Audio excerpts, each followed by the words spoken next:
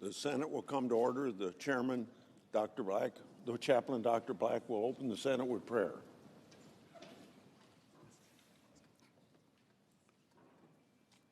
Let us pray. Eternal God, you are our rock and fortress.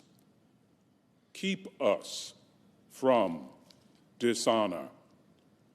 Only by walking in your precepts can our lawmakers remain within the circle of your protection and blessings. Lord, turn their ears to listen to your admonition as you infuse them with the courage to obey your commands. We have trusted you since the birth of this land we love. That is why we will declare your glory as long as we have breath. Lord, as our senators prepare to gather for today's impeachment trial, we declare that you alone are our hope. We pray in your mighty name. Amen. Amen. Will you please join me in the Pledge of Allegiance? I pledge allegiance to the flag of the United States of America and to the republic for which it stands, one nation under God, indivisible, liberty and justice for all.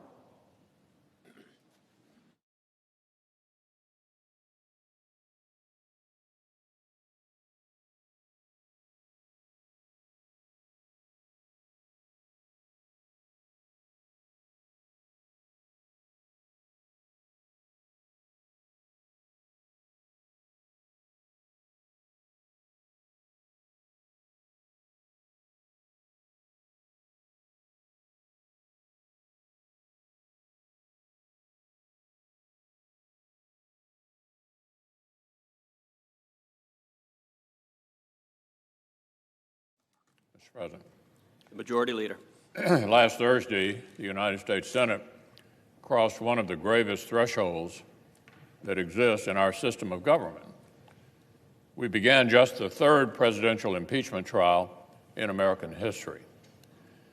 This is a unique responsibility which the framers of our Constitution knew that the Senate, and only the Senate, could handle.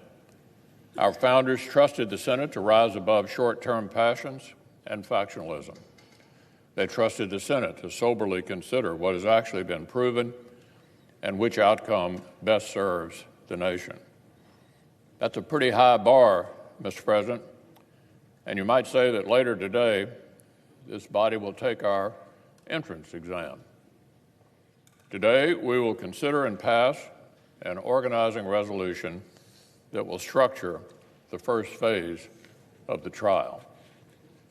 This initial step will offer an early signal to our country. Can the Senate still serve our founding purpose? Can we still put fairness, even-handedness, and historical precedent ahead of the partisan passions of the day? Today's vote will contain some answers. The organizing resolution we'll put forward already has the support of a majority of the Senate.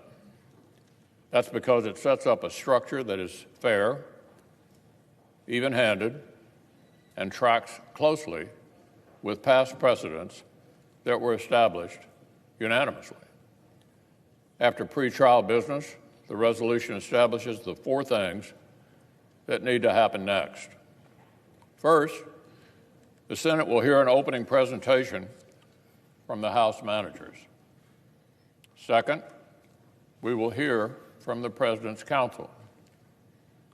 Third, senators will be able to seek further information by posing written questions to either side through the Chief Justice.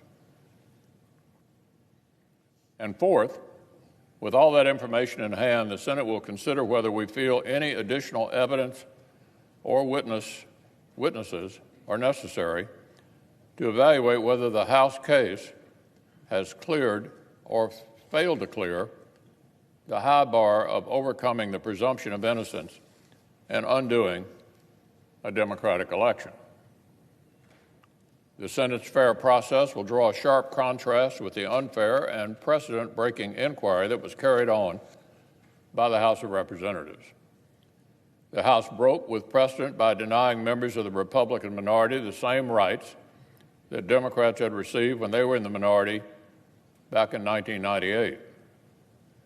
Here in the Senate, every single senator will have exactly the same rights and exactly the same ability to ask questions.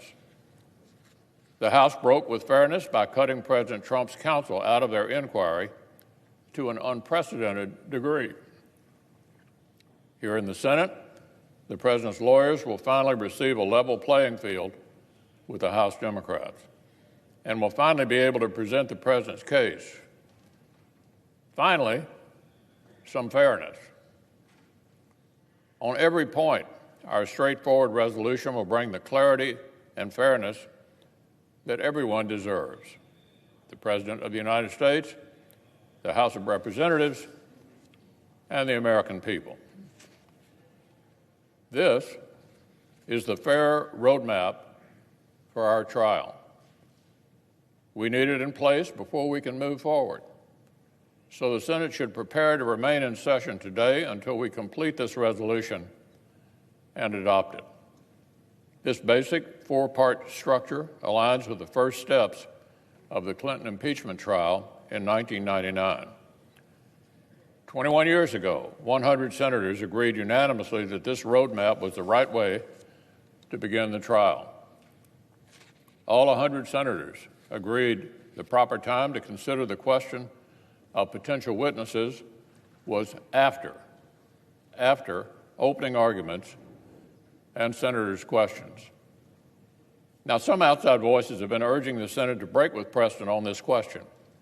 Loud voices, including the leadership of the House majority, colluded with Senate Democrats and tried to force the Senate to pre-commit ourselves to seek specific witnesses and documents before senators had even heard opening arguments or even asked questions. These are potential witnesses, Mr. President, whom the House managers themselves declined to hear from, whom the House itself declined to pursue through the legal system during its own inquiry. The House was not facing any deadline. They were free to run whatever investigation they wanted to run. If they wanted witnesses who would trigger legal battles over presidential privilege, they could have had those fights. But the chairman of the House Intelligence Committee and the chairman of the House Judiciary Committee decided not to. They decided their inquiry was finished and moved right ahead. The House chose not to pursue the same witnesses they apparently would now like the Senate to pre-commit to pursuing ourselves. As I've been saying for weeks, nobody will dictate Senate procedure to United States senators. A majority of us are committed to upholding the unanimous, bipartisan Clinton precedent against outside influences with respect to the proper timing of these mid-trial questions. And so, if any amendments are brought forward to force premature decisions on mid-trial questions, I will move to table such amendments and protect our bipartisan precedent. If a senator moves to amend the resolution in order to subpoena specific witnesses or documents, I will move to table such motions because the Senate will decide those questions later in the trial, just like we did back in 1999. Now, Mr. President, today may present a curious situation. We may hear House managers themselves agitate for such amendments. we may hear a team of managers led by the House Intelligence and Judiciary Committee chairman argue that the Senate must pre-commit ourselves to reopen the very investigation they themselves oversaw and voluntarily shut down. It would be curious to hear these two House chairmen argue that the Senate must pre-commit ourselves to supplementing their own evidentiary record to enforcing subpoenas they refused to enforce, to supplementing a case they themselves have recently described as overwhelming, and beyond any reasonable doubt. So, Mr. President, these mid-trial questions could potentially take us even deeper into even more complex constitutional waters. For example, many senators, including me, have serious concerns about blurring the traditional role between the House and the Senate within the impeachment process. The Constitution divides the power to impeach from the power to try. The first belongs solely to the House, and with the power to impeach comes the responsibility to investigate. The Senate agreeing to pick up and carry on the House's inadequate investigation would set a new precedent that could incentivize frequent and hasty impeachments from future House majorities. It could dramatically change the separation of powers between the House and the Senate if the Senate agrees we will conduct both the investigation and the trial of an impeachment. What's more, some of the proposed new witnesses include executive branch officials whose communications with the President and with other executive branch officials lie at the very core of the President's constitutional privilege. Pursuing those witnesses could indefinitely delay the Senate trial and draw our body into a protracted and complex legal fight over presidential privilege. Such litigation could potentially have permanent repercussions for the separation of powers and the institution of the presidency that senators would need to consider very, very carefully. So, Mr. President, the Senate is not about to rush into these weighty questions without discussion and without deliberation, without even hearing opening arguments first.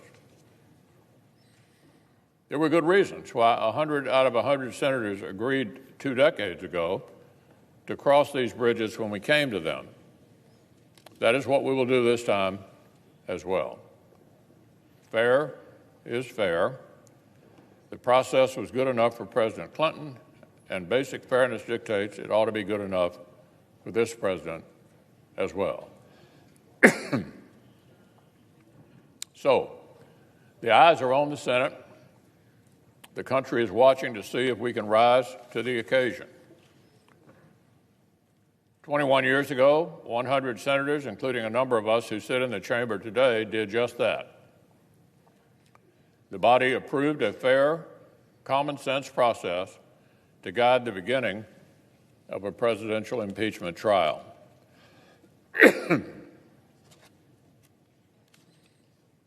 Today, 2 decades later, this Senate will retake that entrance exam. The basic structure we're proposing is just as eminently fair and even-handed as it was back then. The question is whether senators are themselves ready to be as fair and as even-handed.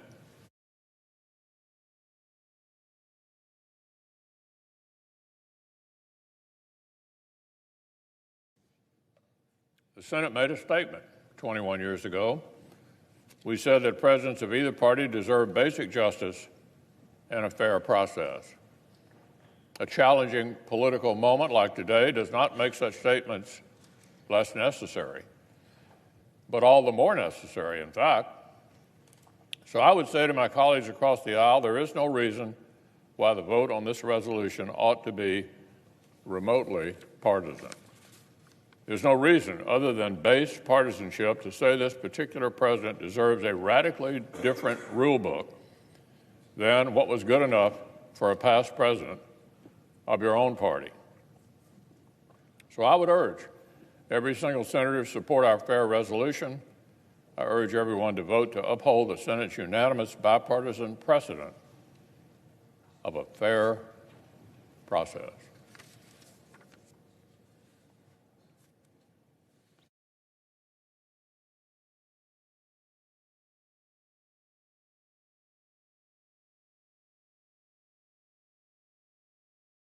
President.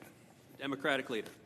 Now, before I begin, there has been well-founded concern that the additional security measures required for access to the galleries during the trial could cause reporters to miss some of the events on the Senate floor.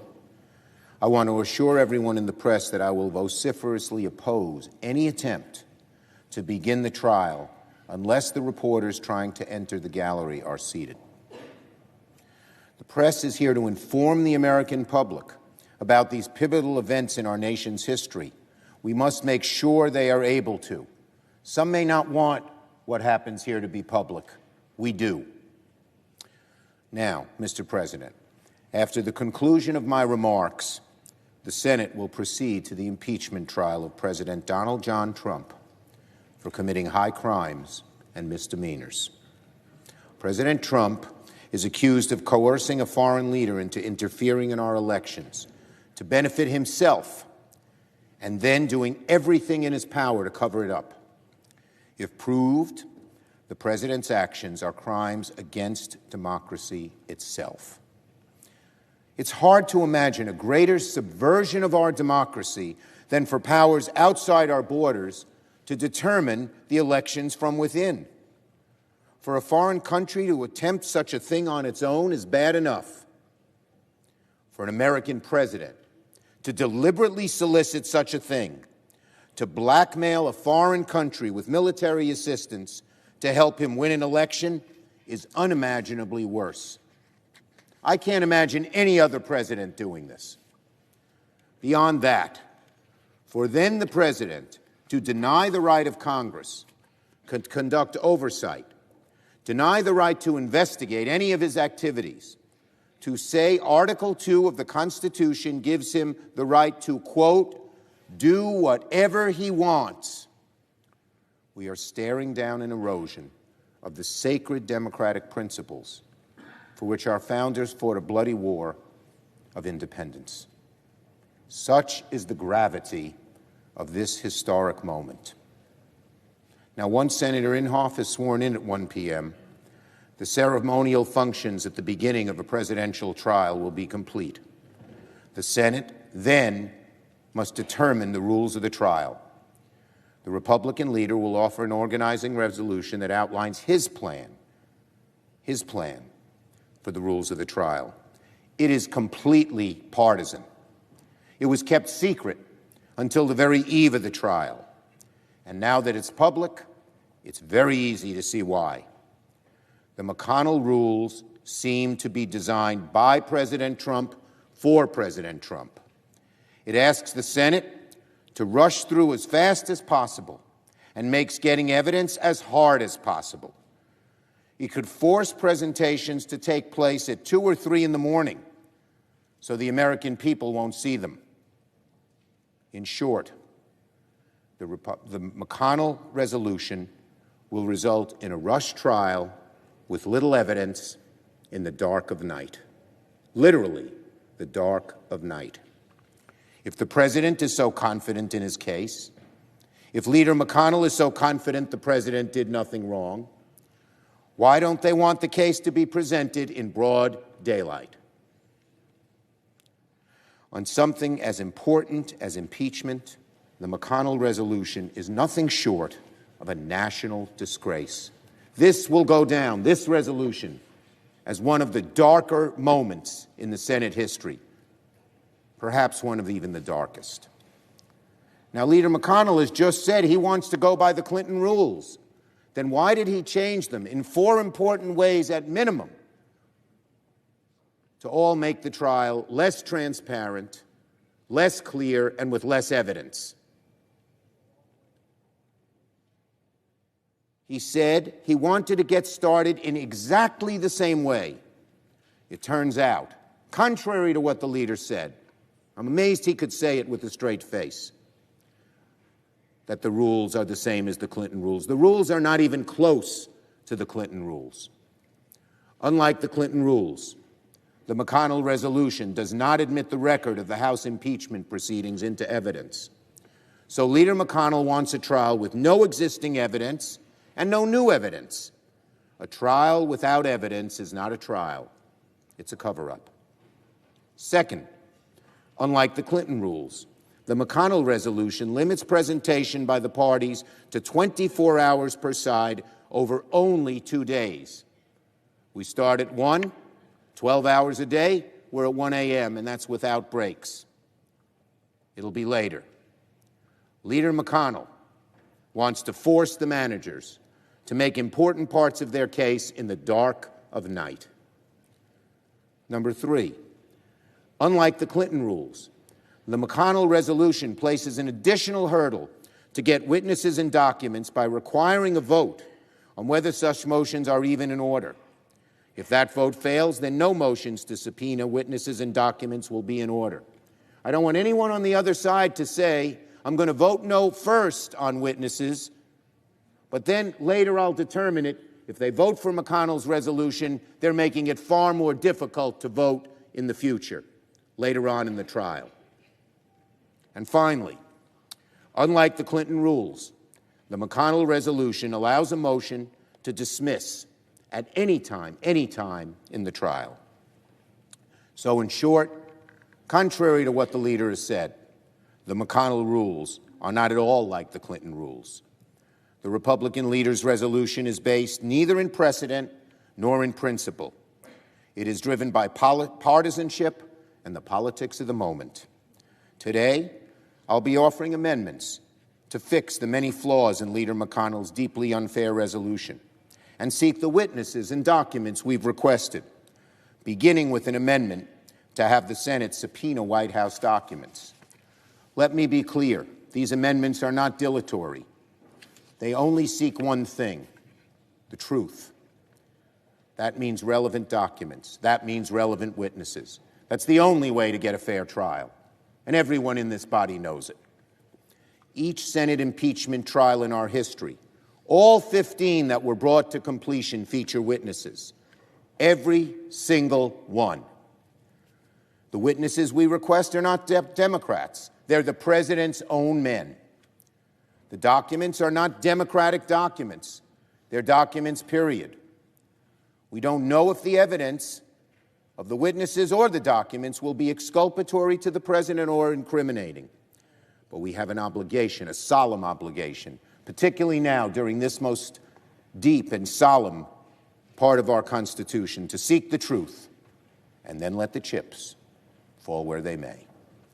My Republican colleagues have offered several explanations for opposing witnesses and documents at the start of the trial.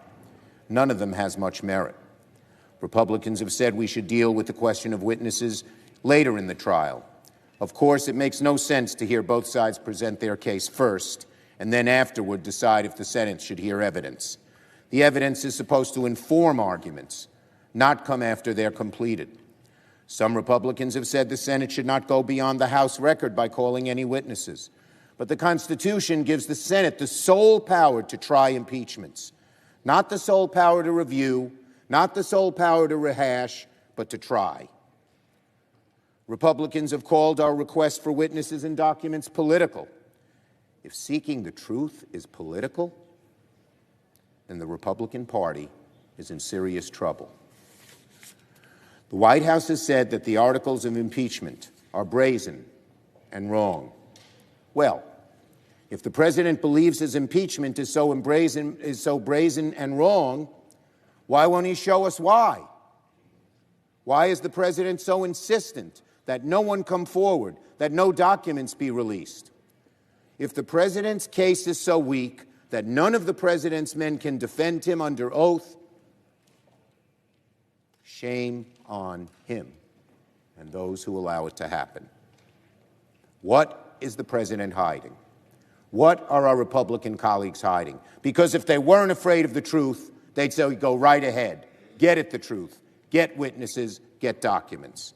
In fact, No point over the last few months have I heard a single solitary argument on the merits of why witnesses and documents should not be part of the trial.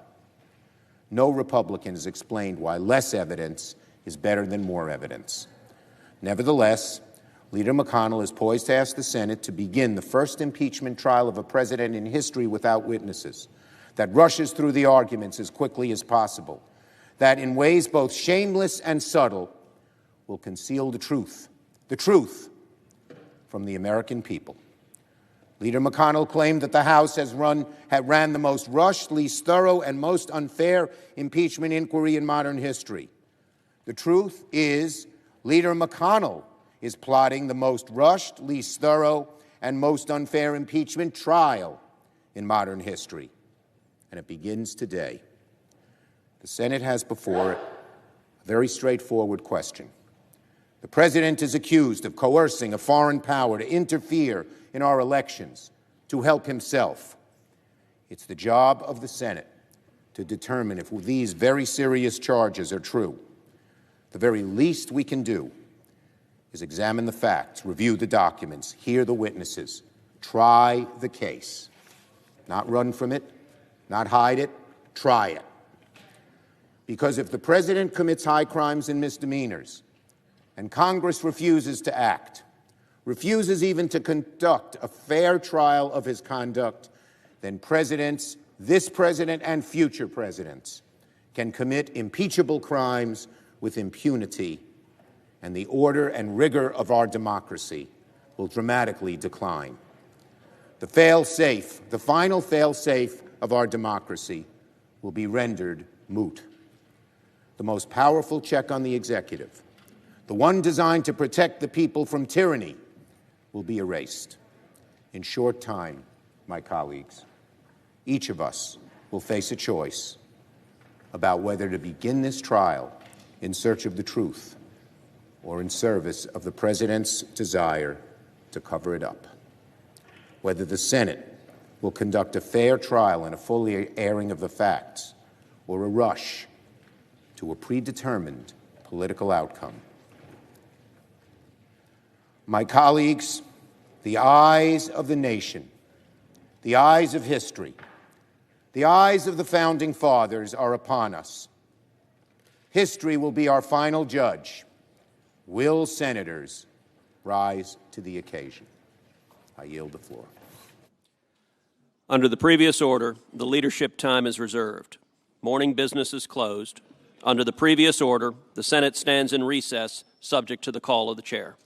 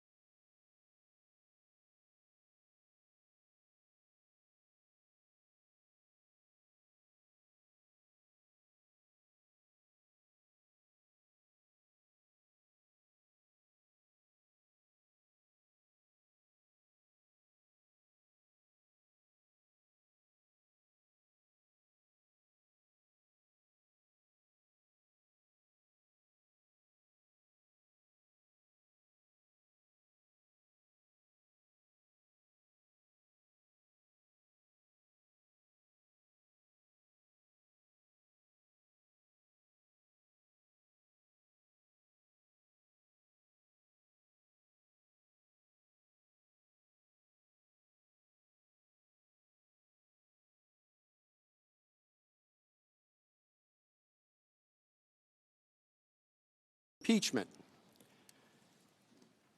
If there is no objection, the Journal of Proceedings of the trial are approved to date. I am aware of one senator present who was unable to take the impeachment oath last Thursday. Will he please raise his right hand and be sworn? Do you solemnly swear that in all things appertaining to the trial of the impeachment of Donald John Trump, President of the United States, now pending, you will do impartial justice according to the Constitution and laws, so help you God? I do. The Secretary will note the name of the senator who has just taken the oath and will present the oath book to him for signature.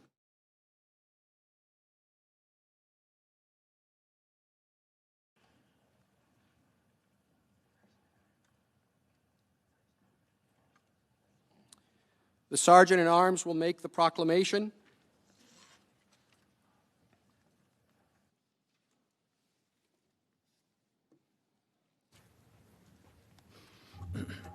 Hear ye, hear ye, hear ye. All persons are commanded to keep silent on pain of imprisonment while the Senate of the United States is sitting for the trial of the articles of impeachment exhibited by the House of Representatives against Donald John Trump, President of the United States.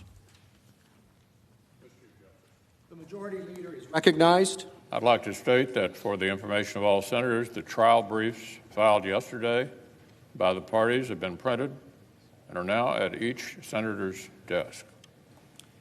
The following documents will be submitted to the Senate for printing in the Senate Journal: the precept issued January 16, 2020, the writ of summons issued on January 16, 2020, and the receipt of summons dated January 16, 2020.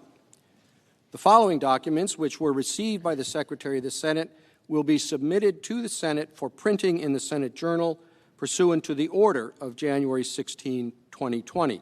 The answer of Donald John Trump, President of the United States, to the articles of impeachment exhibited by the House of Representatives against him on January 16, 2020, received by the Secretary of the Senate on January 18, 2020. The trial brief filed by the House of Representatives received by the Secretary of the Senate on January 18, 2020. The trial brief filed by the President received by the Secretary of the Senate on January 20, 2020. The replication of the House of Representatives received by the Secretary of the Senate on January 20, 2020. And the rebuttal brief filed by the House of Representatives received by the Secretary of the Senate on January 21, 2020. Without objection, the foregoing documents will be printed in the Congressional Record. I note the presence in the House of the Senate, in the Senate chamber, of the managers on the part of the House of Representatives and counsel for the President of the United States. Mr. Chief Justice, The Majority Leader is recognized. I send to the desk a list of floor privileges for closed sessions. It's been agreed to by both sides. I ask that it be inserted in the record and agreed to by unanimous consent. Without objection, For the further information of all senators, I'm about to send a resolution to the desk providing for an outline of the next steps in these proceedings. It will be debatable by parties for 2 hours, equally divided. Senator Schumer will then send an amendment to the resolution to the desk. Once that amendment has been offered and reported, we'll have a brief recess. When we reconvene, Senator Schumer's amendment will be debatable by the parties for 2 hours. Upon the use or yielding back of time, I intend to move to table Senator Schumer's amendment. And so, Mr. Chief Justice, I send a resolution to the desk and ask that it be read. the clerk will read the resolution. Senate Resolution 483, to provide for related procedures concerning the articles of impeachment against Donald John Trump, President of the United States. Resolved, that the House of Representatives shall file its record with the Secretary of the Senate, which will consist of those publicly available materials that have been submitted to or produced by the House Judiciary Committee, including transcripts of public hearings or markups and any materials printed by the House of Representatives or the House Judiciary Committee pursuant to House Resolution 660. Materials in this record will be admitted into evidence subject to any hearsay, evidentiary, or other objections that the President may make after opening presentations are concluded. All materials filed pursuant to this paragraph shall be printed and made available to all parties.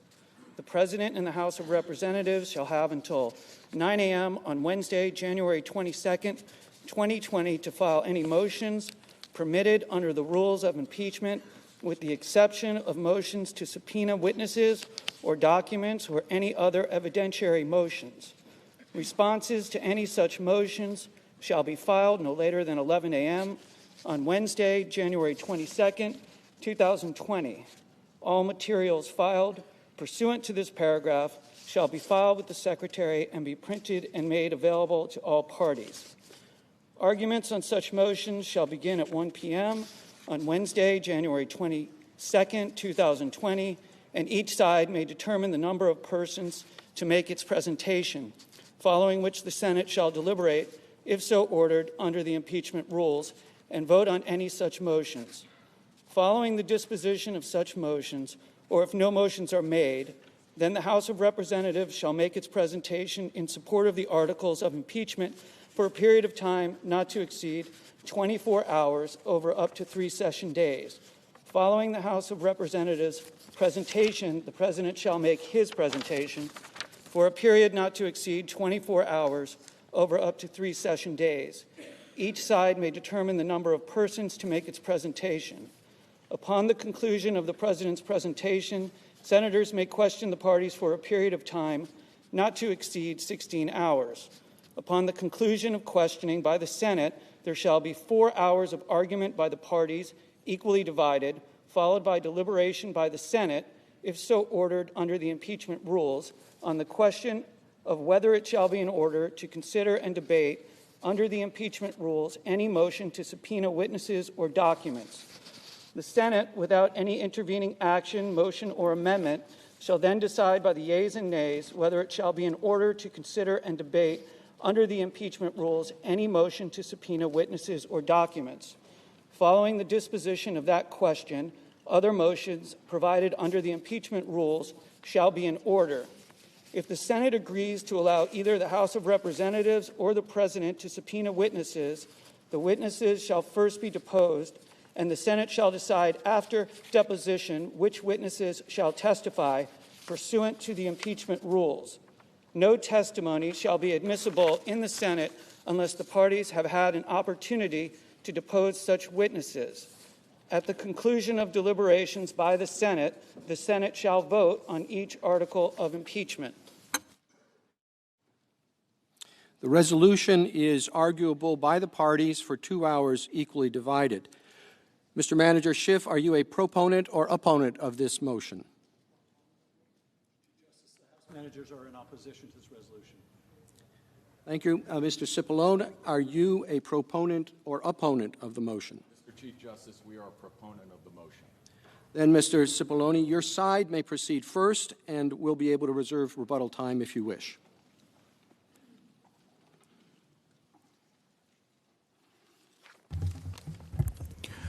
Thank you, Mr. Chief Justice. Majority Leader McConnell, Democratic Leader Schumer, Senators. My name is Pat Cipollone. I am here as counsel to the President of the United States. Our team is proud to be here representing President Trump. We support this resolution. It is a fair way to proceed with this trial. It is modeled on the Clinton resolution, which had 100 senators supporting it the last time this body considered an impeachment. It requires the House managers to stand up and make their opening statement and make their case. They have delayed bringing this impeachment to this House for 33 days to this body. And it's time to start with this trial. It's a fair process. They will have the opportunity to stand up and make their opening statement. They will get 24 hours to do that. Then the President's attorneys will have a chance to respond. After that, all of you will have 16 hours to ask whatever questions you have of either side. Once that's finished and you have all of that information, we will proceed to the question of witnesses and some of the more difficult questions that will come before this body. We are in favor of this. We believe that once you hear those initial presentations, the only conclusion will be that the President has done absolutely nothing wrong, and that these articles of impeachment do not begin to approach the standard required by the Constitution, and in fact, they themselves will establish nothing beyond those articles. You look at those articles alone and you will determine that there is absolutely no case. So we respectfully ask you to adopt this resolution so that we can begin with this process. It is long past time to start this proceeding, and we are here today to do it. And we hope that the House managers will agree with us and begin this proceeding today. We reserve the remainder of our time for rebuttal.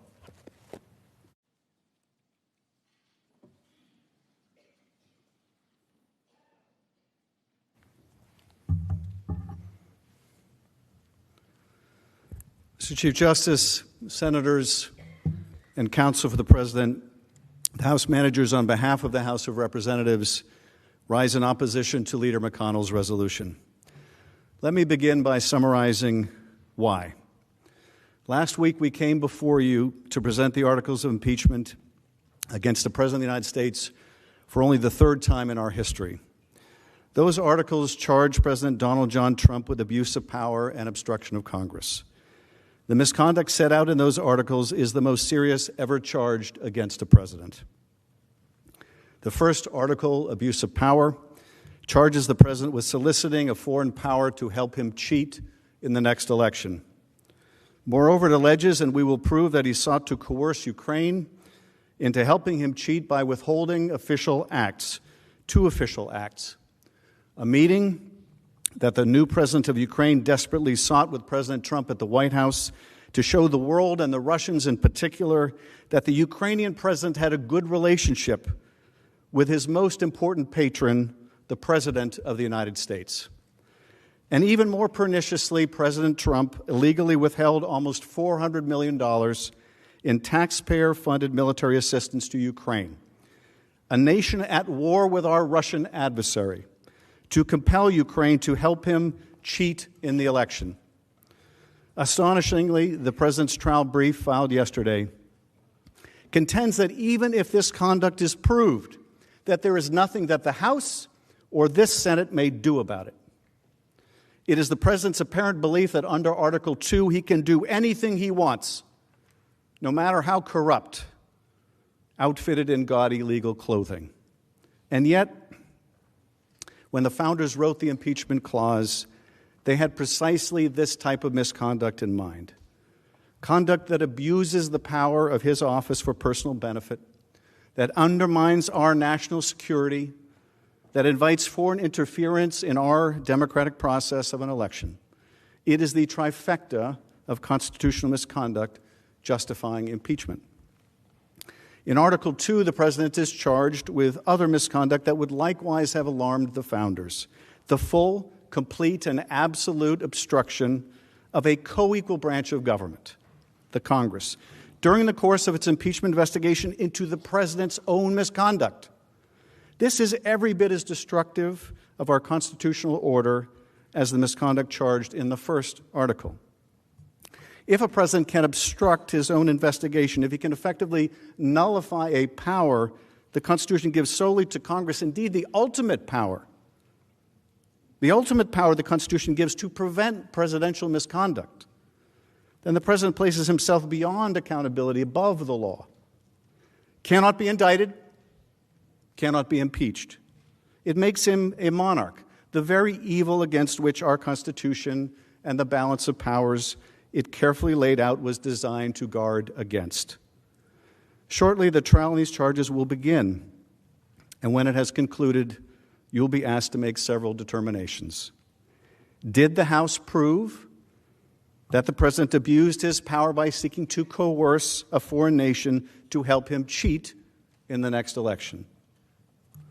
And did he obstruct the Congress in its investigation into his own misconduct by ordering his agencies and officers to refuse to cooperate in any way, to refuse to testify, to refuse to answer subpoenas for documents, and through every other means? And if the House has proved its case, and we believe the evidence will not be seriously contested, you will have to answer at least one other critical question. Does the commission of these high crimes and misdemeanors require the conviction and removal of the President?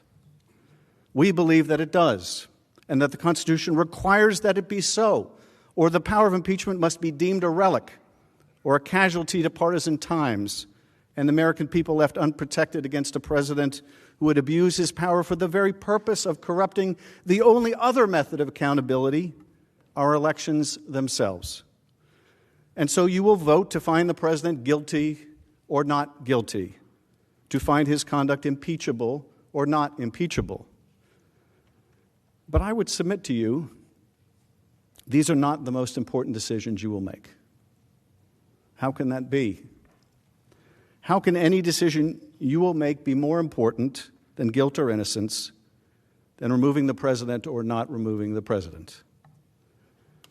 I believe the most important decision in this case is the one you will make today. The most important question is the question you must answer today. Will the president and the American people get a fair trial? Will there be a fair trial? I submit that this is an even more important question than how you vote on guilt or innocence, because whether we have a fair trial will determine whether you have a basis to render a fair and impartial verdict. It is foundational, the structure upon which every other decision you will make must rest. If you only get to see part of the evidence, if you only allow one side or the other a chance to present their full case, your verdict will be predetermined by the bias in the proceeding. If the defendant is not allowed to introduce evidence of his innocence, it's not a fair trial. So too for the prosecution. If the House cannot call witnesses or introduce documents and evidence, it's not a fair trial. It's not really a trial at all. Americans all over the country are watching us right now. And imagine they're on grand jury or they're on jury duty. Imagine that the judge walks into that courtroom and says that she's been talking to the defendant. And at the defendant's request, the judge has agreed not to let the prosecution call any witnesses or introduce any documents. The judge and the defendant have agreed that the prosecutor may only read to the jury the dry transcripts of the grand jury proceedings. That's it. Has anyone on jury duty in this country ever heard a judge describe such a proceeding and call it a fair trial? Of course not. That's not a fair trial. It's a mockery of a trial. Under the Constitution, this proceeding, the one we are in right now, is the trial. This is not the appeal from a trial. You are not appellate court judges. Okay, one of you is. And unless this trial is going to be different from every other impeachment trial or any other kind of trial for that matter, you must allow the prosecution and defense, the House manager and the president's lawyers, to call relevant witnesses. You must subpoena documents that the president has blocked, but which bear on his guilt or innocence. You must impartially do justice as your oath requires. So what does a fair trial look like in the context of impeachment? The short answer is it looks like every other trial. First, the resolution should allow the House managers to obtain documents that have been withheld. First, not last, because the documents will inform the decision about which witnesses are most important to call. And when the witnesses are called, the documentary evidence will be available and must be available to question them with. Any other order makes no sense. Next, the resolution should allow the House managers to call their witnesses. And then the President should be allowed to do the same and any rebuttal witnesses. And when the evidentiary portion of the trial ends, the parties argue the case. You deliberate and render a verdict. If there's a dispute as to whether a particular witness is relevant or material to the charges brought, under the Senate rules, the Chief Justice would rule on the issue of materiality. Why should this trial be different than any other trial? The short answer is it shouldn't. But Leader McConnell's resolution would turn the trial process on its head. His resolution requires the House to prove its case without witnesses, without documents, and only after it's done will such questions be entertained, with no guarantee that any witnesses or any documents will be allowed even then. That process makes no sense. So what is the harm of waiting until the end of the trial, of kicking the can down the road on the question of documents and witnesses? Besides the fact it's completely backwards, trial first, then evidence, besides the fact that the documents would inform the decision on which witnesses and help in their questioning, the harm is this: you will use to conceal throughout most or all of the trial. And although the evidence against the President is already overwhelming, you may never know the full scope of the President's misconduct or those around him. And neither will the American people. The charges here involve the sacrifice of our national security at home and abroad, and a threat to the integrity of the next election. If there are additional remedial steps that need to be taken after the President's conviction, the American people must know about it. But if, as a public already jaded by experience has come to suspect, this resolution is merely the first step of an effort orchestrated by the White House to rush the trial, hide the evidence, and render a fast verdict, or worse, a fast dismissal, to make the President's go away as quickly as possible, to cover up his misdeeds, then the American people will be deprived of a fair trial and may never learn just how deep the corruption of this administration goes, or what other risks to our security and elections remain hidden. The harm will also endure for this body.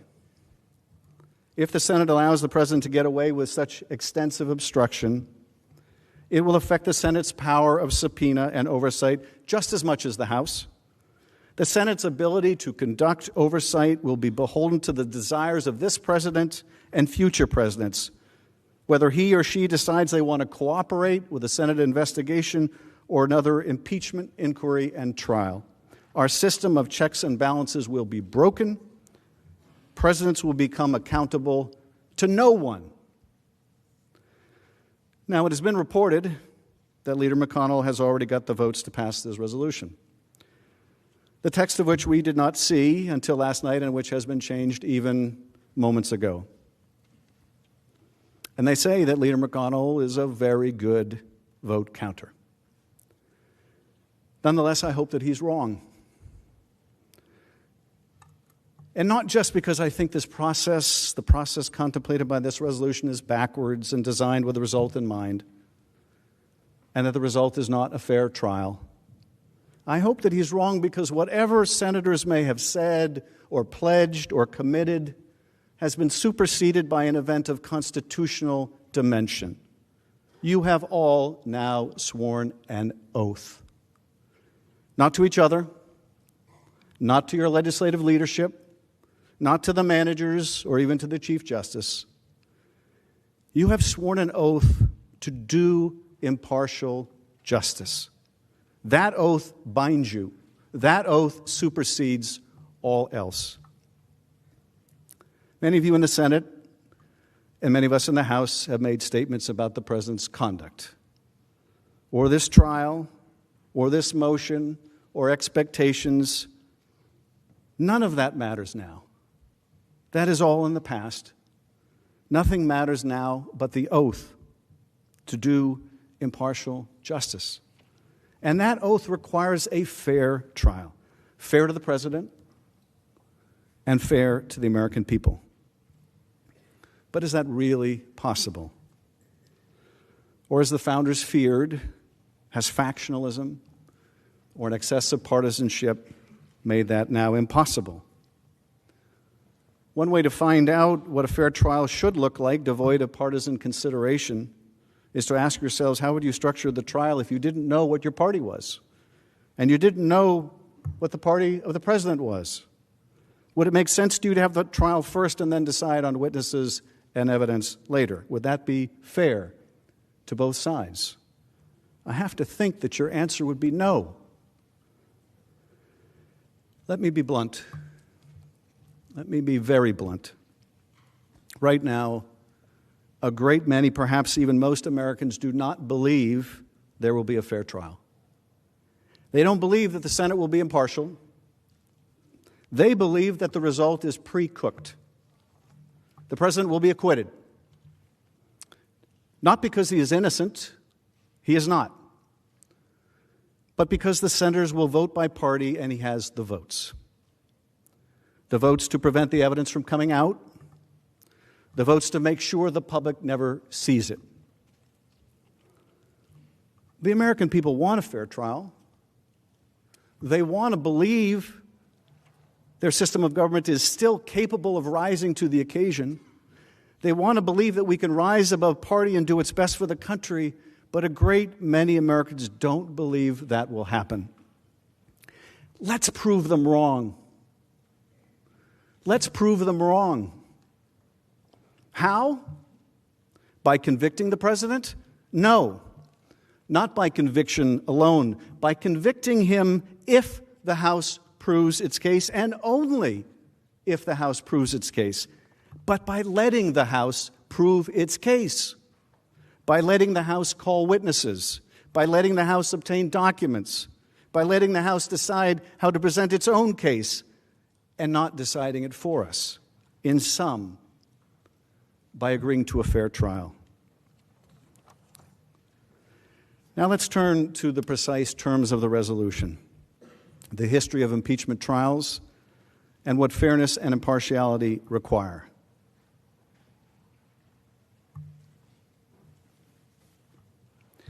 Although we have many concerns about the resolution, I will begin with its single biggest flaw. The resolution does not ensure that subpoenas will, in fact, be issued for additional evidence that the Senate and the American people should have, and that the President continues to block to fairly decide the President's guilt or innocence.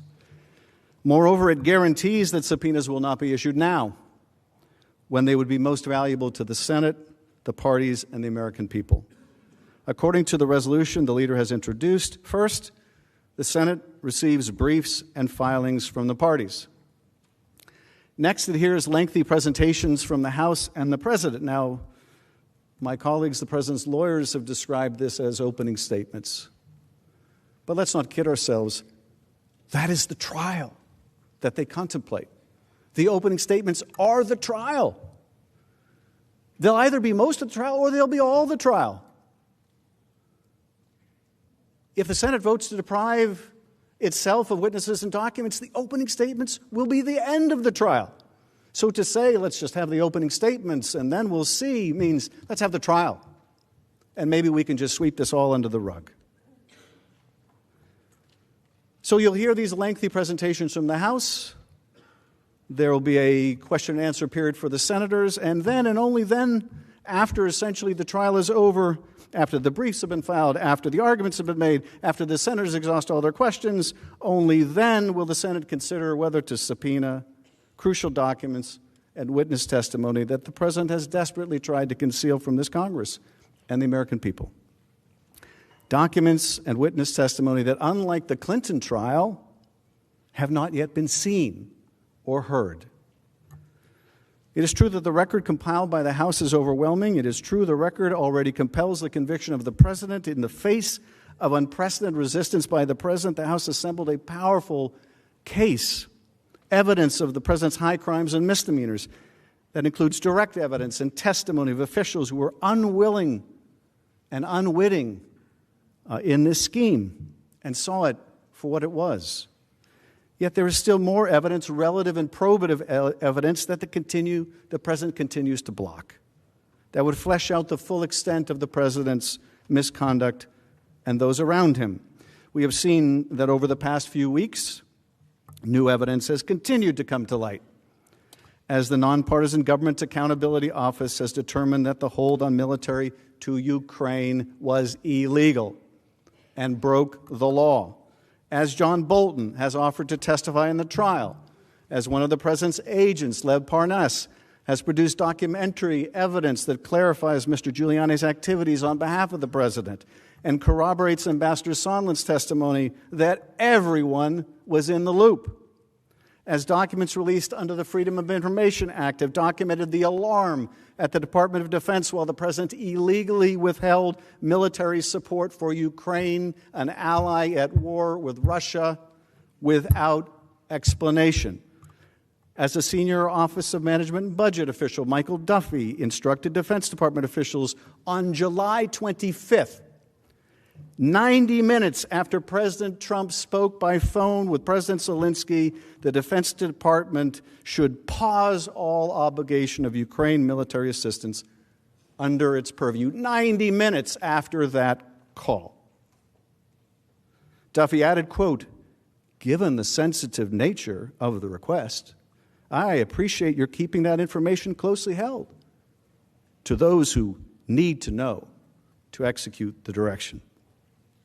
Although the evidence is already more than sufficient to convict, there is simply no rational basis for the Senate to deprive itself of all relevant information in making such a hugely consequential judgment.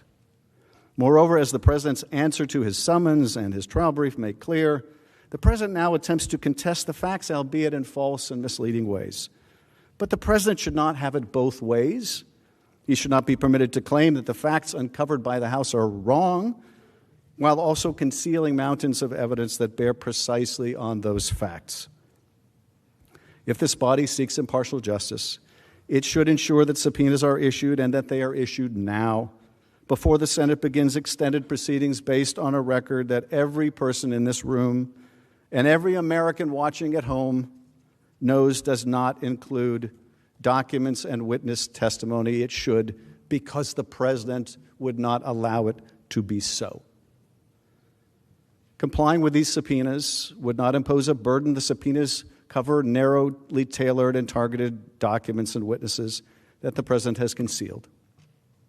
The Senate deserves to see the documents from the White House, the State Department, the Office of Management and Budget, the Department of Defense. These agencies already should have collected and at least preserved these documents in response to House subpoenas. Indeed, in some cases, agencies have already produced documents in FOIA lawsuits, albeit in heavily redacted form. And witnesses with direct knowledge or involvement should be heard. That includes the President's acting Chief of Staff, Mick Mulvaney, his former National Security Advisor, John Bolton, who has publicly offered to testify, two senior officials integral to implementing the President's freeze on Ukraine's military aid also have very relevant testimony. Why not hear it? Robert Blair, who serves as Mulvaney's senior advisor, Michael Duffy, a senior official at OMB, and other witnesses with direct knowledge that we reserve the right to call later, but these witnesses with whom we wish to begin the trial. Last month, President Trump made clear that he supported having senior officials testify before the Senate during his trial, declaring that he would love to have Secretary Pompeo, Mr. Mulvaney, now former Secretary Perry, and, quote, many other people testify in the Senate trial. So, when it's fair, it will be fair in the Senate, I would love to have Mike Pompeo, I'd love to have Mick, I'd love to have Rick Perry, and many other people testify. The Senate has an opportunity to take the President up on his offer to make his senior aides available, including Mr. Mulvaney and Secretaries Perry and Pompeo. But now the President is changing his tune. The bluster of wanting these witnesses to testify is over, notwithstanding the fact that he has never asserted a claim of privilege during the course of the House impeachment proceedings. He threatens to invoke one now in a last-ditch effort to keep the rest of the truth from coming out. The President sends his lawyers here to breathlessly claim that these witnesses or others cannot possibly testify because it involves national security. Never mind that it was the president's actions in withholding military aid from an ally at war that threatened our national security in the first place. Never mind that the most impeachable, serious offenses will always involve national security because they will involve other nations, and that misconduct based on foreign entanglement was what the framers feared most. The president's absurdist argument amounts to this: we must endanger national security to protect national security. We must make a president's conduct threatening our security beyond the reach of impeachment power if we are to save the presidency. This is dangerous nonsense. As justices of the Supreme Court have underscored, the Constitution is not a suicide pact. But let us turn from the abstract to the very concrete, and let me show you just one example of what the president is hiding in the name of national security. There is a document which the president has refused to turn over, in which his top diplomat in Ukraine says to two other appointees of the president, "As I said on the phone, I think it's crazy to withhold security assistance for help with a political campaign." The administration refuses to turn over that document and so many more. We only know about its existence. We have only seen its contents because it was turned over by a cooperating witness. This is what the president would hide from you and from the American people. In the name of national security, he would hide graphic evidence of his dangerous misconduct. The only question is, and it is the question raised by this resolution, will you let him? Last year, President Trump said that Article 2 of the Constitution will allow him to do anything he wanted. And evidently believing that Article 2 empowered him to denigrate and defy a co-equal branch of government, he also declared that he will fight all subpoenas. Let's hear the president's own words.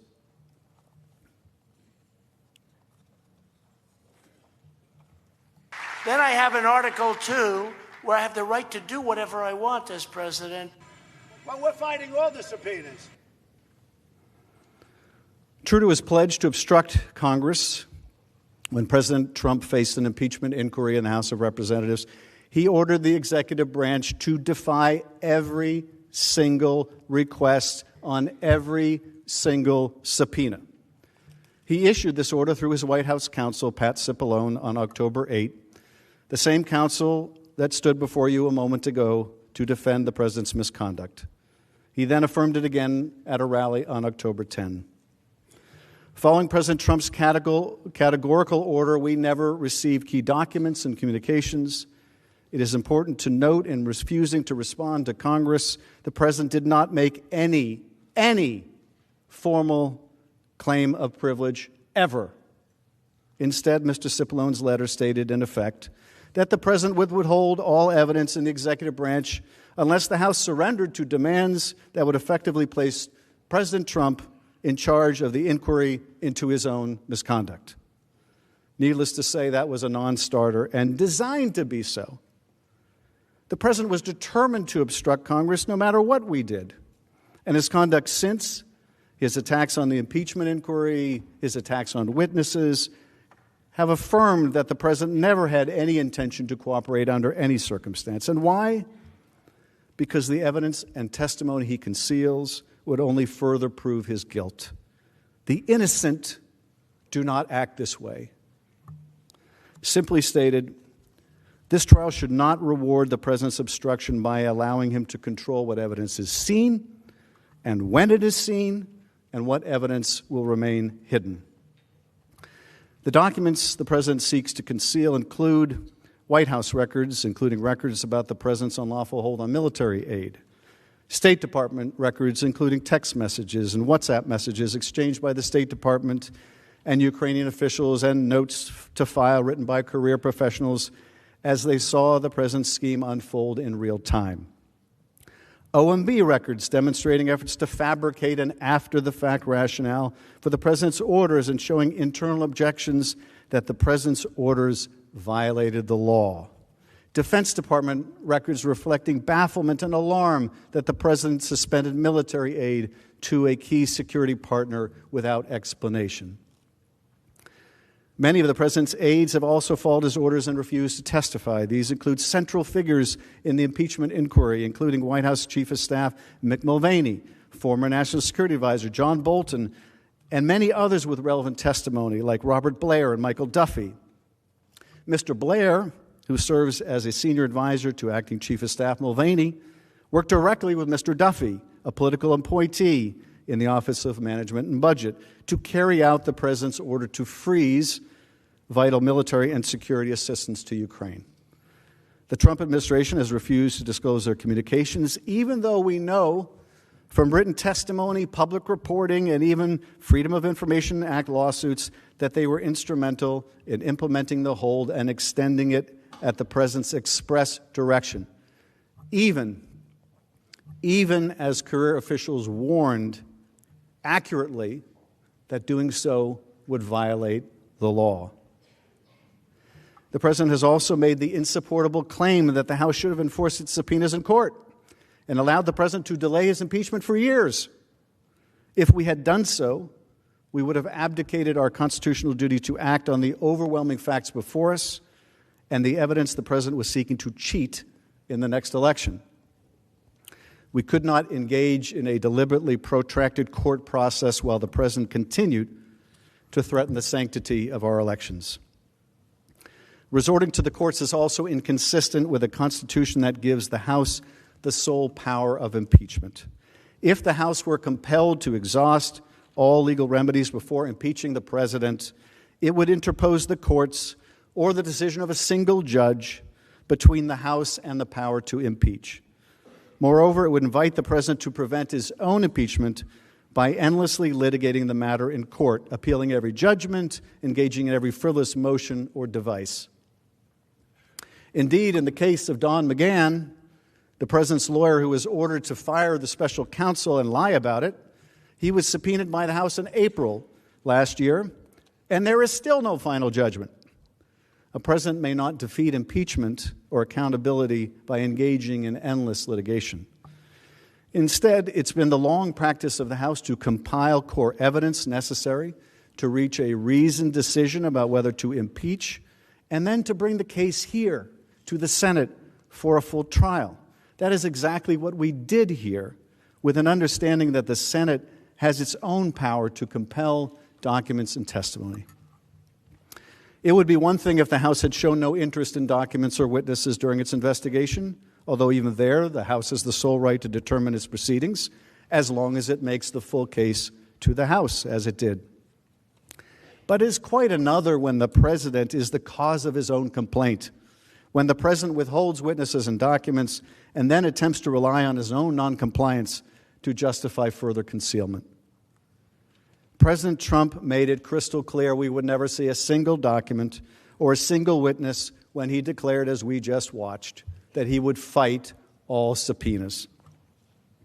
As a matter of history and precedent, it would be wrong to assert that the Senate is unable to obtain and review new evidence during a Senate trial, regardless of why evidence was not produced in the House.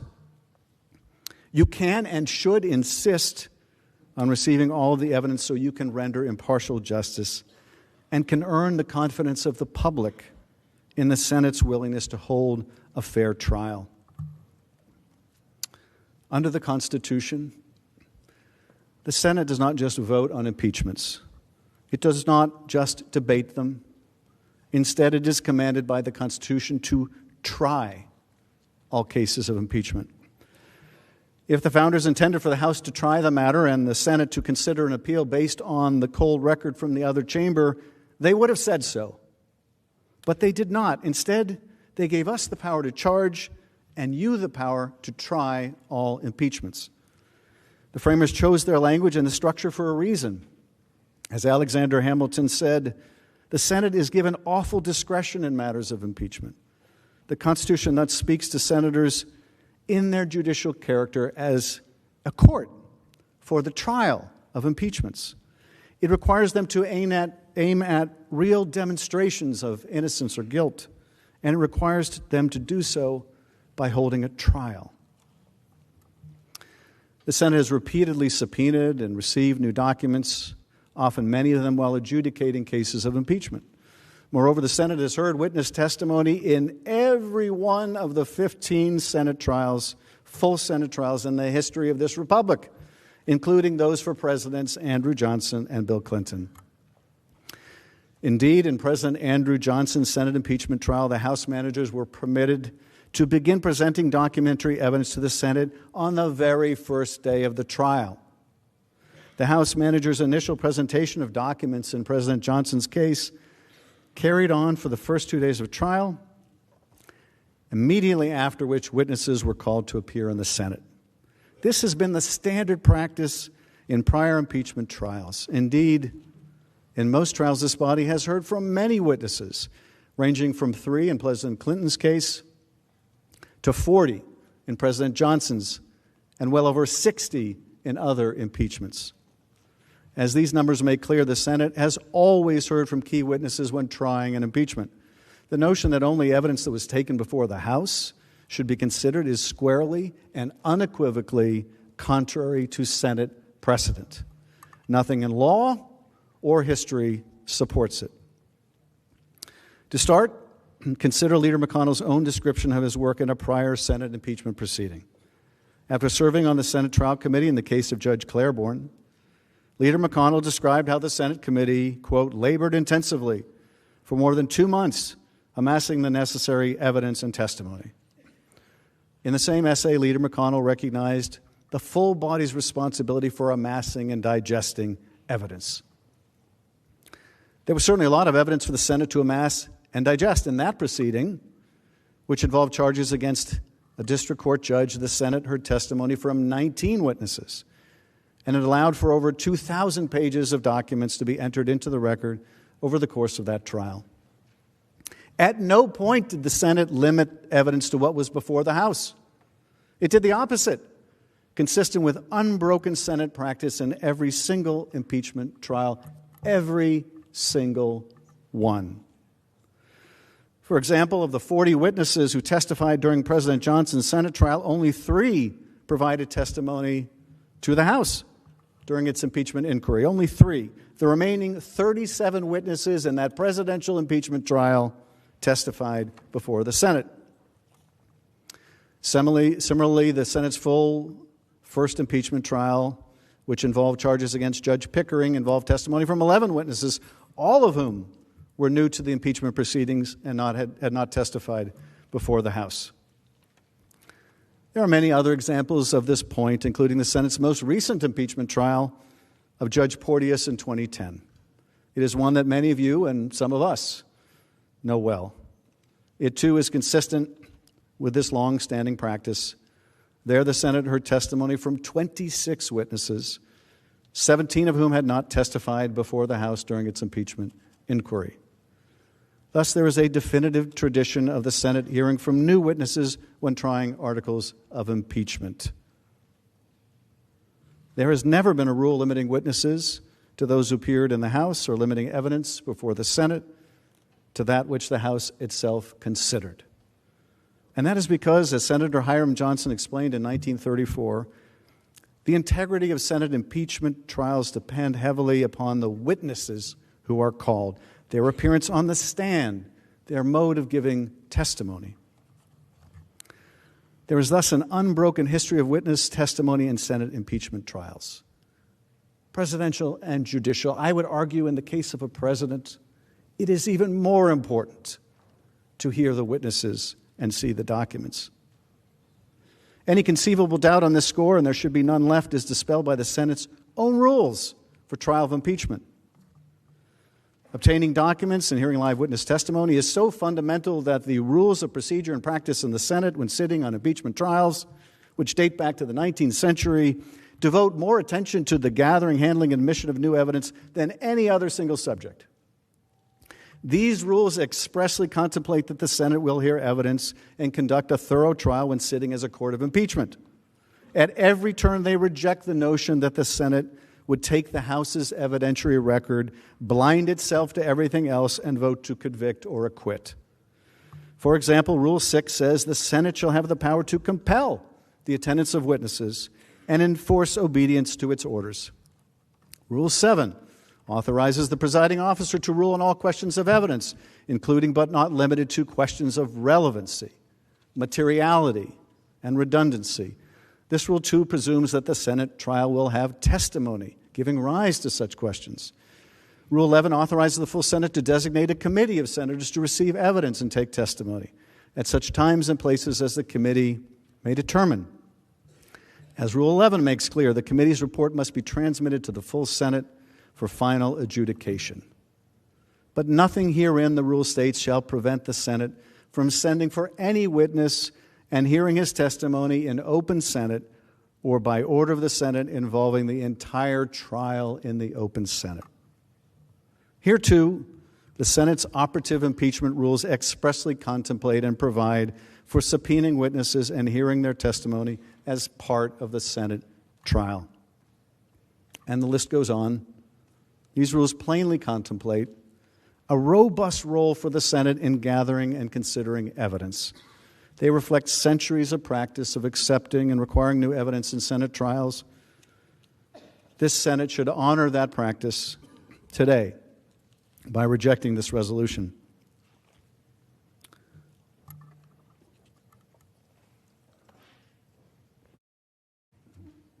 What about the Clinton trial? What about the Clinton trial that will be argued? Even if we are departing from every other impeachment trial in history, including the impeachment of President Andrew Johnson, what about the Clinton trial? Aren't we following the same processes in the Clinton trial? The answer is no. First, the process for the Clinton trial was worked out by mutual consent among the parties. That is not true here, where the process is sought to be imposed by one party on the other. Second, all of the documents in the Clinton trial were turned over prior to the trial. All 90,000 pages of them, so they could be used in the House's case. None of the documents have been turned over by the President in this case. And under Leader McConnell's proposal, none may ever be. They certainly won't be available to you or to us during most or all of the trial. If we are really going to follow the Clinton precedent, the Senate must insist on the documents now, before the trial begins. Third, the issue in the Clinton trial was not one of calling witnesses, but of recalling witnesses. All of the key witnesses in the Clinton trial had testified before the grand jury or been interviewed by the FBI, one of them dozens of times, and their testimony was already known. President Clinton himself testified on camera and under oath before the Senate trial. He allowed multiple chiefs of staff and other key officials to testify, again, before the Senate trial took place. Here, none of the witnesses we seek to call, none of them have testified or been interviewed by the House.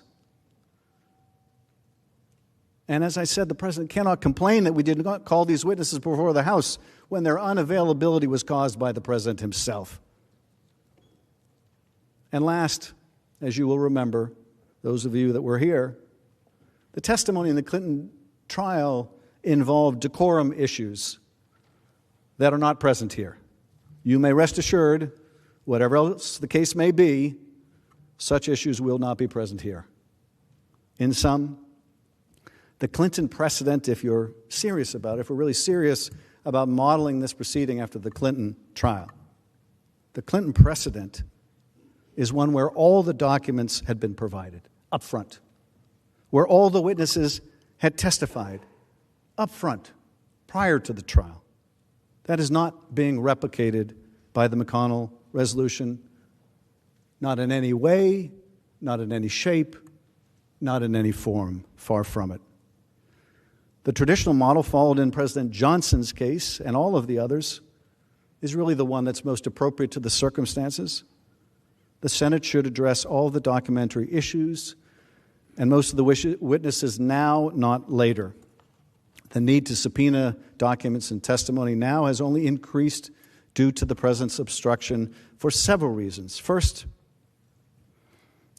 his obstruction has made him uniquely and personally responsible for the absences of the witnesses before the House, having ordered them not to appear. He may not be heard to complain now that they followed his orders and refused to testify. To do otherwise only rewards the president's obstruction and encourages future presidents to defy lawful process in impeachment investigations. Second, if the president wishes to contest the facts and his answer and trial brief indicates that he will try, he must not continue to deny the Senate access to the relevant witnesses and documents that shed light on the very factual matters he wishes to challenge. The Senate trial is not analogous to an appeal where the parties must argue the facts on the basis of the record below. There is no record below. There is no below. This is the trial. Third, the president must not be allowed to mislead the Senate by selectively introducing documents while withholding the vast body of documents that may contradict them. This is very important. The president must not be allowed to mislead you by introducing documents selectively and withholding all of the rest. All of the relevant documents should be produced so there is full disclosure of the truth. Otherwise, there is a clear risk that the president will continue to hide all evidence harmful to his position while selectively producing documents without any context or opportunity to examine their creators. And finally, you may infer the president's guilt from his continuing efforts to obstruct production of documents and witnesses. The president has said he wants witnesses like Mulvaney and Pompeo and others to testify, and that his interactions with Ukraine have been perfect. Counsel has affirmed today that will be the president's defense. His conduct was perfect. It's perfect. Perfectly fine to coerce an ally by withholding military aid to get help cheating in the next election. That will be part of the president's defense, although albeit not worded in that way. But now he has changed course and does not want these witnesses to testify. The logical inference in any court of law would be that the party's continued obstruction of lawful subpoenas may be construed as evidence of guilt. Let me conclude. The facts will come out in the end. The documents which the president is hiding will be released through the Freedom of Information Act or through other means over time. Witnesses will tell their stories in books and film. The truth will come out. The question is, will it come out in time? And what answer shall we give if we did not pursue the truth now and let it remain hidden until it was too late to consider on the profound issue of the president's guilt or innocence? There are many overlapping reasons for voting against this resolution, but they all converge on a single idea: fairness. The trial should be fair to the House, which has been wrongly deprived of evidence by a president who wishes to conceal it.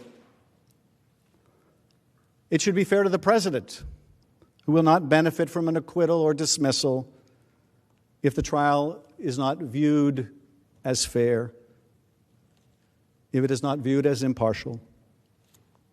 And fair to you senators, who are tasked with the grave responsibility of determining whether to convict or acquit, and should do so with the benefit of all of the facts.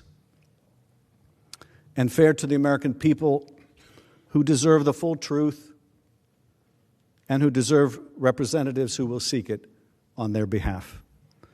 And with that, Mr. Chief Justice, I yield back. Mr. Cipollone, Mr. Sekulow, you have 57 minutes available.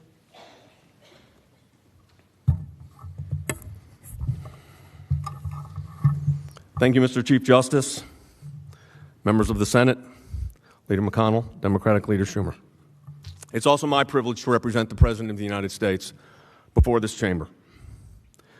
Senator Schumer said earlier today that the eyes of the founders are on these proceedings. Indeed, that's true.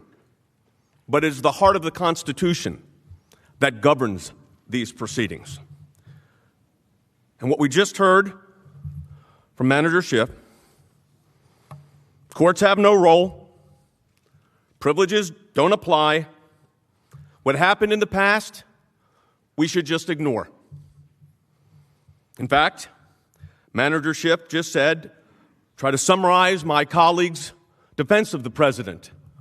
He said, not in those words, of course, which is not the first time Mr. Schiff has put words into transcripts that did not exist. Mr. Schiff also talked about a trifecta. I'll give you a trifecta. During the proceedings that took place before the Judiciary Committee, the president was denied the right to cross-examine witnesses. The president was denied the right to access evidence. And the president was denied the right to have counsel present at hearings. That's a trifecta. A trifecta that violates the Constitution of the United States. Mr. Schiff did say the courts really don't have a role in this. Executive privilege, why would that matter? It matters because it's based in the Constitution of the United States. One manager said that it is you that are on trial, the Senate. He also said that, and others did, that you're not capable of abiding by your oath. And then we had the invocation of the ghost of the Mueller report. I know something about that report. It came up empty on the issue of collusion with Russia. There was no obstruction. In fact, the Mueller report, to the contrary of what these managers say today, came to the exact opposite conclusions of what they say. Let me quote from the House impeachment report at page 16. Although President Trump has in times invoked the notion of due process, an impeachment trial, an impeachment inquiry is not a criminal trial and should not be confused with it. Believe me, what has taken place in these proceedings is not to be confused with due process. Because due process demands, and the Constitution requires, that fundamental fairness and due process, we're hearing a lot about due process is designed to protect the person accused. When the Russia investigation failed, it devolved into the Ukraine. A quid pro quo. When that didn't prove out, it was then bribery or maybe extortion, or somebody said, one of the members or the members of the House said treason. But instead we get two articles of impeachment. Two articles of impeachment that have a vague allegation about a non-crime allegation of abuse of power and obstruction of Congress. Managers, right here, before you today, who have said that executive privilege and constitutional privileges have no place in these proceedings. On June 28, 2012, Attorney General Eric Holder became the first United States Attorney General to be held in both civil and criminal contempt. Why? Because President Obama asserted executive privilege. With respect to the Holder contempt proceedings, Mr. Manager Schiff wrote, the White House assertion of privilege is backed by decades of precedent that has recognized the need for the president and his senior advisors to receive candid advice and information from their top aides. Indeed, that's correct. Not because Manager Schiff said it, but because the Constitution requires it. Mr. Manager Nadler said that the effort to hold Eric Holder, Attorney General Holder, in contempt for refusing to comply with various subpoenas was, quote, politically motivated, and Speaker Pelosi called the Holder matter, and I quote, a little more than a witch hunt. What are we dealing with here? Why are we here? Are we here because of a phone call? Or are we here before this great body because since the president was sworn into office, there was a desire to see him removed? I remember in the Mueller report, there were discussions about, insurance policies. The insurance policy didn't work out so well. So then we moved to other investigations. I guess you would call it reinsurance or an umbrella policy. And that didn't work out so well. And here we are today. Manager Schiff quoted the Supreme Court, and I'd like to make reference to the Supreme Court as well. It was then Justice Rehnquist, later to be Chief Justice Rehnquist, who wrote for the majority in United States versus Russell in 1973. These are the words. We may someday be presented with a situation in which the conduct of law enforcement agents is so outrageous that due process principles would absolutely bar the government from invoking judicial process to obtain a conviction. That day is today. That day was a year ago. That day was in July, when Special Counsel Mueller testified. I am not today going to take the time to review, and I will do it later, the pattern and practices of irregularities that have gone on in these investigations from the outset. But to say that the courts have no role, the rush to impeachment, to not wait for a decision from a court on an issue as important as executive privilege, as if executive privilege hasn't been utilized by presidents since our founding. This is not some new concept. We don't waive executive privilege, and there's a reason we keep executive privilege, and we assert it when necessary. And that is to protect the Constitution and the separation of powers. The president's opponents, in their rush to impeach, have refused to wait for complete judicial review. That was their choice. Speaker Pelosi clearly expressed her impatience and contempt for judicial proceedings when she said, "We cannot be at the mercy of the courts." Think about that for a moment. We cannot be at the mercy of the courts. So take Article 3 of the United States Constitution, remove it. We're acting as if the courts are an improper venue to determine constitutional issues of this magnitude. That is why we have courts. That is why we have a federal judiciary. It was interesting when Professor Turley testified before the House Judiciary Committee in front of Mr. Nadler's committee. He said, we have three branches of government, not two. If you impeach a president, if you make a high crime and misdemeanor out of going to courts and abuse of power, it's your abuse of power. You know, it's more than that. A lot more than that. There's a lot more than an abuse of power if you say the courts don't apply. Constitutional principles don't apply. Let's start with a clean slate as if nothing happened. A lot has happened. As we proceed in the days ahead, we will lay out our case. We're going to put forward to the American people, but more important, for the Constitution's sake, what's taken place here. But this idea that we should ignore what has taken place over the last 3 years is outrageous. We believe that what Senator McConnell has put forward provides due process, allows the proceedings to move forward in an orderly fashion. 33 days. 33 days they held on to those impeachment articles. 33 days. It was such a rush of national security to impeach this president before Christmas that they then held him for 33 days. To do what?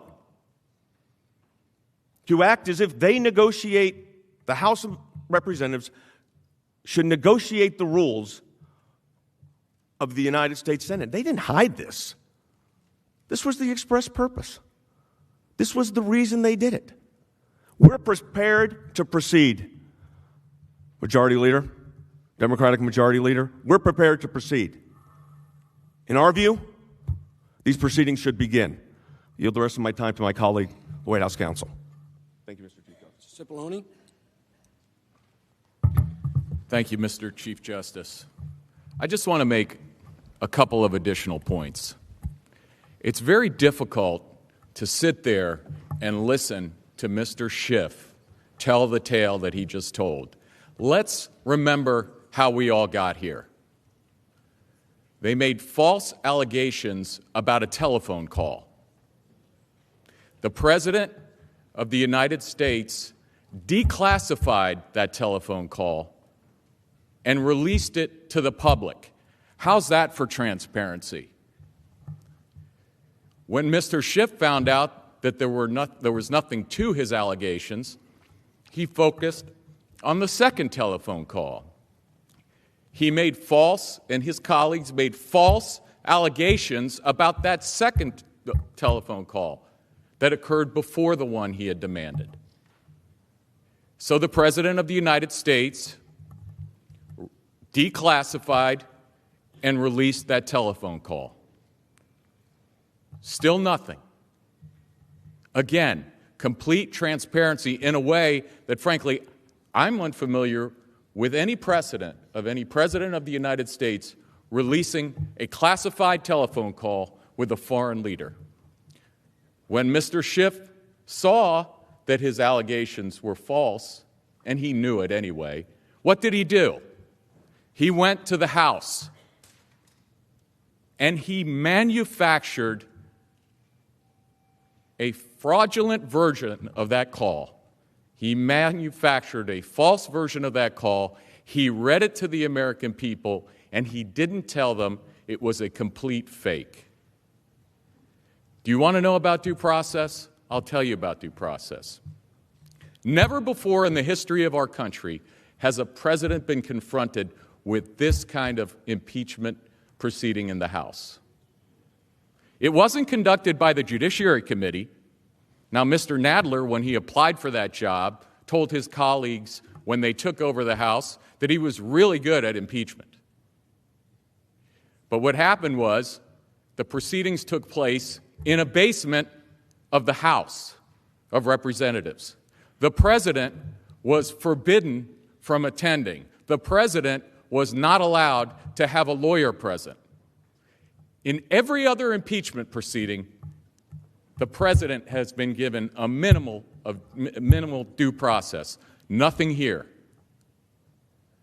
Not even Mr. Schiff's Republican colleagues were allowed into the SCIF. Information was selectively leaked out. Witnesses were threatened. Good public servants were told that they would be held in contempt. They were told that they were obstructing. What does Mr. Schiff mean by obstructing? He means that unless you do exactly what he says, regardless of your constitutional rights, then you're obstructing. The president was not allowed to call witnesses. By the way, there's still evidence in the SCIF that we haven't been allowed to see. I wonder why. No witnesses. Now let's think about something else for a second. Let's think about something else. They held these articles for 33 days.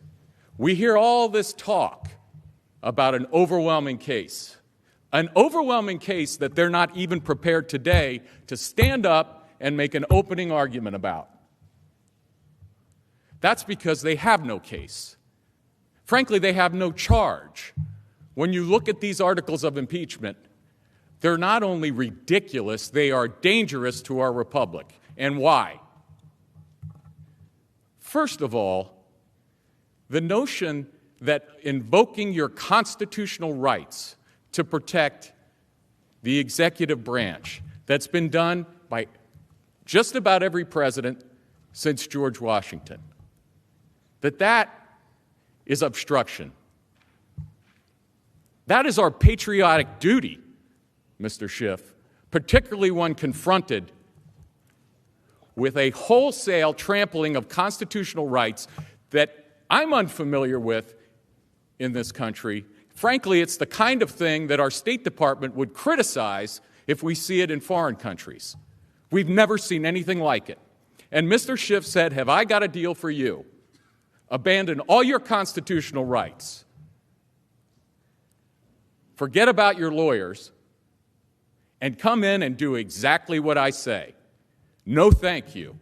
No, thank you. And then he says he has the temerity to come into the Senate and say, we have no use for courts. It's outrageous. Now, let me tell you another story. There's a man named Charlie Kupperman. He is the Deputy National Security Advisor. He is the number 2 to John Bolton. Because you have to remember, Mr. Schiff wants you to forget, but you have to remember how we got here. They threatened him. They sent him a subpoena. Mr. Kupperman did what any American should be allowed to do, used to be allowed to do. He was forced to get a lawyer. He was forced to pay for that lawyer. And he went to court. Mr. Schiff doesn't like courts. He went to court.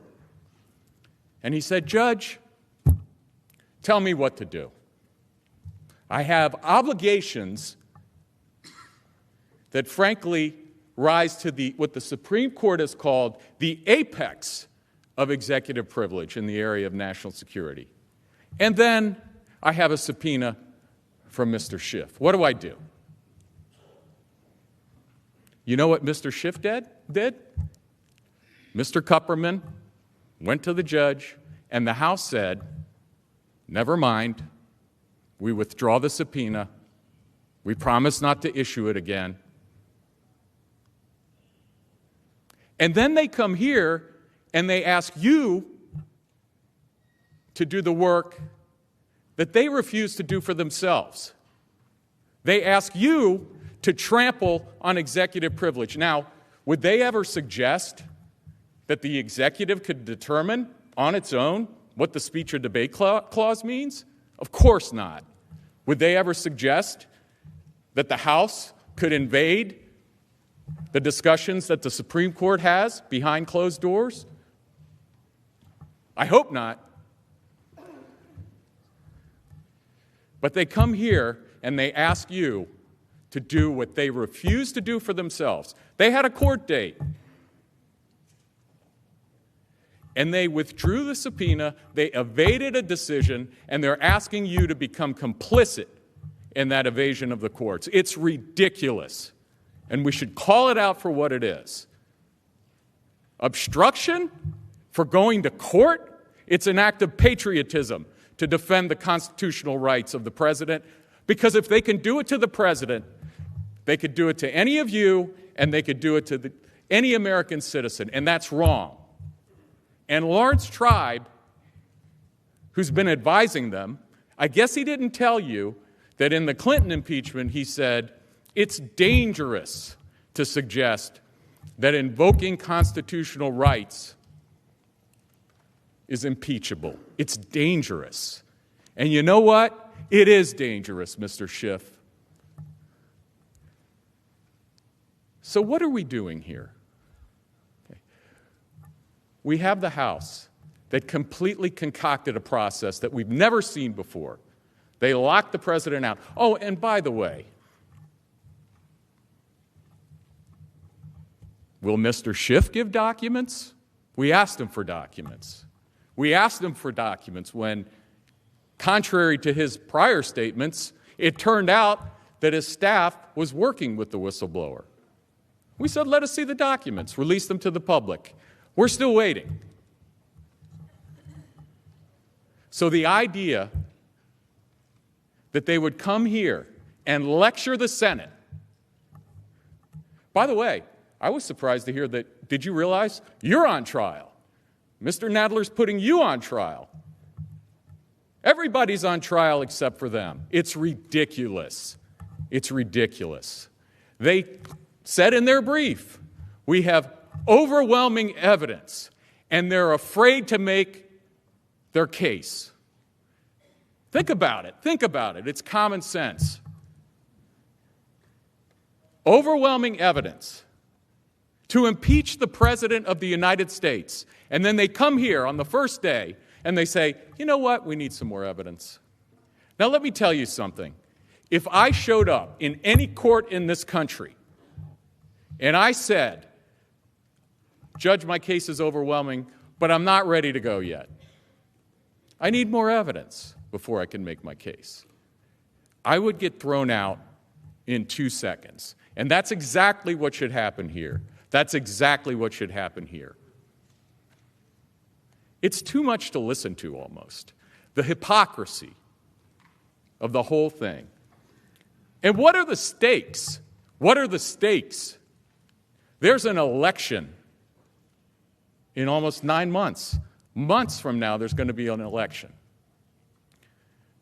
Senators in this body the last time had very wise words. They echoed the words of our founders. A partisan impeachment is like stealing an election. And that's exactly what we have. We have, talk about the framers' worst nightmare.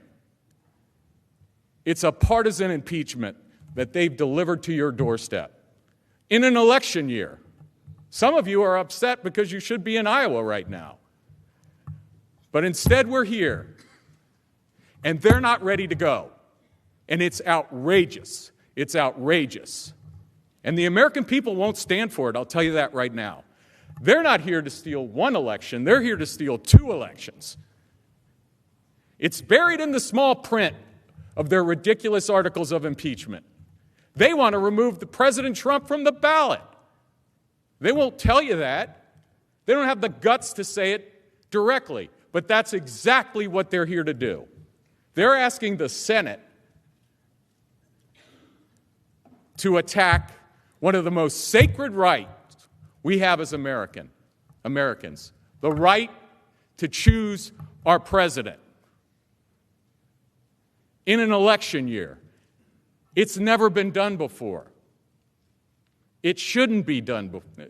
Now, the reason it's never been done is because no one ever thought that it would be a good idea for our country, for our children, for our grandchildren, to try to remove a president from a ballot, to deny the American people the right to vote based on a fraudulent investigation conducted in secret with no rights. Well, I could go on, but my point is very simple. It's long past time that we start this so we can end this ridiculous charade and go have an election. Thank you very much, Mr. Chief Justice.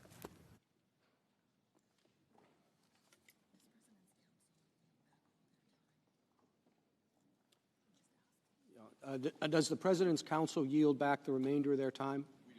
Thank you. The Democratic leader is recognized. Mr. Chief Justice, I send an amendment to the desk to subpoena certain documents and records from the White House, and I ask that it be read. The clerk will read the document.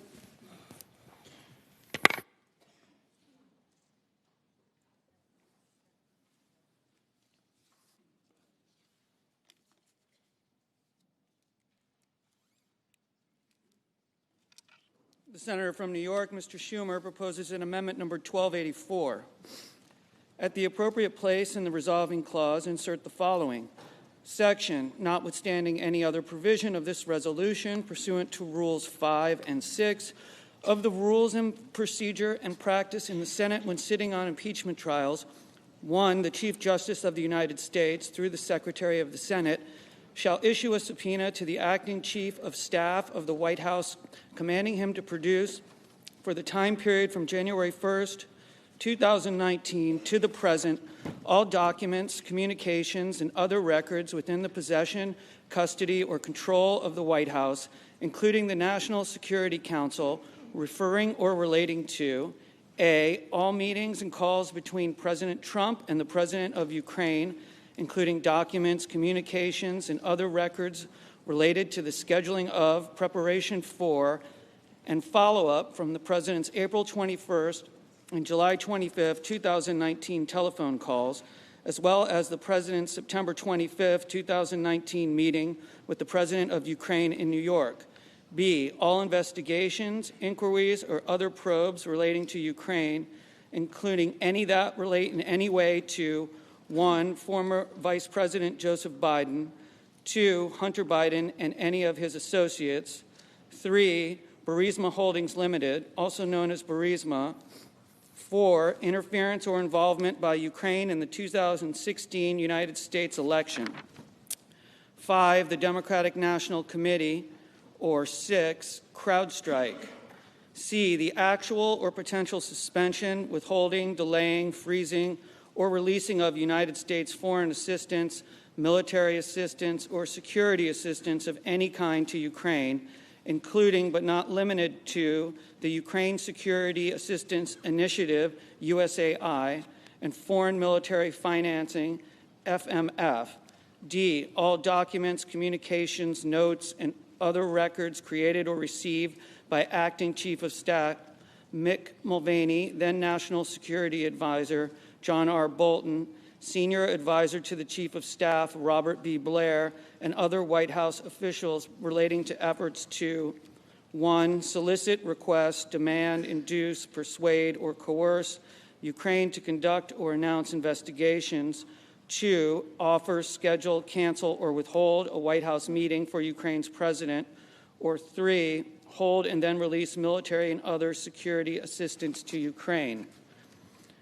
E, meetings at or involving the White House that related to Ukraine, including but not limited to 1, President Zelensky's inauguration on May 20th, 2019 in Kiev, Ukraine, including but not limited to President Trump's decision not to attend to ask Vice President Pence to lead the delegation, directing Vice President Pence not to attend, and subsequent decision about the composition of the delegation of the United States. 2, a meeting at the White House on or around May 23, 2019, involving, among others, President Trump, then Special Representative for Ukraine negotiations, Ambassador Kurt Volker, then Energy Secretary Rick Perry, and United States Ambassador to the European Union, Gordon Sondland, as well as any private meetings or conversations with those individuals before or after the larger meeting. 3, meetings at the White House on or about July 10, 2019, involving Ukrainian officials Andrei Yermak and Oleksandr Danilyuk, and United States government officials, including but not limited to then National Security Advisor John Bolton, Secretary Perry, Ambassador Volker, Ambassador Sondland, to include at least a meeting in Ambassador Bolton's office and subsequent meeting in the wardroom. 4, a meeting at the White House on or around August 30th, 2019, involving President Trump, Secretary of State Mike Pompeo, and Secretary of Defense Mark Esper.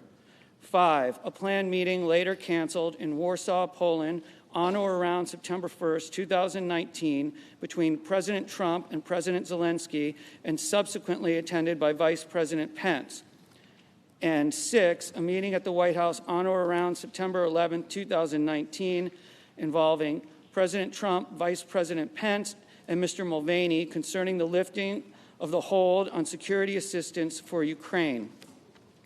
F, meetings, telephone calls, or conversations related to any occasions in which the National Security Council officials reported concerns to National Security Council lawyers, including but not limited to National Security Council legal advisor John Eisenberg, regarding matters related to Ukraine, including but not limited to 1, the decision to delay military assistance to Ukraine, 2, the July 10, 2019 meetings at the White House with Ukrainian officials, 3, the President's July 25, 2019 call with the President of Ukraine, 4, a September 1, 2019 meeting between Ambassador Sondland and a Ukrainian official, and 5, the President's September 7, 2019 call with Ambassador Sondland.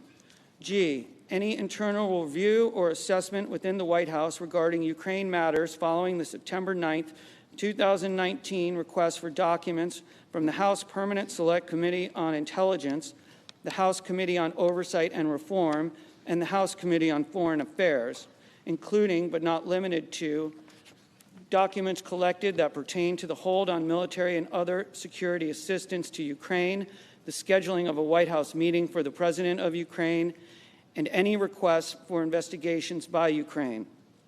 H, the complaint submitted by a whistleblower within the intelligence community on or around August 12, 2019, to the Inspector General of the intelligence community. I, all meetings or calls, including requests for or recordings of meetings or telephone calls, scheduling items, calendar entries, White House visitor records, and email or text messages using personal or work-related devices between or among 1. Current or former White House officials or employees, including but not limited to President Trump, and 2. Rudolph W. Giuliani, Ambassador Sondland, Victoria Tunstang, or Joseph DeGenova, and J. Former United States Ambassador to Ukraine, Marie Masha Yovanovitch, including but not limited to the decision to end her tour or recall her from the United States Embassy in Kiev, and 2. The Sergeant-at-Arms is authorized to utilize the services of the Deputy Sergeant-at-Arms or any other employee of the United States Senate in serving the subpoena authorized to be issued by this section. Mr. Chief Justice. The Majority Leader is recognized. I now ask for a brief 15-minute recess before the parties are recognized to debate the Schumer amendment. Therefore, I ask consent the Senate stand in recess, subject to the call of the chair. Without objection, so ordered.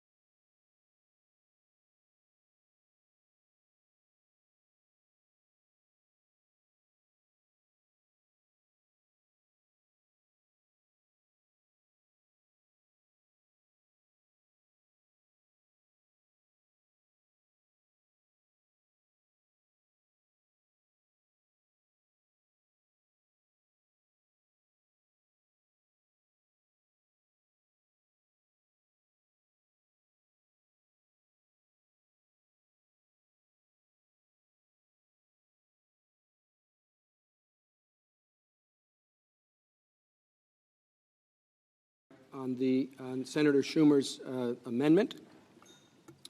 Mr. Schiff, do you wish to be heard on the amendment in proponent or as an opponent? Very well. Mr. Cipollone? Okay. Mr. Schiff, you have an hour.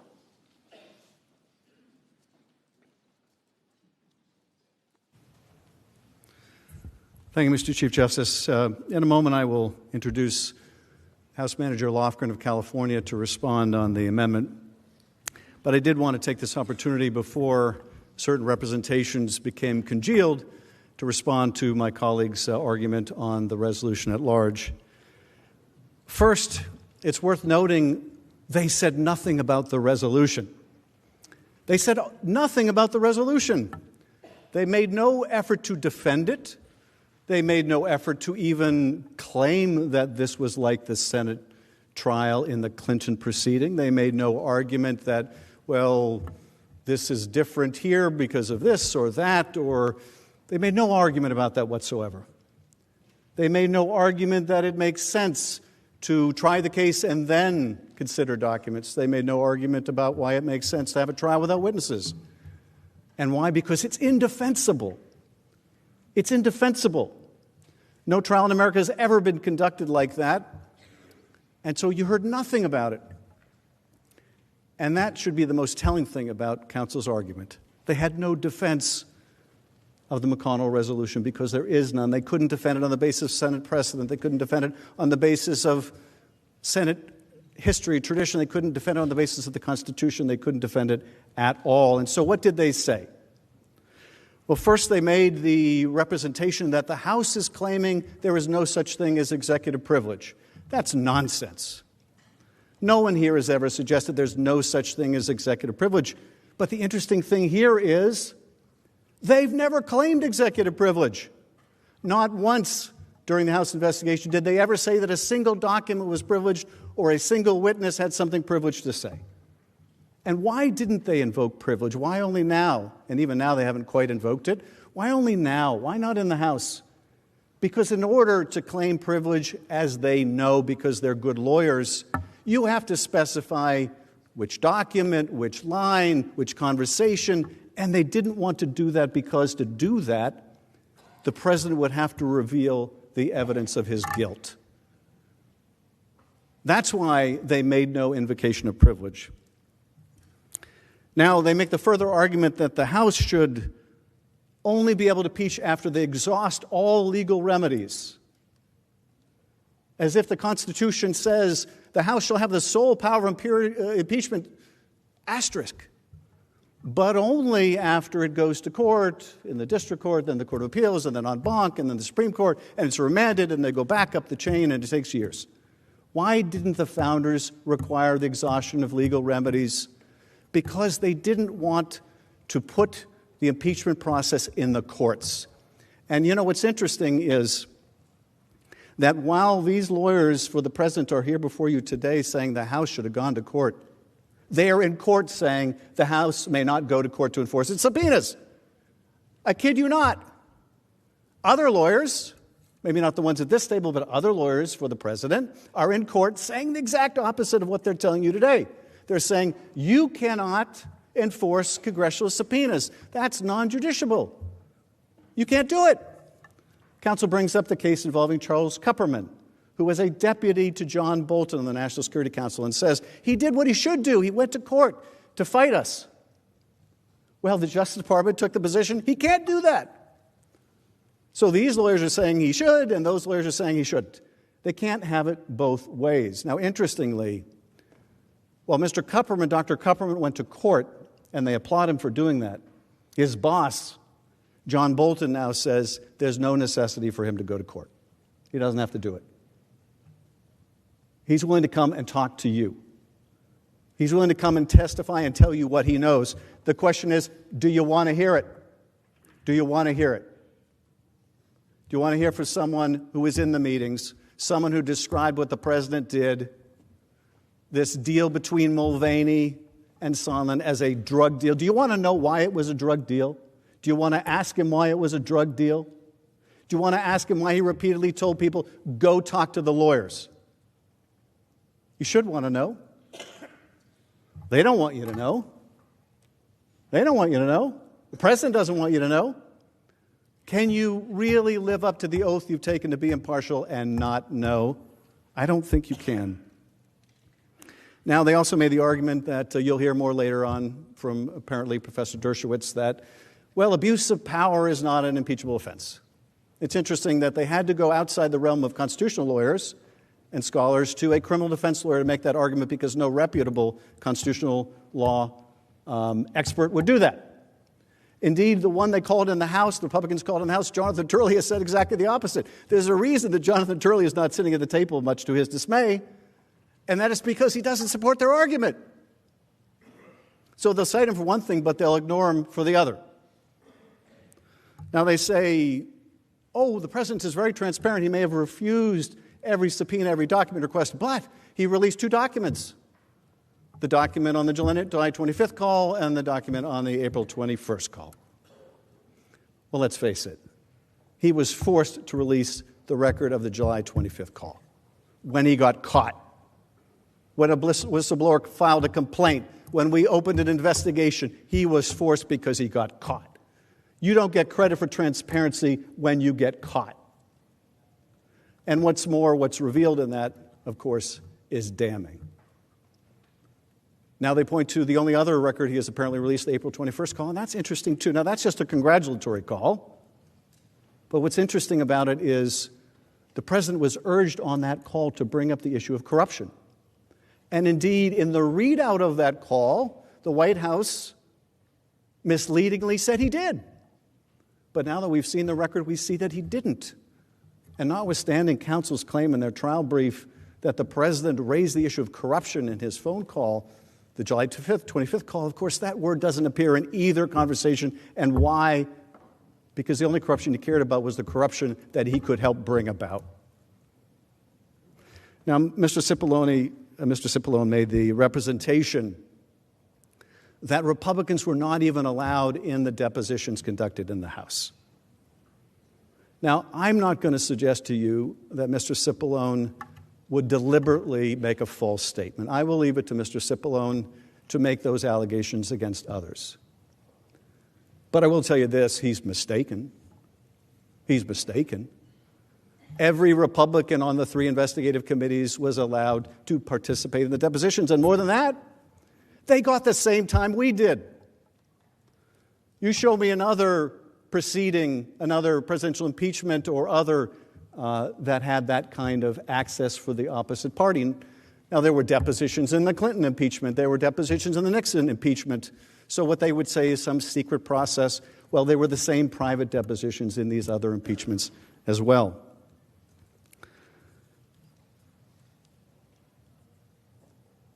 Finally, a couple last points. They make the argument the president was not allowed in the Judiciary Committee, chaired by my colleague, Chairman Nadler, to be present, to present evidence, to have his counsel present. That is also just plain wrong. Just plain wrong. Not going to suggest you they're being deliberately misleading here, but it is just plain wrong. You've also heard my friends at the other table make attacks on me and Chairman Nadler. You'll hear more of that. I'm not going to do them the dignity of responding to them, but I will say this. They make a very important point, although it's not the point I think they're trying to make. When you hear them attack the House managers, what you're really hearing is, we don't want to talk about the president's guilt. We don't want to talk about the McConnell resolution and how patently unfair it is. We don't want to talk about how pardon the expression, ass backwards it is to have a trial and then ask for witnesses. And so we'll attack the House managers because maybe we can distract you for a moment from what's before you. Maybe if we attack the House managers, you'll be thinking about them instead of thinking about the guilt of the president. So you'll hear more of that, and every time you do, every time you hear them attacking the House managers, I want you to ask yourselves, away from what issue are they trying to distract me? What was the issue that came up just before this? What are they trying to deflect my attention from? Why don't they have a better argument to make on the merits? Finally, Mr. Sekulow asks, why are we here? Why are we here? Well, I'll tell you why we're here. Because the president used the power of his office to coerce an ally at war with an adversary, at war with Russia, used the power of his office to withhold hundreds of millions of dollars of military aid that you appropriated and we appropriated to defend an ally and defend ourselves, because it's our national security as well. And why? To fight corruption? That's nonsense, and you know it. He withheld that money, and he withheld even meeting with him in the Oval Office, the president of Ukraine, because he wanted to coerce Ukraine into these sham investigations of his opponent that he was terrified would beat him in the next election. That's what this is about. You want to say that's okay? Their brief says that's okay. The president has a right to do it. On Article 2, we heard the president, he can do whatever he wants. You want to say that's okay? Then you got to say that every future president can come into office and they can do the same thing. Are we prepared to say that? Well, that's why we're here. I now yield to Representative Lofgren.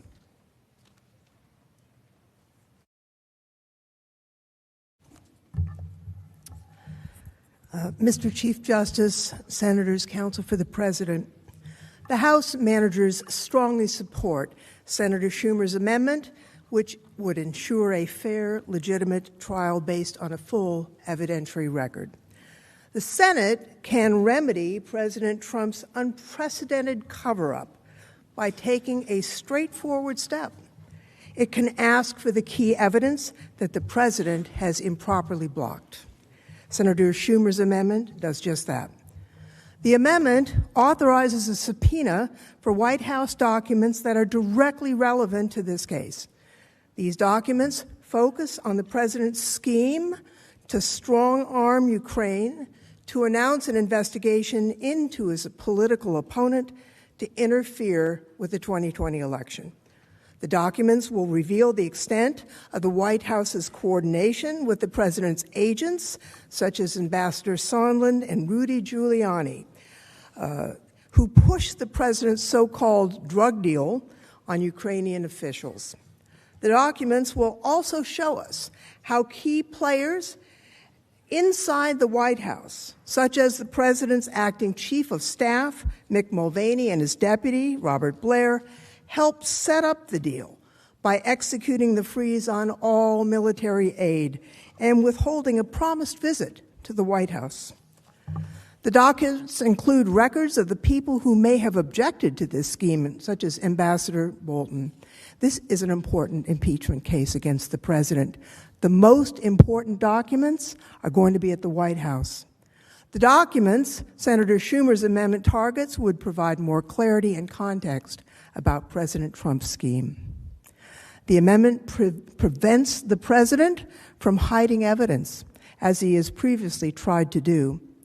Now, the House subpoenaed these documents as part of the impeachment inquiry, but the president completely rejected this and every document subpoena from the House. As powerful as our evidence is, and make no mistake, it overwhelmingly proves his guilt, we did not receive a single document from the executive branch agency, including the White House itself. Recent revelations from press reports, Freedom of Information Act requests, and additional witnesses, such as Lev Parnas, underscore how relevant these documents and therefore why the president has been so desperate to hide them and his misconduct from Congress and from the American people. A trial without all the relevant evidence is not a fair trial.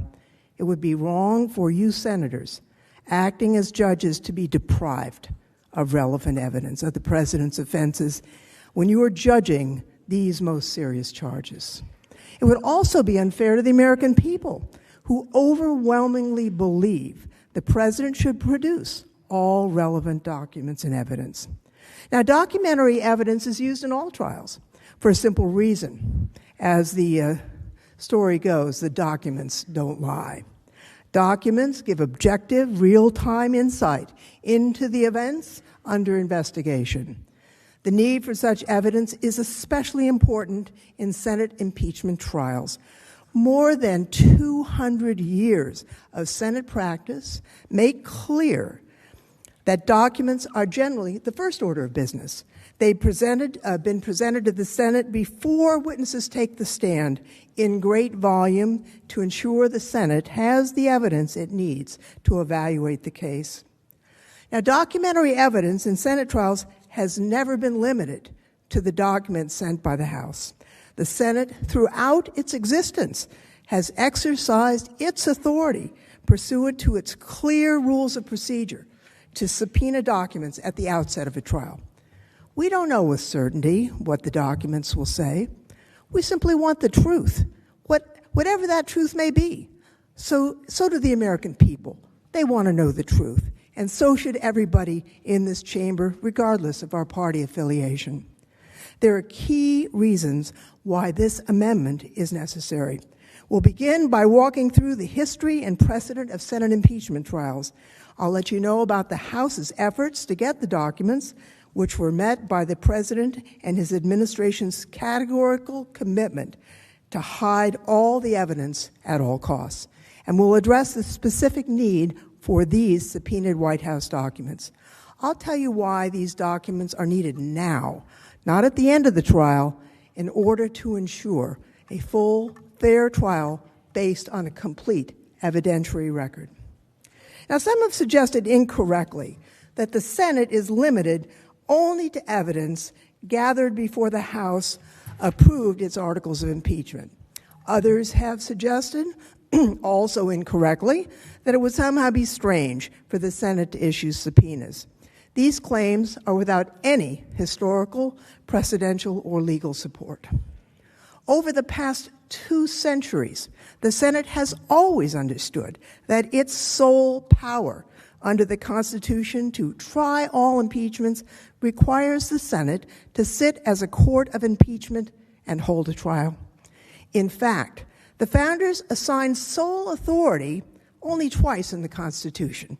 First, giving the House sole authority to impeach, and second, giving the Senate sole authority to try that impeachment. If the founders had intended for the Senate to serve as some kind of appellate body, they would have said that. But no, instead they wrote this. Article 1, Section 3, the Senate shall have the sole power to try all impeachments. The Senate has always received the relevant documents in impeachment trials, and indeed, the Senate's own rules of procedure and practice make clear that new evidence will be considered. Precedent shows this. All 15 full Senate impeachment trials considered new evidence. Let's look at a few examples that show the Senate takes new evidence in impeachment trials.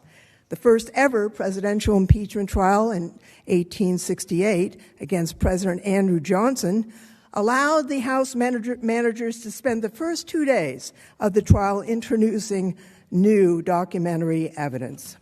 It was the same in Judge John Pickering's trial in 1804. New documents were presented to the Senate nearly a week before House managers made their opening statement and later throughout the trial.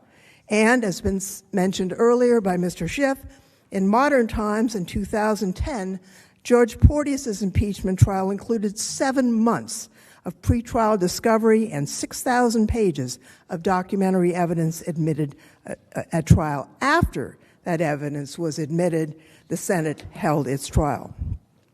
President Clinton's case did not involve subpoenas for documents. Now, why was that? Because President Clinton had already produced a huge trove of documents.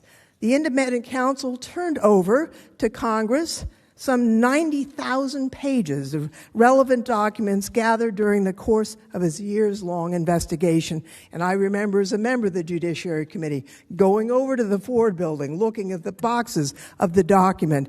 But even with all those documents, the Clinton trial included the opportunity to present new evidence and the admission of additional documents and 3 witnesses. The Clinton impeachment precedent also shows how President Trump's refusal to produce any relevant documents in response to congressional subpoenas is different than past presidents, different from President Clinton. different from President Johnson, and less even than President Nixon. In short, not a single president has categorically refused to cooperate with an impeachment investigation. Not a single president has issued a blanket direction to his administration to produce no documents and no witnesses. These are the precedents the Senate must rely on. The Senate should issue a subpoena for documents at the very outset of the proceedings so that this body, the House managers, the President, can all account for those documents in their presentations and deliberations. It doesn't make sense to request and receive documents after the parties present their cases. The time is now to do that. So why is the amendment needed to prevent President Trump from continuing his categorical commitment to hide the evidence? In this case, the House sought White House documents. Why don't we have them? It's not because we didn't try. It's because the White House refused to give them to us. The President's defense team seems to believe that the White House is permitted to completely refuse to provide any documents without regard to whether or not it is privileged. They apparently believe that Congress's authority is subject to the approval of the President. But that's not what the Constitution says. Our Constitution sets forth a democracy with a system of checks and balances to ensure that no one, and certainly not the President, is above the law. Now, even President Nixon produced more than 30 transcripts of White House recordings and notes from meetings with the President.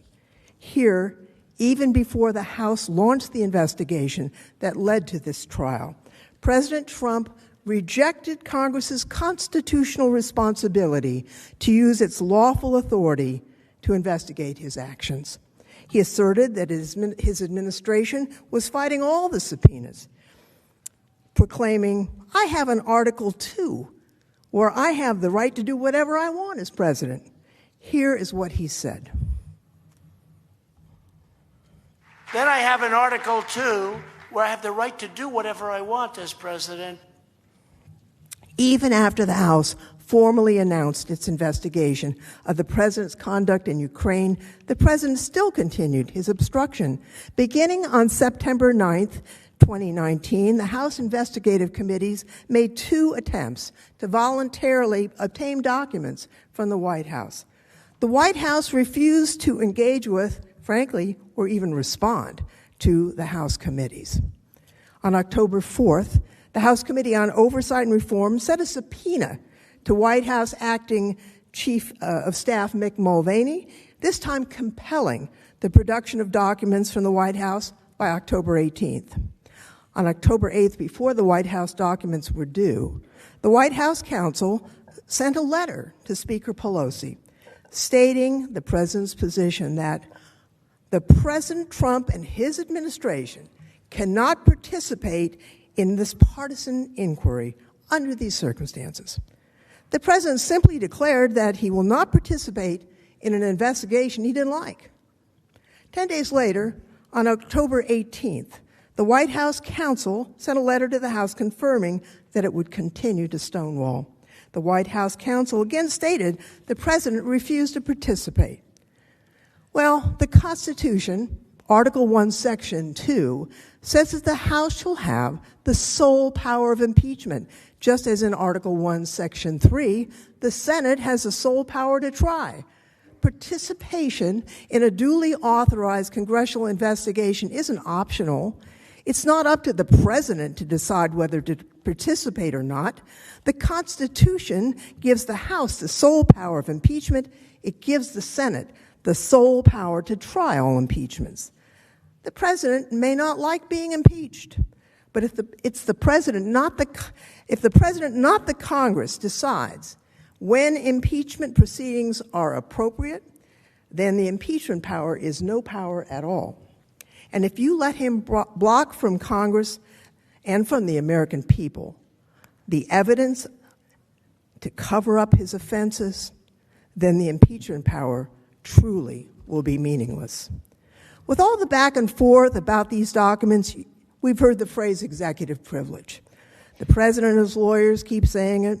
They talk about vast legal rights to justify hiding the truth, withholding information, but that's a distraction. That's not what the Constitution provides, and the truth is, as has been mentioned by Mr. Schiff, in the course of the entire impeachment inquiry, President Trump has not once asserted executive privilege, not a single time. It was not the reason provided by Mr. Cipollone for refusing to comply with the House's subpoena.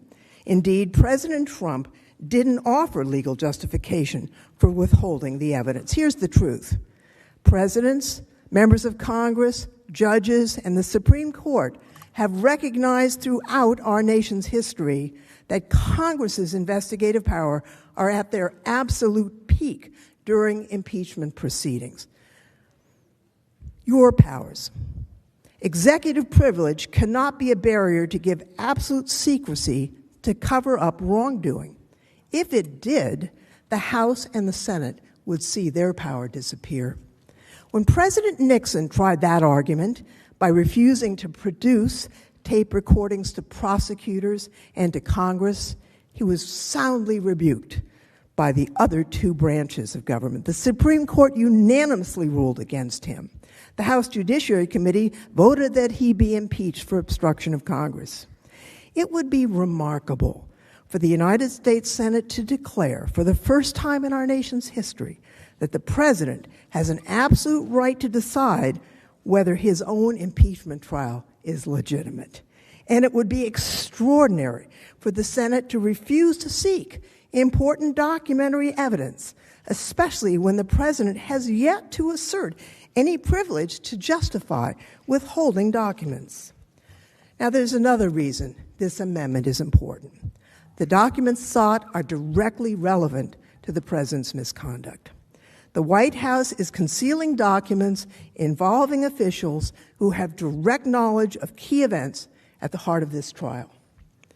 This isn't just a guess. We know these documents exist from the witnesses who testified in the House and from other public release of documents. And let's walk through those specific documents that the White House should send to the Senate.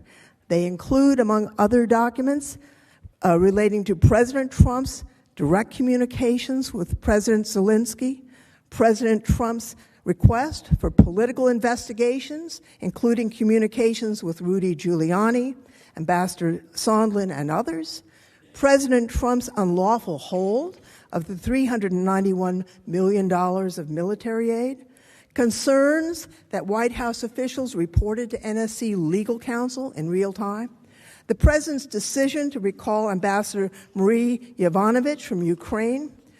The first set of documents the Senate should get about President Trump's communication with the president of Ukraine would include the phone calls on April 21st and July 25th, as well as the September 25th, 2019 meeting with President Zelensky in New York.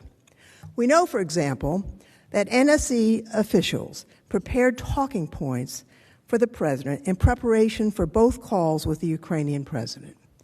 The talking points were about American policy as reflected by the votes of Congress as well as the Trump administration itself. They didn't include any mention of the Bidens or the 2016 election, interference or investigations that President Trump requested on the July 25th call.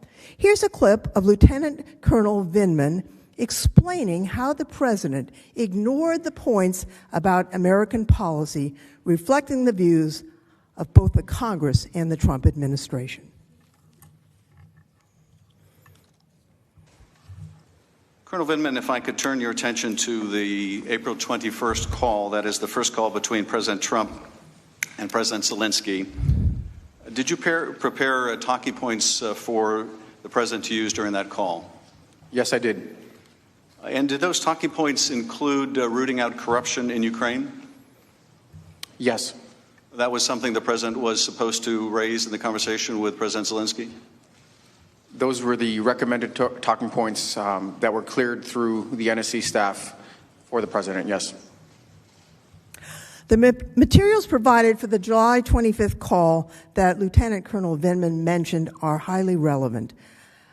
they could help confirm that the president's actual statements to President Zelensky were unrelated to the foreign policy objectives of his own administration and show that they served his own personal interests at the expense of America's national security interests. These documents also include handwritten notes and other documents that White House officials generated during the calls and meetings. We know, for example, that Lieutenant Colonel Vindman, Mr. Morrison, Jennifer Williams, all testified to taking contemporaneous handwritten notes during the July 25th call. Ms. Williams and Lieutenant Colonel Vindman both testified that President Zelensky made an explicit reference to Burisma that was not included in the memorandum that the White House released to the public. Here's a clip of their testimony. Both of you recall President Zelensky in that conversation raising the issue or mentioning Burisma, do you not? That's correct. Correct. And yet the word Burisma appears nowhere in the call record that's been released to the public. Is that right? That's right. Correct. Why do you need documents generated after the calls and meetings? They would shed light on how these events were perceived in the White House and what actions were taken moving forward. For example, National Security Advisor John Bolton wasn't on the 25th call, but he was apparently informed about the contents of the call afterward. His reaction, once he was informed, would be helpful to understanding the extent to which President Trump's action deviated from American policy and American security interests. There's another set of documents that the Senate should get, and they relate to the political investigations that President Trump and his agents repeatedly asked Ukrainian officials to announce. These documents about efforts to pressure Ukraine to announce investigations and the decision to place a hold on military aid to Ukraine, they would be very important for you to evaluate the president's conduct. For example, Ambassador Bolton is a first-hand witness to President Trump's abuse of power.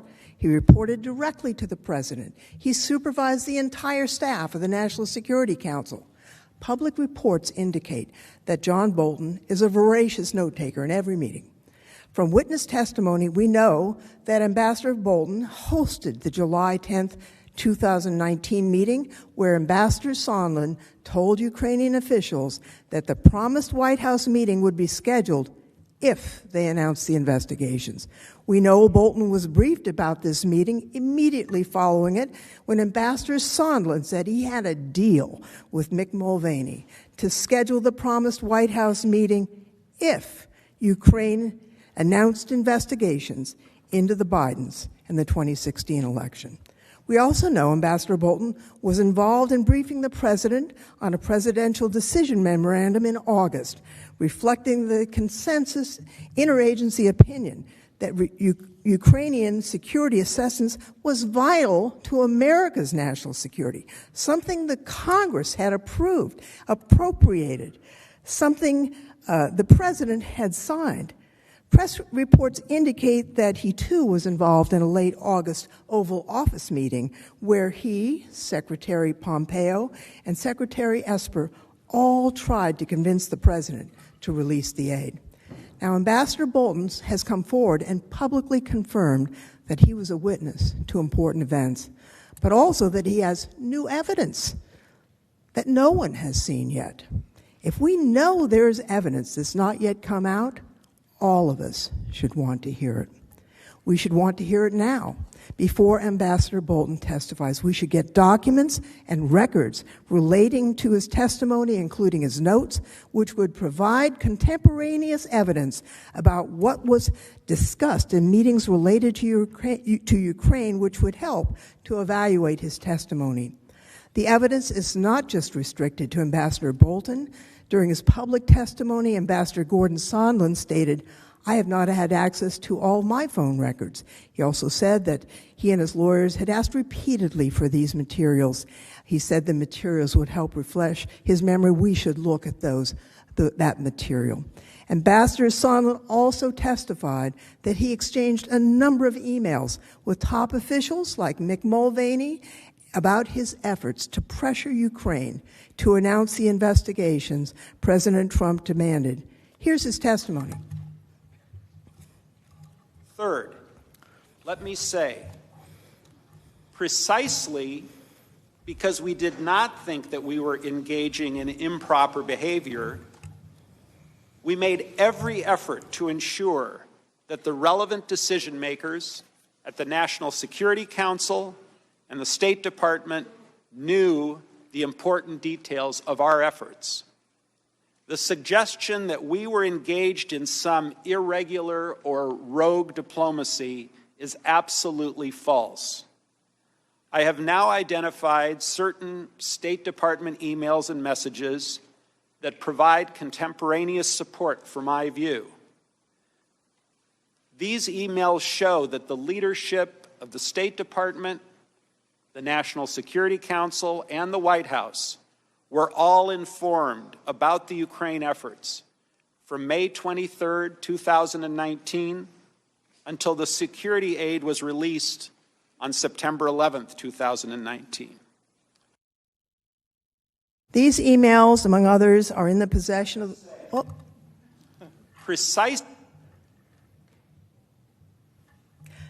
These emails referenced in this testimony are in the possession of the White House, the State Department, and even the Department of Energy, since officials from all three entities communicated together.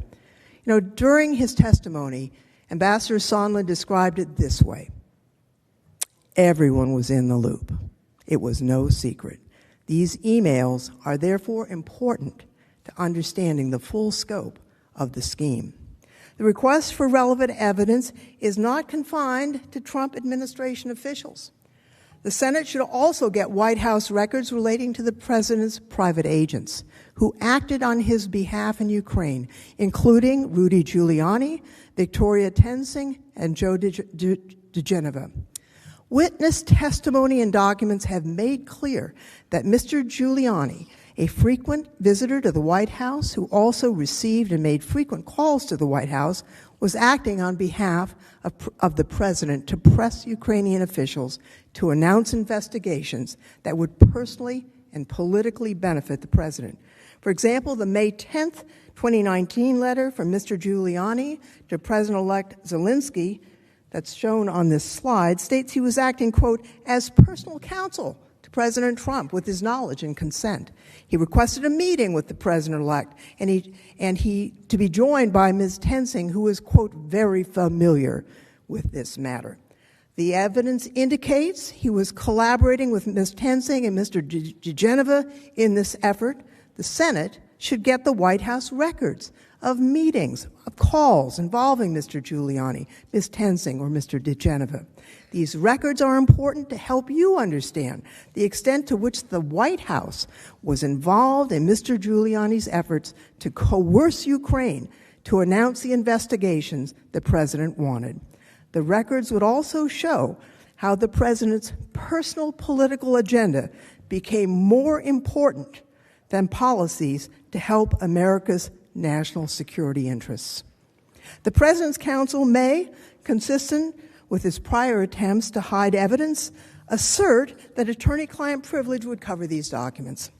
But the President's personal attorney-client privilege cannot shield evidence of misconduct in office, or that of his aides, or of his lawyers' participation in corrupt schemes. We aren't asking for documents reflecting legitimate legal advice. You need documents about their actions to pressure Ukraine to announce an investigation into President Trump's political opponent. There's a set of White House documents that relate directly to the president's unlawful decision to withhold $391 million appropriated bipartisan to help Ukraine. Witnesses have testified that President Trump directly ordered a hold on this security assistance, despite the unanimous opinion of his agencies that the aid should be released.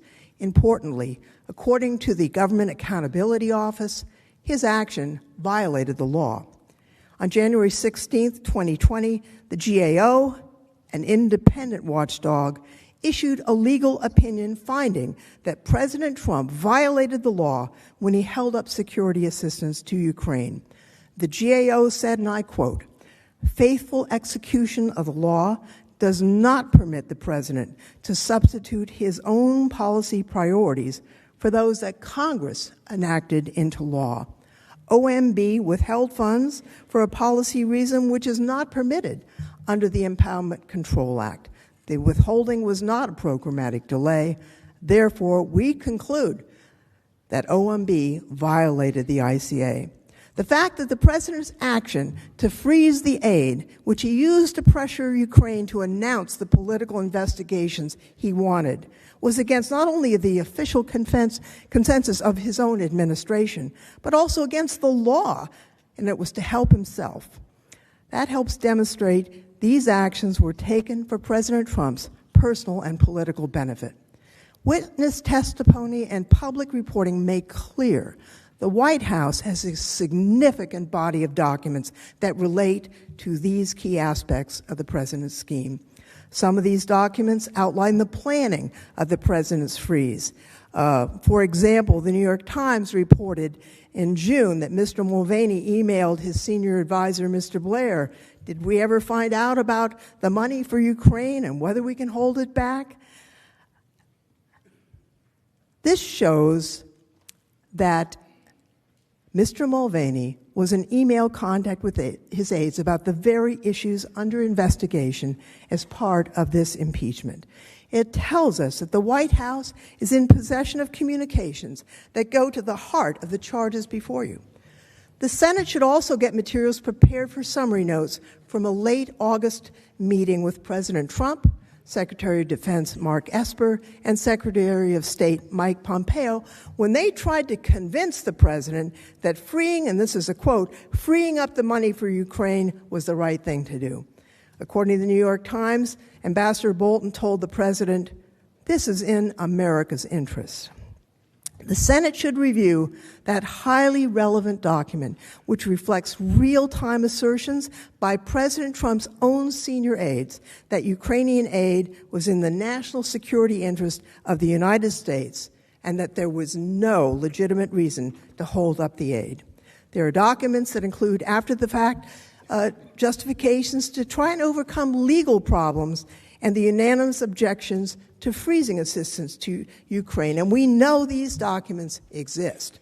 For example, on January 3rd, 2020, OMB stated in a letter to the New York Times that it had discovered 20 responsive documents consisting of 40 pages, reflecting emails between White House official Robert Blair and OMB official Michael Duffy that relate directly to the freezing of the Ukraine security assistance. But OMB wouldn't release them in a Freedom of Information lawsuit, and they have refused to produce these documents at the direction of the president in response to the House's lawful subpoena. Now, the Washington Post reported that a confidential White House review of President Trump's decision to hold up hundreds of documents that reveal extensive efforts to generate an after-the-fact justification for the debate over whether the delay was legal. That's known as a cover-up, actually. The White House lawyers had apparently uncovered, quote, early August email exchanges between Acting Chief of Staff Mick Mulvaney and White House budget officials seeking to provide some explanation for withholding the funds the president had already ordered on hold. The documents also reportedly include communications between White House officials and outside agencies. Not only does Congress have a right to see them, the public does too, under Freedom of Information laws. Now, as a matter of constitutional authority, the Senate has the greatest interest in and right to compel those documents. Indeed, As the news article explains, White House lawyers are reportedly, quote, worried about unflattering exchanges and facts that could, at a minimum, embarrass the president. Perhaps they should be worried about that. But the risk of embarrassment cannot outweigh the constitutional interests in this impeachment proceeding. Any evidence of guilt, including further proof of the real reason the president ordered the funds withheld, or after the fact attempts to paper over knowingly unlawful conduct, they must be provided to ensure a full and fair trial. No privilege or national security rationale can be used as a shield from disclosing misconduct.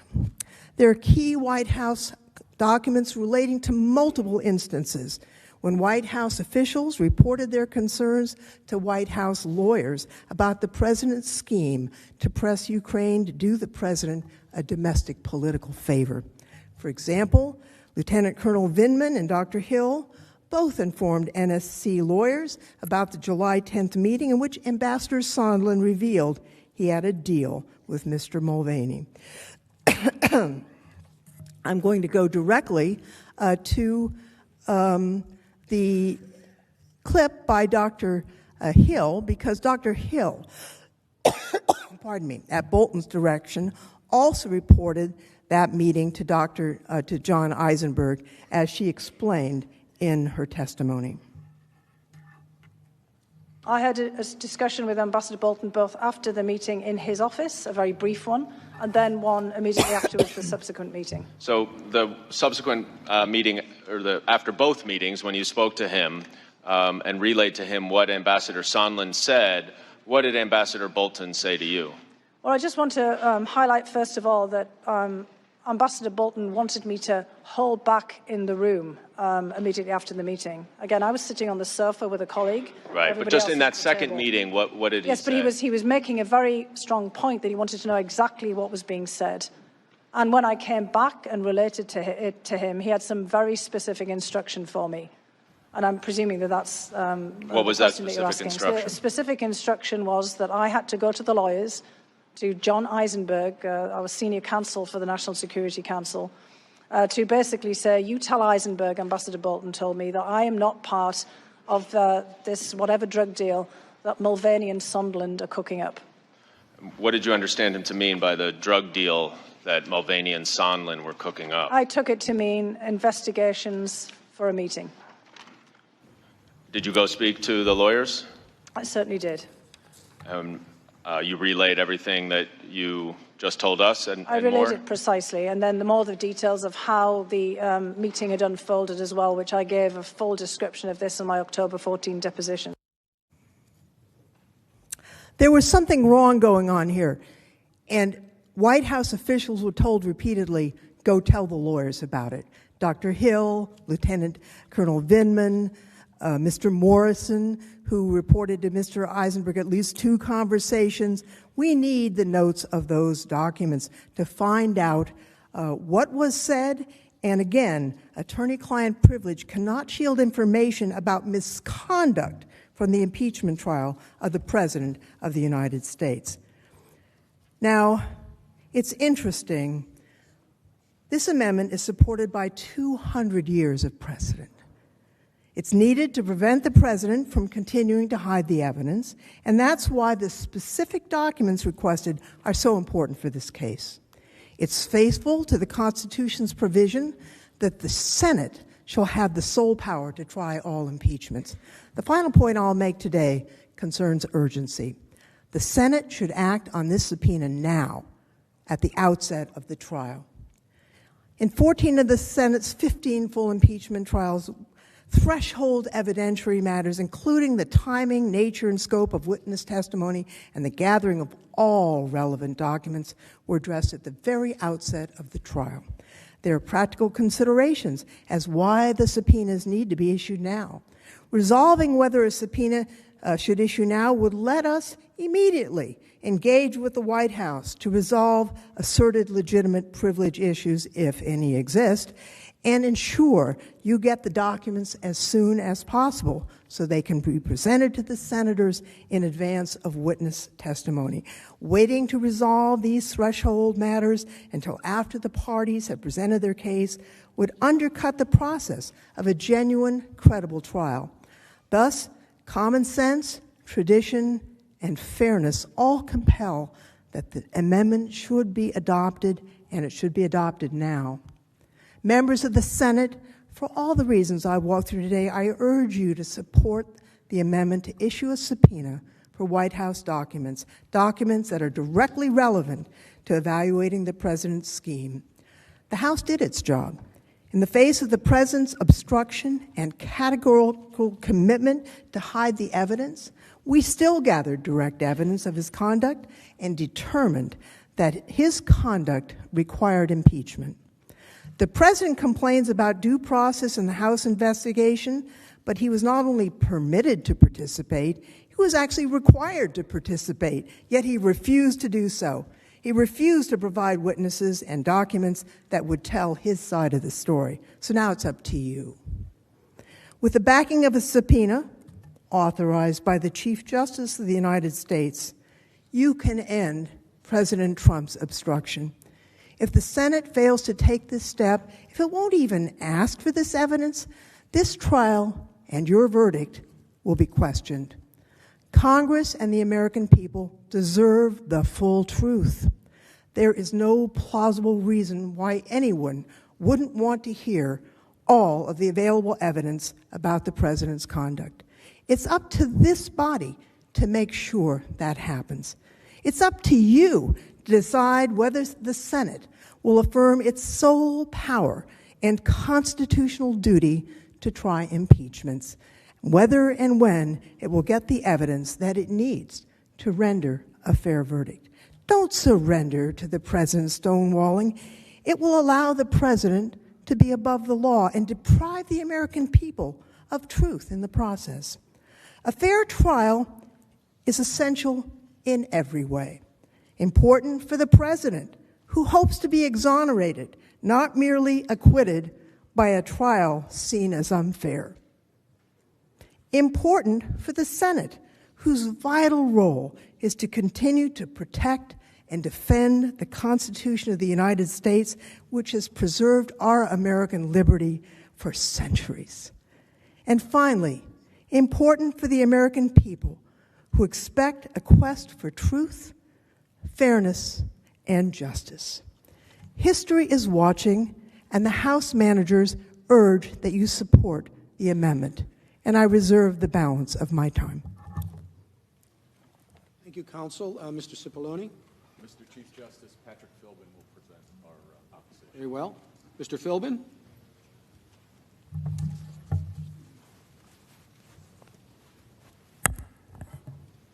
Thank you, Mr. Chief Justice, Majority Leader McConnell, Democratic Leader Schumer, Senators.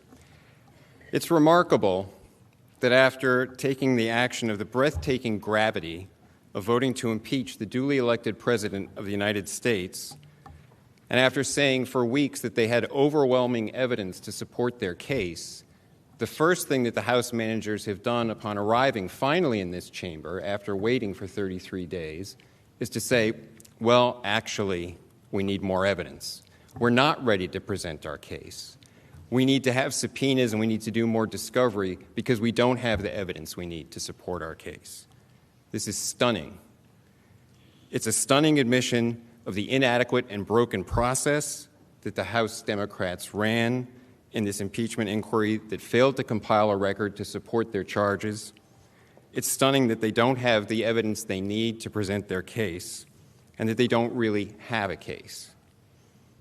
If a litigant showed up in any court in this country on the day of trial and said to the judge, actually, Your Honor, we're not ready to go. We need more discovery. We need to do some more subpoenas. We need to do some more work.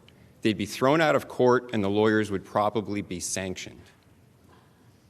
This is not the sort of proceeding that this body should condone. Now, we've just heard that this is so important. Let's consider what's really at issue in the resolution here and the amendment. it's a matter of timing. It's a matter of when this body will consider whether there should be witnesses or subpoenas for documents. Why is it that the managers, the House managers, are so afraid to have to present their case? Remember, they've had weeks of a process that they entirely controlled. They had 17 witnesses who testified first in secret and then in public. They've compiled a record with thousands of pages of reports, and they're apparently afraid to just make a presentation based on the record that they compiled and then have you decide whether there's any there, whether there's anything worth trying to talk to more witnesses about. Why is it that they can't wait a few days to make their presentation on everything they've been preparing for weeks and then have that issue considered? Because they don't think that there is any there, and they want to ram this through now. And they want to ram this through now when it's something that they themselves failed to do. So I want to unpack a couple of the aspects of what they're asking this body to do.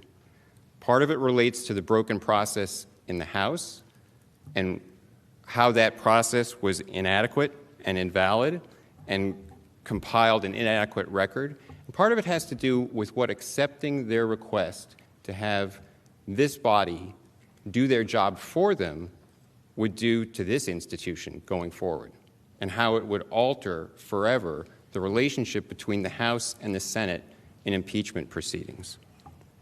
So first, as to the process in the House, what they're asking, the House manager asking this body to do now is really to do their job for them, because they didn't take the measures to pursue these documents in the House proceedings.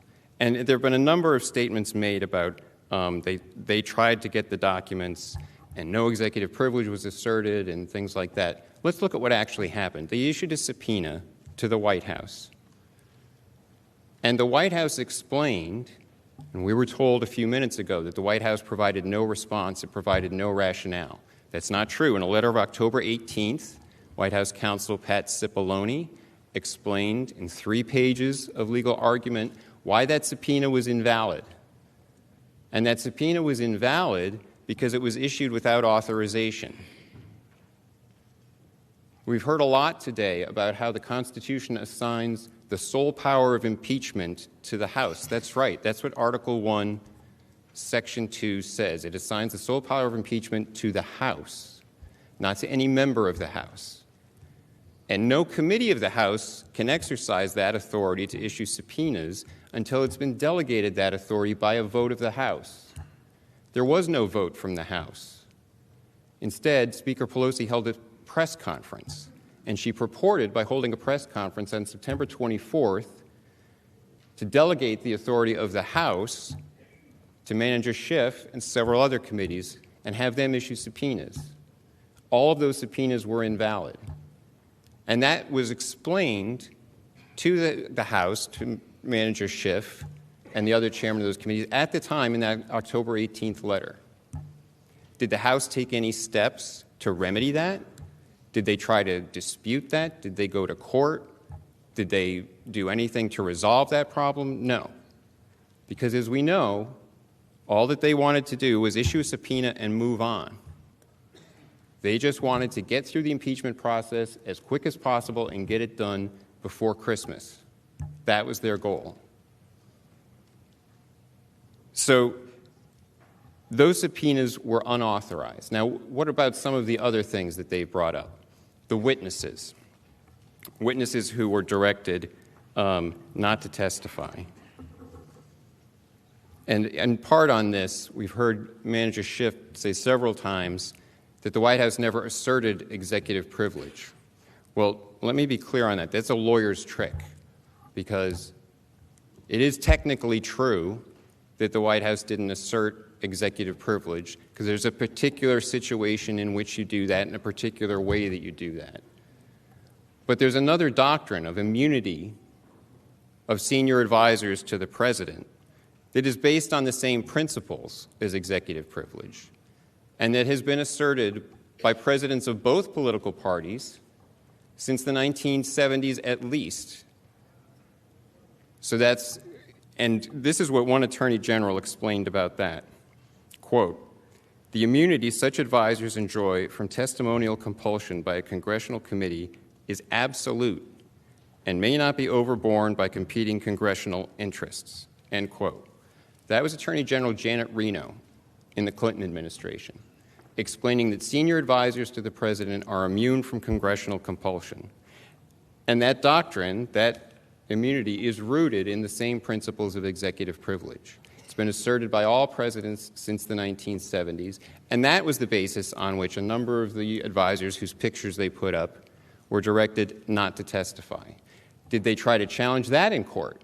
Did they go to court on that one? Did they try to go through the constitutionally mandated accommodations process to see if there was a way to come up with some aspect of testimony that could be provided? No, none of that. They just wanted to forge ahead, rush through the process, not have the evidence, and then use that as another charge in their charging sheet for the impeachment, calling it obstruction of Congress. And what that is, as Professor Turley explained, this idea that when there's a conflict between the executive branch and the House and seeking information, and the president is asserting constitutionally based privileges, that's part of the operation of separation of powers. That is the president's constitutional duty to defend the prerogatives of the office for the future occupants of that office. And it is not something that can be charged as an impeachable offense, as the House Democrats have tried to say here. To do that is an abuse of power. That's what Professor Turley explained. It's Congress's, it's the House Democrats' abuse of power. We just heard Manager Lofgren refer to executive privilege as a distraction. She was asserting that these issues of executive privilege are just a distraction that shouldn't hold things up. But this is what the Supreme Court has said about executive privilege in Nixon versus United States, that the protections for confidentiality and executive privilege are, quote, fundamental to the operations of government and inextricably rooted in the separation of powers under the Constitution, end quote. Inextricably rooted in the separation of powers. That's why it's the president's duty to defend executive branch confidentiality interests, and that is what the president was doing here. Now, the process that they pursued in the House abandoned any effort beyond issuing the first subpoena that was invalid to work out an accommodation with the White House, and instead just tried to rush ahead to have the impeachment done by Christmas. What does that lead to now? They're coming to this body after a process that was half-baked, that didn't compile a record sufficient to support their charges, and asking this body to do their job for them. Now, as Leader McConnell pointed out in some comments earlier today, to allow that, to accept the idea that the House can bring an impeachment here that is not adequately supported, that has not been investigated, that has not got a record to support it, and to turn this body into the investigatory body would permanently alter the relationship between the House and the Senate in impeachment proceedings. It's not the role of the Senate to have to do the House's job for them.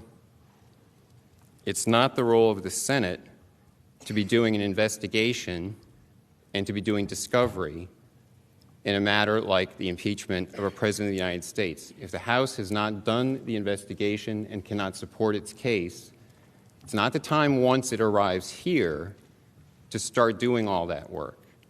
That's something that's the House's role. So, this is something that is important for this institution, I believe, not to allow the House to turn it into a situation where this body would have to be doing the House's work for it. If there is not evidence to support the case, if they haven't done their investigation, then they're not going to be able to support their case. Again, what's at issue here, and I think it's important to recall on the issue of this amendment, it's not whether the Senate whether this body will be considering whether there should be witnesses or not, but when that should be considered. And there is no reason not to take the approach that was done in the Clinton impeachment. 100 senators agreed then that it made sense to hear from both sides before making a determination on that, to hear from both sides to see what sort of case the House could present and the president's defense. And that makes sense. In every trial system, there is a mechanism for determining whether the parties have actually presented a triable issue, whether there is really some there that requires the further proceedings. And this body should take that common sense approach and hear what it is that the House managers have to say. Why are they afraid to present their case? They had weeks in a process that they controlled to compile their record, and they should be able to make that presentation now. And the one point that I will close on, we've heard Manager Schiff say several times that we have to have a fair process here, and I was struck by it that at one point he said if you allow only one side to present evidence, the outcome will be predetermined. The outcome will be predetermined. That's exactly what happened in the House. Let's recall that the process they had in the House was one-sided. They locked the president and his lawyers out. There was no due process for the president. They started with secret hearings in the basement. The president couldn't be present by his counsel. He couldn't present evidence. He couldn't cross-examine witnesses. And then there was a second round in public where, again, they locked the president out. And we've heard they just said that the president had an opportunity to participate. In the third round of hearings that they held before the Judiciary Committee, after one hearing on December 4th, Speaker Pelosi, on the morning of December 5th, went out and announced the conclusion of the Judiciary Committee proceedings. She announced that she was directing Chairman Nadler to draft articles of impeachment. That was before the day that they had set for the president even to tell them what rights he wanted to have and to exercise in their proceedings. It was all already predetermined. The outcome had been predetermined. The Judiciary Committee had already decided it was not going to have any fact hearings. There was no process for the president. He was never allowed to participate.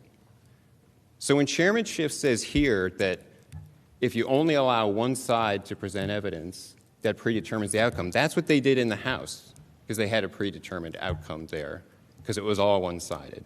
And for him to lecture this body now on what a fair process would be takes some gall. A fair process would be when you come to the day of trial, be ready to start the trial and present your case, not ask for more discovery. The president is ready to proceed, and the House managers should be ready to proceed, and this amendment should be rejected. Thank you. Counsel, the House managers have 8 minutes remaining.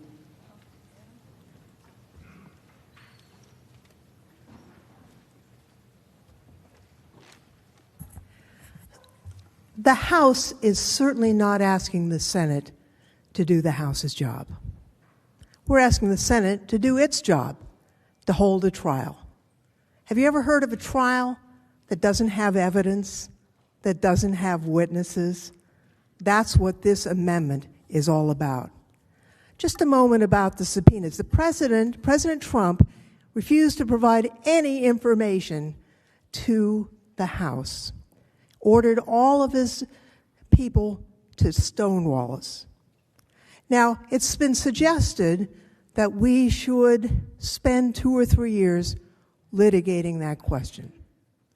I was a young law student, actually, working on the Nixon impeachment many years ago. And I remember the day that the Supreme Court issued its unanimous decision that the president had to release the tapes. I think U.S. v. Nixon still governs the president. The House and the Senate should not be required to litigate U.S. v. Nixon back to the Supreme Court and down again for it to be good law. It is good law. The president has not complied with those requirements to the detriment of the truth This isn't about helping the House. This isn't about helping the Senate. This is about getting to the truth and making sure that impartial justice is done and that the American people are satisfied that a fair trial has been held. I would yield now to my colleague, Mr. Schiff. Mr. Philbin says that the House is not ready to present its case. Of course, that's not something you heard from any of the managers. We are ready. The House calls John Bolton. The House calls John Bolton. The House calls Mick Mulvaney. Let's get this trial started, shall we? We are ready to present our case. We are ready to call our witnesses. The question is, will you let us? That is the question before us. Now, Mr. Philbin says, well, if I showed up in court and said I wasn't ready, the judge would throw me out of the court. Of course, we're not saying we're not ready. But you know what would happen if Mr. Philbin went into a court and the judge said, I've made a deal with the defendant. I'm not going to let the prosecutor call any witnesses. I'm not going to let the prosecutor present any documents. You know who'd get thrown out of the court? The judge.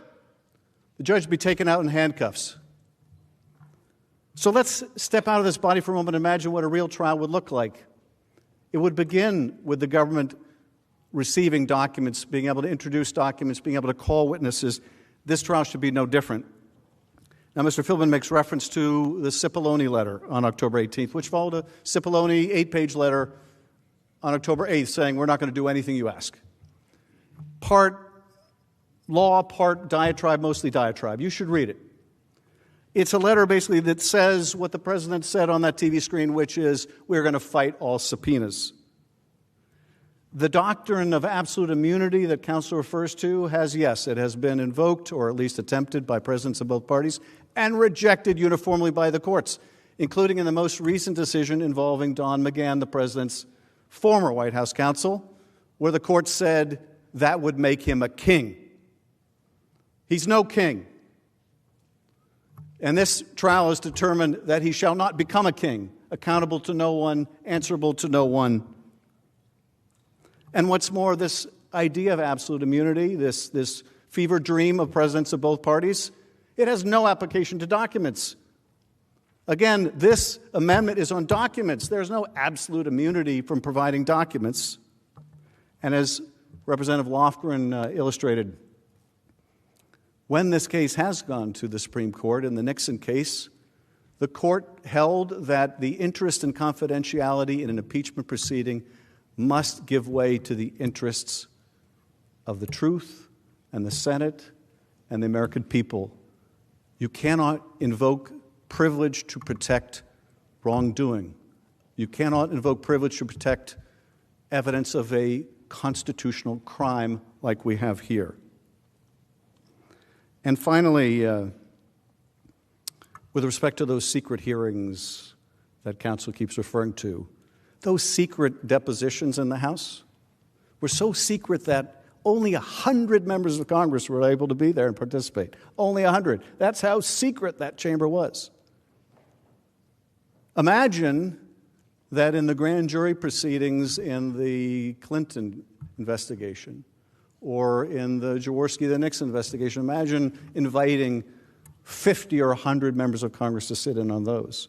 Imagine, as the president would like here, apparently the president insisting on having his lawyer in the grand jury because there was a case being investigated against him. Now, we had no grand jury here. Why is that? Why did we have no grand jury here? Why was there no special prosecutor here? Because the Justice Department said they're not going to look into this. Bill Barr's Justice Department said there's nothing to see here. If it were up to that Justice Department, you wouldn't know anything about this. That's why there was no grand jury. That's why we in the House had to do the investigative work ourselves. And yes, just like in the Nixon case, just like in the Clinton case, we used depositions. And you know what deposition rules we used? Those terribly unfair deposition rules we used? They were written by the Republicans. We used the same rules that the GOP House members used. That's how terribly unfair they were. My gosh, they used our rules. How dare they? How dare they? And now why did we do depositions? Because we didn't want one witness to hear what another witness was saying so they could either tailor their stories or know that they just had to admit so much and no more. It's how every credible investigation works. And this, the counsel can repeat all they like that the president didn't have a chance to participate, didn't have a chance to have counsel present in the Judiciary Committee or to offer evidence. They can say it as much as they like. It doesn't make it any more true when they make the same false representation time and time again. It just makes it that much more deliberate and onerous. The president could have presented evidence in the Judiciary Committee. He chose not to. And there's a reason for that. There's a reason why the witnesses they've talked about aren't material witnesses. They don't go to the question of whether the president withheld the aid for this corrupt purpose. They don't go to any of that because they have no witnesses to absolve the president on the facts. You should want to see these documents. You should want to see them. You should want to know what these private emails and text messages have to say. If you're going to make a decision about the president's guilt or innocence, if you're going to make a decision about whether he should be removed from office, you should want to see what these documents say. Now, if you don't care, if you've made up your mind that he's the president of my party or for whatever reason, I'm not interested. And what's more, I don't really want the country to see this. Well, that's a wholly different matter. But that's not what your oath requires. It's not what your oath requires. The oath requires you to do impartial justice, which means to see the evidence. To see the evidence. That's all we're asking. Just don't blind yourself to the evidence. It's just, I yield back. Thank you. The Majority Leader is recognized. I send a motion to the desk to table the amendment and ask for the ayes and nays. The question is on the motion to table. Is there sufficient second? There is. The clerk will call the roll. Mr. Alexander. Aye. Ms. Baldwin. No. Mr. Barrasso. Aye. Mr. Bennett. No. Mrs. Blackburn. Aye. Mr. Blumenthal. No. Mr. Blunt. Aye. Mr. Booker. No. Mr. Bozeman. Aye. Mr. Braun. Mr. Brown. Mr. Burr. Ms. Cantwell. Mrs. Capito. Mr. Cardin. Mr. Carper. Mr. Casey. Mr. Cassidy. Ms. Collins. Mr. Coons. Mr. Cornyn.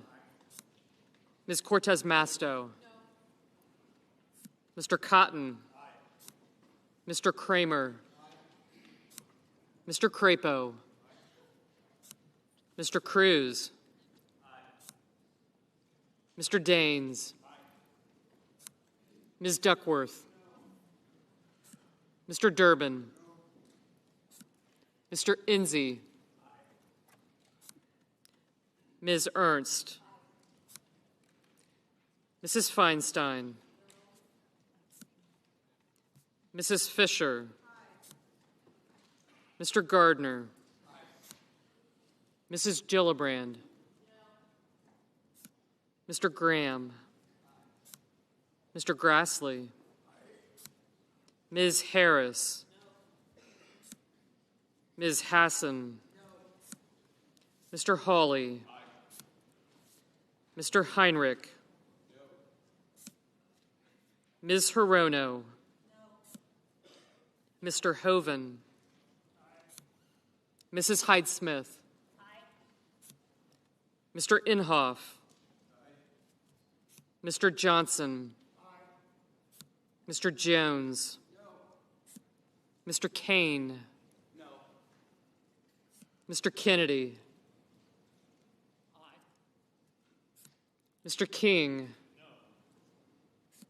Ms. Klobuchar. Mr. Lankford. Mr. Leahy. Mr. Lee. Mrs. Loeffler. Mr. Manchin. Mr. Markey. Mr. McConnell. Ms. McSally. Mr. Menendez. Mr. Merkley. Mr. Moran. Ms. Murkowski. Mr. Murphy. Mrs. Murray. Mr. Paul. Mr. Perdue. Mr. Peters. Mr. Portman. Mr. Reed. Mr. Risch. Mr. Roberts. Mr. Romney. Ms. Rosen. Mr. Rounds. Mr. Rubio. Mr. Sanders. Mr. Sass. Mr. Schatz. Mr. Schumer. Mr. Scott of Florida. Mr. Scott of South Carolina. Mrs. Shaheen. Mr. Shelby. Ms. Sinema. Ms. Smith. Ms. Stabenow. Mr. Sullivan. Mr. Tester. Mr. Thune. Mr. Tillis. Mr. Toomey. Mr. Udall. Mr. Van Hollen. Mr. Warner.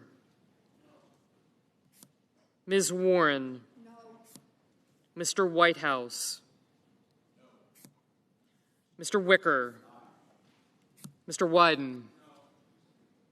Mr. Young.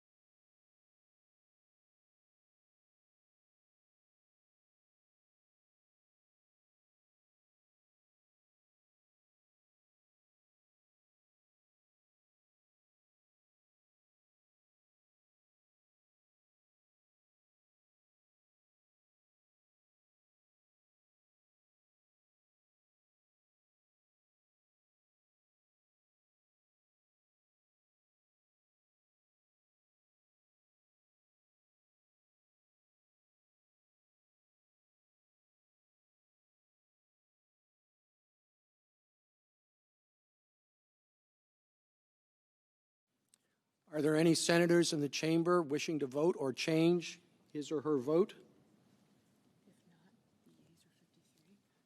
If not, the yeas are 53, the nays are 47. The amendment is tabled.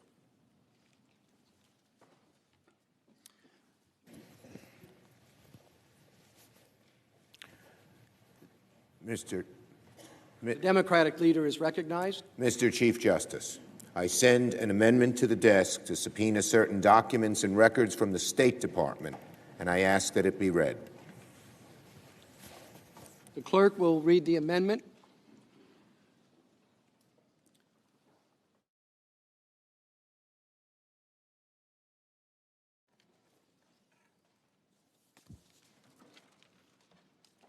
The senator from New York, Mr. Schumer, proposes an amendment, number 1285.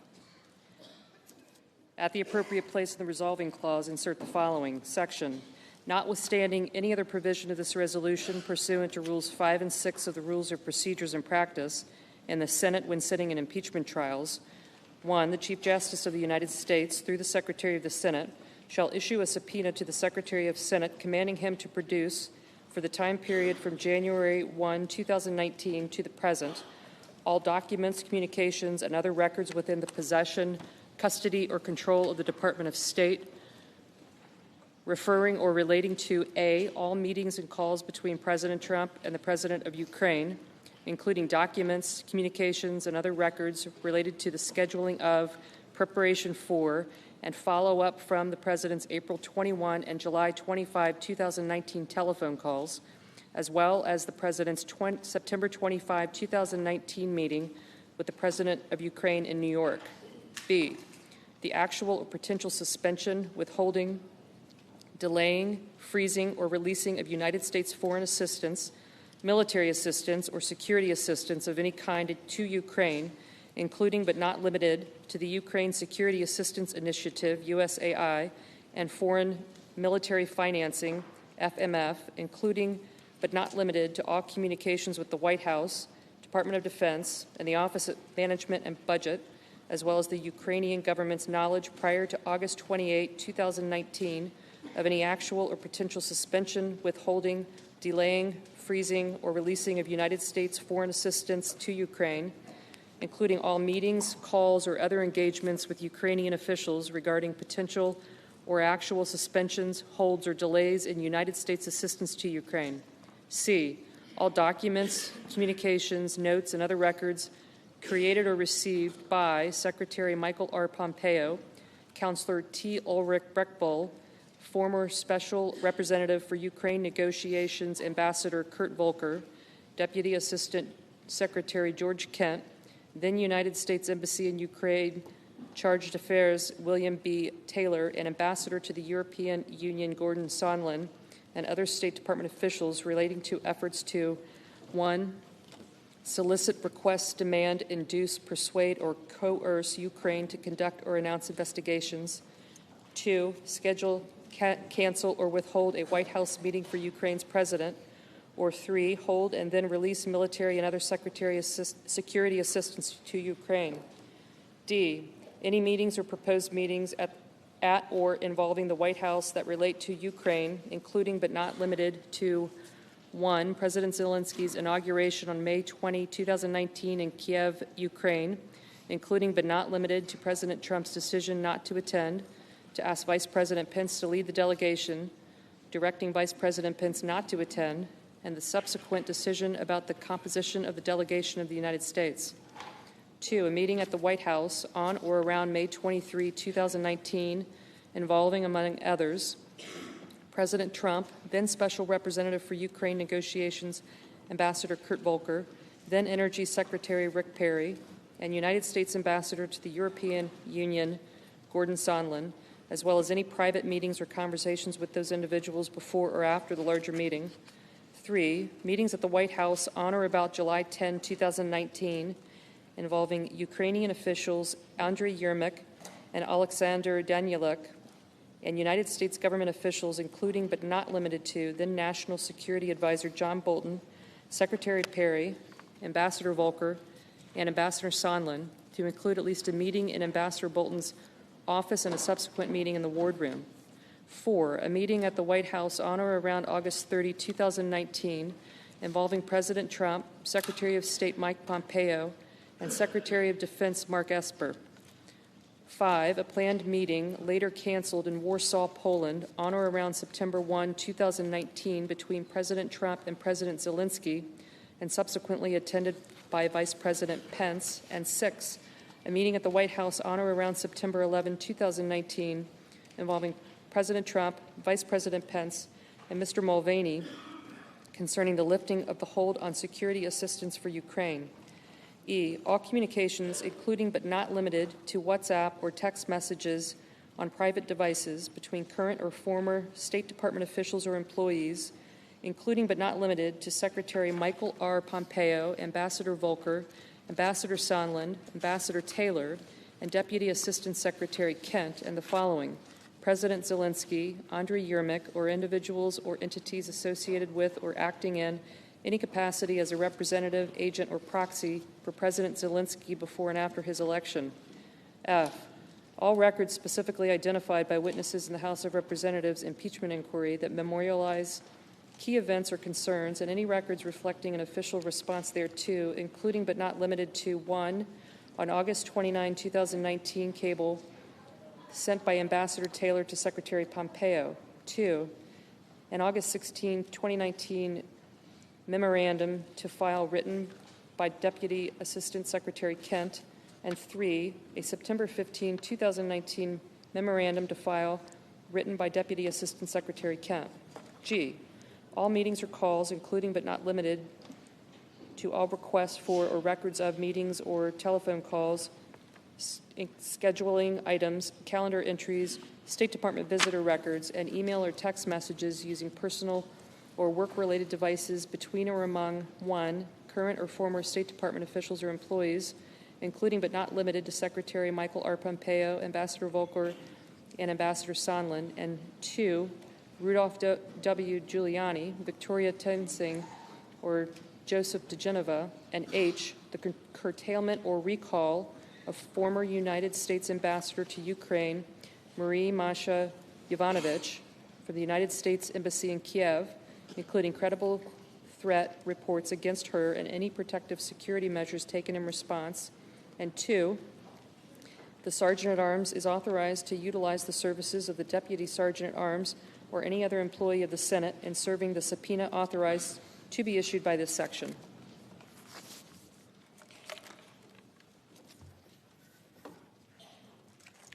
Mr. Chief Justice. The Majority Leader is recognized. I now ask for a brief 10-minute recess before the parties are recognized to debate the Schumer amendment. At the end of the debate time, I'll again move to table the amendment as the timing of these votes are specified in the underlying resolution. So I ask consent that the Senate stand in recess subject to the call of the chair. Without objection, the Senate is in recess.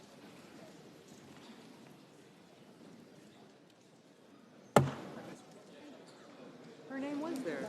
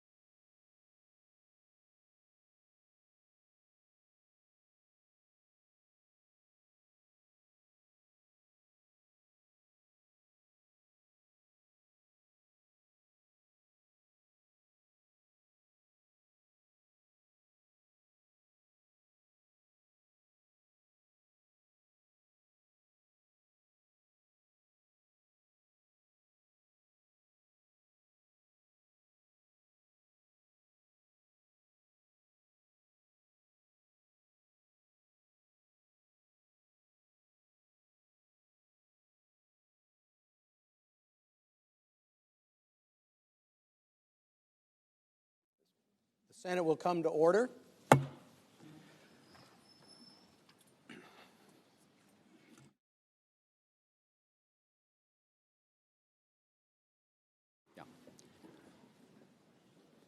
The amendment is arguable by the parties for 2 hours, equally divided. Mr. Manager Schiff, are you a proponent or opponent? Proponent, Mr. Chief Justice. Thank you. And Mr. Cipollone? Opponent. Okay. Mr. Schiff, you have an hour, and we'll be able to reserve time for rebuttal.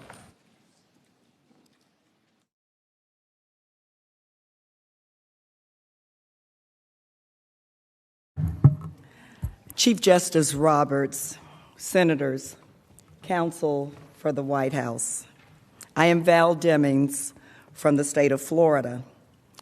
The House managers strongly support the amendment to issue subpoena for documents to the State Department. As we explain, the first article of impeachment charges the president with using the power of his office to solicit and pressure Ukraine to announce investigations that everyone in this chamber knows to be bogus. The president didn't even care if an investigation was actually conducted, just that it was announced. Why? Because this was for his own personal and political benefit. The first article further charges that the president did so with corrupt motives, and that his use of power for personal gain harmed the national security of the United States. As the second article of impeachment charges, the president sought to conceal evidence of this conduct. He did so by ordering his entire administration, every office, every agency, every official to defy every subpoena served in the House impeachment inquiry. No president in history has ever done anything like this. Many presidents have expressly acknowledged that they couldn't do anything like this. President Trump did not take these extreme steps to hide evidence of his innocence or to protect the institution of the presidency. As a career law enforcement officer, I have never seen anyone take such extreme steps to hide evidence allegedly proving his innocence. And I do not find that here today. The president is engaged in this cover-up because he is guilty, and he knows it. And he knows that the evidence he is concealing will only further demonstrate his culpability.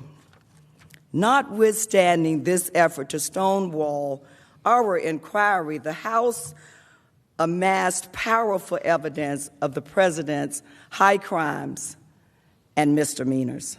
17 witnesses, 130 hours of testimony combined with the president's own admissions on phone calls and in public comments, confirmed and corroborated by hundreds of texts, emails, and documents.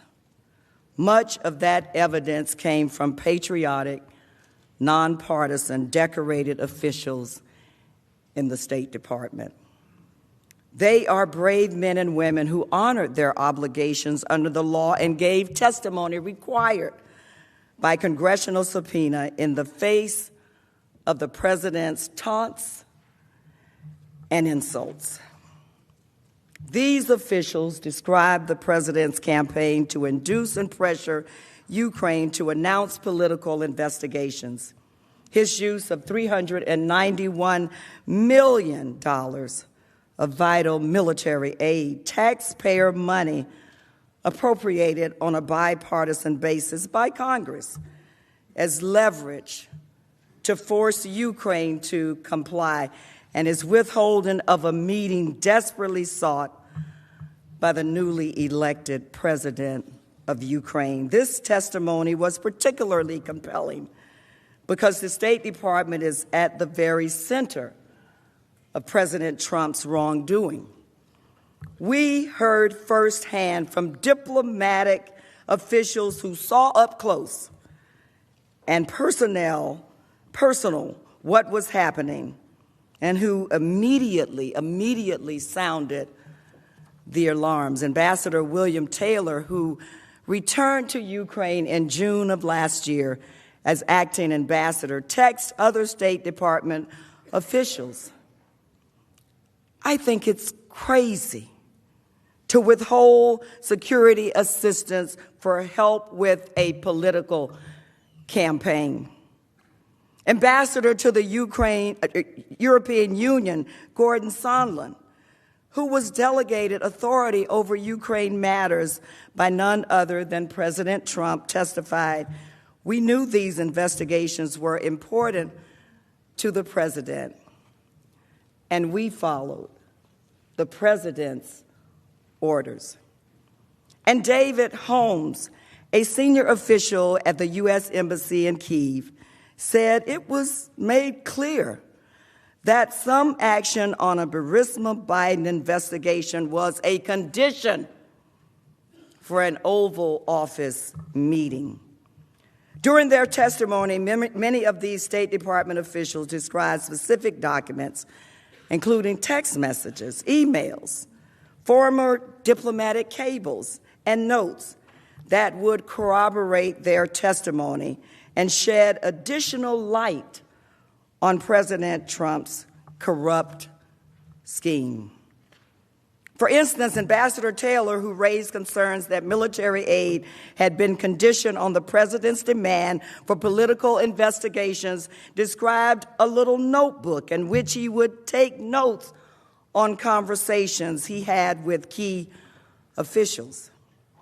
Ambassador Sondland referred by date and recipient to emails regarding the president's demand that Ukraine announce political investigations. As we'll see through emails that were sent to some of President Trump's top advisors, including acting White House Chief of Staff Mick Mulvaney, Secretary of State Michael Pompeo, and Secretary of Energy Rick Perry. Deputy Assistant Secretary of State George Kent, who oversaw Ukraine policy matters in Washington for the State Department, wrote at least 4 memos to file to document concerning conduct he witnessed or heard. And Ambassador Kurt Volker, the special representative for Ukraine negotiations, provided evidence that he and other American officials communicated with high-level Ukrainian officials, including President Zelensky himself, via text message and WhatsApp, about the president's improper demands and how Ukrainian officials would respond to them. Based on the testimony we received and on evidence that has since emerged, all of these documents and others that we will describe bear directly on the allegations set forth in the first article of impeachment. They would help complete our understanding of how the president's scheme unfolded in real time.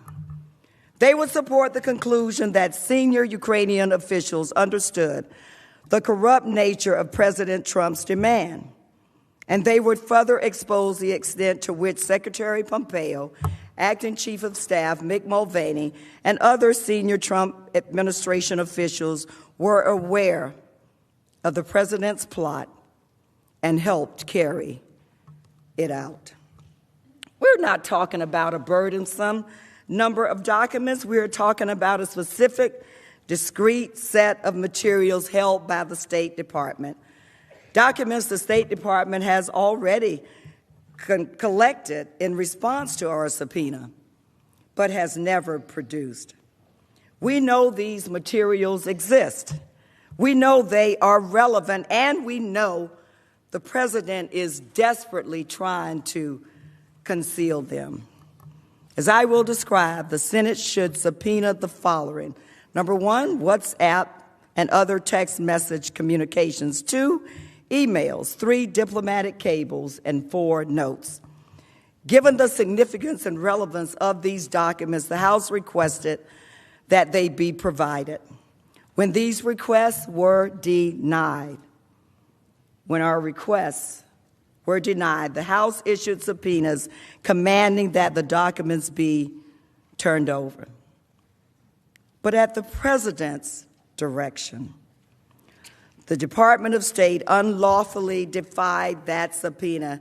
And as I stand here now, the State Department has all these documents in its possession, but refuses, based on the President's order, to let them see the light of day. This is an affront to the House, which has full power to see these documents.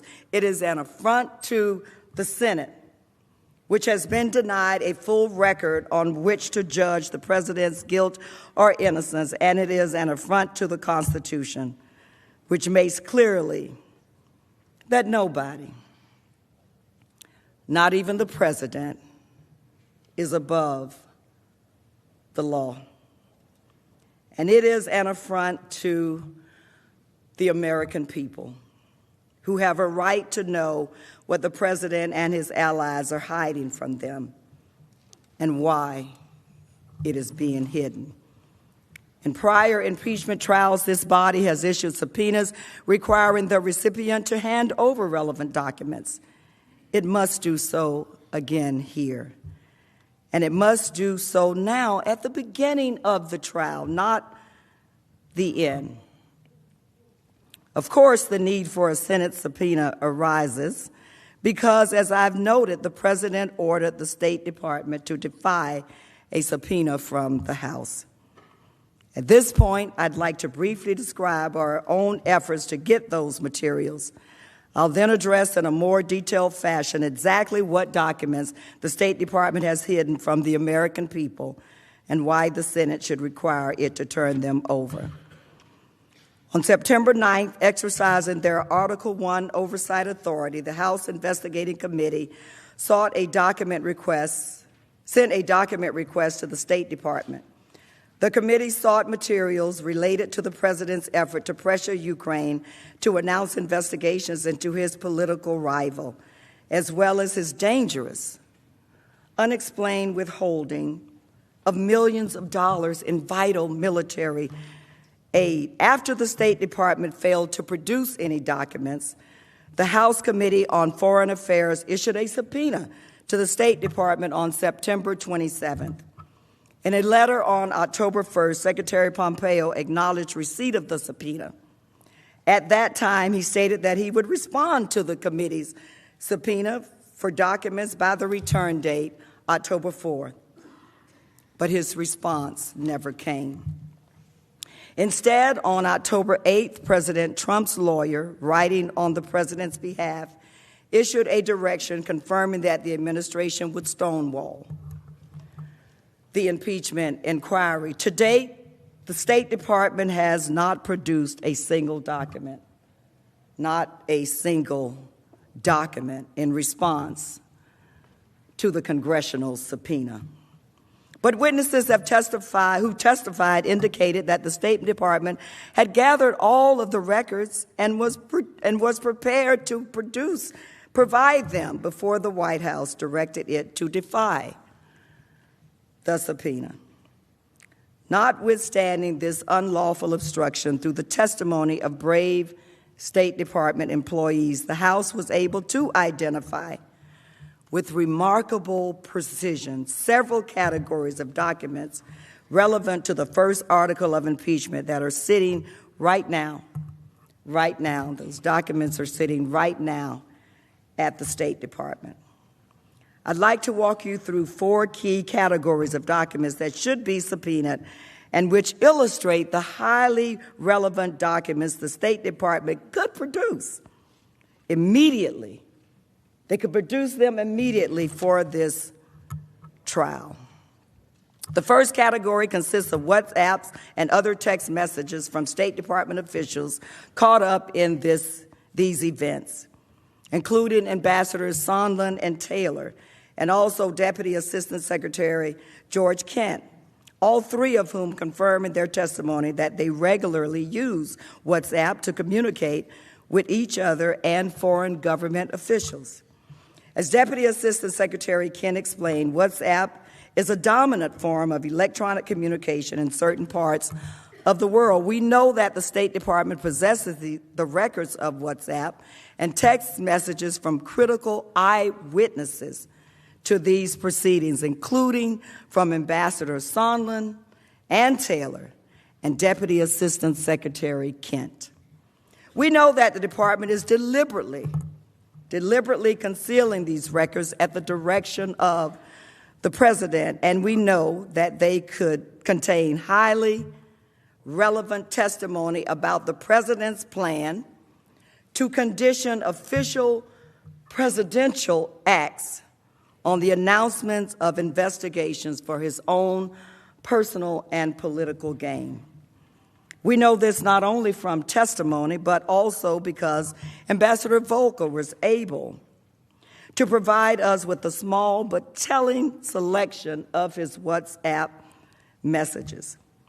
Those records confirm with a full review of these texts and WhatsApp messages from relevant officials would help to paint a vivid, firsthand picture of statements, decisions, concerns, and beliefs held by important players of events unfolding in real time. For example, thanks to Ambassador Volker's messages, we know that Ambassador Sondland, a key player in the president's pressure campaign, who testified in the House about a quid pro quo arrangement, texted directly with the Ukrainian president, President Zelensky. This image, produced by Ambassador Volker, appears to be a screenshot of a text message that Ambassador Sondland exchanged with President Zelensky about plans for the White House visit, the very same visit that President Zelensky badly needed and that President Trump later withheld as part of the quid pro quo described by Ambassador Sondland in his testimony. This body and the American people have a right to know what else Ambassador Sondland and President Zelensky said in this and other relevant exchanges about the White House meeting or about the military aid and the president's demand. But we don't know exactly what was conveyed and when. We don't know if President Trump directed the State Department to conceal these vital records. These are records that the State Department would have otherwise turned over if not for the president's direction and desire to cover up his wrongdoing. To get a sense of why texts and WhatsApp messages are so vital, just consider whether another piece of evidence we've gleaned from Ambassador Volker's partial production. On July 10th, at the White House meetings, at which Ambassador Sondland pressured Ukrainian officials to announce investigations of President Trump's political opponents, a Ukrainian governmental official texted Ambassador Volker, "I feel that the key for many things is Rudy, and I am ready to talk with him at any time." This is evidence that immediately following Ambassador Sondland's ultimatum, Ukrainian officials recognized that they needed to appease Rudy Giuliani by carrying out the investigations. Of course, Mr. Giuliani had publicly confirmed that he was not engaged in foreign policy, but it was instead advancing his client's, the president's, own personal interest. Further, in another text message exchange provided by Ambassador Volker, we see evidence that Ukraine understood President Trump's demands loud and clear. On the morning of July 25th, half an hour before the infamous call between President Trump and President Zelensky, Ambassador Volker wrote to a senior Ukrainian official heard from White House. Assuming President Z convinces Trump, he will investigate, get to the bottom of what happened in 2016, we will nail down date for visit to Washington. Good luck. See you tomorrow. Kurt. Ambassador Sondland confirmed that this text accurately summarized the president's directive to him earlier that morning. After the phone call between President Trump and President Zelensky, the Ukrainian official responded pointedly. Phone call went well. He then discussed potential dates for a White House meeting. Then the very next day, Ambassador Volker wrote to Rudy Giuliani exactly the right messages as we discussed. These messages confirm Mr. Giuliani's central role, the premeditated nature of President Trump's solicitation of political investigation, and the pressure campaign on Ukraine waged by Mr. Giuliani and senior officials at President Trump's direction. Again, this is just some of what we learned from Ambassador Volker's records. As you will see during this trial presentation, there were numerous WhatsApp messages in August, while Ambassadors Volker and Sondland and Mr. Giuliani were pressuring President Zelensky's top aide to issue a statement announcing the investigations that President Trump wanted. And Ambassador Taylor's text that you saw earlier about withholding the aid further reveals how much more material there likely is that relates to the articles of impeachment. There can be no doubt that a full production of relevant texts and WhatsApp messages from other officials involved in Ukraine and in touch with Ukrainian officials, including Ambassador Sondland, Ambassador Taylor, and Deputy Assistant Secretary Kent, would further illuminate the malfeasance addressed in our first article. This leads to the second category of documents that the State Department is unlawfully withholding: emails involving key State Department officials concerning interactions with senior Ukrainian officials and relating to military aid, a White House meeting, and the president's demand for investigations into his rivals. For example, on July 19th, Ambassador Gordon Sondland spoke directly with President Zelensky about the upcoming July 25th call between President Trump and President Zelensky. Ambassador Sondland then sent an email updating key officials about Secretary Pompeo, including Secretary Pompeo, acting White House Chief of Staff Mulvaney, and his senior advisor, Robert Blair. In this email, he noted that he prepared President Zelensky, who was willing to make the announcements of political investigations that President Trump desired. Secretary Perry and Mick Mulvaney then responded to Sondland, acknowledging they received the email and recommending to move forward with the phone call. That became the July 25 call between the presidents of the United States and Ukraine. We know all of this not because the State Department provided us with critical document, but instead because Ambassador Sondland provided us a reproduction of the email.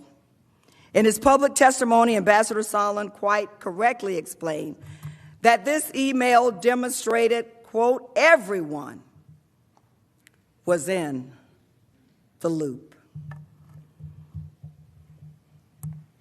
Everyone was in the loop.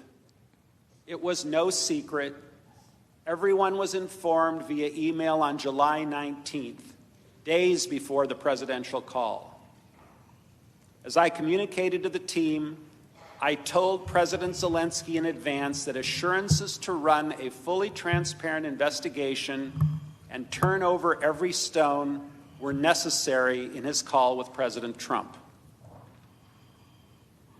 Even viewed alone, this reproduced email is damning.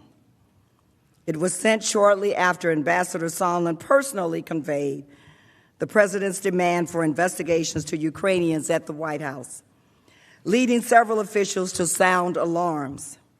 It was sent just a few days before the July 25 call, where President Trump asked for a favor.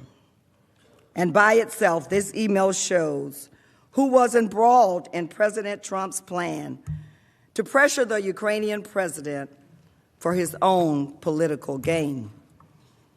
But it's obvious that the full email chain and other related emails to this key time period would also be highly relevant.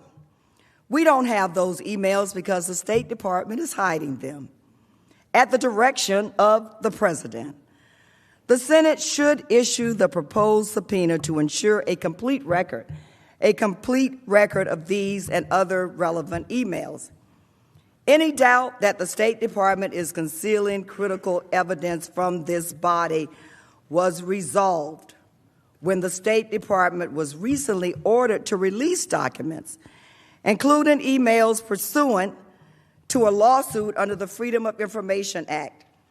These documents are heavily redacted and are limited to a very narrow time period. But nevertheless, despite the heavy redactions, these highly limited glimpse into the State Department's secret record demonstrates that those records are full of information relevant to this trial. For example, several of these newly elected or released emails show multiple contacts between the State Department, including Secretary Pompeo and Mr. Giuliani throughout 2019. This is an important fact. Mr. Giuliani served as the president's point person in executing his corrupt scheme. Mr. Giuliani repeatedly emphasized that his role was to advance the president's personal agenda.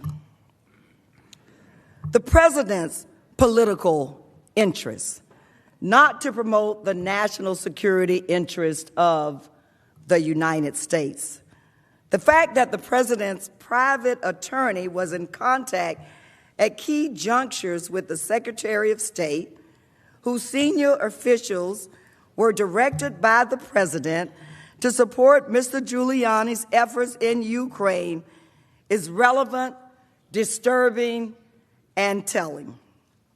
For example, we know that on March 26, as Mr. Giuliani was pursuing the president's private agenda in Ukraine, and just 1 week after The Hill published an article featuring Mr. Giuliani's Ukraine conspiracy theories, Secretary Pompeo and Mr. Giuliani spoke directly on the phone.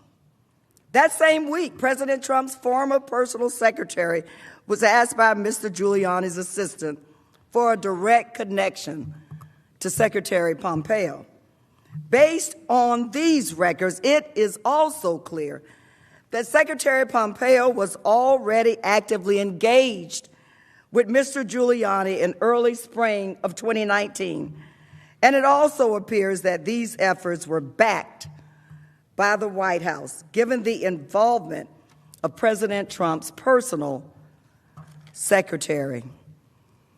This body and the American people need to see these emails and other files at the State Department, fleshing out these exchanges and the details surrounding Mr. Giuliani's communications with Secretary Pompeo. Moreover, based on call records lawfully obtained by the House from this period, we know that from March 24th to March 30th, Mr. Giuliani called the White House several times and also connected with an unidentified number numerous times.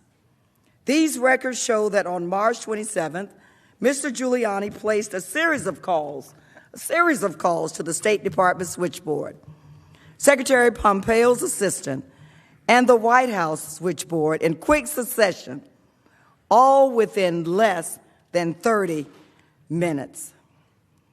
Obtaining emails and other documents regarding the State Department's leadership's interaction with President Trump's private lawyer in this period when Mr. Giuliani was actively orchestrating the pressure campaign in Ukraine related to the sham investigation into Vice President Biden and the 2016 election, would further clarify the president's involvement and direction at this key juncture in the formation of a plot to solicit foreign interference into our election. We also know, based on recently obtained documents, that Les Parmas, an associate of Rudy Giuliani, has assisted him in his representation of President Trump, that Giuliani likely spoke with Secretary Pompeo about Ukraine matters even earlier than previously understood. According to documents obtained from Mr. Parmas, Mr. Giuliani wrote in early February of 2019 that he apparently spoke with Secretary Pompeo about the removal of the U.S. ambassador in Ukraine, Marie Yovanovitch. Mr. Giuliani viewed her as an impediment to implementing the president's corrupt scheme and orchestrated a long-running smear campaign against her. Here's what Mr. Parmas said about this just last week. Do you believe that part of the motivation to get rid of Ambassador Yovanovitch, to get her out of post, was because she was in the way of this effort to get the government of Ukraine to announce investigations of Joe Biden? That was the only motivation. That was the only motivation. There was no other motivation. These are just some of the email communications that we know.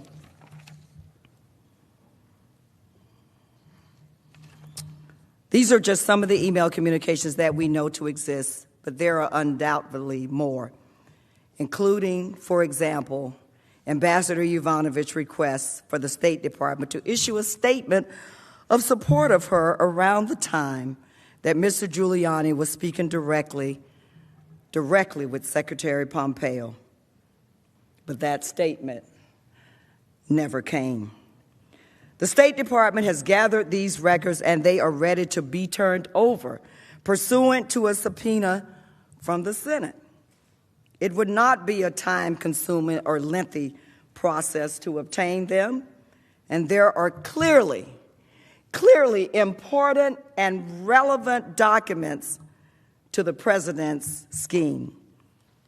If we want the full and complete truth, then we need to see those emails. The Senate should also seek a third item that the State Department has refused to provide, and that's Ambassador Taylor's extraordinary first-person diplomatic cable to Secretary Pompeo dated August 29 and sent at the recommendation of the National Security Advisor, John Bolton, in which Ambassador Taylor strenuously objected to the withholding of military aid from Ukraine, as Ambassador Taylor recounted in his deposition. Near the end of Ambassador Bolton's visit, I asked to meet him privately, during which I expressed to him my serious concern about the withholding of military assistance to Ukraine while the Ukrainians were defending their country from Russian aggression. Ambassador Bolton recommended that I send a first-person cable to Secretary Pompeo directly, relaying my concerns. I wrote and transmitted such a cable on August 29th, describing the folly I saw in withholding military aid to Ukraine at a time when hostilities were still active in the East and when Russia was watching closely to gauge the level of American support for the Ukrainian government. The Russians, as I said at my deposition, would love to see the humiliation of President Zelensky at the hands of the Americans. I told the Secretary that I could not and would not defend such a policy. Although I received no specific response, I heard that soon thereafter, the Secretary carried the cable with him to a meeting at the White House focused on security assistance for Ukraine. While we know from Ambassador Taylor and Deputy Assistant Secretary Kent that the cable was received, We do not know whether or how the State Department responded, nor do we know if the State Department possesses any other internal records relating to this cable. This cable is vital for 3 reasons. First, it demonstrates the harm that President Trump did to our national security when he used foreign policy as an instrument of his own personal political gain. Second, on the same day the cable was sent, President Zelensky's senior aide told Ambassador Taylor that he was very concerned about the hold on military assistance. He added that the Ukrainians were just desperate at it to be released. In other words, President Trump's effort to use military aid to apply additional pressure on Ukraine was working. And finally, based on reporting by the New York Times, we now know that within days of Ambassador Taylor sending this cable, President Trump discussed Ukrainian security assistance with Secretary Pompeo, Defense Secretary Esper, and National Security Advisor Bolton. The investigation uncovered testimony that Secretary Pompeo brought Ambassador Taylor's cable to the White House. Perhaps it was during this meeting. There, perhaps prodded by Ambassador Taylor's cable, all 3 of them pleaded with the president to resume the crucial military aid. Yet the president refused. This body has a right to see Ambassador Taylor's cable as well as the other State Department records addressing the official response to it. Although it may have been classified at the time, the State Department could no longer claim that the topic of security assistance remains classified today in light of the president's decision to declassify his 2 telephone calls with President Zelensky and Mr. Mulvaney's public statements about security assistance. The 4th category of documents that the Senate should subpoena are contemporaneous first-person accounts from State Department officials who were caught up in President Trump's corrupt scheme. These documents, which were described in detail by Deputy Assistant Secretary Kent, Ambassador Taylor, and political officer David Holmes, would help complete the record and clarify how the president's scheme unfolded in real time and how the Ukrainians reacted. Mr.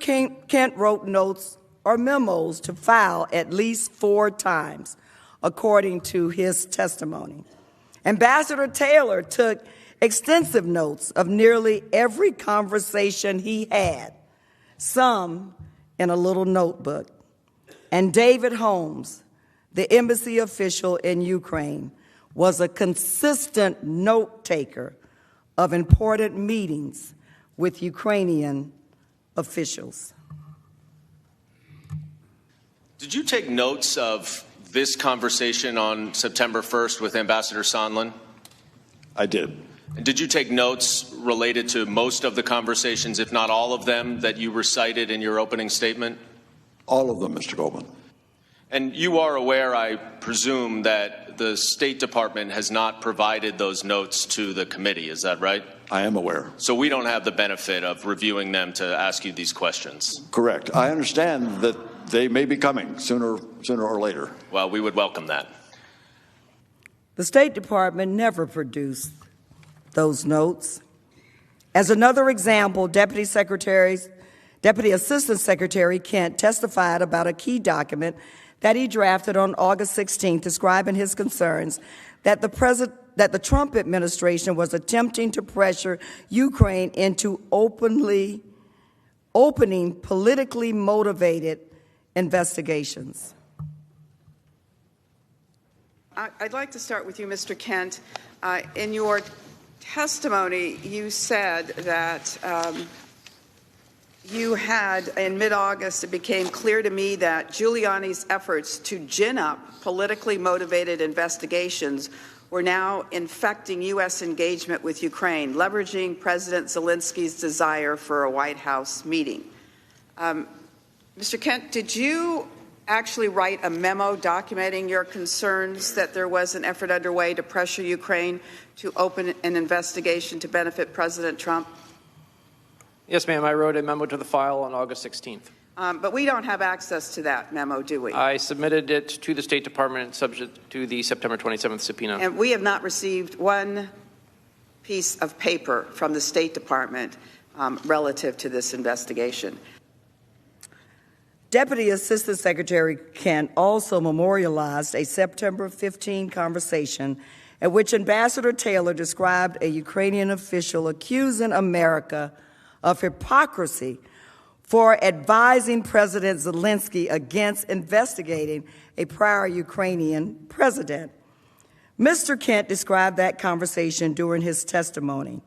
He said, but the more awkward part of the conversation came after Special Representative Volker made the point that the Ukrainians, who had opened their authorities under President Zelensky, had opened investigations of former President Poroshenko. He didn't think that was appropriate. And then Andrei Yermak said, what? You mean the type of investigations you're pushing for us to do on Biden and Clinton? The conversation makes clear the Ukrainian officials understood the corrupt nature of President Trump's requests and therefore doubted American credibility on anti-corruption measures.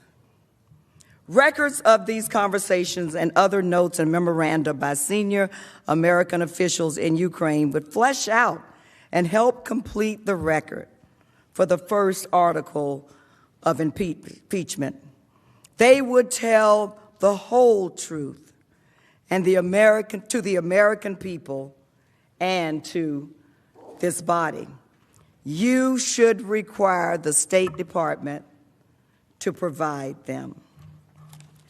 To summarize, the Senate should issue the subpoena proposed in the amendment requiring the State Department to turn over relevant texts and WhatsApp messages, emails, diplomatic cables, and notes. These documents bear directly on the trial of this body, the trial that this body is required by the Constitution to hold. They are immediately relevant to the first article of impeachment. Their existence has been attested to by credible witnesses in the House. And the only reason we don't already have them is that the President has ordered his administration, including Secretary Pompeo, to hide them. The President's lawyers may suggest that the House should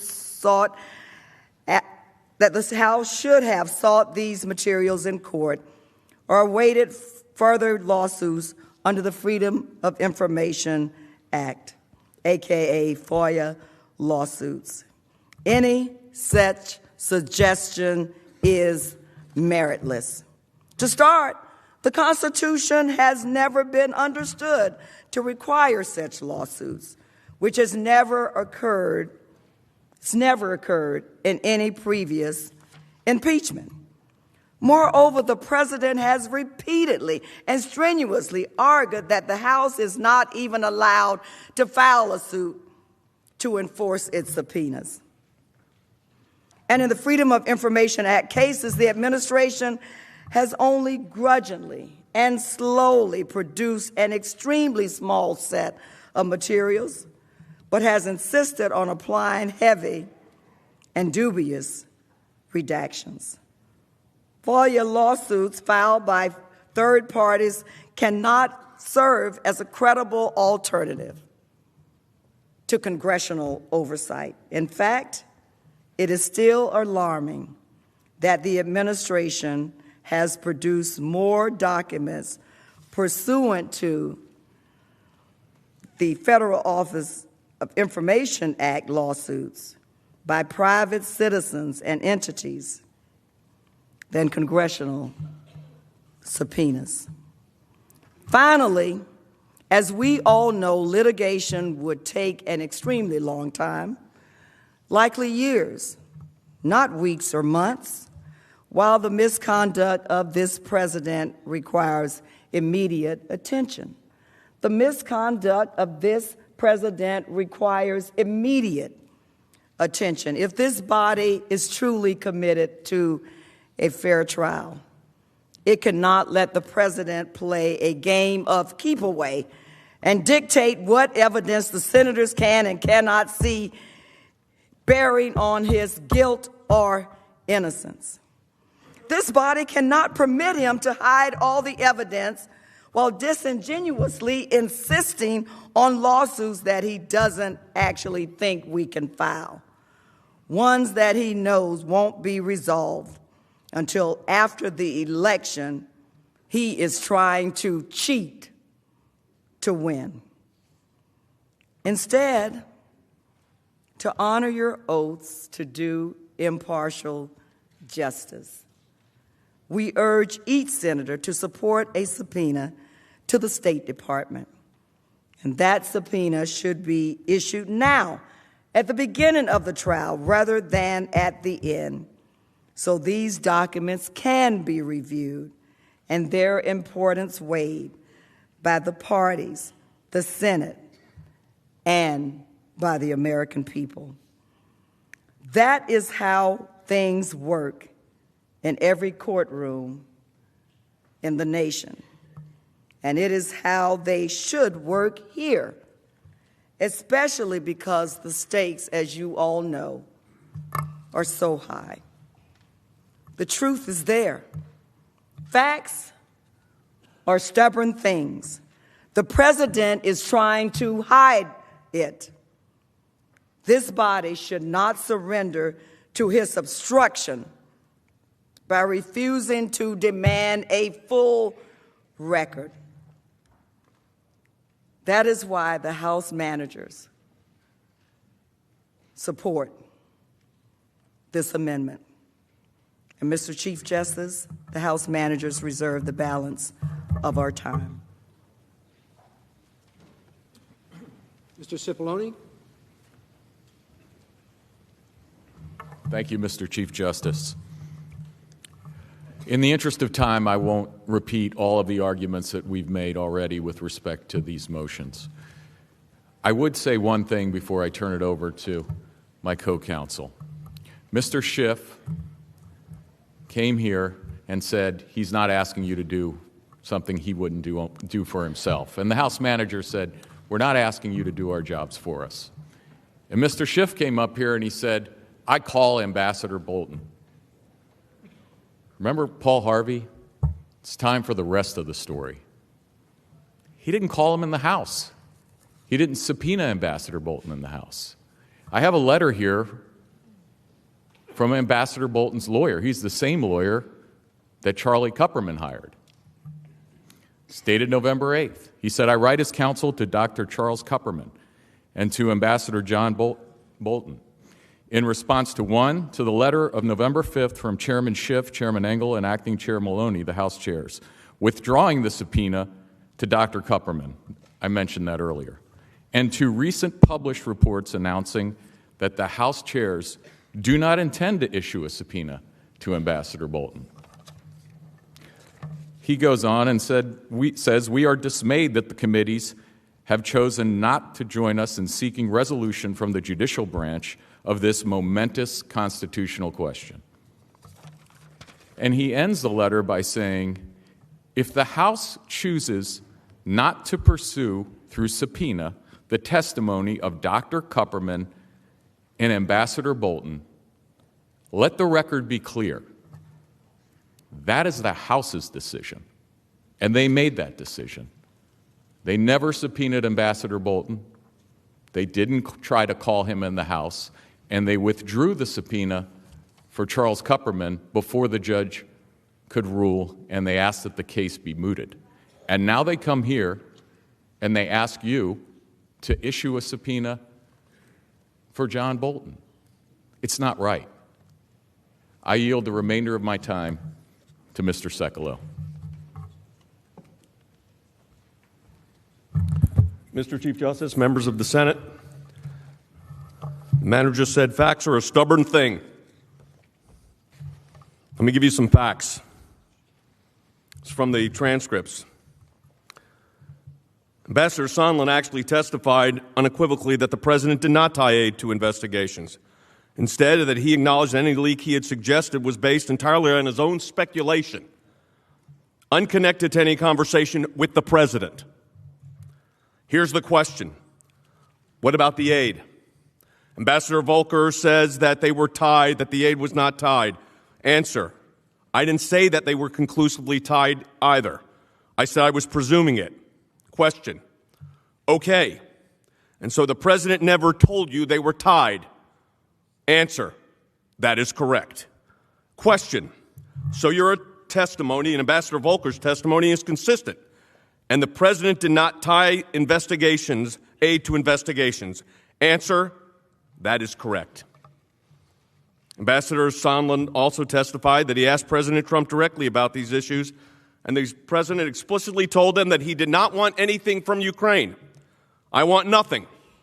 I want nothing. I want no quid pro quo. Tell Zelensky to do the right thing. Similar comments were made to Senator Johnson.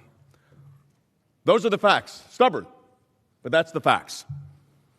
No one is above the law. Here's the law. As every member of Congress knows, undoubtedly aware, separate from even state secret privileges is the presidential communication executive privilege to communications and performance of a president's responsibilities. The presidential communication privilege has constitutional origins.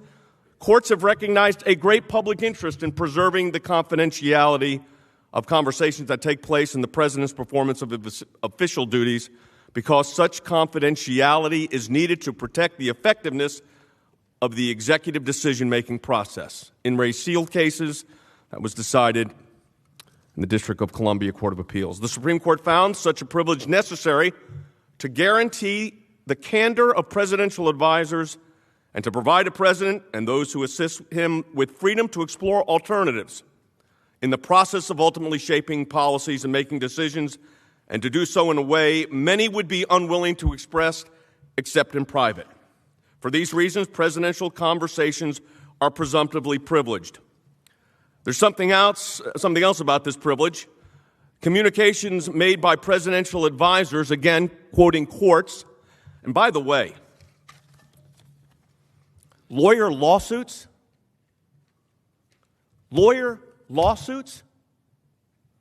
we're talking about the impeachment of a president of the United States, duly elected.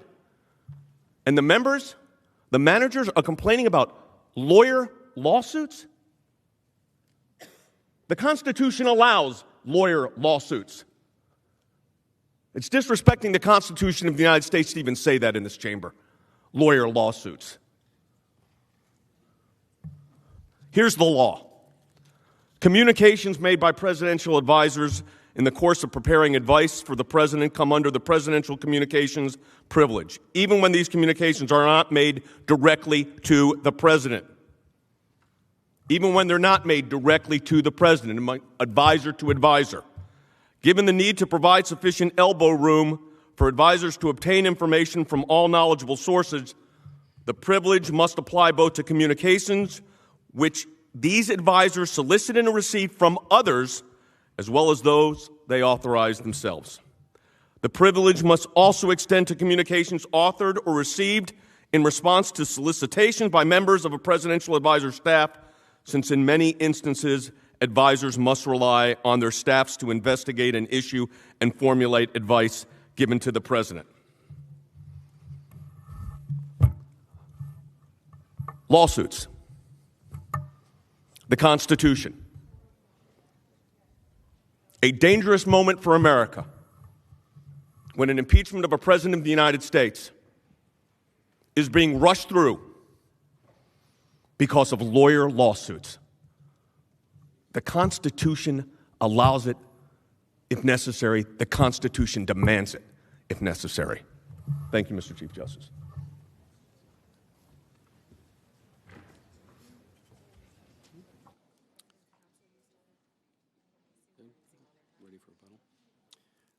Mrs. Demings, you have 13 minutes for rebuttal. Mr. Schiff.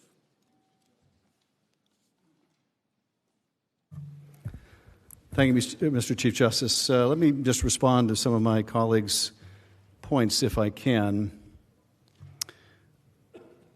First, counsel said, well, the House would like to call John Bolton, but the House did not seek his testimony during its investigation. Well, first of all, we did.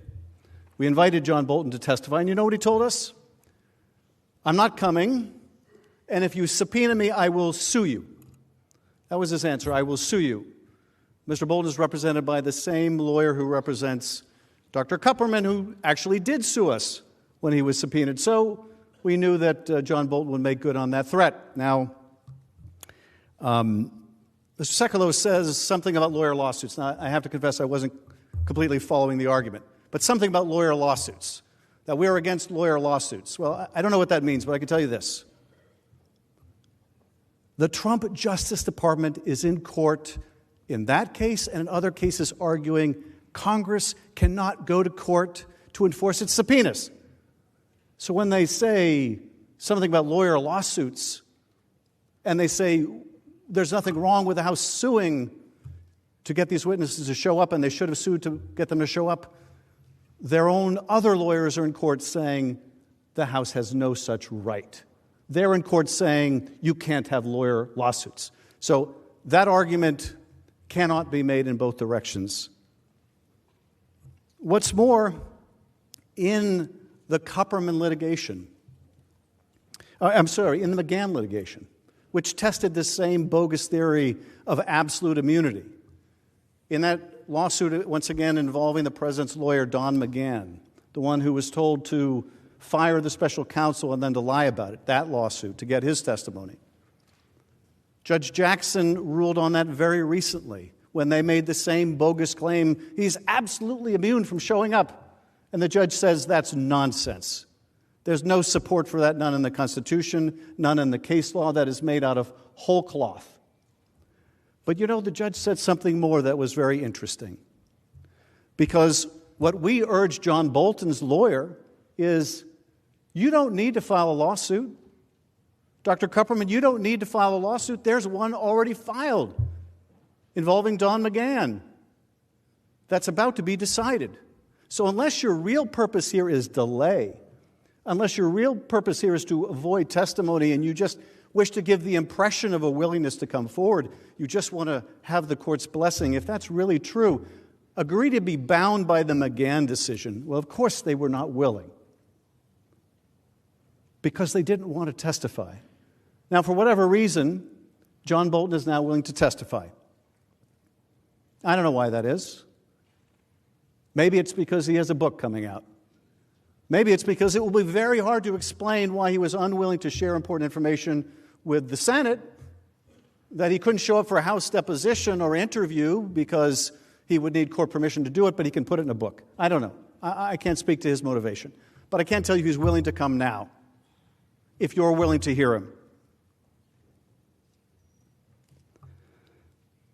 But of course, they weren't willing to be bound by that court decision in McGahn. But the court said something very interesting.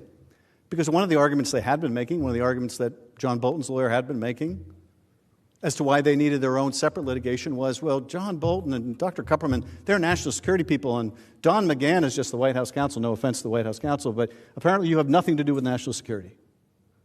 And so they couldn't be bound by what the court in the McGahn case said. Well, the judge in the McGahn case said, this applies to national security stuff too. So we do have a court decision, and what's more, we have the court decision in the Harriet Miers case in the George W. Bush administration, where likewise the court made short shrift of this claim of absolute, complete, and total immunity. Now, there were also comments made about Ambassador Volker's testimony by Mr. Sekulow. And it was along these lines. Master Volker said the president never told him that the aid was being conditioned or the meeting was being conditioned on Ukraine doing these sham investigations. So, well, I guess that's case closed. Unless the president told everyone, called them into their office and said, hey, I'm going to tell you now, and then I'm going to tell you now. If he didn't tell everyone, I guess it's case closed. Well, you know who the president did tell, among others? He told Mick Mulvaney. Mick Mulvaney went out on national television and said, yes, they discussed it. This investigation, this Russian narrative that it wasn't Ukraine that intervened in 2016, it was Russia. I'm sorry, it wasn't Russia, it was Ukraine. Yes, that bogus 2016 theory, yes, they discussed it. Yes, that was part of the reason why they withheld the money.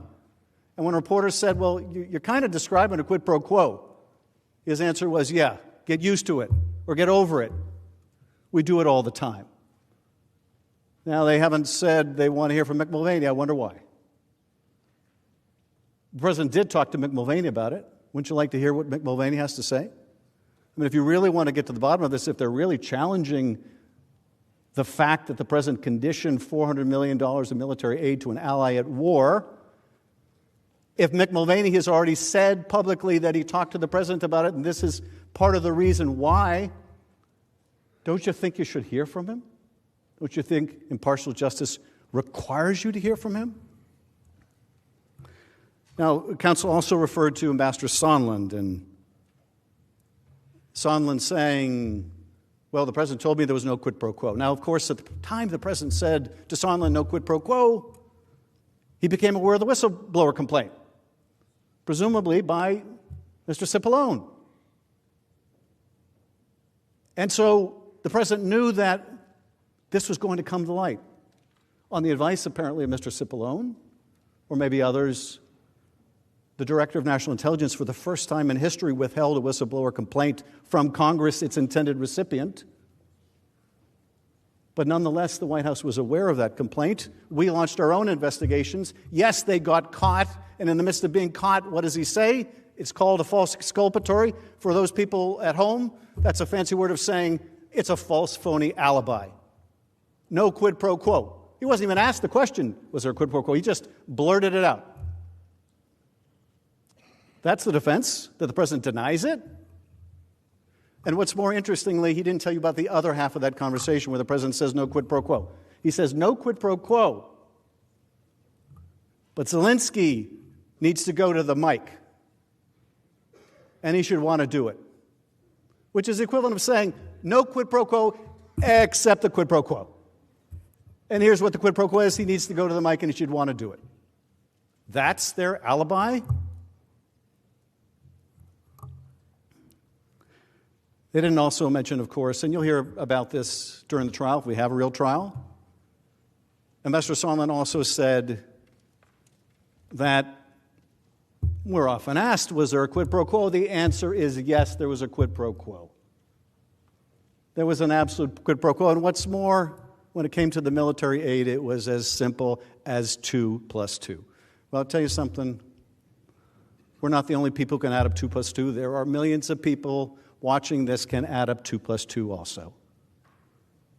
When the president tells his chief of staff we're holding up the aid because of this, as the chief of staff admitted, when the president gives no plausible or other explanation for holding up aid that you all and we all supported and voted on a very bipartisan way, has no explanation for it, when in that call he never brings up corruption except the corruption he wants to bring about, it doesn't take a genius. It doesn't take Albert Einstein to add 2 + 2.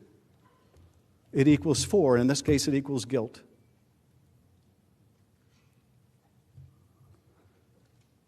Now, you're going to have 16 hours to ask questions. You're going to have 16 hours. That's a long time to ask questions. Wouldn't you like to be able to ask about the documents in that 16 hours? Would you like to be able to say, counsel for the president, what did Mick Mulvaney mean when he emailed so-and-so and said such and such? What's your explanation for that? Because that seems to be pretty damning evidence of exactly what the House is saying here. What's your explanation of that, Mr. Sekulow? What's your explanation? Wouldn't you like to be able to ask about the documents? Or ask the House, Mr. Schiff, what about this text message? Doesn't that suggest such as what the president is arguing? Wouldn't you like to be able to ask me that question or my colleagues? I think you would. I think you should. But the backwards way this resolution is drafted, you get 16 hours to ask questions about documents you've never seen. And then you know what's more? If you do decide at that point, after the trial is essentially over, that you do want to see the documents after all, and the documents are produced, you don't get another 16 hours. You don't get 16 minutes. You don't get 16 seconds to ask about those documents. Does that make any sense to you? Does that make any sense at all? I'll tell you something I'd like to know that may be in the documents. You heard more about the three amigos. My colleagues mentioned two of the three amigos, Amigo Volker and Amigo Sondland. These are two of the three people that the president put in charge of Ukraine policy. The third amigo is Secretary Rick Perry, the former Secretary of Energy. Well, we know from Amigo Sondland's testimony that he was certainly in the loop and knew exactly all about this scheme. And we knew from Ambassador Volker's testimony and his text messages and his WhatsApps that amigo was in the loop. What about the third amigo? Wouldn't you like to know if the third amigo was in the loop? Now, as my colleagues will explain, when we get to the Department of Energy records, that, well, surprisingly, we didn't get those either.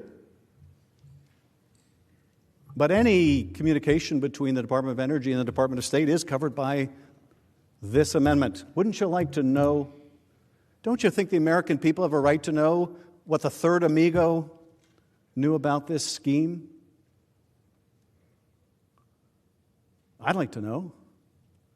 I think you should be able to ask questions about it in your 16 hours. At the end of the day, I guess I'll finish with something Mr. Sekulow said. He said, this was a dangerous moment because we're trying to rush through this somehow. It is a dangerous moment, but we're not trying to rush through this trial. We're actually trying to have a real trial here. It's the president that's trying to rush through this.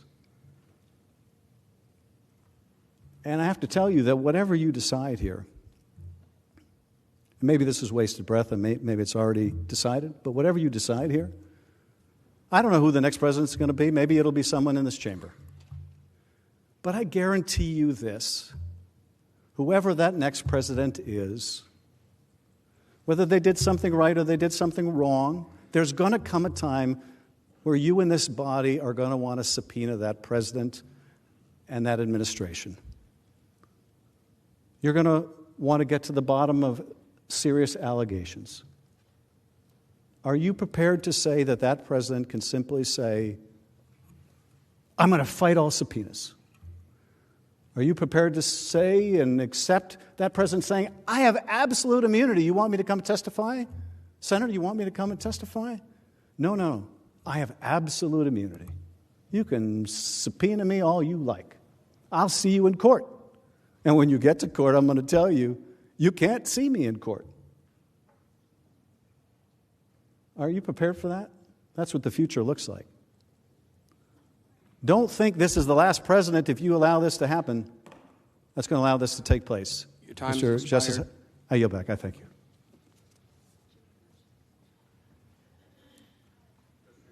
The majority leader is recognized. To table the amendment. The question is on the motion to table. And ask for the ayes and nays. Is there a sufficient second? There is. The clerk will call the roll. Mr. Alexander. Aye. Ms. Baldwin. No. Mr. Barrasso. Aye. Mr. Bennett. No. Mrs. Blackburn. Aye. Mr. Blumenthal. No. Mr. Blunt. Aye. Mr. Booker. No.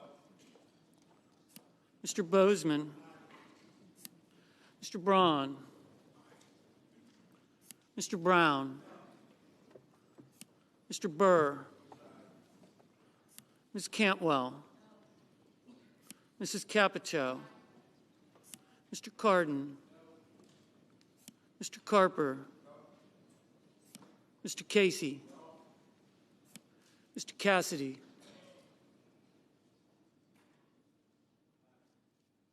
Ms. Collins. Mr. Coons. Mr. Cornyn. Ms. Cortez Masto. Mr. Cotton. Mr. Kramer. Mr. Crapo. Mr. Cruz. Mr. Daines. Ms. Duckworth. Mr. Durbin. Mr. Enzi. Ms. Ernst. Mrs. Feinstein. Mrs. Fisher. Mr. Gardner. Mrs. Gillibrand. Mr. Graham. Mr. Grassley. Ms. Harris. Ms. Hassan. Mr. Hawley. Mr. Heinrich. Ms. Hirono. Mr. Hoven. Mrs. Hyde-Smith. Mr. Inhofe. Mr. Johnson. Mr. Jones. Mr. Kane. Mr. Kennedy. Mr. King. Ms. Klobuchar. Mr. Langford. Mr. Leahy. Mr. Lee. Mrs. Loeffler. Mr. Manchin. Mr. Markey. Mr. McConnell. Ms. McSally. Mr. Menendez. Mr. Merkley. Mr. Moran. Ms. Murkowski. Mr. Murphy. Mrs. Murray. Mr. Paul. Mr. Perdue. Mr. Peters. Mr. Portman. Mr. Reed. Mr. Risch. Mr. Roberts. Mr. Romney. Ms. Rosen. Mr. Rounds. Mr. Rubio. Mr. Sanders. Mr.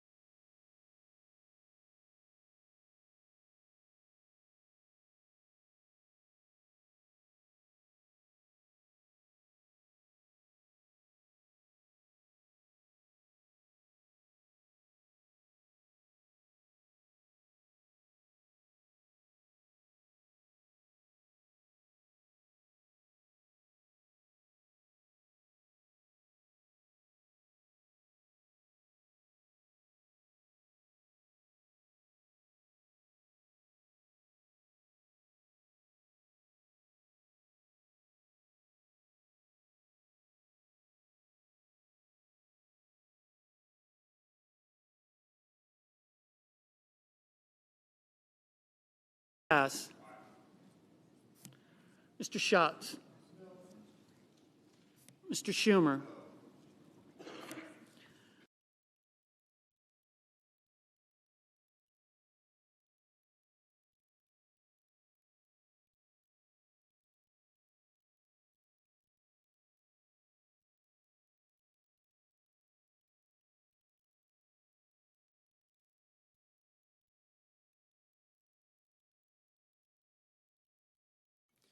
Is there anyone wishing to vote or change their vote?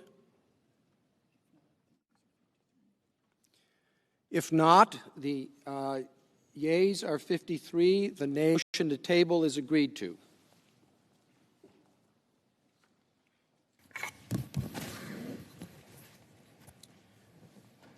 The Democratic leader is recognized. Mr. Chief Justice, I send an amendment to the desk to subpoena certain office and management and budget documents, and I ask that it be read. The clerk will read the amendment.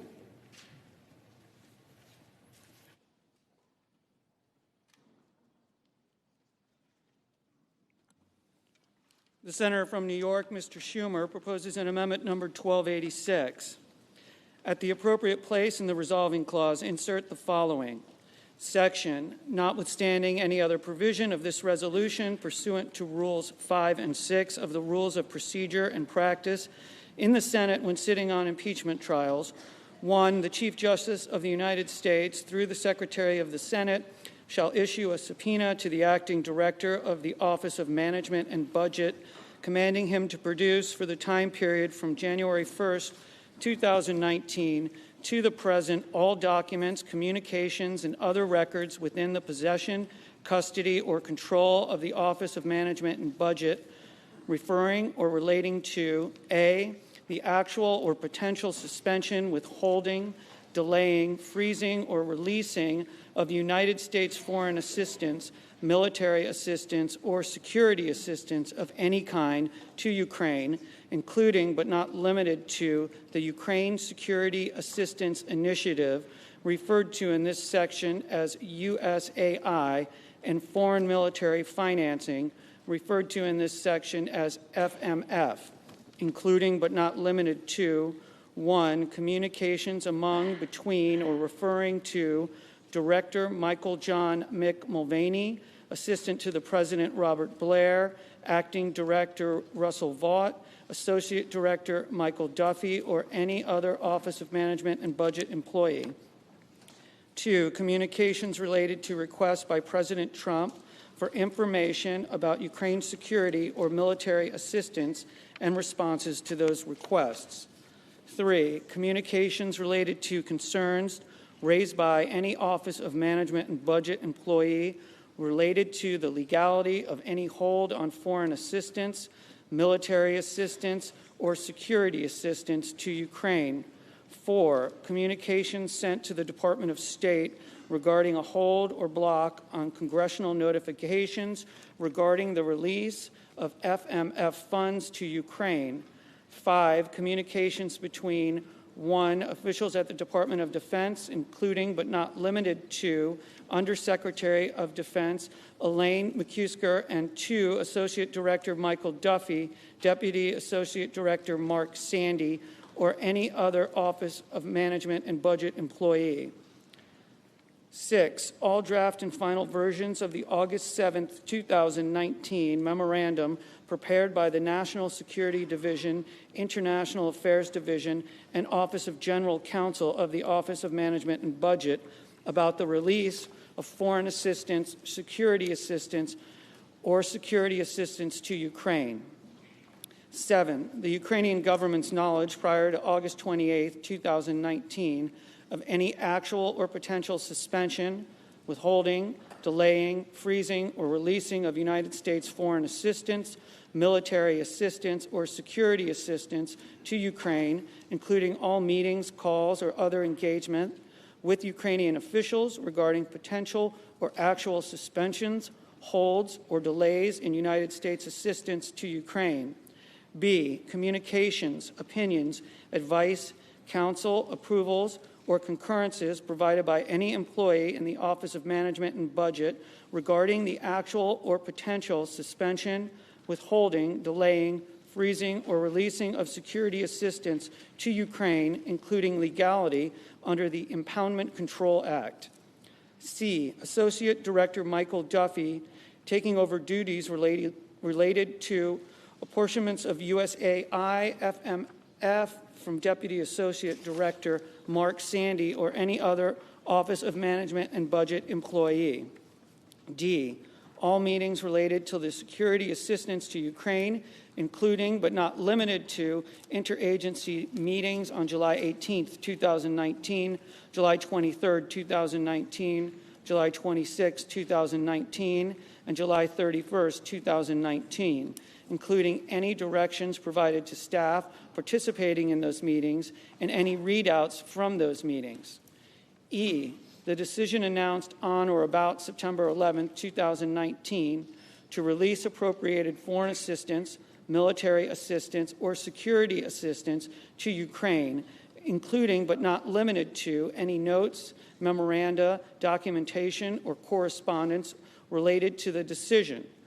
F, all draft and final versions of talking points related to the withholding or release of foreign assistance, military assistance, or security assistance to Ukraine, including communications with the Department of Defense related to concerns about the accuracy of the talking points, and G, all meetings and calls between President Trump and the President of Ukraine, including documents, communications, and other records related to the scheduling of, preparation for, and follow-up from the President's April 21st and July 25th, 2019 telephone calls, as well as the President's September 25th, 2019 meeting with the President of Ukraine in New York, and 2, the Sergeant at Arms is authorized to utilize the services of the Deputy Sergeant at Arms or any other employee of the Senate in serving the subpoena authorized to be issued by this section. Mr. Chief Justice. The Majority Leader is recognized. First, a scheduling note. As the parties are ready to debate this amendment, I suggest we go ahead, get through the debate, and vote before we take a 30-minute recess for dinner. And I would remind everyone that I'll be moving to table the amendment, and it's also important to remember that both evidence and witnesses are addressed in the underlying resolution.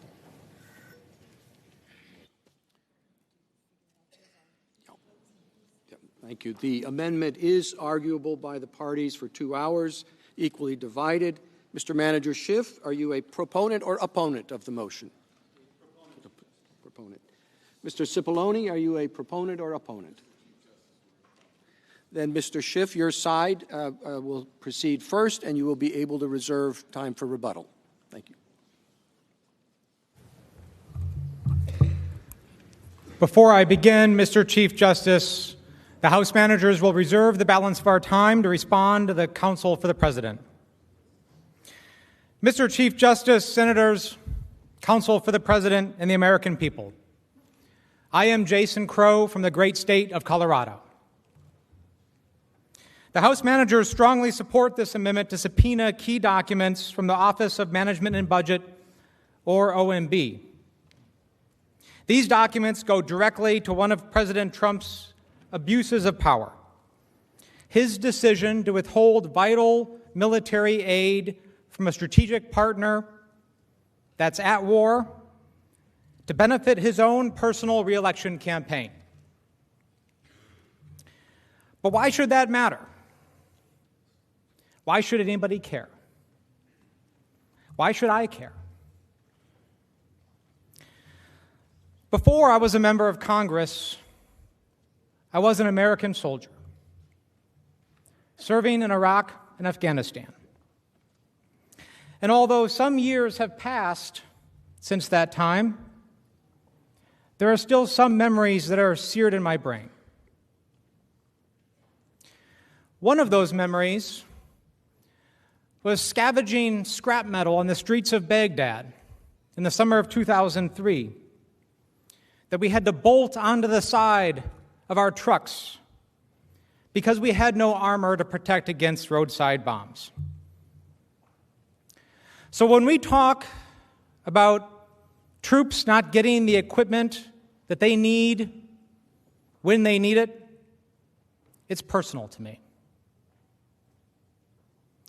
To be clear, here we are talking of $391 million of taxpayer money intended to protect our national security by helping our strategic partner, Ukraine, fight against Vladimir Putin's Russia, an adversary of the United States. But the president could not carry out this scheme alone. He needed a lot of people to help him. And that's why we know as much about it as we do today. But there is much more to know. And that's what trials are for, to get the full picture. We know there's more because President Trump needed the Office of Management and Budget to figure out how to stop what should have been a routine release of funds mandated by Congress. A release of funds that was already underway. But the people in this chamber don't need me to tell you that, because 87 of you in this room voted for those vital funds to support our partner, Ukraine. Witnesses before the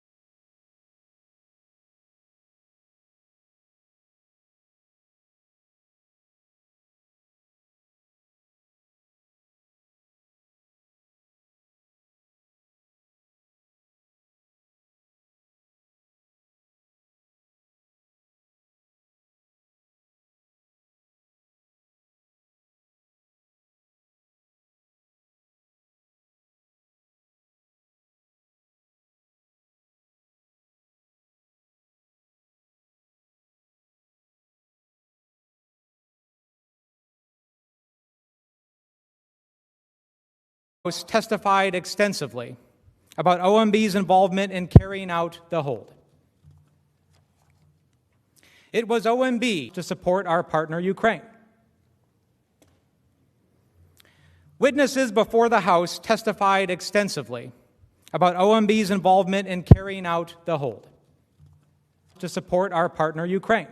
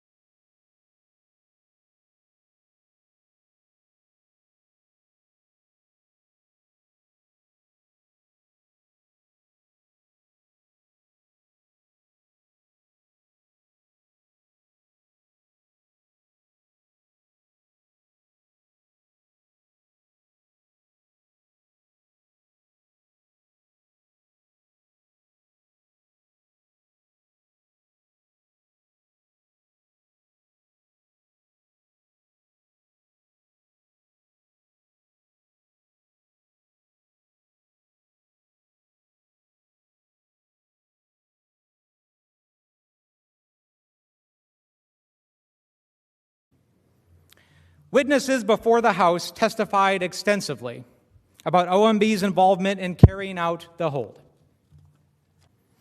But OMB provided none of those documents to the House. With this proposed amendment, the Senate has an opportunity to obtain and review the full record that could further demonstrate how and why the President was holding the aid. These documents would also shed light on the President's order to implement the hold. On July 3rd, the State Department told various officials that OMB blocked it from dispensing $141 million in aid. OMB had directed the State Department not to send a notification to Congress about spending the money. And without that notification, the aid was effectively blocked. Why did OMB block the congressional notification? Who told them to do it? What was the reason? The Senate would get those answers if it issued this subpoena. But there's more. On July 12th, Blair, the White House official who had called Vaught on June 19th and said, quote, "We need to hold it up," then sent an email to Duffy at OMB. Blair said, quote, "The President is directing a hold on military support funding for Ukraine." We haven't seen this email. The only reason we know about it is from the testimony of Mark Sandy, the career OMB official who followed the law and complied with his subpoena. As you can see from the transcript excerpt in front of you, Sandy testified that the July 12th email did not mention concerns about any other country or any other aid packages, just Ukraine. So of the dozens of countries where we provide aid and support, the President was only concerned about one of them, Ukraine. Why? Well, we know why. But OMB has still refused to provide a copy of this July 12 email and has refused to provide any documents surrounding it, all because the President told OMB to continue to hide the truth from Congress and the American people. What was he afraid of? A subpoena issued by the Senate would show us. OMB also has documents about a key series of meetings triggered by the President's order to hold the military aid. In the second half of July, the National Security Council convened a series of interagency meetings about the President's hold on military aid. OMB documents would show what happened during those meetings. For example, on July 18th, the National Security Council staff convened a routine interagency meeting to discuss Ukraine policy. During the meeting, it was the OMB representative who announced that President Trump placed a hold on all military aid to Ukraine. Ambassador Bill Taylor, our most senior diplomat to Ukraine, participated in that meeting. And he described his reaction at his open hearing. In a regular NSC secure video conference call on July 18th, I heard a staff person from the Office of Management and Budget say that there was a hold on security assistance to Ukraine, but could not say why. Toward the end of an otherwise normal meeting, a voice on the call, the person was off screen, said that she was from OMB, and her boss had instructed her not to approve any additional spending on security assistance for Ukraine until further notice. I and others sat in astonishment. The Ukrainians were fighting Russians and counted on not only the training and weapons, but also the assurance of U.S. support. All that the OMB staff person said was that the directive had come from the President to the Chief of Staff to OMB. In an instant, I realized that one of the key pillars of our strong support for Ukraine was threatened. It's hard to believe that OMB would not have any documents following this bombshell announcement. It surely does. It was the agency that delivered the shocking news to the rest of the U.S. government that the President was withholding the vital military aid from our partner. And we would see these documents if the Senate issued a subpoena. The July 18th meeting was just the first in a series of meetings where OMB held the line and enforced the President's hold on the aid. But there was a second meeting on July 23rd where we understood agencies raised concerns about the legality of OMB's hold on the aid. And then a third meeting at a more senior level on July 26th. Witnesses testified that at that meeting, OMB struggled to offer an explanation for the president's hold on the aid. And then a fourth meeting on July 31st, where the legal concerns about the hold were raised. At each of these meetings, there was confusion about the scope and the reasons for the hold. Nobody seemed to know what was going on. But that was exactly the point. All of the agencies, except OMB, which was simply conveying the president's order, supported the military aid and argued for lifting the hold. OMB did not produce a single document providing information about its participation, preparation, or follow-up from any of these meetings. Did these OMB officials come prepared with talking points for these meetings? Did OMB officials take notes during any of these meetings? Did they exchange emails about what was going on? Did OMB discuss what reasons they could give everyone else for the hold? By issuing this subpoena, the Senate can find out the answers to all of those questions and others like them. The American people deserve answers. OMB documents would also reveal key facts about what happened on July 25th.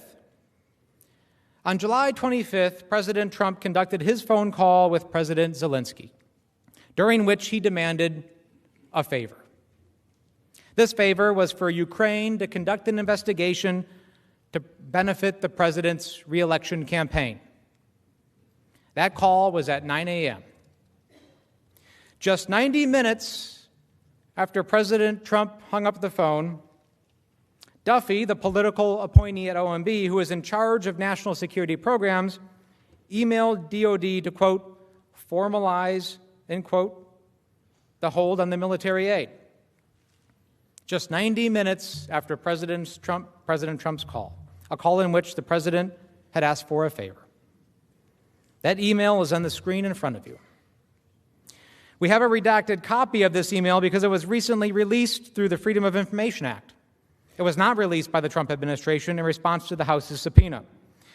In this email, Duffy told the DOD officials that based on the guidance he had received, they should, quote, hold off on any additional DOD obligations of these funds.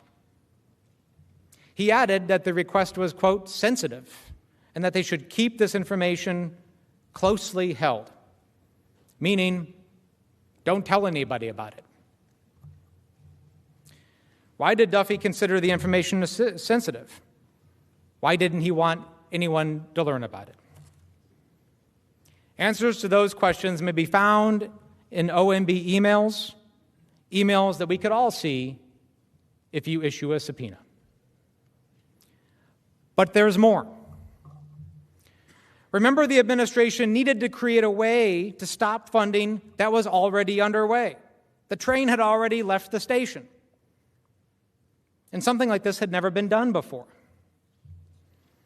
Later in the evening of July 25th, OMB found a way. Even though DOD had already notified Congress that the funds would be released. Here is how the scheme worked. OMB sent DOD a funding document that included a carefully worded footnote directing DOD to hold off on spending the funds. Quote, to allow for an interagency process to determine the best use, end quote. Remember that language. To allow for an interagency process to determine the best use. Let me explain that. The footnote stated that this, quote, brief pause would not prevent DOD from spending the money by the end of the fiscal year, which was coming up on September 30th.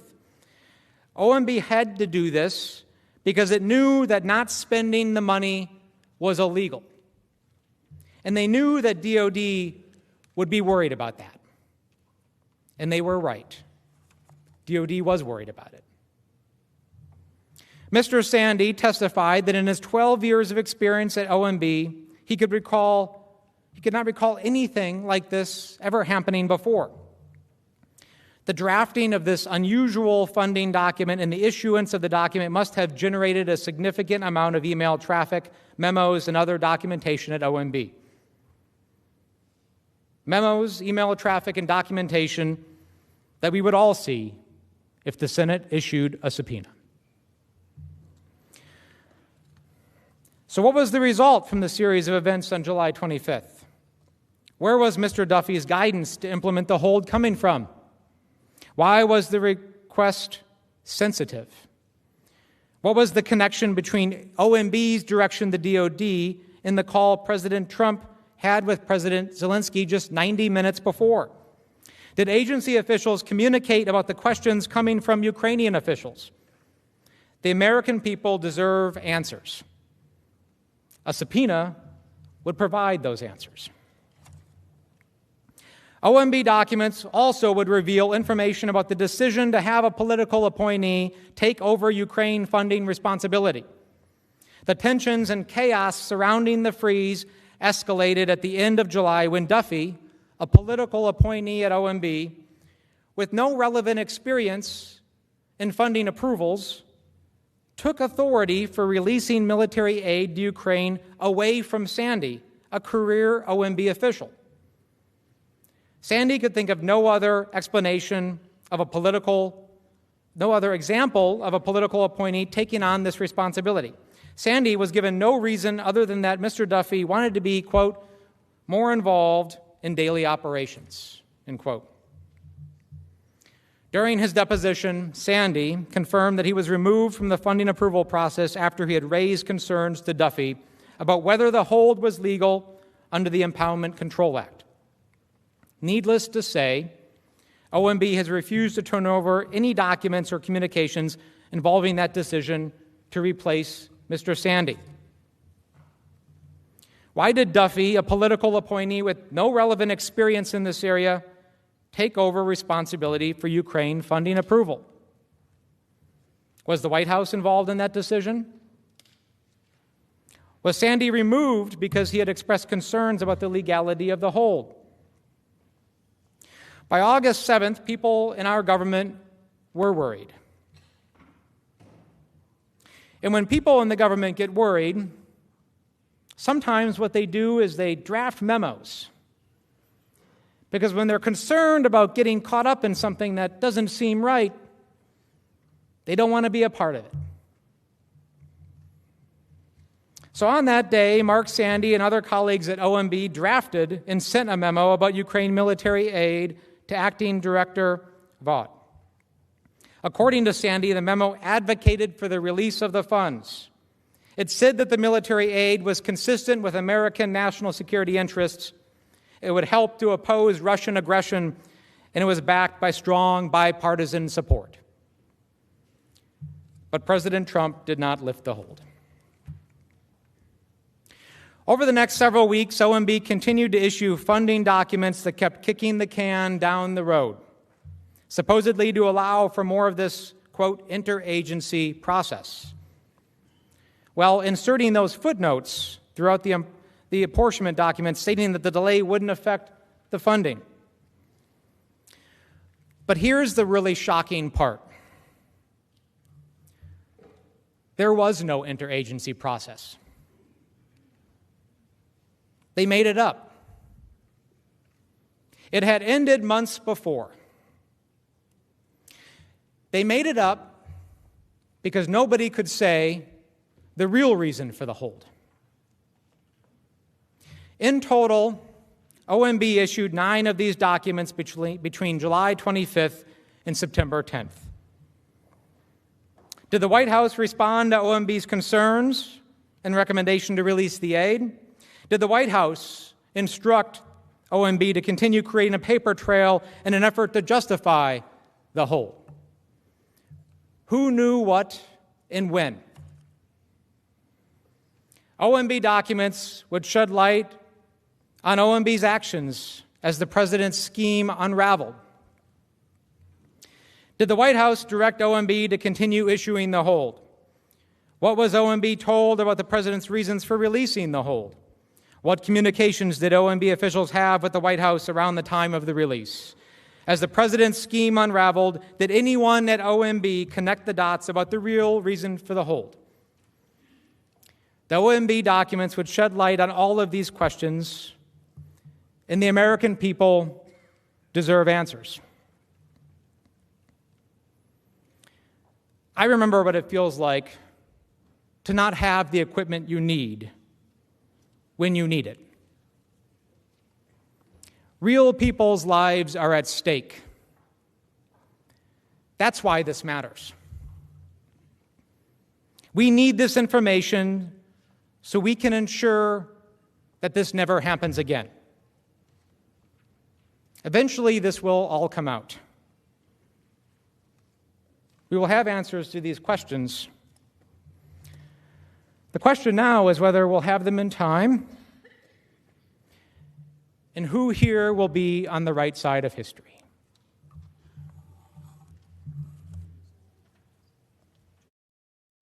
Mr. Sekulow? Mr. Chief Justice, the House managers reserve the balance of our time for an opportunity to respond to the President's argument. Thank you. Mr. Sekulow? Thank you, Mr. Chief Justice, members of the Senate.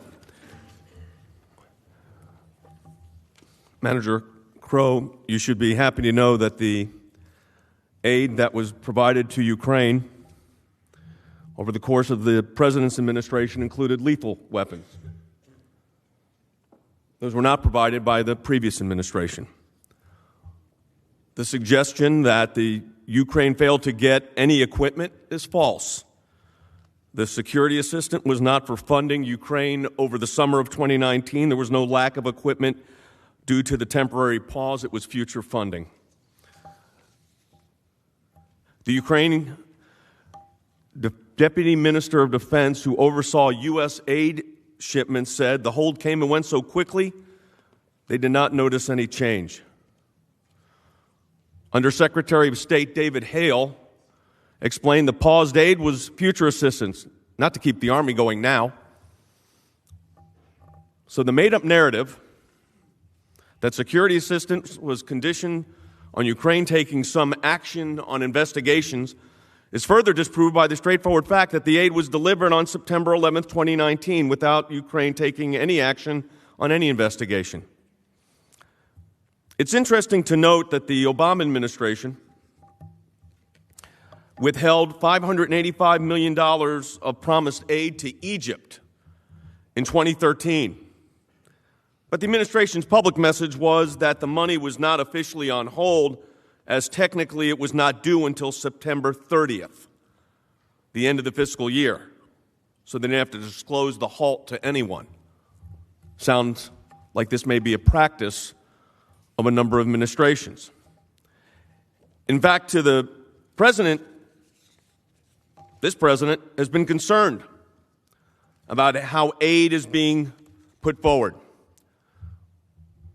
So there have been pauses on foreign aid in a variety of contexts.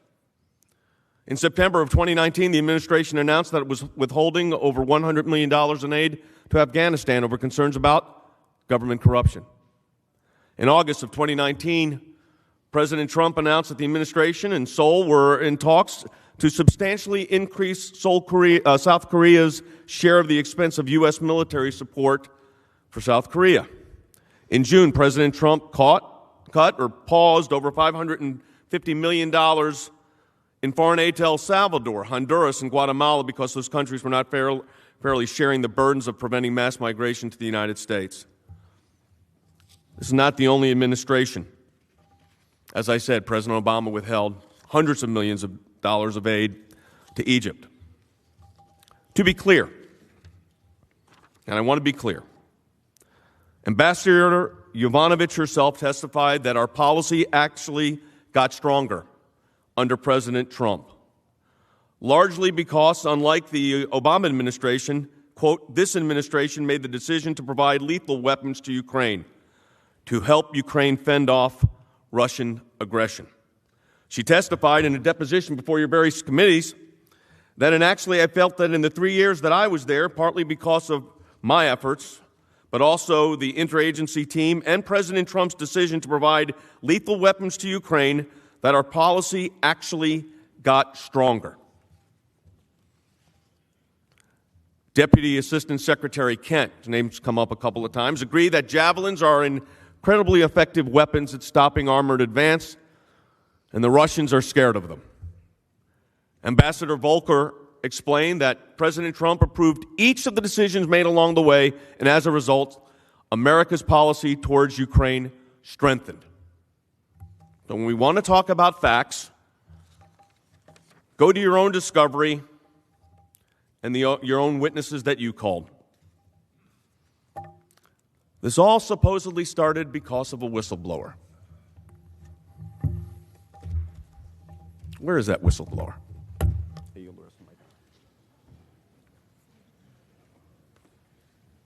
The House managers have 35 minutes remaining. Mr. Chief Justice, at war, time matters. Minutes and hours can seem like years.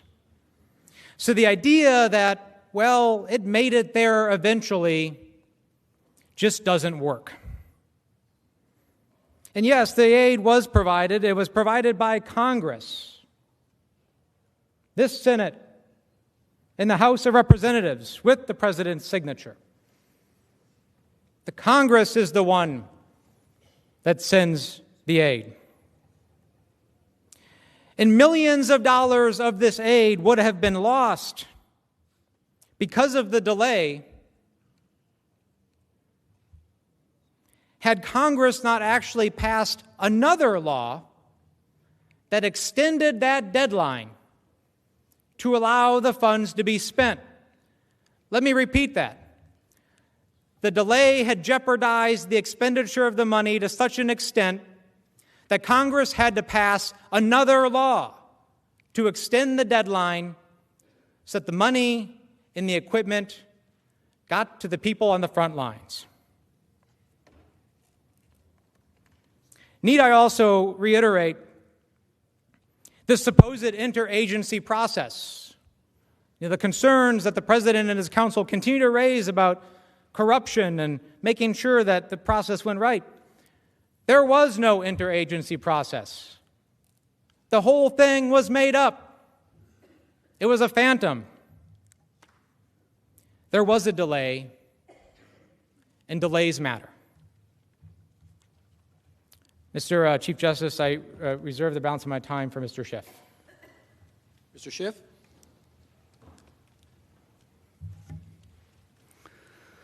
Thank you, Mr. Chief Justice.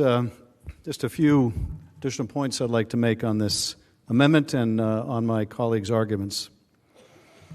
First of all, Mr. Sekulow makes the point that the aid ultimately got released. They ultimately got the money, right?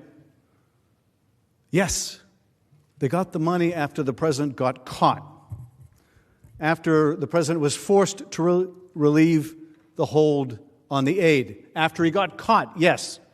But even then they had held on to the aid so long that it took a subsequent act of Congress to make sure it could all go out the door. So what, is the president supposed to get credit for that we had to intervene because he withheld the aid so long? And that's the only reason Ukraine got all of the aid that we'd approved in the first place? My colleagues have glossed over the fact that what they did was illegal, that the GAO, an independent watchdog agency, found that that hold was illegal. So it not only violated the law, it not only took an act of Congress to make sure they ultimately got the aid. This is supposed to be the defense to why you shouldn't see the documents? Is that what we're to believe? Now, counsel also says, well, he's not the first president to withhold aid. And that's true. After all, counsel says, well, President Obama withheld aid to Egypt. Yes, at the urging of members of Congress. Senators McCain and Graham urged that aid be withheld, and why? Because there was a revolution in Egypt after it was appropriated. That wasn't something that was hidden from Congress. That was a pretty darn good reason to think, do we still want to give aid to this government after this revolution? We're not saying that aid has never been withheld. That's absurd. But I would hope and expect this is the first time aid has been withheld by a president of the United States to coerce an ally at war to help him cheat in the next election. I think that's a first. But what we do here may determine whether it's the last. And one other thing about this pause in aid, right? The argument, well, no harm, no foul.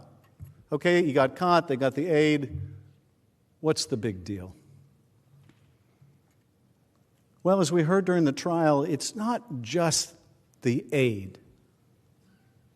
I mean, the aid is obviously the most important thing. As Mr. Crow mentioned, without it you can't defend yourself, and we'll have testimony about just what kind of military aid the president was withholding. But we also had testimony that it was the fact of the aid itself that was so important to Ukraine, the fact that the United States had Ukraine's back. And why? Because this new president of Ukraine, this new untested former comedian, president of Ukraine, at war with Russia, was going to be going into a negotiation with Vladimir Putin with an eye to ending that conflict. And whether he went into that negotiation from a position of strength or a position of weakness would depend on whether we had his back. And so when the Ukrainians learned and the Russians learned that the President of the United States did not have his back, was withholding this aid, what message do you think that sent to Vladimir Putin?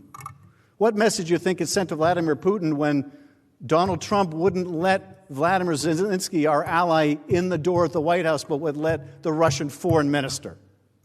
What message does that send? So it's not just the aid, it's not just when the aid is delivered, it's not just if all of the aid is delivered, it's also what message does the freeze send to our friend and, even more importantly, to our foe. And the message it sent was a disaster. Was a disaster. Now, you might ask yourself, because counsel has said, hey, President Trump has given lethal weapons to Ukraine. You might ask yourself, if the president was so concerned about corruption, why did he do that in 2017? And why did he do that in 2018? Why was it only 2019 that there was a problem? Was there no corruption in Ukraine in 2017? Was there no corruption in Ukraine in 2018? No. Ukraine has always battled corruption. It wasn't the presence or lack of corruption in one year to another. It was the presence of Joe Biden as a potential candidate for president. That was the key change in 2019. That made all the difference. Which gets back to one of the key moments in this saga. A lot of you are attorneys. You're probably much better attorneys than I am. And I'm sure you had the experience in cases you tried where there was some vignette, some conversation, some document. It may not have been the most important on its face, but it told you something about the case that was much larger than that conversation. For me, one of those conversations was not on July 25th between President Trump and President Zelensky, but on July 26th, the very next day. Now, you may have watched some of the House proceedings, or you may haven't, and people watching may have seen it, maybe they didn't. But there's this scene in a Ukrainian restaurant, a restaurant in Kyiv, with Gordon Sondland. Now, bear in mind, Gordon Sondland, who said there was absolutely a quid pro quo and 2 + 2 = 4, this is not some never-Trumper. This is a $1 million donor to the Trump inauguration, okay? If there's a bias there, it's clearly a $1 million bias in favor of this president, not against him. So there's a scene in Kyiv, in this restaurant, and Sondland has a cell phone, and he's sitting with David Holmes, who is a career diplomat, U.S. diplomat in the Ukraine embassy. And Gordon Sondland takes out his phone and he calls the White House. Gordon Sondland holding for the White House. Gordon Sondland holding for the president. And it takes a while to be connected, but he's connected to the president. That's pretty impressive, right? This isn't some guy with no relationship to the president. The president may say, Gordon Sondland, I barely know him, or something to that effect, but this is a guy who can pick up his cell phone. He can call the president of the United States from a restaurant in Kyiv, and he does. And the president's voice is so loud that David Holmes, this diplomat, can hear it. And what does the president say? Does he say, how's that reform coming in the Rada? How's the attack on corruption going? No. He just says, is he going to do the investigation? Is Zelensky going to do the investigation? And Sondland says, yes, he'll do anything you want. He loves your ass.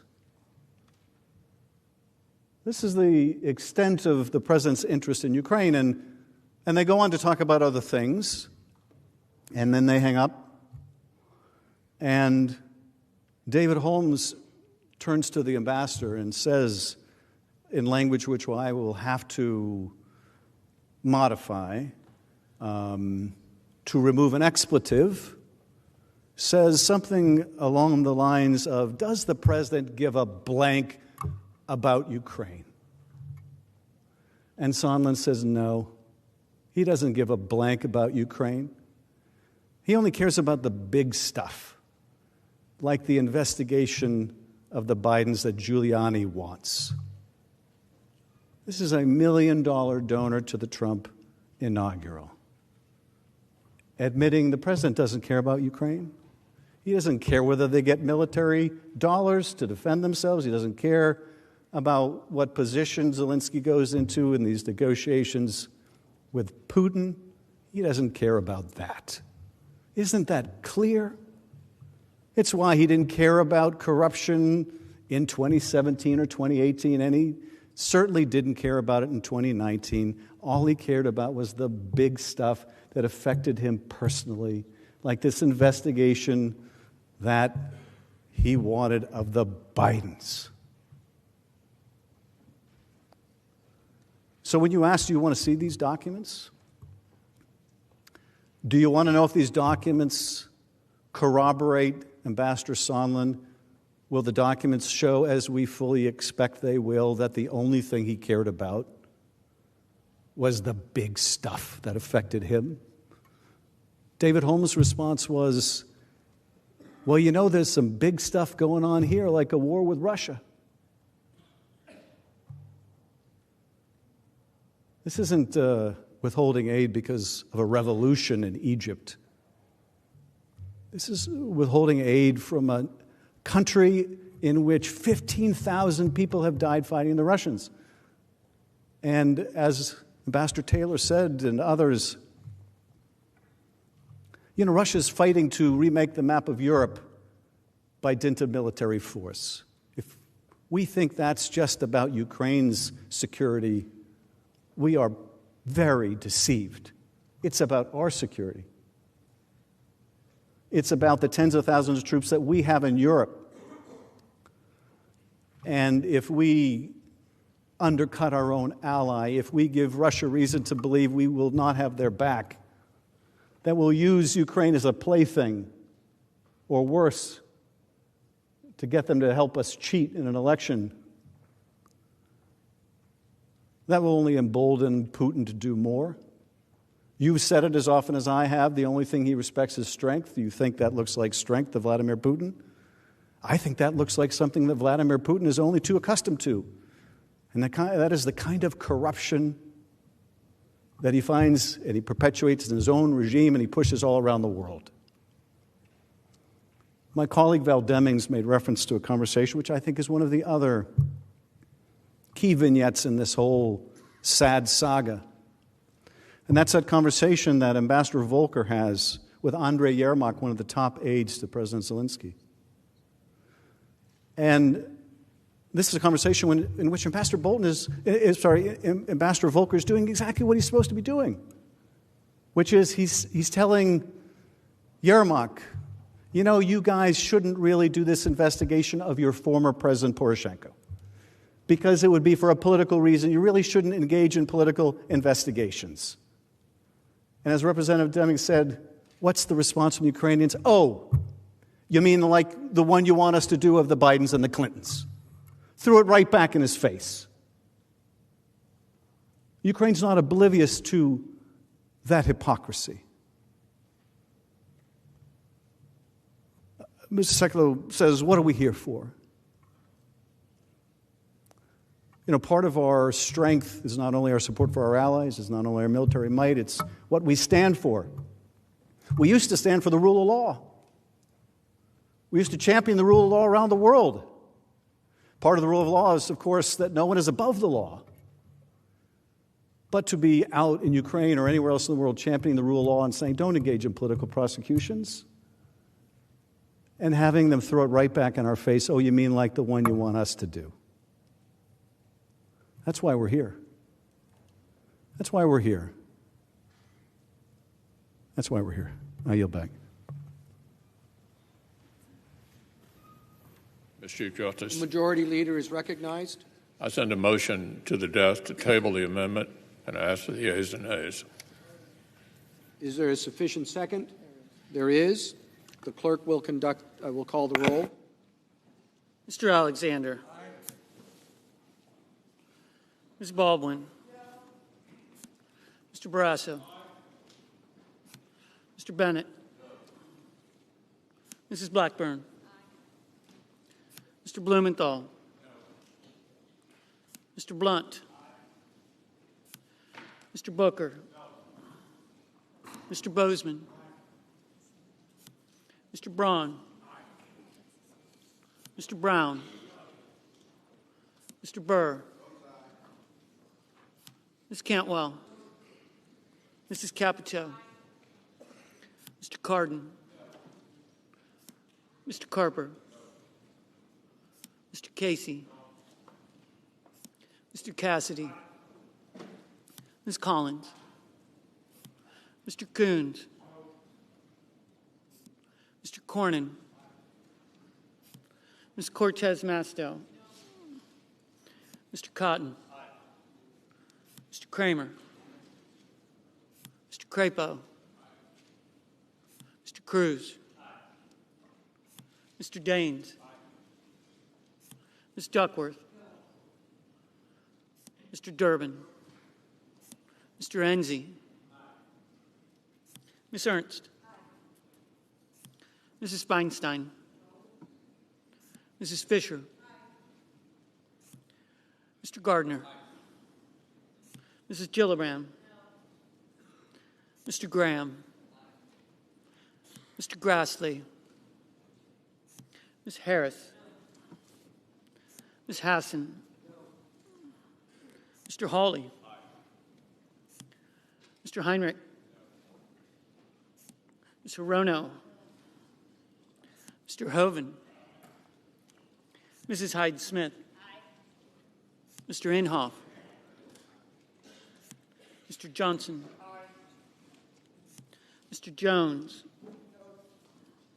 Mr. Kane. Mr. Kennedy. Mr. King. Ms. Klobuchar. Mr. Langford. Mr. Leahy. Mr. Lee. Mrs. Loeffler. Mr. Manchin. Mr. Markey. Mr. McConnell. Ms. McSally. Mr. Menendez. Mr. Merkley. Mr. Moran. Ms. Murkowski. Mr. Murphy. Mrs. Murray. Mr. Paul. Mr. Perdue. Mr. Peters. Mr. Portman. Mr. Reed. Mr. Risch. Mr. Roberts. Mr. Romney. Ms. Rosen. Mr. Rounds. Mr. Mr. Rubio. Mr. Sanders. Mr. Sass. Mr. Schatz. Mr. Schumer. Mr. Scott of Florida. Mr. Scott of South Carolina. Mrs. Shaheen. Mr. Shelby. Ms. Sinema. Ms. Smith.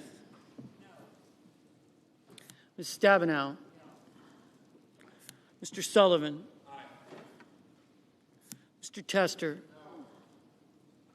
Mr. Thune. Mr. Tillis. Mr. Toomey. Mr. Udall. Mr. Van Hollen. Mr. Warner. Ms. Warren. Mr. Whitehouse. Mr. Wicker. Mr. Wyden.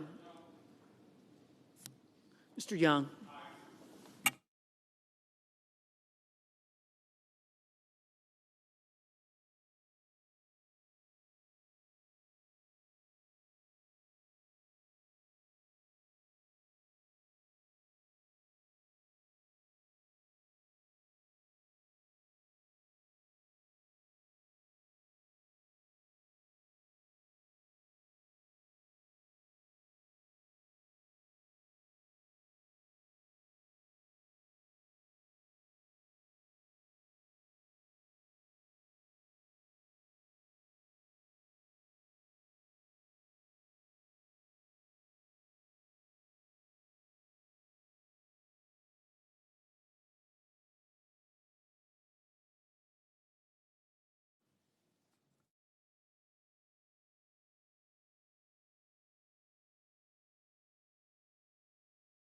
The yeas are 53, the nays are 47. The motion is tabled.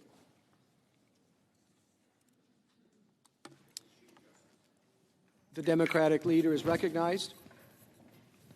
Mr. Chief Justice, I send an amendment to the desk to issue a subpoena to John Michael Mick Mulvaney, and I ask that it be read. Clerk will report.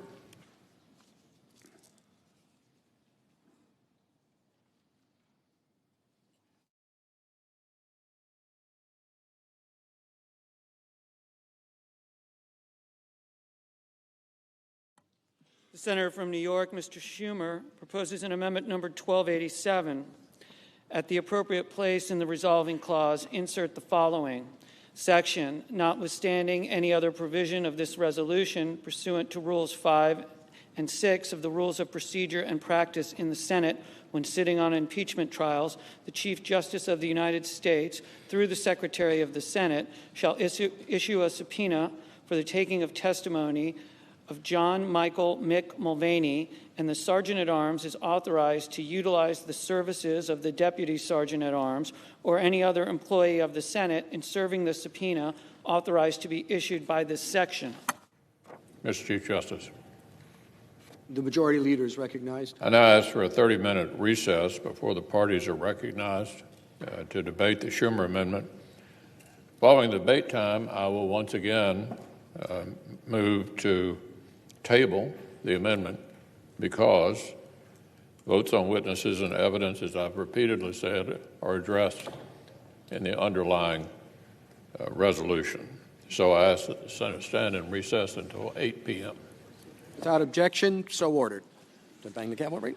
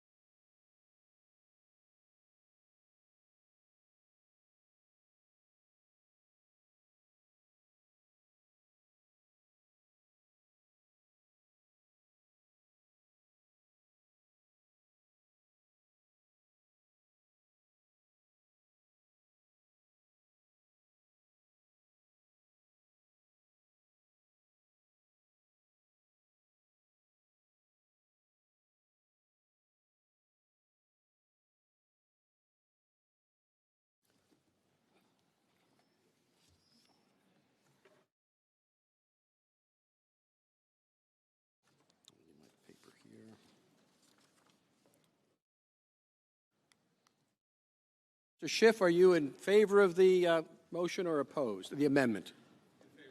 Thank you. Mr. Cipollone? Okay. Mr. Schiff, the managers will go first and able to reserve time for rebuttal.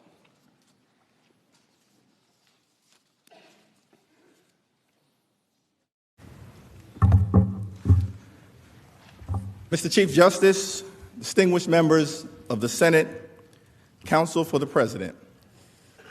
My name is Hakeem Jeffries, and I have the honor of representing the 8th Congressional District of New York in Brooklyn and Queens. It is one of the most diverse districts in the nation. In fact, I've been told that I have the 9th most African-American district in the country and the 16th most Jewish. And here on the Hill, some folks have said, Hakeem, is that complicated? But as my friend Leon Goldenberg says back at home, Hakeem, you've got the best of both worlds. You see, in America, our diversity is a strength. It is not a weakness. And one of the things that binds us together, all of us as Americans, regardless of race, regardless of religion, regardless of region, regardless of sexual orientation, regardless of gender, is that we believe in the rule of law and the importance of a fair trial. The House managers strongly support this amendment to subpoena witness testimony, including with respect to Mick Mulvaney. Who has ever heard of a trial with no witnesses? But that is exactly what some are contemplating here today. This amendment would address that fundamental flaw. It would ensure that the trial includes testimony from a key witness, the President's acting Chief of Staff and head of the Office of Management and Budget, Mick Mulvaney. And it would ensure that the Senate can consider his testimony immediately. Let's discuss why the need to hear from Mick Mulvaney is so critical. First, Leader McConnell's resolution undercuts more than 200 years of Senate impeachment trial practice. It departs from every impeachment trial conducted to date and goes against the Senate's own long-standing impeachment rules, which contemplates the possibility of new witness testimony. In fact, it departs from any criminal or civil trial procedure in America. Why should this president be held to a different standard? Second, the proposed amendment for witness testimony is necessary in light of the president's determined effort to bury the evidence and cover up his corrupt abuse of power. The House tried to get Mr. Mulvaney's testimony. We subpoenaed him. Mr. Mulvaney, together with other key witnesses, National Security Advisor John Bolton, Senior White House aide Robert Blair, Office of Management and Budget official Michael Duffy, and National Security Council lawyer John Eisenberg were called to testify before the House as part of this impeachment inquiry. But President Trump was determined to hide from the American people what they had to say. The president directed the entire executive branch and all of his top aides and advisors to defy all requests for their testimony. That cannot be allowed to stand.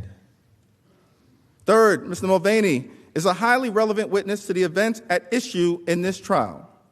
Mr. Mulvaney was at the center of every stage of the president's substantial pressure campaign against Ukraine.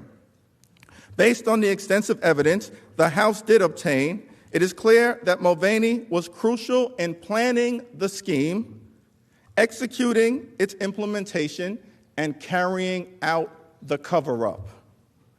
Emails and witness testimony show that Mr. Mulvaney was in the loop on the president's decision to explicitly condition a White House meeting on Ukraine's announcement of investigations beneficial to the president's reelection prospects.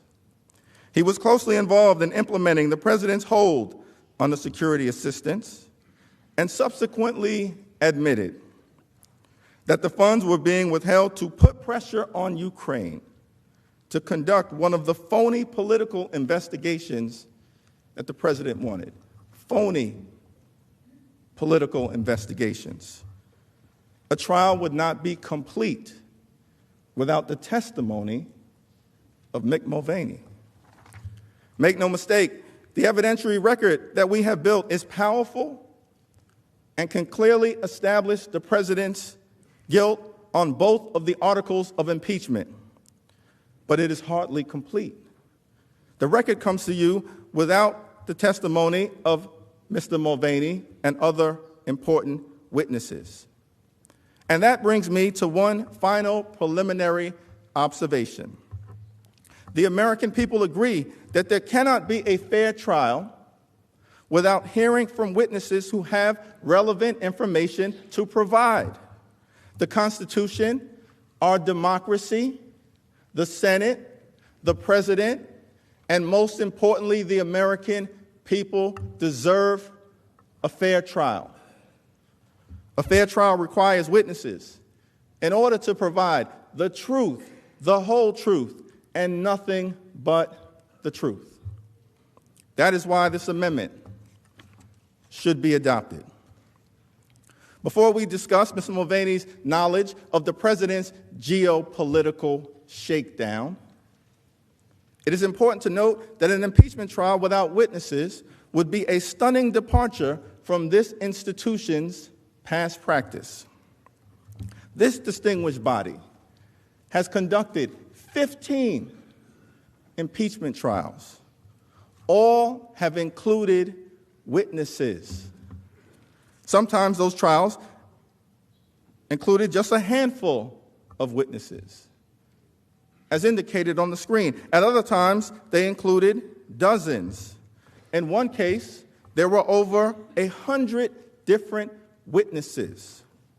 As the slide shows, the average number of witnesses to appear at a Senate impeachment trial is 33.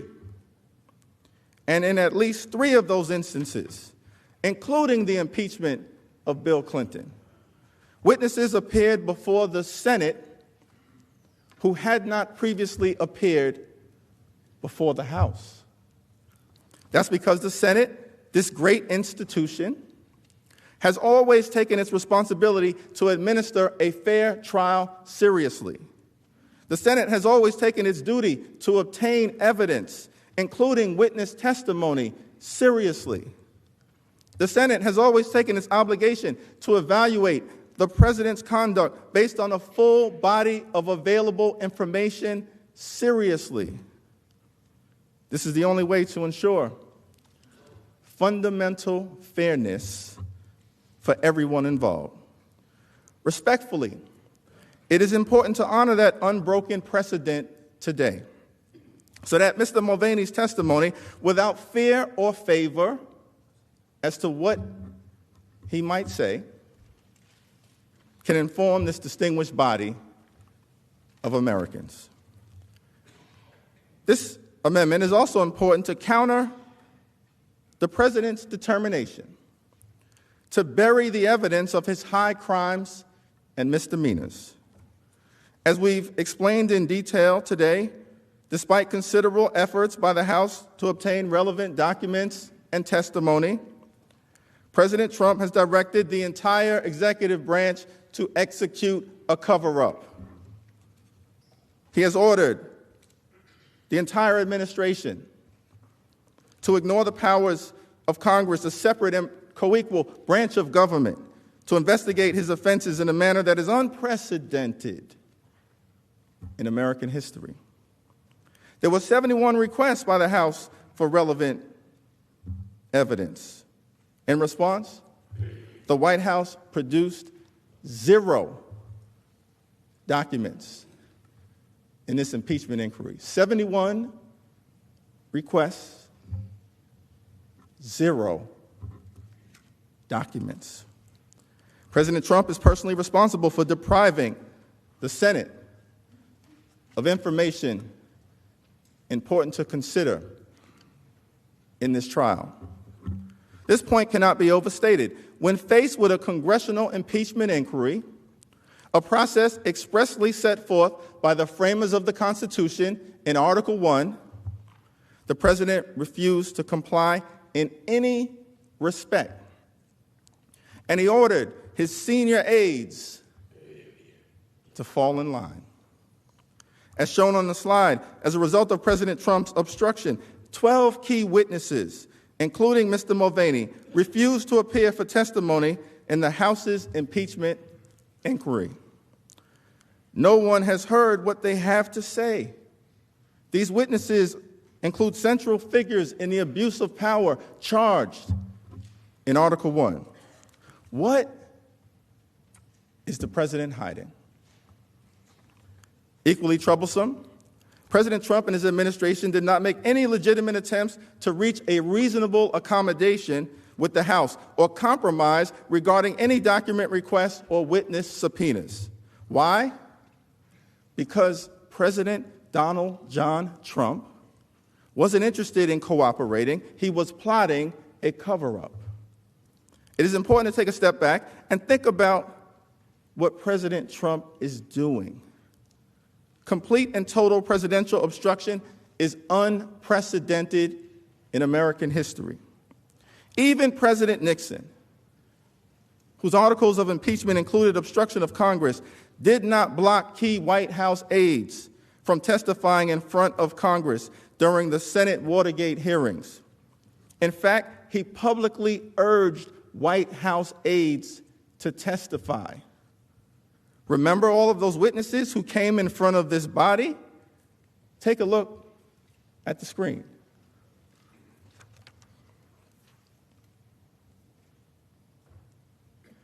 John Dean, the former White House counsel, testified for multiple days pursuant to a subpoena. H.R. Haldeman, President Nixon's former chief of staff, was subpoenaed and testified. Alexander Butterfield, the White House official who revealed the existence of the tapes, testified publicly before the Senate. And so did several others. President Trump's complete and total obstruction makes Richard Nixon look like a choir boy. 2 other presidents have been tried before the Senate. How did they conduct themselves?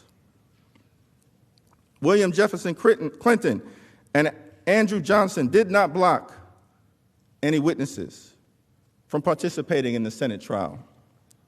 President Trump, by contrast, refuses to permit relevant witnesses from testifying to this very day. Many of President Clinton's White House aides testified in front of Congress, even before the commencement of formal impeachment proceedings.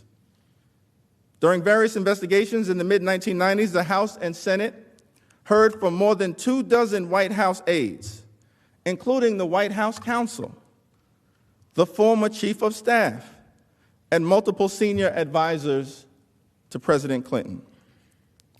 President Clinton himself gave testimony on camera and under oath.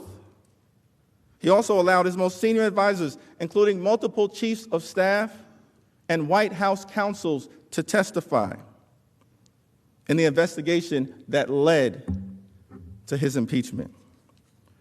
And as you can see in the chart, their testimony was packaged and delivered to the Senate. There were no missing witnesses who had defied subpoenas. No aides who had personal knowledge of his misconduct were directed to stay silent by President Clinton. We have an entirely different situation in this case. Here we are seeking witnesses the president has blocked from testifying before the House. Apparently, President Trump thinks that he can do what no other president before him has attempted to do in such a brazen fashion: float above the law and hide the truth from the American people. That cannot be allowed to stand. Let me now address some bedrock principles about Congress's authority to conduct investigations. Our broad powers of inquiry are at their strongest during an impeachment proceeding, when the House and Senate exercise responsibilities expressly set forth in Article 1 of the Constitution. Nearly 140 years ago, the Supreme Court recognized that when the House or Senate is determining a question of impeachment, there is no reason to doubt the right to compel the attendance of witnesses and their answer to proper questions in the same manner and by the use of the same means that courts of justice can in like cases. Our nation's founders and greatest legal minds recognized these principles early on. Supreme Court Justice Joseph Story explained that the president should not have the power of preventing a thorough investigation of his conduct or of securing himself against the disgrace of a public conviction by impeachment if he should deserve it. President Trump cannot function as judge, jury, and executioner of our democracy. And it wasn't just the courts who confirmed this for us. Some of our nation's leading public servants. Representative John Quincy Adams, speaking on the floor of the House after he had served as president, once exclaimed, "What mockery would it be for the Constitution of the United States to say that the House should have the power of impeachment, extending even to the President of the United States himself, and yet to say that the House had not the power to obtain the evidence and proofs on which their impeachment was based." As Hamilton, Story, Adams, and others have recognized, the president cannot insulate himself from Congress's investigations of his wrongdoing.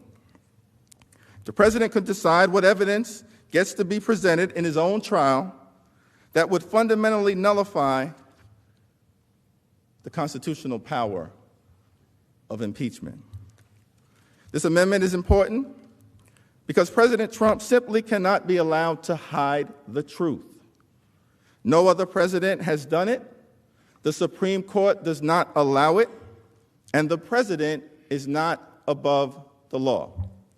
Witnesses matter. Documents matter. Evidence matters. The truth matters. Let me now turn to a third justification for this amendment. Mr. Mulvaney's testimony is critical to considering the case for removal.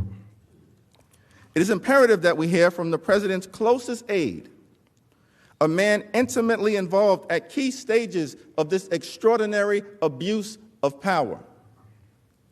President Trump knows this. Why else would he be trying so hard to prevent Mick Mulvaney from testifying before you? There are at least 4 reasons why Mr. Mulvaney's testimony is critical. To begin with, as acting White House Chief of Staff and head of the Office of Management and Budget, Mick Mulvaney has firsthand knowledge about President Trump's efforts to shake down Ukraine and pressure its new president into announcing phony investigations. Mr. Mulvaney was in the loop at each critical stage of President Trump's scheme. He was in the loop in the planning of the scheme. He was in the loop in its implementation. And he was in the loop when the scheme fell apart. He even admitted publicly that the aid was withheld in order to pressure Ukraine into announcing an investigation designed to elevate the president's political standing. Mr. Mulvaney, perhaps more than any other administration witness excepting the president, has firsthand insight into the decision to withhold $391 million in military and security aid to a vulnerable Ukraine without justification. Indeed, our investigation revealed that President Trump personally ordered Mr. Mulvaney to execute the freeze in July of 2019. Mr. Mulvaney holds the senior-most staff position at the White House. He is a member of President Trump's cabinet, and he is responsible for President Trump's team at 1600 Pennsylvania Avenue. He remains the director of the Office of Management and Budget, which implemented the hold on the security assistance in violation of the law, as the Government Accountability Office recently concluded. In short, respectfully, the Senate's responsibility to conduct a complete and fair trial demands that Mr. Mulvaney testify. Second, Mr. Mulvaney's testimony is critical because of his knowledge of the planning of President Trump's abuse of power. Ambassador Gordon Sondland, the U.S. ambassador to the European Union, testified that there was a quid pro quo. Ambassador Sondland is not a so-called never-Trumper. Mr. Sondland gave $1 million to President Trump's inauguration. He testified that everybody was in the loop and that it was no secret what was going on. In fact, as early as May of 2019, Ambassador Sondland made clear that he was coordinating on Ukraine matters with Mr. Mulvaney. Here is what David Holmes, an official at the U.S. Embassy in Ukraine, had to say on that matter. While Ambassador Sondland's mandate as the accredited ambassador to the European Union did not cover individual member states, let alone non-member countries like Ukraine, he made clear that he had direct and frequent access to President Trump and Chief of Staff Mick Mulvaney, and portrayed himself as the conduit to the President and Mr. Mulvaney for this group.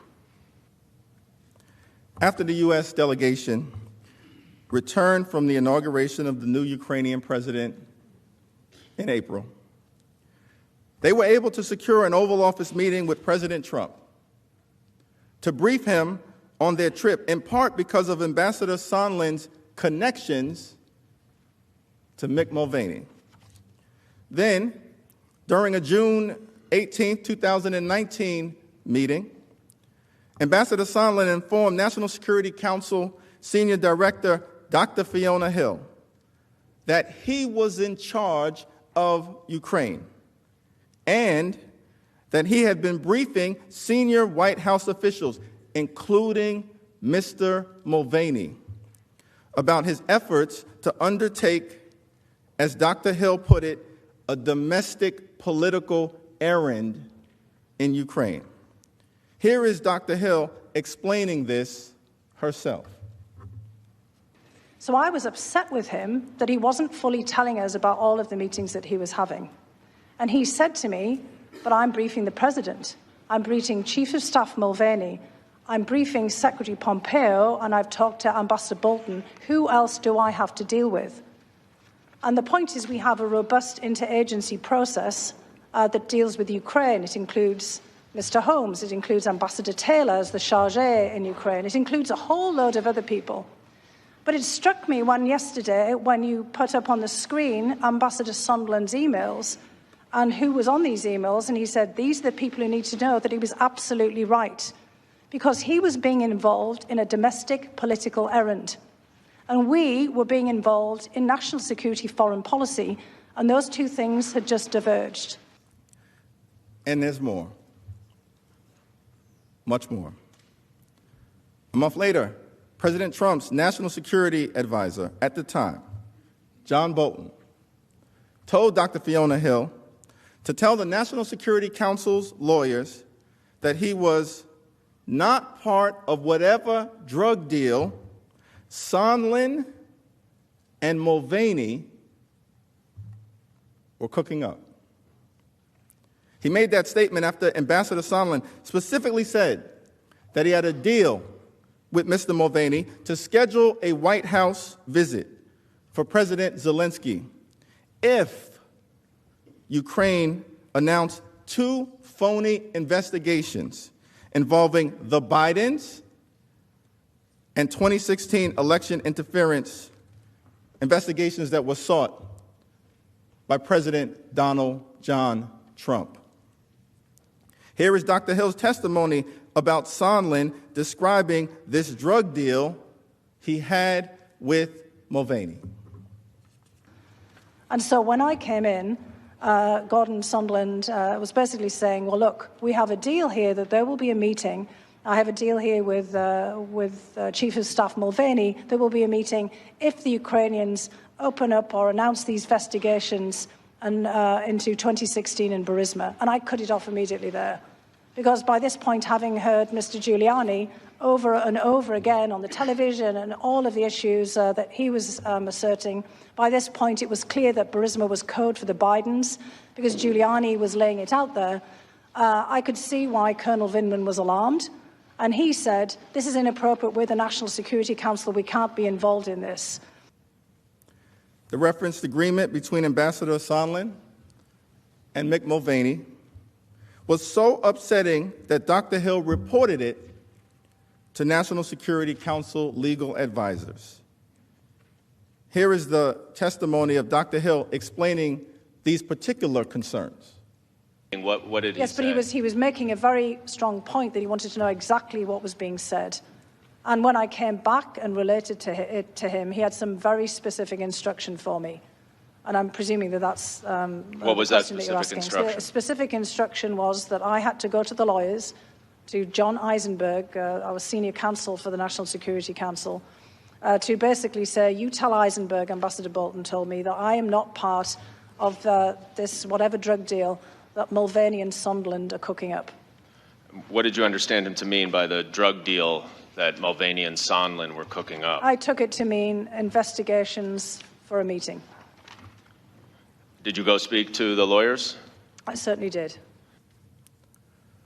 Sondland's testimony not only corroborates Dr. Hill's account, he actually says that Mick Mulvaney, the subject of this amendment, who should appear before the Senate if we're going to have a free and fair trial.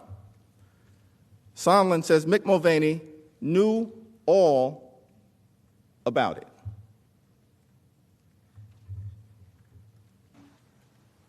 What I want to ask you about is he makes reference in that drug deal to a drug deal cooked up by you and Mulvaney.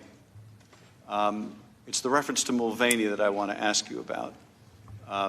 You've testified that Mulvaney was aware of this quid pro quo, of this condition that the Ukrainians had to meet, that is, announcing these public investigations to get the White House meeting. Is that right?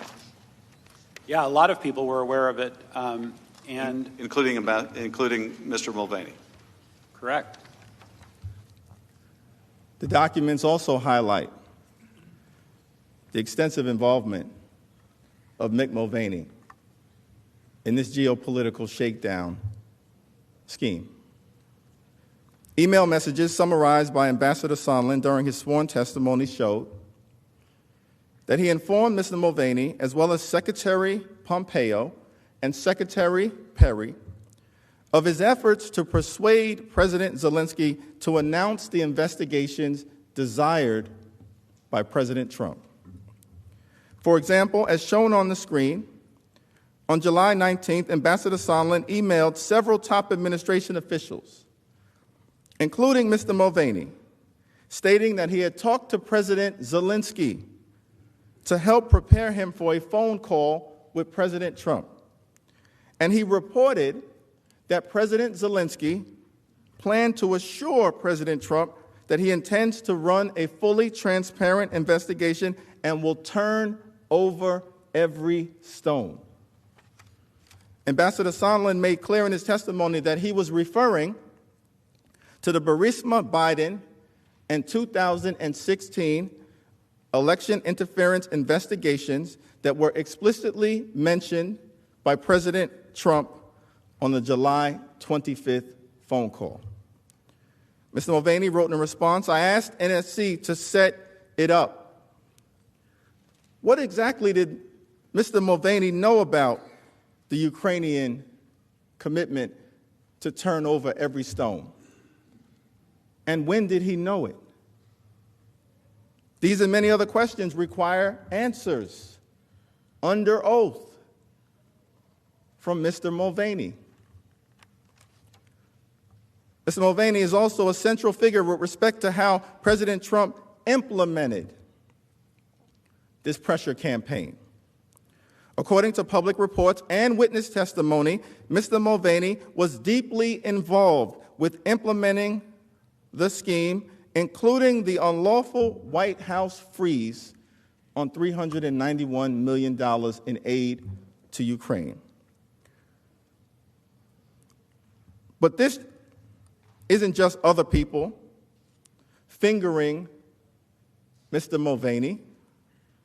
Mr. Mulvaney has himself admitted that he was involved. Again, I was involved with the process by which the money was held up temporarily. Okay. The public reports confirm Mr. Mulvaney's own account that he has information that goes to the heart of this inquiry, specifically related to why the president ordered the hold on aid to Ukraine and kept it in place, despite deep-seated concerns among Trump administration officials. This New York Times article on the screen summarizes an email conversation between Mr. Mulvaney and Robert Blair, a senior administration advisor, on June 27th, when Mr. Mulvaney asked, "Did we ever find out about the money for Ukraine and whether we can hold it back?" What prompted that email?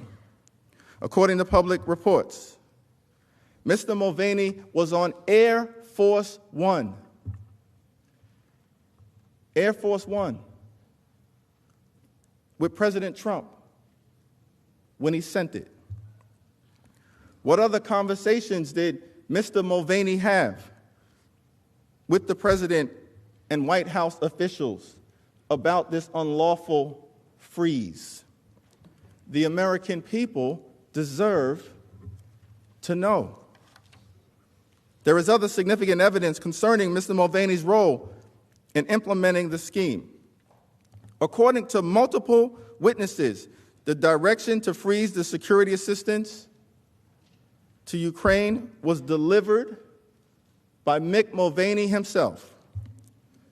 Office of Management and Budget official Mark Sandy testified about a July 12th email from Mr. Blair stating that President Trump is directing a hold on military support funding for Ukraine.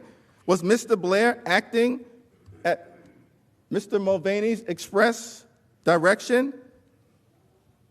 The members of this distinguished body deserve to know. On July 18th, the hold was announced to the agencies in the administration overseeing Ukraine policy matters. Those present were blindsided by the announcement that the security aid appropriated by this Congress on a bipartisan basis to Ukraine, which is still at war with Russian-backed separatists in the East. They were alarmed that aid had inexplicably been put on hold. Meanwhile, officials at the Defense Department and within the Office of Management and Budget became increasingly concerned that the hold also violated the law. Their concerns turned out to be accurate. Public reports have indicated that the White House is in possession of early August emails, exchanges between Acting Chief of Staff Mick Mulvaney and White House budget officials seeking to provide an explanation for the funds. An explanation, I should note, that they were trying to provide after the president had already ordered the hold. Mr. Mulvaney presumably has answers to these questions. We don't know what those answers are, but he should provide them to this Senate and to the American people. Finally, on October 17, 2019, at a press briefing at the White House, Mr. Mulvaney left no doubt that President Trump withheld the essential military aid as leverage to try to extract phony political investigations as part of his effort to solicit foreign interference in the 2020 election. This was an extraordinary press conference. Mr. Mulvaney made clear that the president was, in fact, pressuring Ukraine to investigate the conspiracy theory that Ukraine, rather than Russia, had interfered in the 2016 election.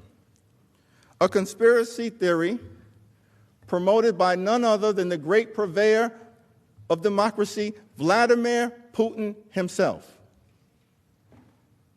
When White House reporters attempted to clarify this acknowledgement of a quid pro quo related to security assistance, Mr. Mulvaney replied, "We do that all the time with foreign policy. I have news for you.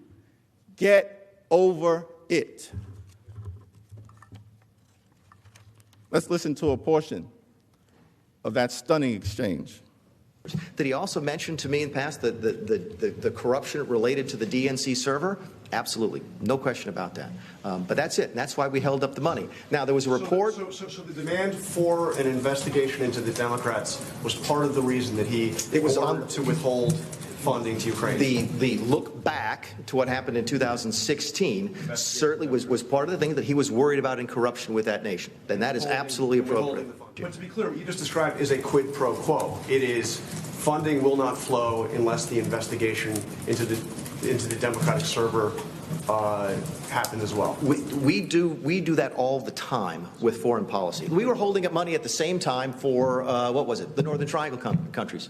We were holding up aid at the Northern Triangle countries so that they would change their policies on immigration.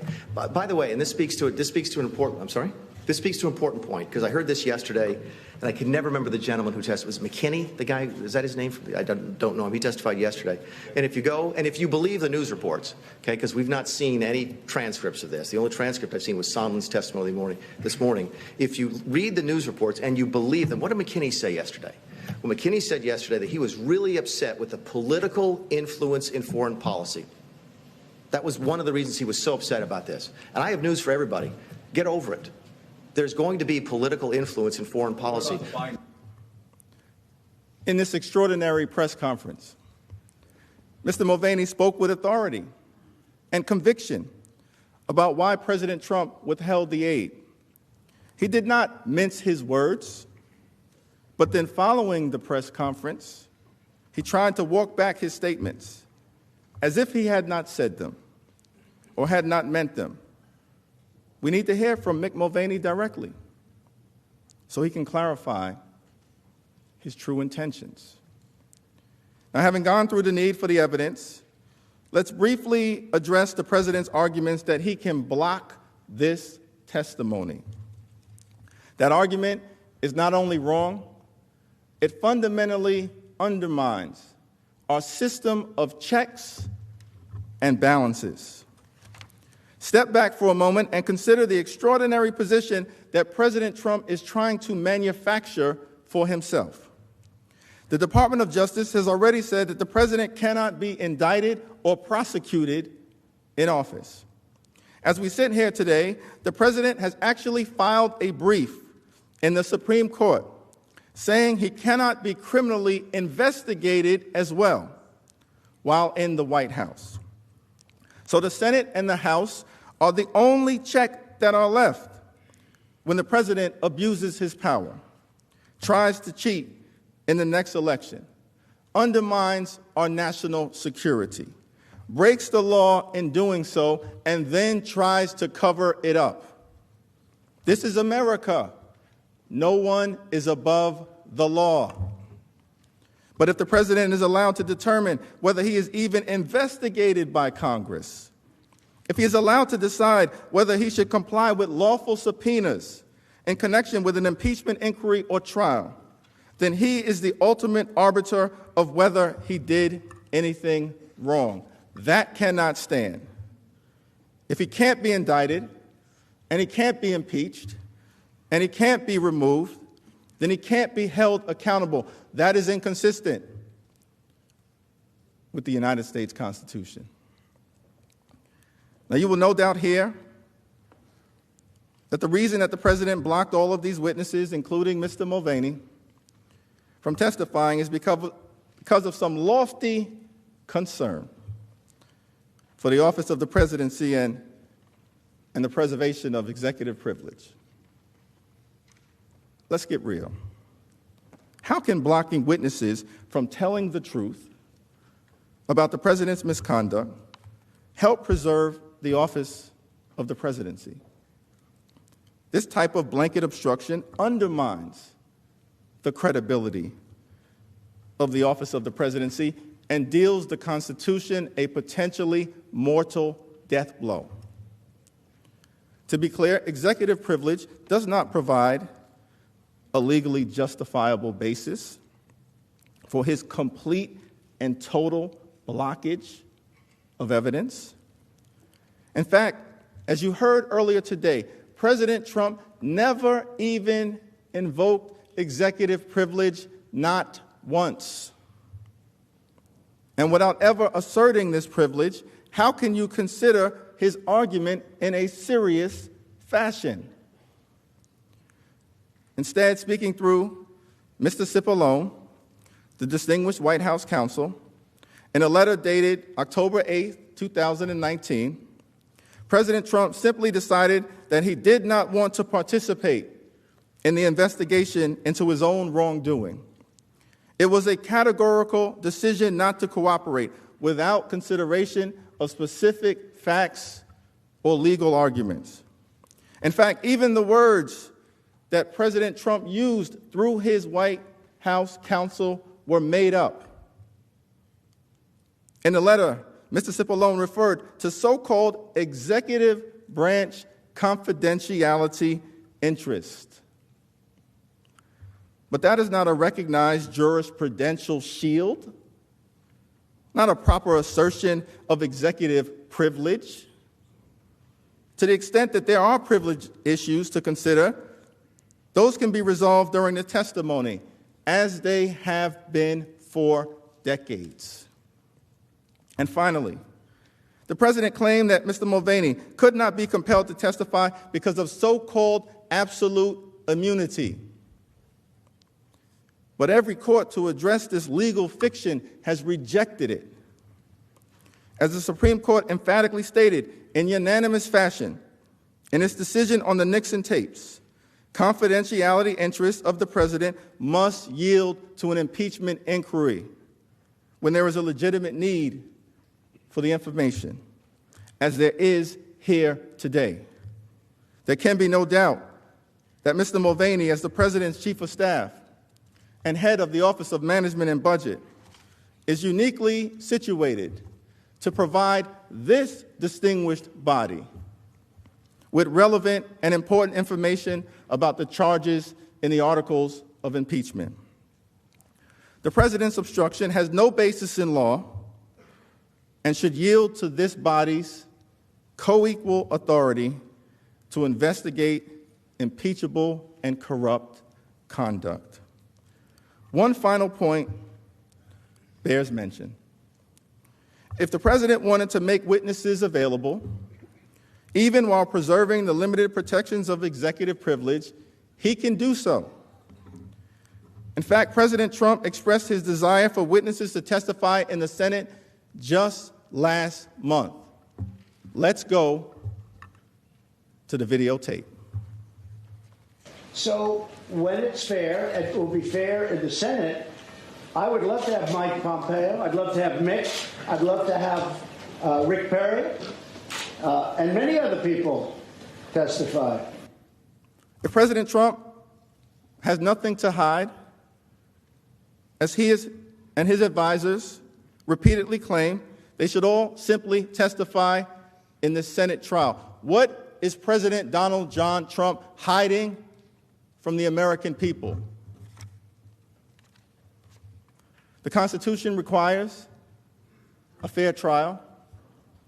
Our democracy needs a fair trial. The American people deserve a fair trial. A fair trial means witnesses. A fair trial means documents. A fair trial means a consideration of all of the available evidence. A fair trial means testimony from Mick Mulvaney. Mr. Chief Justice, the House managers reserve the balance of our time. Mr. Cipollone.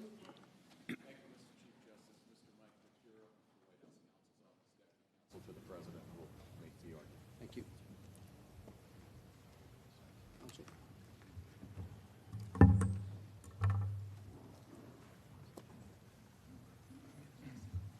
Mr. Chief Justice,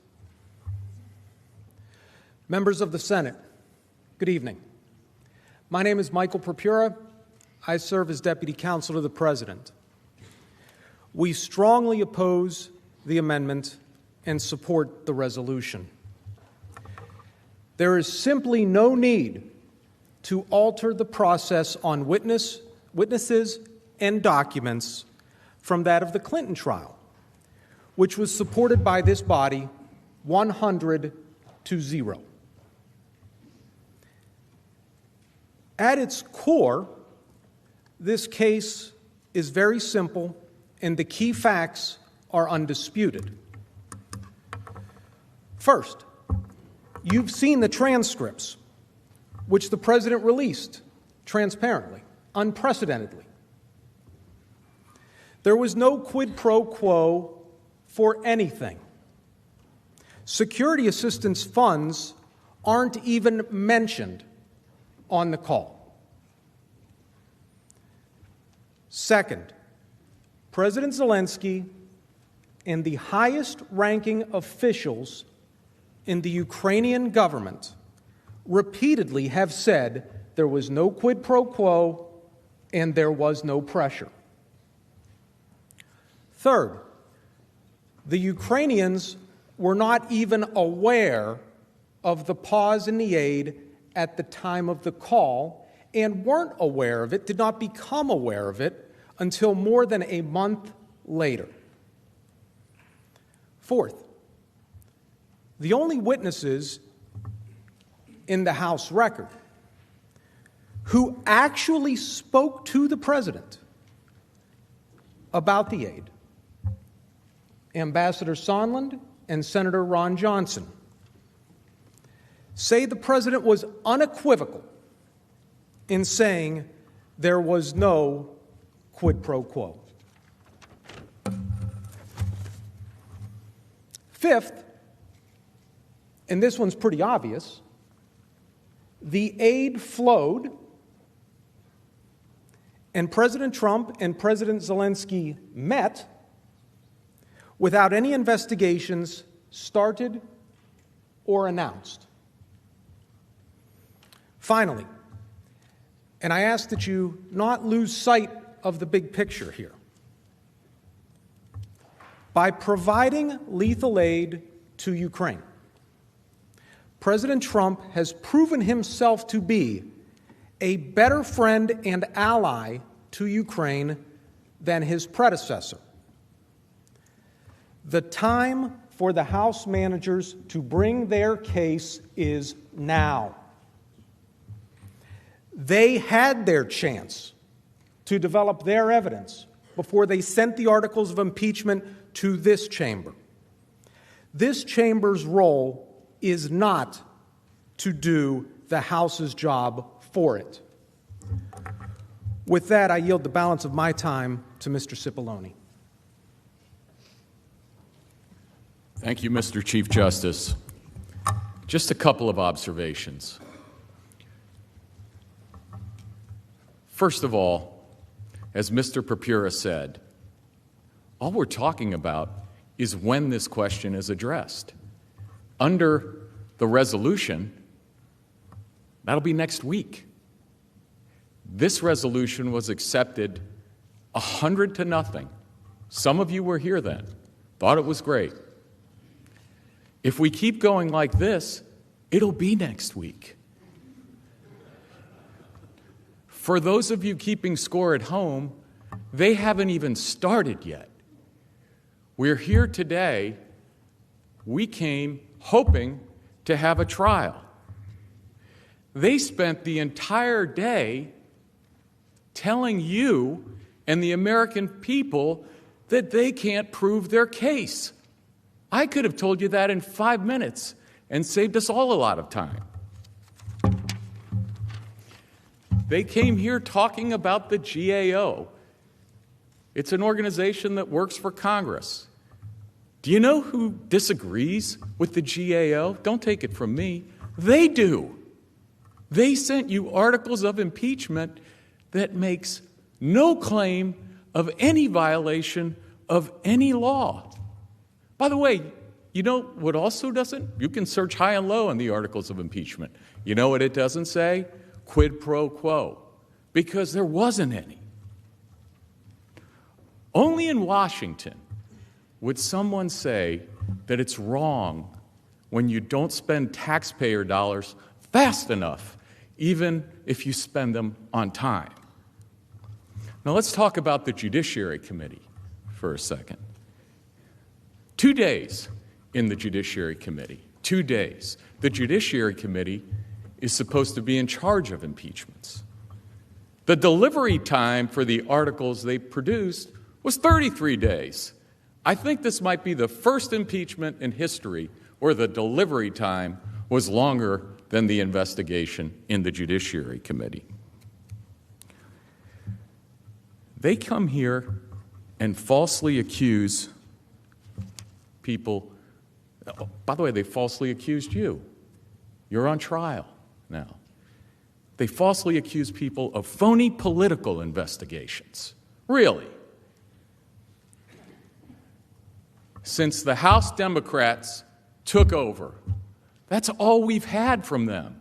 They've used their office, all the money that the taxpayers send to Washington to pay them, to conduct phony political investigations against the president, against his family, against anyone who knew him. They started impeaching him the minute he was elected. They've weaponized the House of Representatives to investigate incessantly their political opponent. And they come here and make false allegations of phony political investigations. I think the doctors call that projection. It's time for it to end. It's time for someone, for the Senate, to hold them accountable. Think about what they're asking. I said it, they didn't deny it. They're trying to remove President Trump's name from the ballot, and they can't prove their case. They've told you that all day long. Think about what they're asking some of you senators to do. Some of you are running for president. They're asking you to use your office to remove your political opponent from the ballot. That's wrong. That's not in the interest of our country. And to be honest with you, it's not really a show of confidence. So we will, I suppose, have this debate again next week, if we ever get there. It's getting late. I would ask you respectfully if we could simply start. Maybe tomorrow we can start, and they can make their argument, and they can, I guess, make a case that they once called overwhelming. We'll see. But this resolution is right, and it's fair, and it makes sense. You have a right to hear what they have to say before you have to decide these critical issues. That's all this is about. Is it now, or is it a week from now? Seriously, can we please start? Thank you. The House. Mr. Cipollone, is your side complete? Yes, we are, Mr. Chief Justice. Thank you. The House managers have 14 minutes remaining.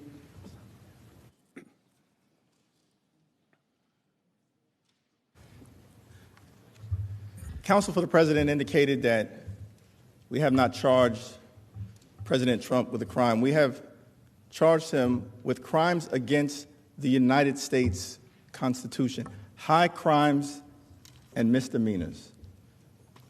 Abuse of power strikes at the very heart of what the framers of the Constitution were concerned about. Betrayal of one's oath of office for personal gain, and the corruption of our democracy. High crimes and misdemeanors, that's what this trial is all about. Now, counsel for the President, again, has declined to address the substantive merits of the amendment that has been offered. Tried to suggest that House Democrats have only been focused on trying to oust President Trump. Nothing can be further from the truth.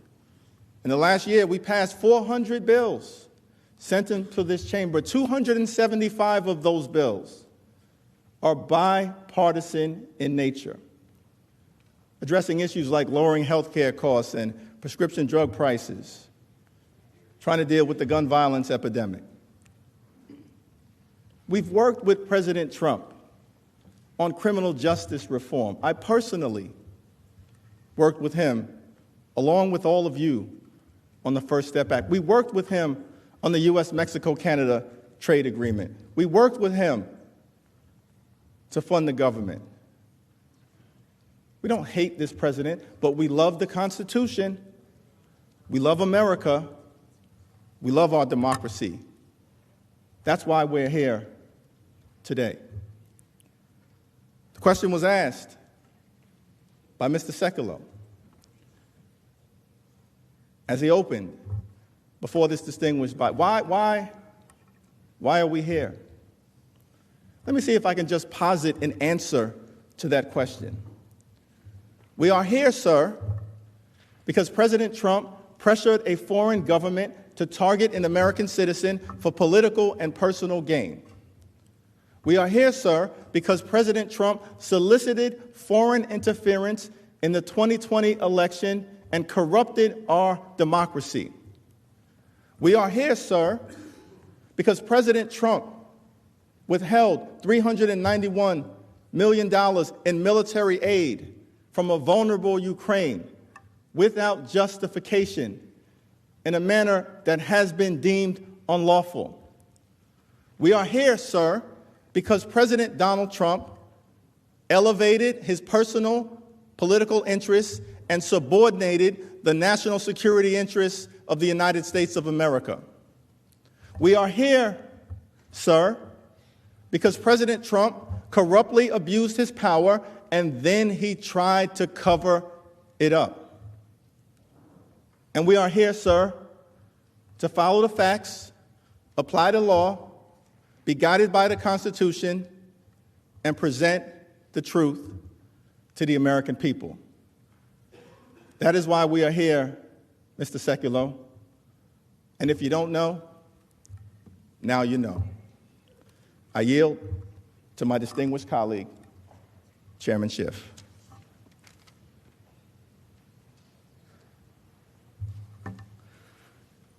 I thank the gentleman for yielding, and just want to provide a couple quick fact checks on my colleagues at the other table. First, Mr. Purpura said that security assistance funds were not mentioned at all in the July 25th call between President Trump and President Zelensky. Well, let's think back to what was discussed in that call. You might remember from that call that President Zelensky thanks President Trump for the Javelin anti-tank weapons and says they're ready to order some more. And what is President Trump's immediate response? I have a favor to ask, though. What was it about the president of Ukraine bringing up military assistance that triggered the president to go immediately to the favor that he wanted? I think that's telling that it takes place in that part of the conversation. So, yes, security assistance, military assistance did come up in that call. It came up immediately preceding the ask. What kind of message do you think that sends to Ukraine? They're not stupid. The people watching this aren't stupid. Now, Mr. Purpura says, well, they never found out about it, or they didn't find out about the freeze in the aid until a month later. Mr. Purpura needs to be a little more careful with his facts. Let me tell you about some of the testimony you're going to hear, and you'll only hear it because it took place in the House. If these were other witnesses, you wouldn't be able to hear it. But you had Catherine Croft, a witness from the State Department, a career official at the State Department, who talked about how quickly, actually, after the freeze went into place, the Ukrainians found out about it, and she started getting contacts from the Ukrainian embassy here in Washington. She said she was really impressed with their diplomatic tradecraft. Now, what does that mean?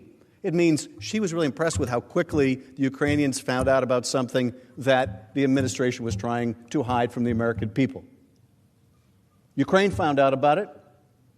In fact, Laura Cooper, a career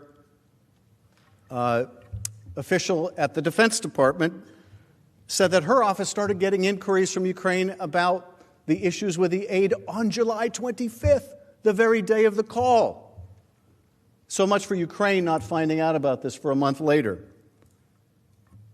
But I thought this was very telling, too. The New York Times disclosed that by July 30th, so within a week of the call between President Trump and President Zelensky, Ukraine's foreign ministry received a diplomatic cable from its embassy indicating that Trump had frozen the military aid. Within a week, that cable is reported to have gone from the Ukrainian embassy to the Ukrainian foreign ministry. And the former Ukrainian Deputy Foreign Minister Olena Zerkal said, quote, "We have this information. It was definitely mentioned that there were some issues." She went on to say that the cable was simultaneously provided to President Zelensky's office. But Andrei Yermak, who you'll learn more about later, a top aide to President Zelensky, reportedly directed her to keep silent and not discuss the hold with reporters or Congress. Now, we heard testimony about why the Ukrainians wanted to keep it secret, that they knew about the hold. You can imagine why. Zelensky didn't want his own people to know that the President of the United States was holding back aid from him. What does that look like for a new president of Ukraine who is trying to make the case that he's going to be able to defend his own country because he has such a great relationship with the great patron, the United States? He didn't want Ukrainians to know about it, but you know, even more than that, he didn't want the Russians to know about it for the reasons we talked about earlier. So yes, the Ukrainians kept it close to the vest. Now, Mr. Purpura also went on to say, well, the Ukrainians say they don't feel any pressure. That's what they say now. Of course, we know that's not true. We've had testimony that they didn't want to be used as a political pawn in U.S. domestic politics. They resisted it. You'll hear more testimony about that, about the efforts to push back on this public statement, how they tried to water it down, how they tried to leave out the specifics, and how Giuliani, at the president's behest, forced them to know, no, this isn't going to be credible if you don't add Burisma and you don't add 2016. You'll hear about the pressure. They felt it. So why isn't President Zelensky now saying he was pressured? Well, can you imagine the impact of that? Can you imagine the impact of President Zelensky if he were to acknowledge today Hell yes, we felt pressured. You would too. We're at war with Russia, for crying out loud. Yeah, we felt pressure. We needed those hundreds of millions of military aid, but you think I'm going to say that now? I still can't get in the White House door. They let Lavrov in, the Russian foreign minister, they let him in. I can't even get in the White House door. You think I'm going to go out now and admit to this scheme? I mean, anyone who's watched this president the last 3 years knows how vindictive he can be. Do you think it would be smart for the president of Ukraine to contradict the president of the United States so directly on an issue he's being impeached for? That would be the worst form of malpractice for the new president of Ukraine. We shouldn't be surprised he would deny it. We should be surprised if he were to admit it. Now, let me just end with a couple observations about Mr. Cipollone's comments. He says, this is no big deal. We're not talking about when we're going to have witnesses or if we're going to have witnesses. We're just talking about when. Just talking about when. As if, well, later they're going to say, oh, yes, well, we're happy to have the witnesses now. It's just a question of when. Okay. As my colleague said, let's be real. There will be no when. There will be no when. Do you think they're going to have an epiphany a few days from now and say, okay, we're ready for witnesses? No, their goal is get you to say no now, get you to have the trial, and then argue, make it go away. Let's dismiss the whole thing. That's the plan. A vote to delay is a vote to deny. Let's make no mistake about that. They're not going to have an epiphany a few days from now and suddenly say, okay, the American people do deserve the answers. Their whole goal is that you'll never get to that point. You'll never get to that point. When they say when, they mean never. I yield back.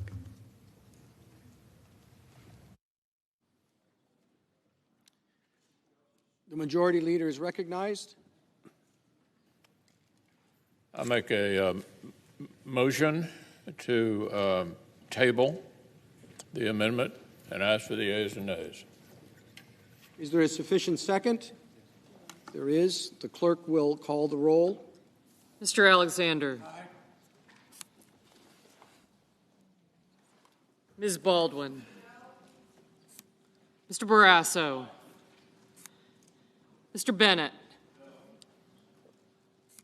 Mrs. Blackburn. Mr. Blumenthal. Mr. Blunt. Mr. Booker.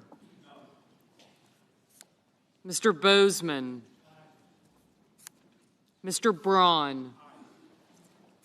Mr. Brown. Mr. Burr. Ms. Cantwell. Mrs. Capito. Mr. Cardin. Mr. Carper. Mr. Casey. Mr. Cassidy. Ms. Collins. Mr. Coons. Mr. Cornyn. Ms. Cortez Masto. Mr. Cotton. Mr. Kramer. Mr. Crapo. Mr. Cruz. Mr. Daines. Ms. Duckworth. Mr. Durbin. Mr. Enzi. Ms. Ernst. Mrs. Feinstein. Mrs. Fisher. Mr. Gardner. Mrs. Gillibrand. Mr. Graham. Mr. Grassley. Ms. Harris. Ms. Hassan. Mr. Hawley. Mr. Heinrich. Ms. Hirono. Mr. Hoven. Mrs. Hyde-Smith. Mr. Inhofe. Mr. Johnson. Mr. Jones. Mr. Kane. Mr. Kennedy. Mr. King. Ms. Klobuchar. Mr. Lankford. Mr. Leahy. Mr. Lee. Mrs. Loeffler. Mr. Manchin. Mr. Markey. Mr. McConnell. Ms. McSally. Mr. Menendez. Mr. Merkley. Mr. Moran. Ms. Murkowski. Mr. Murphy. Mrs. Murray. Mr. Paul. Mr. Perdue. Mr. Peters. Mr. Portman. Mr. Reed. Mr. Risch. Mr. Roberts. Mr. Romney. Ms. Rosen. Mr. Rounds. Mr. Rubio. Mr. Sanders. Mr. Sass. Mr. Schatz. Mr. Schumer. Mr. Scott of Florida. Mr. Scott of South Carolina. Mrs. Shaheen. Mr. Shelby. Ms. Sinema. Ms. Smith. Ms. Stabenow. Mr. Sullivan. Mr. Tester. Mr. Thune. Mr. Tillis. Mr. Toomey. Mr. Udall. Mr. Van Hollen. Mr. Warner. Ms. Warren. Mr. Whitehouse. Mr. Wicker. Mr. Wyden. Mr. Young.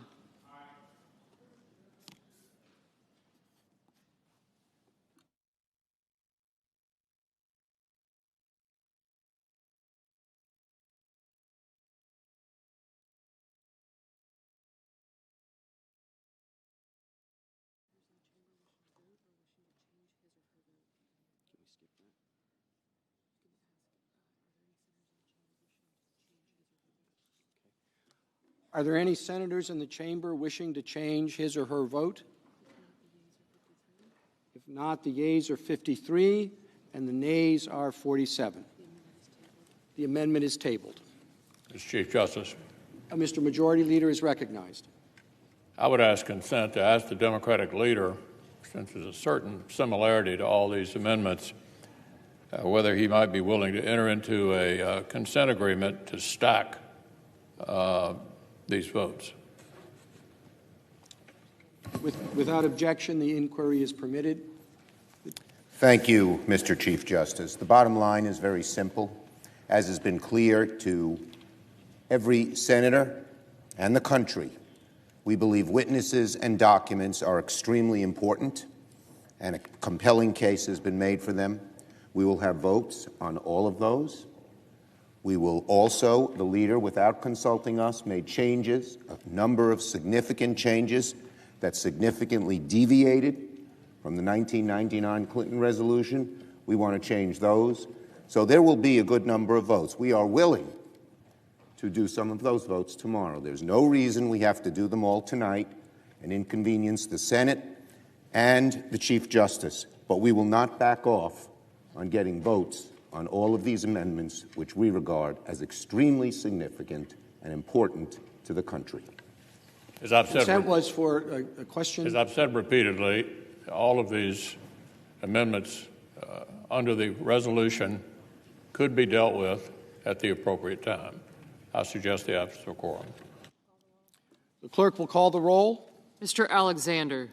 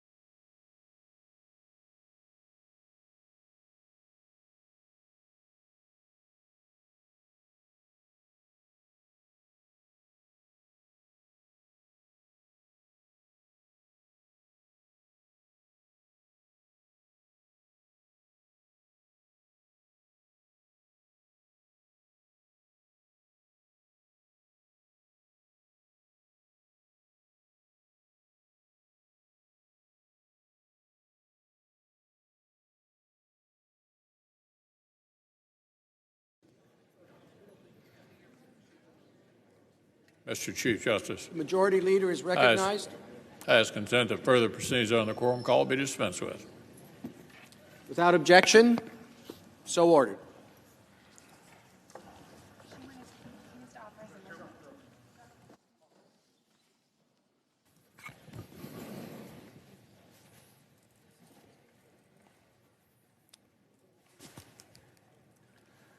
Mr. Chief Justice, The Democratic Leader is recognized. I send an amendment to the desk to subpoena certain documents and records from the Department of Defense, and I ask that it be read.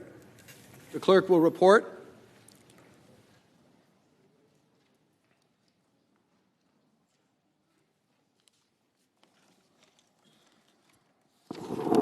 The senator from New York, Mr. Schumer, proposes an amendment, number 1288.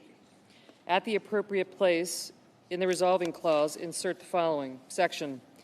Notwithstanding any other provision of this resolution pursuant to Rules 5 and 6 of the Rules of Procedures and Practice in the Senate when sitting on impeachment trials, 1, the Chief Justice of the United States, through the Secretary of the Senate, shall issue a subpoena to the Secretary of Defense commanding him to produce, for the time period from January 1, 2019 to the present, all documents, communications, and other records within the possession, custody, or control of the Department of Defense referring or relating to A, the actual or potential suspension, withholding, delaying, freezing, or releasing of United States foreign assistance, military assistance, or security assistance of any kind to Ukraine, including but not limited to the Ukraine Security Assistance Initiative, USAI, and foreign military financing, FMF, including but not limited to 1, communications among or between officials at the Department of Defense, White House,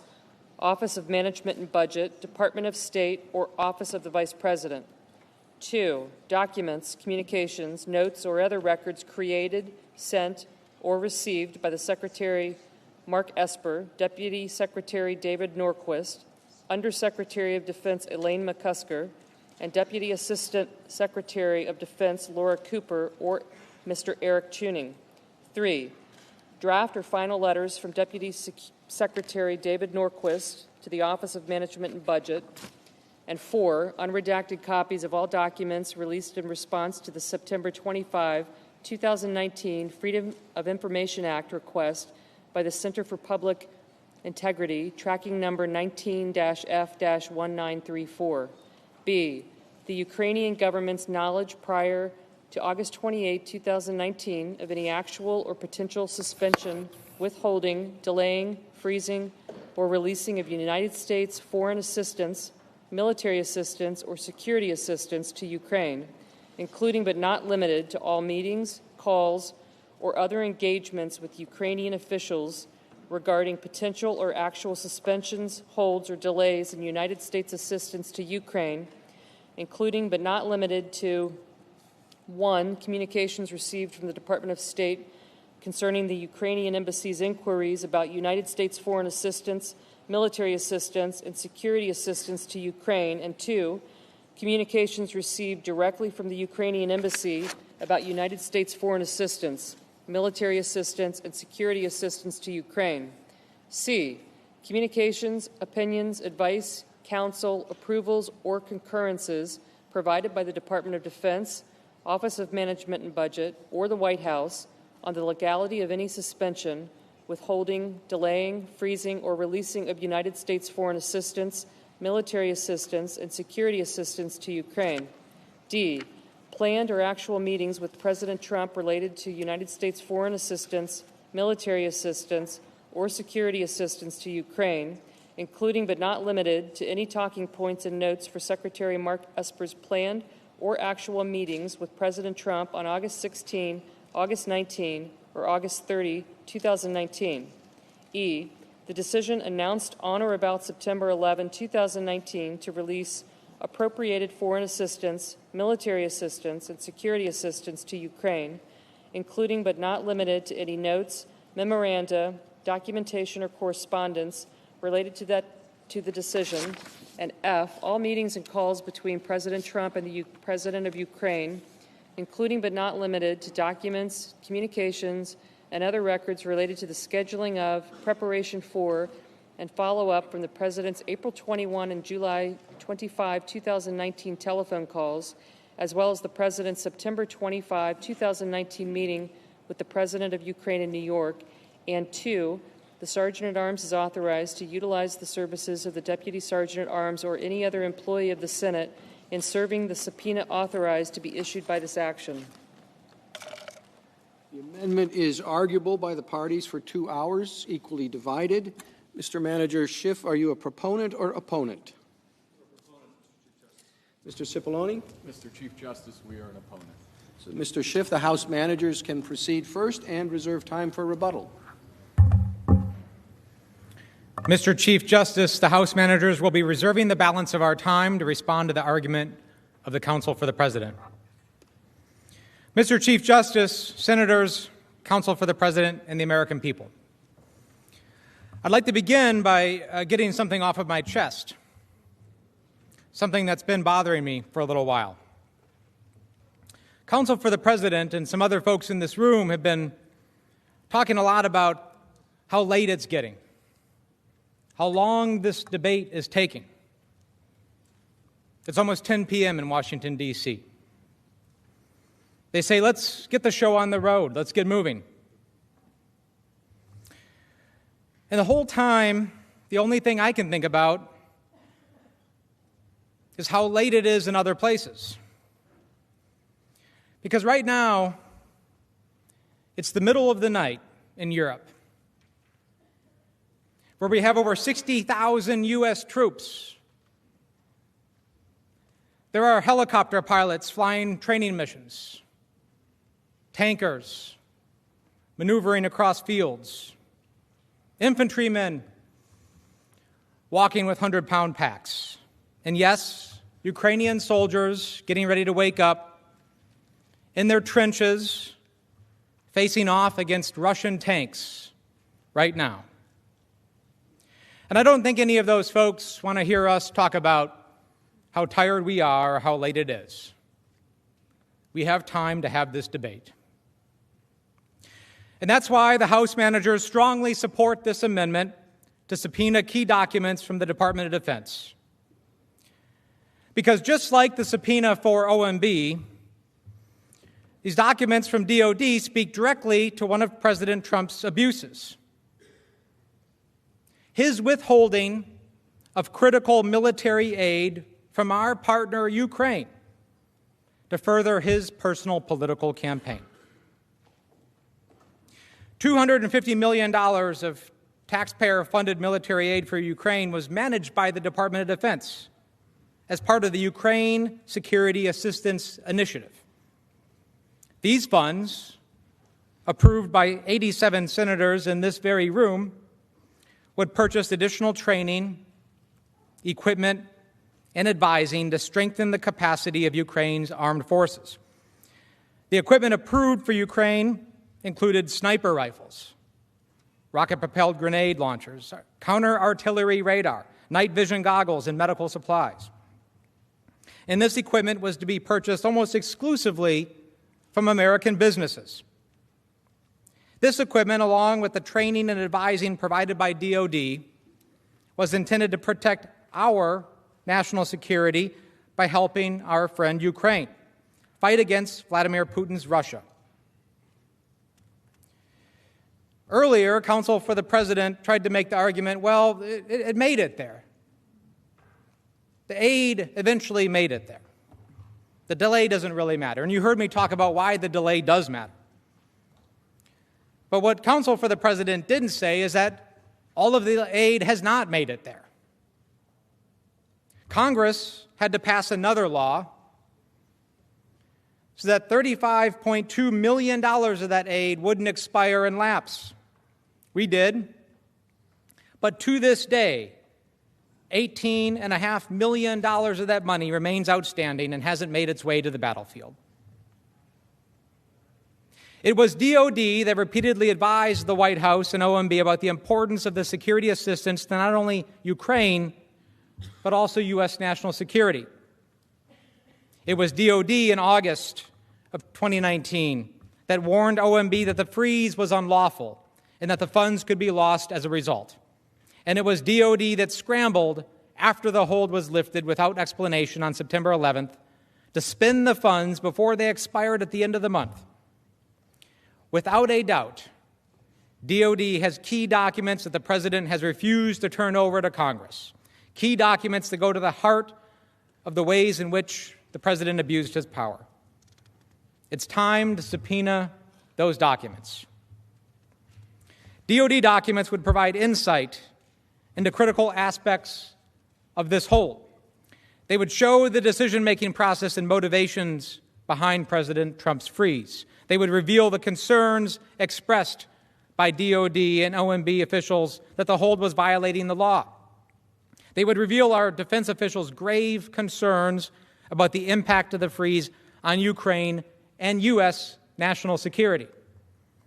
They would show that senior Defense Department officials repeatedly attempted to convince President Trump to release the aid. In short, they would further establish the President's scheme to use our national defense funds to benefit his personal political campaign. We are not speculating about the existence of these documents, and we're not guessing about what they might show, because during the course of the investigation in the House, witnesses who testified before the committees identified multiple documents directly relevant to the impeachment inquiry that DOD continues to withhold.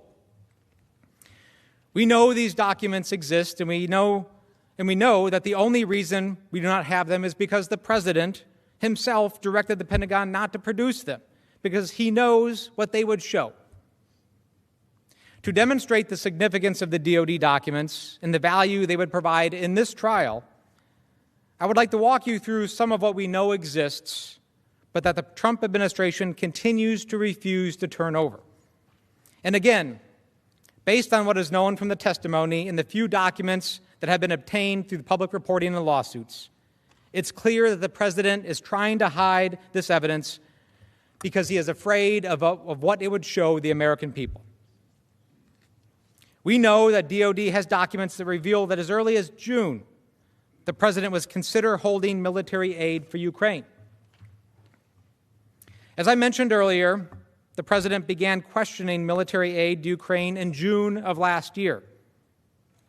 The President's questions came days after DOD issued a press release on June 18th, announcing it would provide its $250 million portion of the aid to Ukraine. According to public reporting, Deputy Undersecretary of Defense Elaine McCusker, who manages the DOD's budget, learned about the President's questions. We know this email exists because in response to a Freedom of Information Act lawsuit, the Trump administration was forced to release a redacted email. But DOD provided none of those documents to the House. Deputy Assistant Secretary of Defense Laura Cooper and her team were tasked by the Secretary of Defense with responding to the President's questions about the Ukraine assistance. Ms. Cooper testified that she put those answers in an email and described those emails during her deposition. She testified that DOD advised the security assistance was crucial for both Ukraine and U.S. national security and had strong bipartisan support in Congress. But DOD provided none of those documents to the House. With this proposed amendment, the Senate has an opportunity to obtain and review the full record that could further demonstrate how and why the President was holding the aid. Laura Cooper also testified about the interagency meetings that occurred in late 2019, the meetings at which DOD was shocked to learn that President Trump had placed a mysterious hold on the security assistance. We know what happened at several of those meetings because Ms. Cooper participated in them, in some cases with other senior Defense Department officials. However, we don't have Laura Cooper's notes from those meetings. We don't have the email she sent to senior DOD officials reporting the stunning news about the President's hold. We don't have the emails that show the response from the Secretary of Defense and other senior defense officials because DOD has refused to provide them. Separately, Laura Cooper testified about when when Ukraine first learned of the president's secret hold on the military assistance. The same day as the president's July 25th call with President Zelensky, DoD officials received 2 emails from the State Department indicating that officials from the Ukrainian embassy and congressional staff had become aware of the hold and were starting to ask questions. Ms. Cooper testified that she was informed, quote, "The Ukrainian embassy and House Foreign Affairs Committee are asking about the military aid," end quote, and that the Hill knows about the FMS situation to an extent, and so does the Ukrainian embassy. All of this shows that people were starting to get very worried. Again, this amendment for a subpoena to DoD would compel the production of these important documents. But again, there is more. DoD documents would also reveal key facts about what happened on July 25th after OMB directed DoD to, quote, "hold off on any additional DoD obligations for the assistance to Ukraine." How did DoD officials react to OMB's directive to keep this order quiet? Did DoD officials raise immediate concerns about the legality of the hold? Concerns that they would eventually vocally articulate to OMB in August.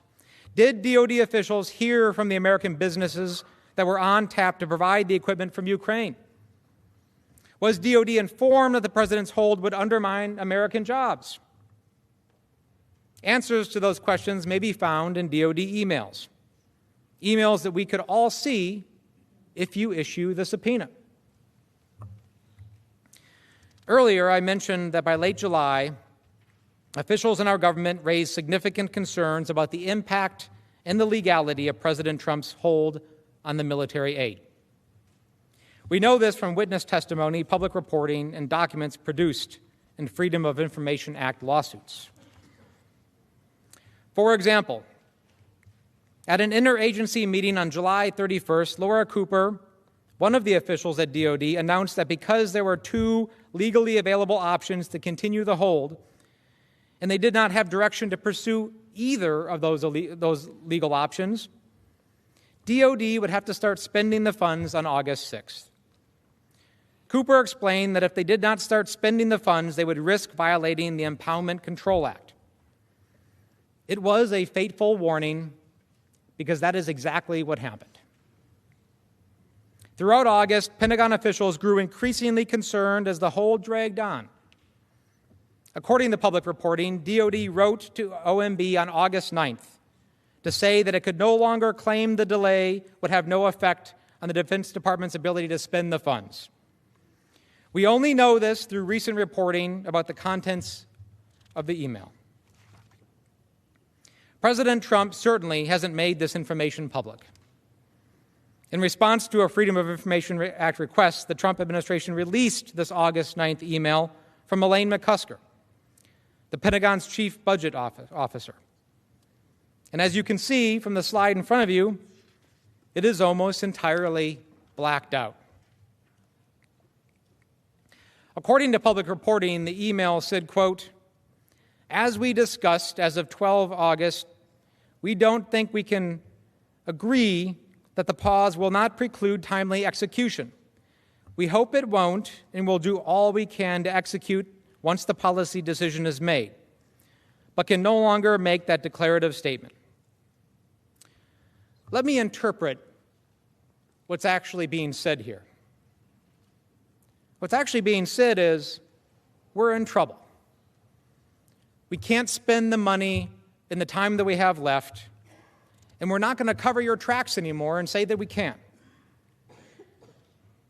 The extensive redactions in the Freedom of Information Act productions highlight the administration's efforts to conceal the president's wrongdoing.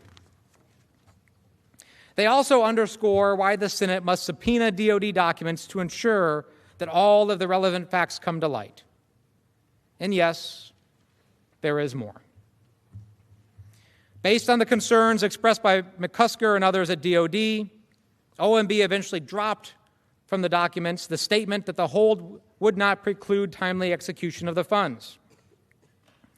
But OMB also circulated talking points claiming that, quote, no action has been taken by OMB that would preclude the obligation of these funds before the end of the fiscal year, end quote. Let me just explain what's going on here. Everybody is getting worried. Everybody knows that something bad is about to happen. Nobody has a good explanation. And nobody wants to be left holding the bag. So they're sending the emails, they're sending the memos to say, I told you so, and I'm not going to be held responsible. DOD's McCusker took issue with OMB's talking point. She did so in writing. Ms. McCusker emailed Mr. Duffy to tell him that OMB's talking points were, quote, just not accurate, and that DOD had been consistently conveying that point for weeks. Again, we know this from a press report, not from documents produced to Congress by the Trump administration. Now, President Trump did release some documents in response to a lawsuit under the Freedom of Information Act. But here is what Ms. McCusker's email looked like when it was released by the Trump administration.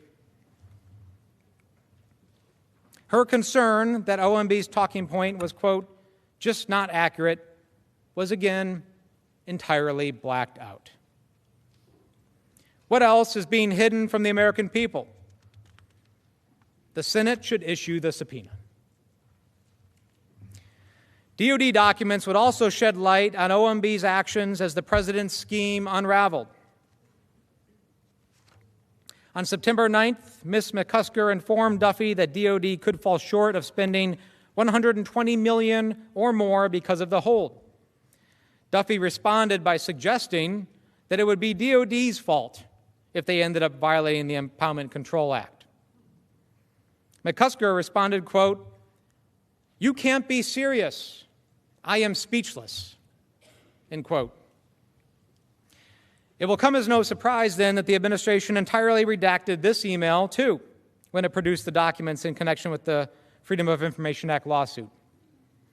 Thanks to public reporting, though, we do know its contents. But what else is being hidden from the American people? What other reactions did this exchange set off within DOD? And were those concerns brought back to the White House? The Department of Defense's documents would shed light on these questions. The American people deserve answers. Make no mistake, the record before the House fully supports the conclusion that President Trump froze vital military aid to pressure Ukraine into helping the president's political campaign. The DOD documents would provide further evidence of this scheme. They would expose the full extent of the truth to Congress and the American people, and they would firmly rebut any notion that President Trump was acting based on concerns about corruption or other countries' contributions, and the president knows it. If there was any doubt, recent events prove that DOD has documents that are directly relevant to this trial. As I spoke about earlier, before I was a member of Congress, I was a soldier in Iraq and Afghanistan, and I do know what it feels like to not have the equipment that you need. The men and women who work at the Department of Defense and administer this vital aid understand that reality too. And that is why they repeatedly made the case to President Trump why military assistance to Ukraine is important. That it would not only help Ukraine, but also bolster our deterrence against further Russian aggression in Europe. Because every time we have these discussions that might seem abstract to people around the country, I do think about those 60,000 U.S. troops that we have in Europe, many of whom, by the way, are stationed there with their families, their spouses, their children, and how they're training and working every day to hold the line and fight for freedom and liberty in Europe. And if the war in Ukraine spills over outside of Ukraine, it is those men and women that will have to get into their tanks, in their helicopters, and do their job. The United States Senate cannot let this information remain hidden. It goes directly to one of President Trump's abuses of power, again, withholding aid that 87 people in this room already voted for. The President, the Senate, and the American people deserve a fair trial. Let's see the documents, and let's see them now. And let the facts speak for themselves. I would like to end by reading a short transcript, something that I was thinking about earlier this evening. This is a transcript from Ambassador Taylor's testimony. I just want to take a minute to read it to you.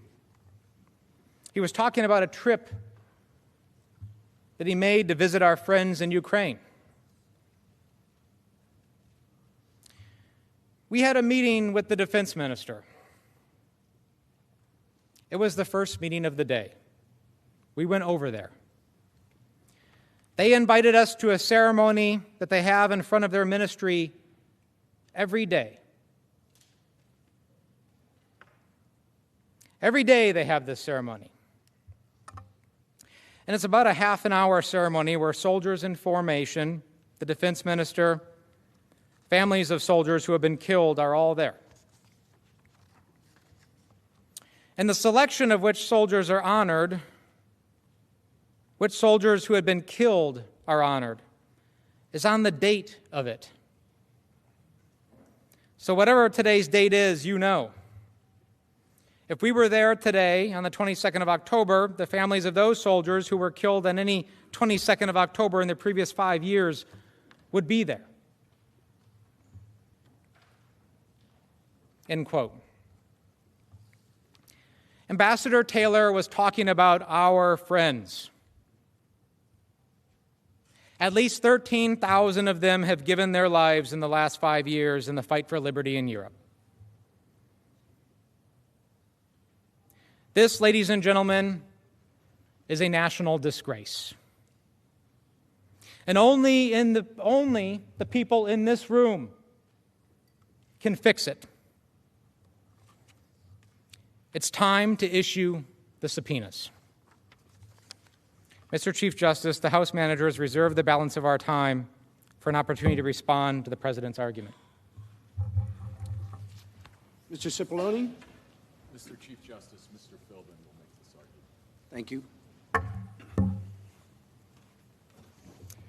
Mr. Chief Justice, members of the Senate, I will be brief.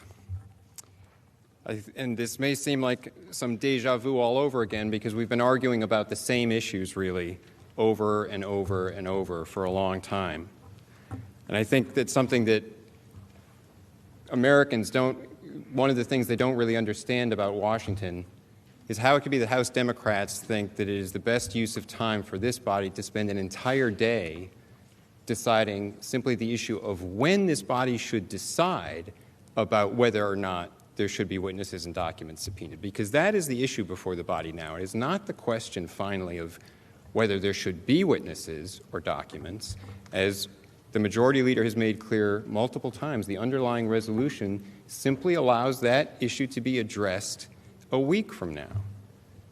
The only question at issue now, and the House managers keep saying, how can you have a trial without witnesses? How can you have a trial without documents? That's not even the issue. The issue is only now whether you have to decide that issue to subpoena documents or witnesses now or decide it in a week after you hear the presentations. Why are they so eager to have you buy a pig in a poke? Why is it necessary to make that decision without having more information? In the Clinton trial, this body agreed 100-0 that it made more sense to have more information and then decide how to proceed. That it was rational to have more information to hear the presentations and then decide what more was necessary. Why is it so important that you've got to make that decision now without that information? That doesn't make any sense. The rational thing to do is to hear what sort of case they present and, importantly, to hear the President's defense, because the President had no opportunity in the House to present any defense. We've heard a lot about the rule of law and about precedent. What was unprecedented was the process that was used in the House, a process that began with an impeachment inquiry that started without any vote by the House. And this is a point I made earlier. The Constitution assigns the sole power of impeachment to the House, not to any single member of the House. So the press conference that Speaker Pelosi held on September 24th did not validly initiate an impeachment inquiry, nor did it validly give power to committees to issue subpoenas. So we're talking now about the DOD documents. What efforts did they make in their proceeding to get these documents? They issued one invalid subpoena, totally unauthorized under the Constitution. It was unprecedented because it was issued in an impeachment inquiry, purportedly, without any vote from the House. Never happened before in our history in a presidential impeachment. It was unlawful. It was unauthorized. And that's why no documents were produced, and they made no other efforts to pursue that. So we've heard a lot about the rule of law. The rule of law applies to the House Democrats as well, and they didn't abide by it. It was unprecedented to have a process in which the president had no opportunity to present his defense, no opportunity to present witnesses, no opportunity to be represented by counsel, no opportunity to present evidence whatsoever in 3 rounds of hearings. And they'll mention, in the Judiciary Committee, they were willing to give the president rights. But in the Judiciary Committee, after one hearing, the Speaker announced the conclusion that articles were going to be drafted, and the committee had already decided it would hear no fact witnesses. There were no rights for the president. So it makes sense, what's rational, what 100 senators 21 years ago thought was rational, was to hear the case that can be presented on the record established so far and then decide if something else needs to be done. Let the president make his case. We're ready to get this started. The House manager should be as well. Thank you, Mr. Chief Justice. Mr. Chief Justice, Mr. Maloney. we'll the balance of our time. Thank you. House managers have 38 minutes remaining.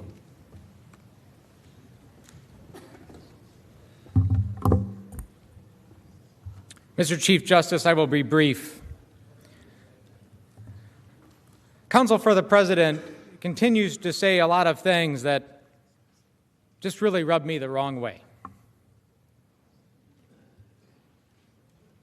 He says, we're talking and saying the same argument over and over and over again. Well, I'm ready to keep going because this is an important debate, and we need to have it now. He also said something about what the American people don't understand about Washington. Well, I haven't been here very long, and I can tell you I don't think the American people care very much about whether or not people in Washington, are sitting around debating all the time and thinking about, what you're concerned about right now. What they are concerned about is whether or not their government is working for them, whether or not there's corruption in their government. That's what they understand. And that's what this debate is about. Counsel for the President said, why now? Why the information now? The better question is, why not now? This trial has started. Let's have the facts and information now. Ladies and gentlemen, the time is right. There's no reason why we shouldn't issue those subpoenas, get the facts, get the testimony, have the debate, let the American people see what's really going on here. Mr. Chief Justice, I will yield the balance of my time to Mr. Schiff. Thank you.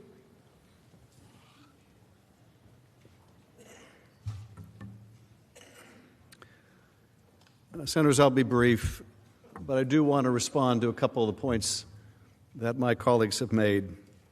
First is the argument that you've heard before, and I have no doubt you'll hear again, that the subpoenas issued by the House are invalid. Well, that's really wonderful. I imagine when you issue subpoenas, they will declare yours invalid as well. What's the basis of the claim they're invalid? Well, because they weren't issued the way the president wants. Part of the argument is you have to issue a subpoena the way we say, and that can only be done after there is a resolution that we approve of adopted by the full House. First, they complained there was no resolution, no formal resolution of the impeachment inquiry, and then when we passed a formal resolution, they complained about that. They complained when we didn't have one. They complained when we did have one. Well, you know, they made that argument already in court, and they lost. In the McGahn case, they similarly argued this subpoena for Mr. McGahn is invalid. And you know what the judge said? Essentially, that's nonsense. The president doesn't get to decide how the House conducts an impeachment proceeding.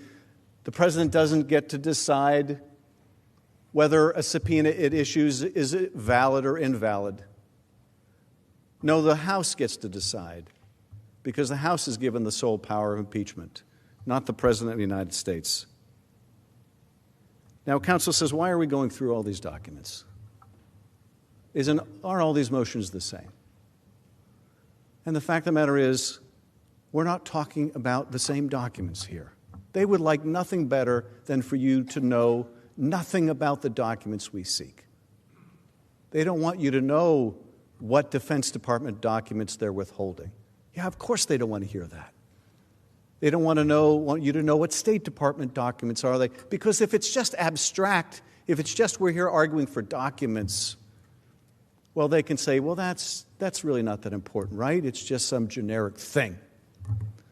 But when you learn, as you have learned today and tonight, what those documents are, when you see the efforts to conceal those Freedom of Information Act emails that my colleague Mr. Crow just referred to, and you see what was released to the public, and it's all redacted, and we find out what's under those redactions, and wow, surprise, it's incriminating information they have redacted out. That is not supposed to be the basis for redaction under the Freedom of Information Act. That's what we call a cover-up.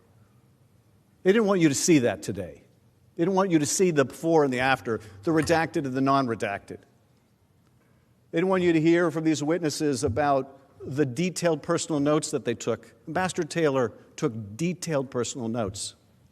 Now, they want to try to contest what Ambassador Sondland said about his conversations with the president. Because Sondland, after he talked with the president, talked directly with Ambassador Taylor and talked directly with Mr. Morrison and explained his conversation with the president. Well, guess what? Mr. Morrison and Ambassador Taylor took detailed notes. There's a dispute about what the president told Mr. Sondland. Wouldn't you like to see the notes? They don't want you to know the notes exist. They don't want to have this debate. They'd rather just argue, no, it's just about documents. It's just about when. We want the senators after 16 hours of questions before they can see any of this stuff. And you know what? Then we're going to move to dismiss the case. The when, as I said earlier, means never. And finally, the Clinton precedent. President Clinton turned over 90,000 pages of documents before the trial. I agree. Let's follow the Clinton precedent. It's not even going to take 90,000 documents. The documents are already collected. You heard the testimony on the screen of Ambassador Taylor saying, oh, they're going to be turned over shortly. Well, we're still waiting. But they're still sitting there at the State Department. We didn't play a video for you of Secretary Esper on one of the Sunday shows saying, we're going to comply with these subpoenas. Well, that was 1 week. And then somebody got to him, and all of a sudden he was singing a different tune. Yeah, they don't want you to know what these documents hold. And yes, we're showing you what these witnesses can tell you. We're showing you what Mulvaney could tell you. And yeah, we're making it hard for you. We're making it hard for you to say no.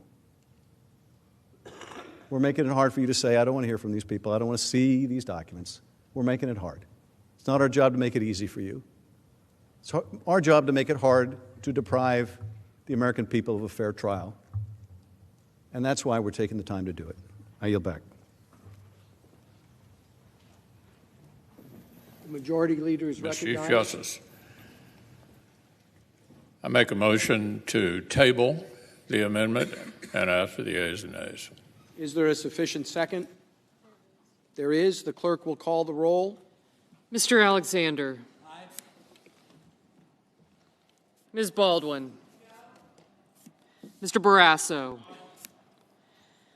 Mr. Bennett. Mrs. Blackburn. Mr. Blumenthal. Mr. Blunt. Mr. Booker. Mr. Bozeman. Mr. Braun. Mr. Brown. Mr. Burr. Ms. Cantwell. Mrs. Capito. Mr. Cardin. Mr. Carper. Mr. Casey. Mr. Cassidy. Ms. Collins. Mr. Coons. Mr. Cornyn. Ms. Cortez Masto. Mr. Cotton. Mr. Kramer. Mr. Crapo. Mr. Cruz. Mr. Daines. Ms. Duckworth. Mr. Durbin. Mr. Enzi. Ms. Ernst. Mrs. Feinstein. Mrs. Fisher. Mr. Gardner. Mrs. Gillibrand. Mr. Graham. Mr. Grassley. Ms. Harris. Ms. Hassan. Mr. Hawley. Mr. Heinrich. Ms. Hirono. Mr. Hoven. Mrs. Hyde-Smith. Mr. Inhofe. Mr. Johnson. Mr. Jones. Mr. Kane. Mr. Kennedy. Mr. King. Ms. Klobuchar. Mr. Lankford. Mr. Leahy. Mr. Lee. Mrs. Loeffler. Mr. Manchin. Mr. Markey. Mr. McConnell. Ms. McSally. Mr. Menendez. Mr. Merkley. Mr. Moran. Ms. Murkowski. Mr. Murphy. Mrs. Murray. Mr. Paul. Mr. Perdue. Mr. Peters. Mr. Portman. Mr. Reed. Mr. Risch. Mr. Roberts. Mr. Romney. Ms. Rosen. Mr. Rounds. Mr. Rubio. Mr. Sanders. Mr. Sass. Mr. Schatz. Mr. Schumer. Mr. Scott of Florida. Mr. Scott of South Carolina. Mrs. Shaheen. Mr. Shelby. Ms. Sinema. Ms. Smith. Ms. Stabenow. Mr. Sullivan. Mr. Tester. Mr. Thune. Mr. Tillis. Mr. Toomey. Mr. Udall. Mr. Van Hollen. Mr. Warner. Ms. Warren. Mr. Whitehouse. Mr. Wicker. Mr. Wyden. Mr. Young.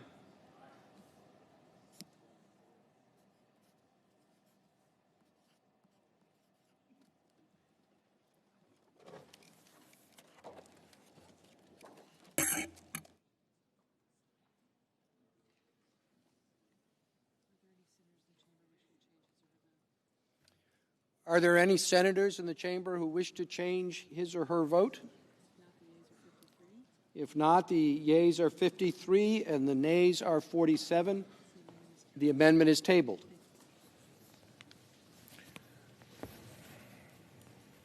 Mr. Chief Justice. The Democratic leader is recognized. Mr. Chief Justice, I send an amendment to the desk to issue subpoenas to Robert B. Blair and Michael P. Duffy, and I ask that it be read. The clerk will report.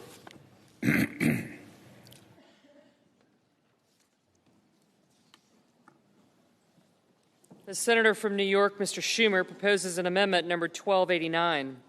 At the appropriate place in the resolving clause, insert the following section: notwithstanding any other provision of this resolution, pursuant to Rules 5 and 6 of the Rules of Procedure and Practice in the Senate when sitting on impeachment trials, 1, the Chief Justice of the United States through the Secretary of the Senate shall A, issue a subpoena for the taking of testimony of Robert B. Blair, and B, issue a subpoena for the taking of testimony of Michael P. Duffy, and 2, the Sergeant-at-Arms is authorized to utilize the services of the Deputy Sergeant-at-Arms or any other employee of the Senate in serving the subpoena authorized to be issued by this section. The amendment is arguable by the parties for 2 hours, equally divided. Mr. Manager Schiff, are you a proponent or opponent? Mr. Cipollone? Mr. Schiff, the House managers can then proceed and reserve time for rebuttal.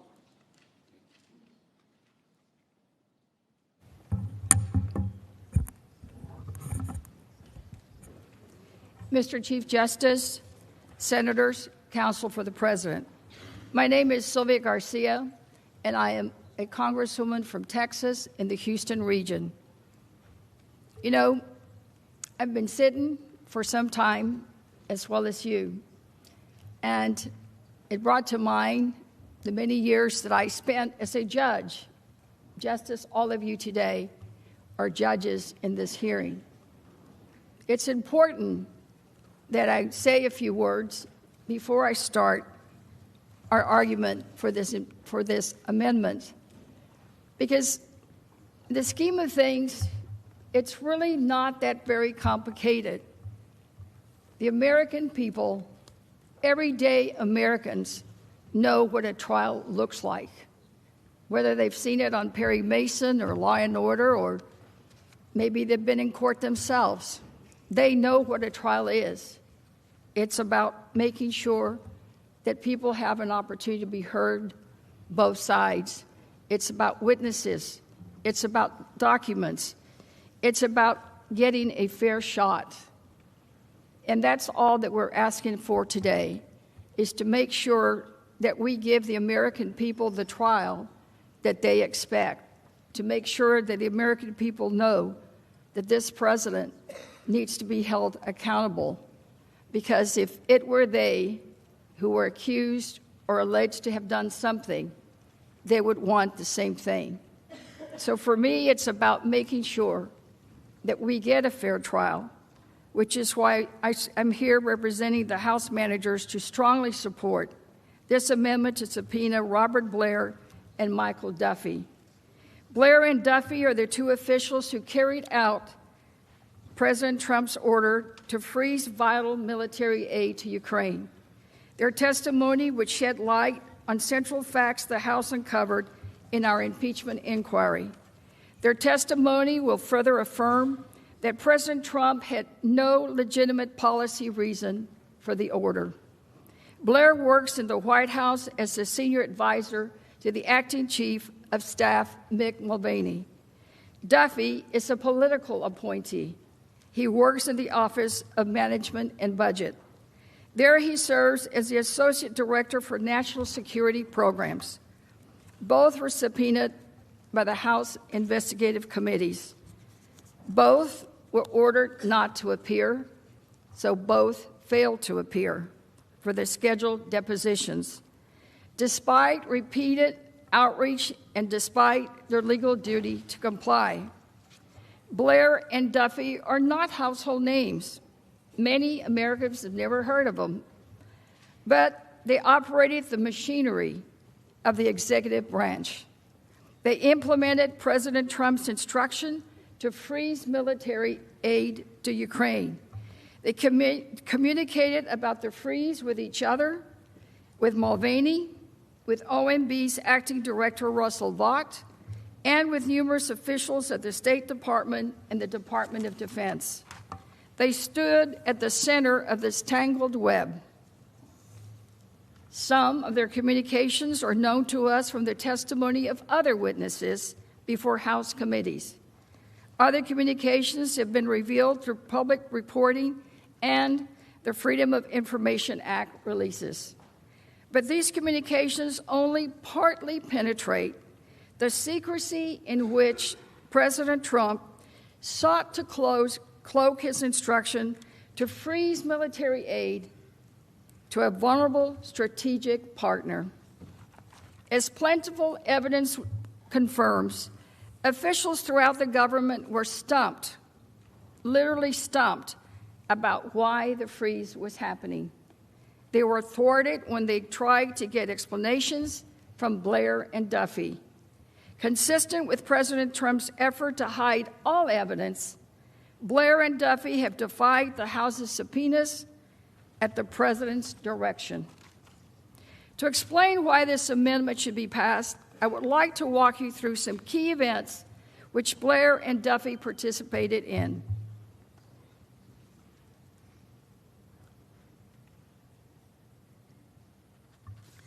To start, Blair and Duffy were directly involved in the initial stages of President Trump's freeze of the military aid. On June 18, the Department of Defense issued a statement that it would be providing its $250 million portion of the assistance to Ukraine, and that Ukraine had met all the required preconditions for receiving the money. The very next day, on June 19, Blair, in his role as assistant to the president, called Vought, the acting director of OMB. The call was to talk about the military aid to Ukraine. According to public reports, Blair told Vought, quote, "We need to hold it up." That same day, Duffy, who reports to Vought, emailed Deputy Undersecretary of Defense Elaine McCusker about the military aid. Although the administration refused to produce that email to the House and all other documents, a copy of that email was recently produced in response to a Freedom of Information Act lawsuit. In the email, Duffy informed DOD that, quote, "The president has asked about this funding release." Duffy copied Mark Sandy, a career official who reports to him and who testified before the House about this email. Sandy testified that McCusker provided the requested information to him, which he shared with Duffy. These communications raised many questions about Blair and Duffy, and they're in the best position to provide answers. For example, who or what prompted Blair to tell Vought that OMB needed to freeze the aid? Who? What reason was Blair given? And who instructed Duffy to reach out to the Department of Defense? Who told him the president had questions? And what were those questions?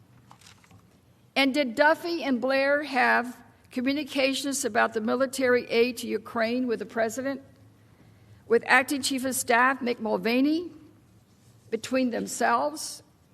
What about the funding release and the president's so-called questions?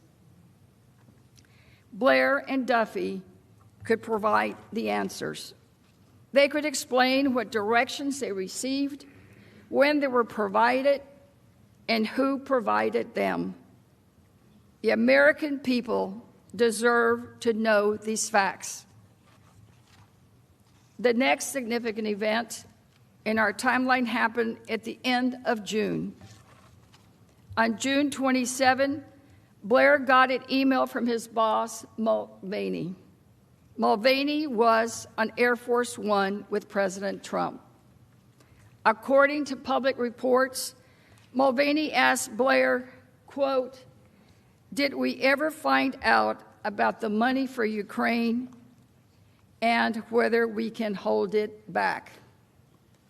Blair responded it would be possible, but he said they should, quote, expect Congress to become unhinged. When did Mulvaney and Blair first discuss the president's freeze on military aid? Was there further discussion about the issue in this email? Did Mulvaney explain why it was so important to freeze the money, even if it would cost Congress, quoting again, becoming unhinged? Did they discuss why Congress would have such a strong reaction and whether it would be justified? Did Blair raise any objections to the seemingly unexplained decision to freeze the funds? The Senate could obtain these answers by hearing from these witnesses directly. Now let's move on to the implementation of the freeze. Despite Blair's warning about how Congress would react, President Trump ordered a freeze on military aid to Ukraine in July. Blair and Duffy were directly involved in executing the president's order. To be clear, certain decisions remain and were shrouded in secrecy, but key actions have been revealed. On July 3, the State Department told various officials that OMB was blocking it from spending its $141 million portion of the aid. More specifically, OMB directed the State Department not to send a notification to Congress about spending the aid. Without that notification, the aid was effectively frozen. Who from OMB ordered the State Department not to send its congressional notification? Did they give a reason? We just don't know. But remember, at President Trump's instruction, OMB and the State Department refused to produce a single document to the House. But the direction almost certainly came from Duffy or one of his subordinates, acting on behalf of the President Trump. We also know that on July 12, Blair sent an email to Duffy. Duffy's subordinate, Mark Sandy, saw the email and described it in his testimony before the House. As Sandy testified, it was Blair who conveyed that, quote, the president is directing a hold on military support funding for Ukraine. And that email only addressed Ukraine. Blair's email raises several questions. What other discussions took place about the president's decision to freeze the aid? Did the president or Mulvaney give Blair a reason for the freeze? Did Blair know that the president was holding the aid to pressure Ukraine to announce investigations of his political rival? We also know 2 days before Blair sent his email to Duffy, Ambassador Sondland told Ukrainian officials that he had a deal with Mulvaney. The deal consisted a White House visit for President Zelensky on Ukraine conducting the political investigations that President Trump sought. That is what prompted Ambassador Bolton to say he was, quote, not part of whatever drug deal Sondland and Mulvaney are cooking up.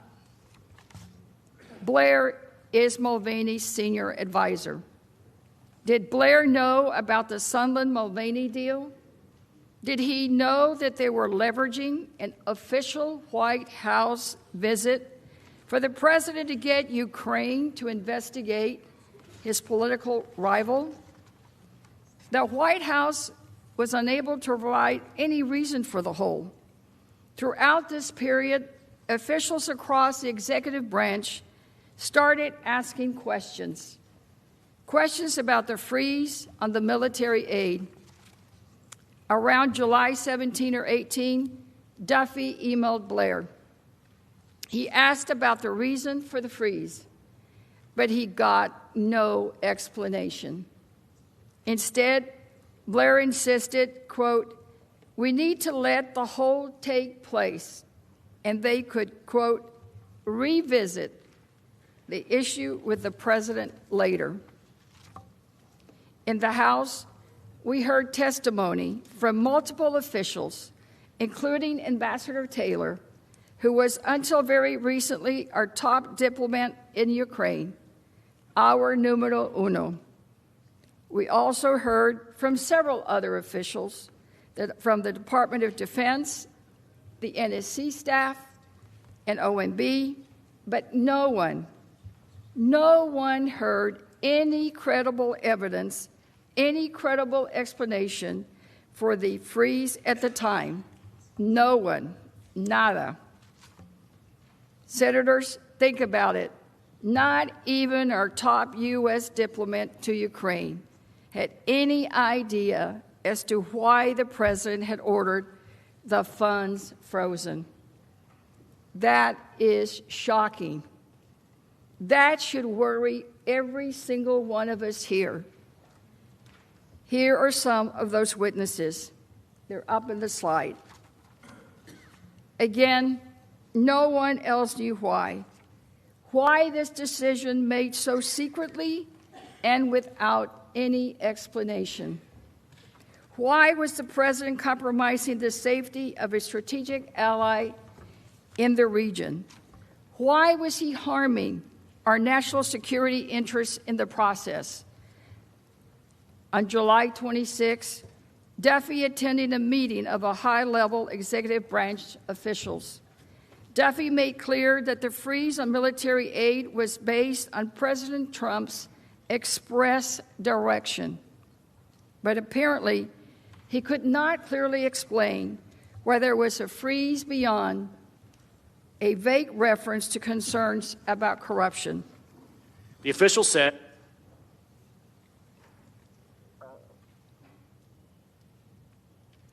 Witnesses who testified before the House all provided the same consistent recounting of what happened.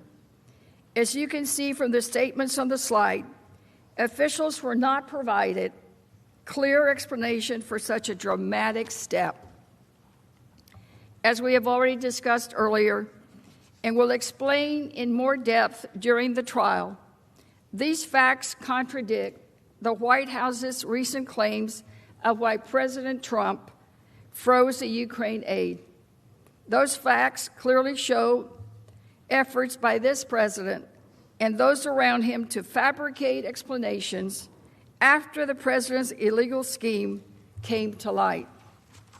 In fact, the White House counsel's own review of the freeze reportedly found that Mulvaney and OMB attempted to create an after-the-fact justification for the president's decision. That's a polite way of saying Mulvaney's team led an effort to cover up the president's conduct and to manufacture misleading, pretextual explanations to hide the corruption. But, senators, there's still more. Blair and Duffy were also involved in the events surrounding the president's July 25 phone call with President Zelensky. On July 19, Blair, along with other officials, received an email from Ambassador Sondland. The email described a conversation he had just had with President Zelensky. Ambassador Sondland stated that Zelensky was, quote, prepared to receive POTUS call and will assure him that he intends to run a fully transparent investigation and will, quote, turn every stone. As reflected in this email and confirmed by his testimony, Ambassador Sondland had helped President Zelensky prepare for his July 25 phone call with President Trump, telling him it was necessary to assure President Trump that he would conduct the investigations. Ambassador Sondland then reported back to Blair and others that President Zelensky was prepared to do just that. So Blair knew the plan. As Ambassador Sondland put it, he was in the loop on the scheme. Why was Blair part of this group? What was his involvement in setting up the call? What did he understand Sondland's message to mean? What did he know about the investigations sought by the president? Did he have any conversations with the president or Mulvaney about the president's request for the investigations? We need Blair's testimony to answer these questions.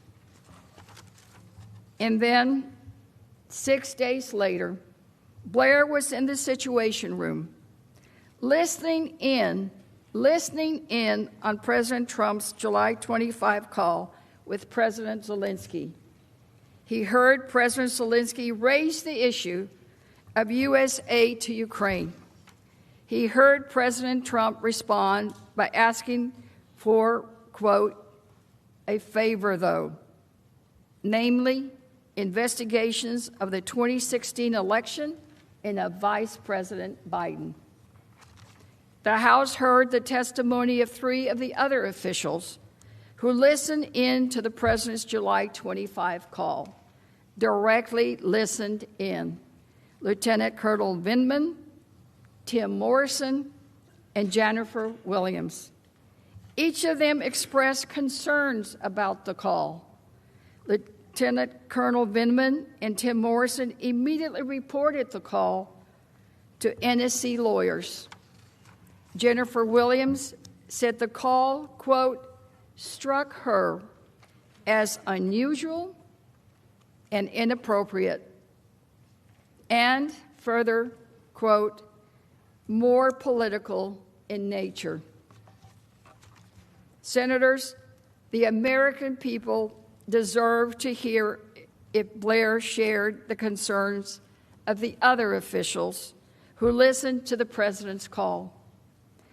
What was his reaction to the call? Did he take notes? Was he at all concerned like the other officials? Did he know exactly what was happening and why? The evidence we have suggests that he did know, but the Senate should have the opportunity to ask him directly.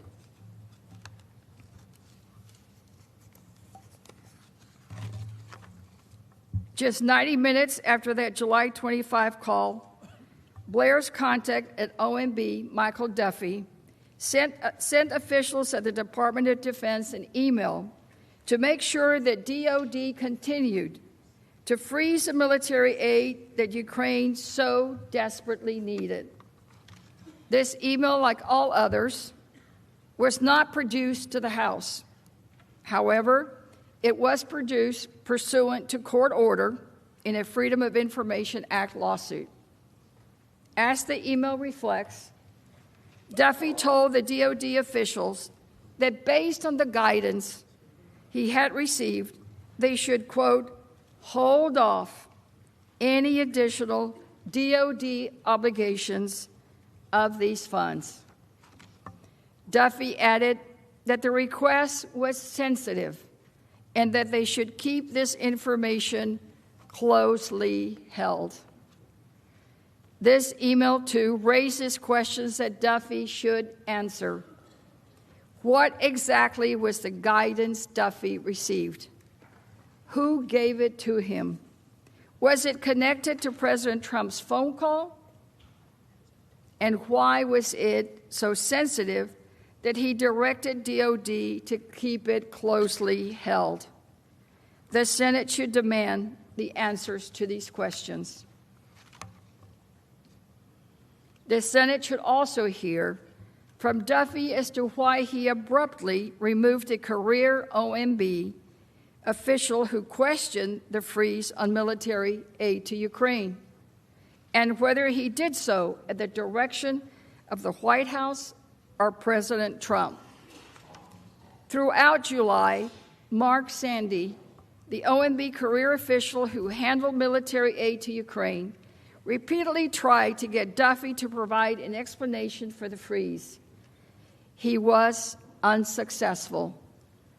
Sandy and other officials from OMB and the Pentagon also raised questions about the freeze violating the Impoundment Control Act, the federal law that limits the president's ability to withhold funds that have been allocated by Congress.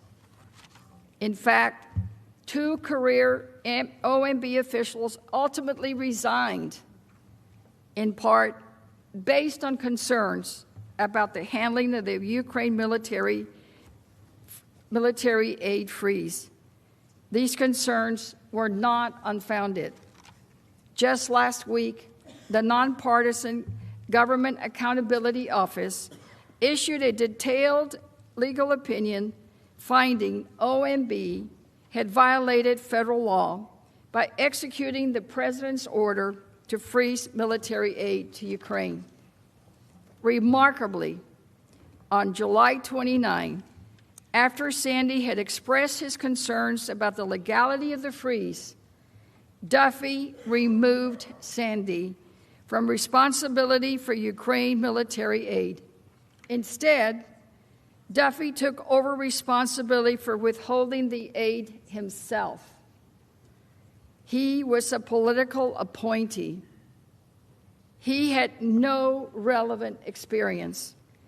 He had no demonstration of interest in such matters. His last job had been as a state-level Republican Party official. He's the one who took over responsibility for withholding the aid. He gave no credible explanation for his decision. He only said that he wanted to become, quote, more involved in daily operations. Sandy, who has decades of experience, testified that nothing like this had ever happened in his career. His boss, a political appointee, just happened to have a sudden interest in being more hands-on and was now laser-focused exclusively on Ukraine. The Senate should ask Duffy why he took over the handling of the Ukraine military aid. Was he directed to?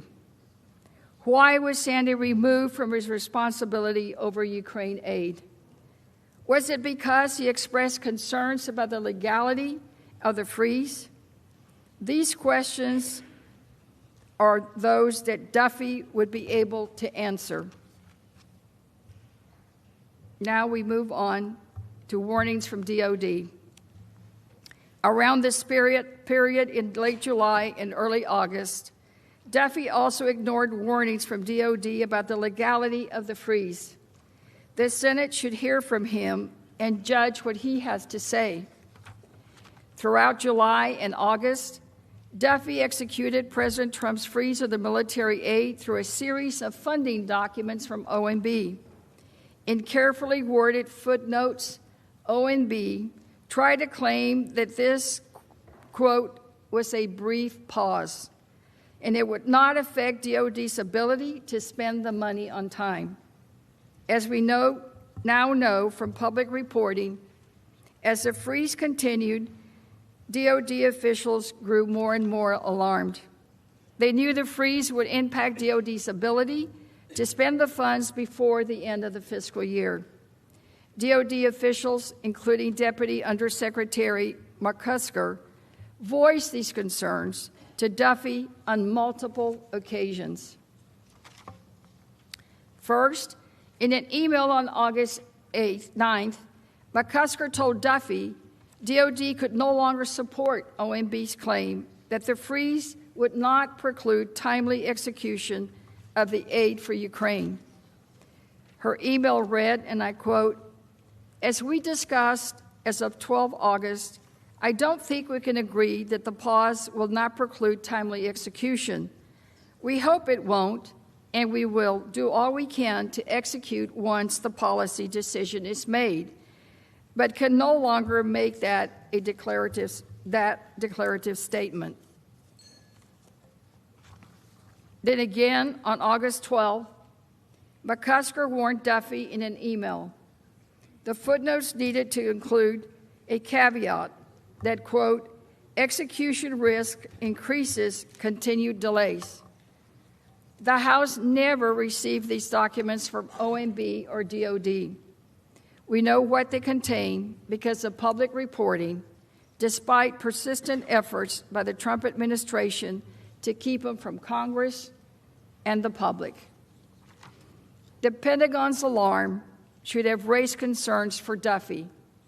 Did he share DOD's concerns with anyone else?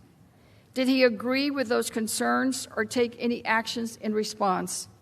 Did he take direction from Blair, the White House, or President Trump? These questions that Duffy should answer. Despite his actions executing the president's freeze, Duffy internally expressed reservations about it. In August, he signed off on a memorandum to Acting Director Vought that recommended releasing the aid. That memo stated the military aid was consistent with the United States national security strategy in the region, that it served to counter Russian aggression, and that the aid was rooted in bipartisan support in Congress.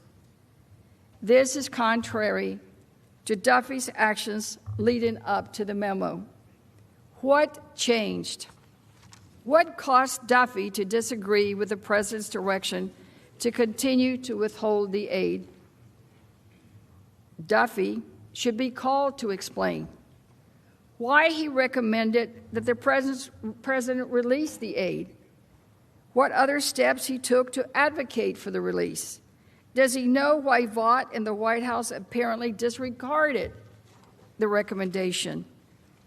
Based on public reporting, we know after the press reported the freeze in late August, OMB circulated talking points, falsely claiming, quote, no action has been taken by OMB that would preclude the obligation of these funds before the end of the fiscal year.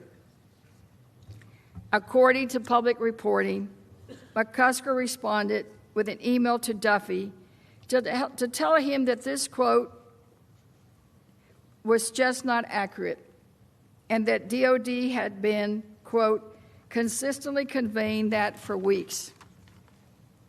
Due to the public release of these emails and recent reporting, we also know that Duffy emailed McCusker on August 30th and told her there was a clear direction from POTUS to continue the freeze.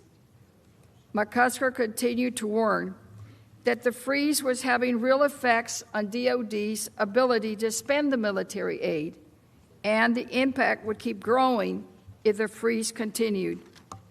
According to recent reports, around September 9, after the president's scheme had been exposed and the House had launched its investigations, Duffy responded to McCusker's warnings with a formal and lengthy email. He asserted it would be DOD's fault, not OMB's, if DOD was unable to spend funds in time. Deputy Undersecretary of Defense Elaine McCusker reportedly responded, I am speechless. We now know that DOD's concerns were well-founded. The president's freeze on the security aid was illegal. Duffy should be called to testify about why DOD's repeated warnings went unheeded. What prompted his email that attempted to shift blame to DOD, and about the fact that the president released the aid only after his scheme was exposed. Senators, make no mistake. We have a detailed factual record showing the freeze was President Trump's decision, that he did it to pressure Ukraine to announce the political investigations he wanted. But President Trump's decisions also set off a cascade of confusion and misdirection within the executive branch as the president's political appointees carried out his orders. Career officials tried to do their jobs, or at the very least, not break the law. Blair and Duffy would help shed more light on how the president's orders were carried out. That is why committees of the House issued subpoenas for both of their testimony. But Blair and Duffy, as I said earlier, like many other Trump officials, refused to appear because the president ordered them not to appear. And I might add, as a former judge, I have never seen anything like this before, where someone is ordered not to appear by one party and the witnesses just don't appear. The United States Senate should not allow the president and his administration to continue to evade accountability based on these ever-shifting and ever-meritless excuses. We need to hold him accountable because no one is above the law. Nadie está encima de la ley. Nadie. Blair and Duffy have valuable testimony to offer that the Senate should call upon them to do their duty by issuing this subpoena. Mr. Chief Justice, the House managers reserve the balance of our time for an opportunity to respond to the President's argument.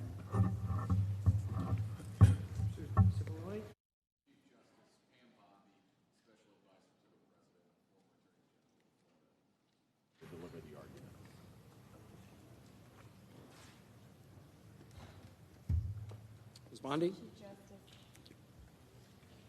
Honorable Senators, just to fact correct, please, a few things. Mr. Duffy didn't come from a state job. Mr. Duffy came from Deputy Chief of Staff at DOD before he went to OMB. Big difference there. Manager Garcia said he failed to appear. Well, the House committee would not allow agency counsel to appear with Mr. Duffy or Mr. Blair. They would not let agency counsel appear with either of them. Office of Legal Counsel determined, of course, that the exclusion of agency counsel from House proceedings is unconstitutional. It's a pretty basic right. So what did they do? They took no action on the subpoenas. But now they want you to take action on them. The managers have been telling you all day, the House managers all day, White House is trying to hide from American people what witnesses had to say. They've been saying we want to bury evidence, we want to hide evidence. That hypocrisy is astounding. They've been saying let's not forget why we are here. Well, we're here tonight because they threw due process, fundamental fairness, and our Constitution out the window in the House proceedings. That's why we're here, because they started in the secret bunker hearings where the president and his counsel weren't even allowed to participate when they're trying to impeach him. Intel and Judiciary committees was a one-sided circus. Ranking Member Nunes asked to call witnesses. He explained why in detail. It was denied by Manager Schiff. Ranking Member Collins asked to call witnesses, denied by Manager Nadler. And that's what they call fairness. That's not how our American justice system works, and it's certainly not how our impeachment process is designed by our Constitution. The House took no action on the subpoenas issued to Mr. Duffy and Mr. Blair because they didn't want a court to tell them that they were trampling on their constitutional rights. So now they want this chamber to do it for them.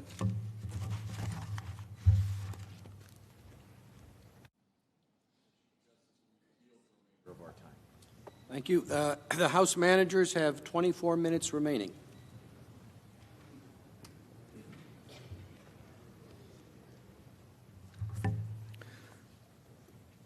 Mr. Chief Justice, a couple fact checks once again. First of all, the complaint is made, well, the House wouldn't allow agency counsel. Why wouldn't the House allow agency counsel to be present in those secret depositions that you have been hearing so much about? And as I mentioned earlier, those secret depositions allowed 100 members of the House to participate. There are 100 members of the Senate. We could have had that secret deposition right here in the Senate floor. But during those depositions, members of both parties were given equal time to ask questions of these witnesses. Now, why not allow an agency counsel? And by the way, where did Democrats get that rule of no agency counsel during these depositions? We got it from the Republicans. This was the Republican deposition rule. And we can cite you adamant explanations by Trey Gowdy and others about how these rules are so important that the depositions not be public, that agency counsel be excluded. And why? Well, you'll get a good sense of it when you see the testimony of Deputy Assistant Secretary George Kent. Kent describes how he's at a meeting with some of the State Department lawyers and others, and they're talking about the document requests from Congress. And what are they going to do about these, and what documents are responsive, and what documents aren't responsive. And the issue comes up of a letter that the State Department sent to Congress saying, you're intimidating the witnesses. And Secretary Kent testified, no, the Congress wasn't intimidating witnesses. It was the State Department that was intimidating witnesses to try to prevent them from testifying. And so my colleagues at the other table say, why aren't you allowing the minders from the State Department to sit next to those witnesses and hear what they have to say in the depositions?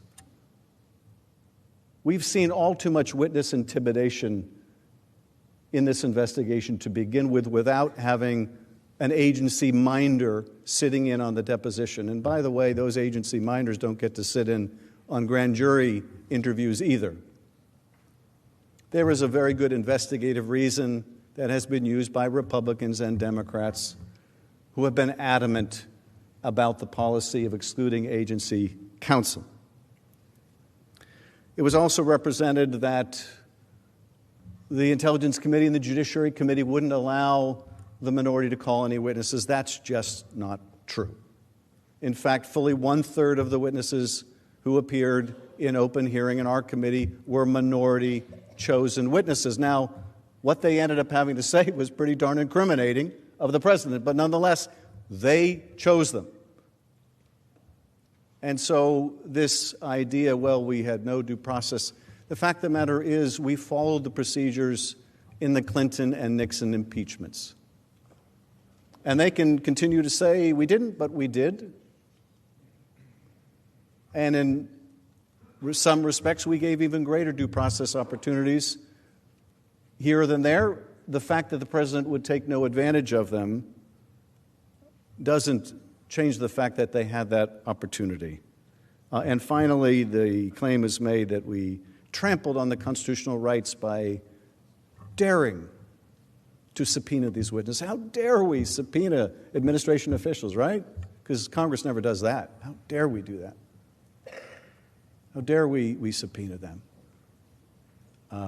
Well, the court heard that argument in the case of Don McGahn, and you should read the judge's opinion in finding that this claim of absolute immunity has no support, no substance. It would result in a monarchy. It is essentially the judicial equivalent of don't let the door hit you in the backside on the way out counsel. There's no merit there. And counsel can repeat that argument as often as they like, but there's no support in the courts for it, There should be no support for it in this body, not if you want any of your subpoenas in the future to mean anything at all. I yield back. The Majority Leader is recognized. At the desk to table the amendment, and I ask for the ayes and nays. Is there a sufficient second? The clerk will call the roll. Mr. Alexander. Ms. Baldwin. Mr. Barrasso. Mr. Bennett. Mrs. Blackburn. Mr. Blumenthal. Mr. Blunt. Mr. Booker. Mr. Bozeman. Mr. Braun. Mr. Brown. Mr. Burr. Ms. Cantwell. Mrs. Capito. Mr. Cardin. Mr. Carper. Mr. Casey.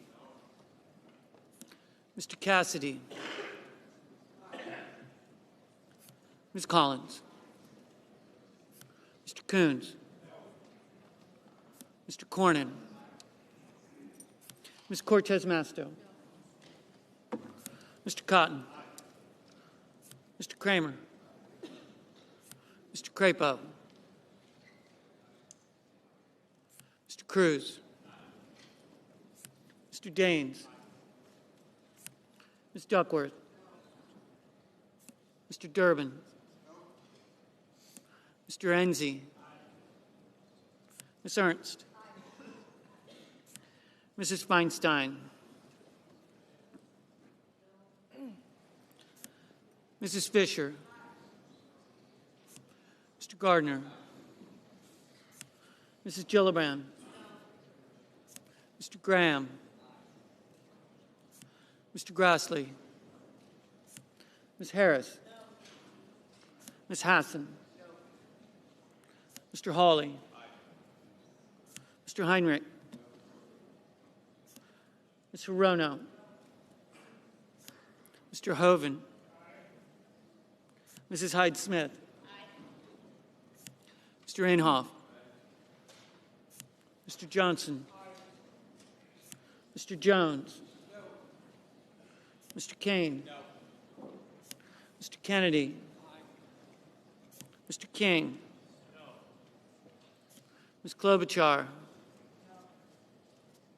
Mr. Langford. Mr. Leahy. Mr. Lee. Mrs. Loeffler. Mr. Manchin. Mr. Markey. Mr. McConnell. Ms. McSally. Mr. Menendez. Mr. Merkley. Mr. Moran. Ms. Murkowski. Mr. Murphy. Mrs. Murray. Mr. Paul. Mr. Perdue. Mr. Peters. Mr. Portman. Mr. Reed. Mr. Risch. Mr. Roberts. Mr. Romney. Ms. Rosen. Mr. Rounds. Mr. Rubio. Mr. Sanders. Mr. Sass. Mr. Schatz. Mr. Schumer. Mr. Scott of Florida. Mr. Scott of South Carolina. Mrs. Shaheen. Mr. Shelby. Ms. Sinema. Ms. Smith. Ms. Stabenow. Mr. Sullivan. Mr. Tester. Mr. Thune. Mr. Tillis. Mr. Toomey. Mr. Udall. Mr. Van Hollen. Mr. Warner. Ms. Warren. Mr. Whitehouse. Mr. Wicker. Mr. Wyden. Mr. Young.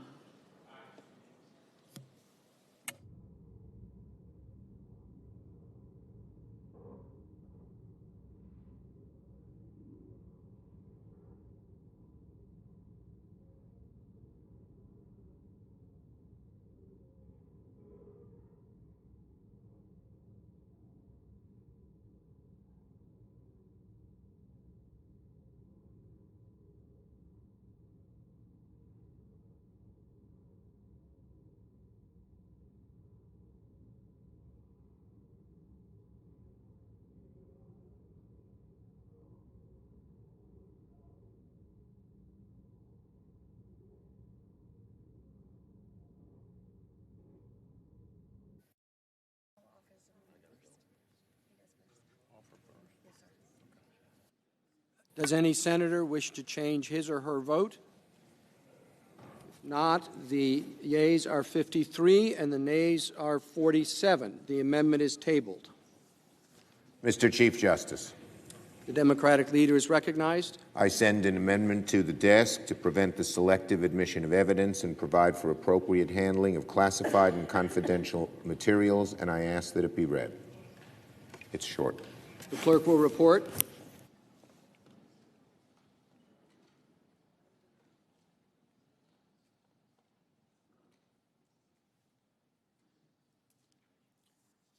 The senator from New York, Mr. Schumer, proposes an amendment number 1290. On page 2, between lines 4 and 5, insert the following. If, during the impeachment trial of Donald John Trump, any party seeks to admit evidence that has not been submitted as part of the record of the House of Representatives and that was subject to a duly authorized subpoena, that party shall also provide the opposing party all the other documents responsive to that subpoena. For the purposes of this paragraph, the term duly authorized subpoena includes any subpoena issued pursuant to the impeachment inquiry of the House of Representatives. The Senate shall take all necessary measures to ensure the proper handling of confidential and classified information in the record. The majority leader is recognized. Mr. Chief Justice, we'll now take a 5-minute break. I'd like to ask everybody to stay close to the chamber. We'll go with a hard 5 minutes. I ask that we stand in recess subject to call of the chair. Without objection, so ordered.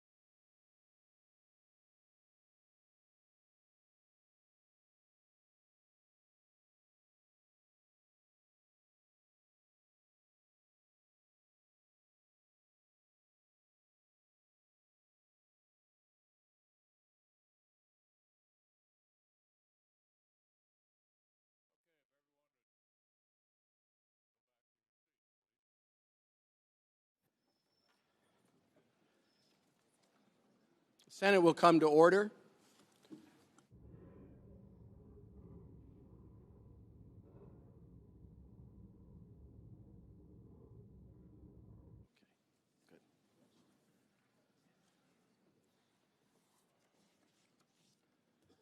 Mr. Schiff, are you in favor or opposed or? In favor. In favor. Mr. Cipollone? Mr. Chief Justice, we are opposed. Thought that would be the case. There are 2 hours for argument, equally divided. You may proceed first. Thank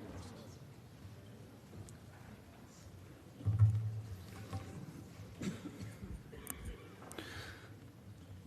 Senators, the Majority Leader amended his resolution earlier today to allow the admission of the House record into evidence, though the resolution leaves the record subject to objections.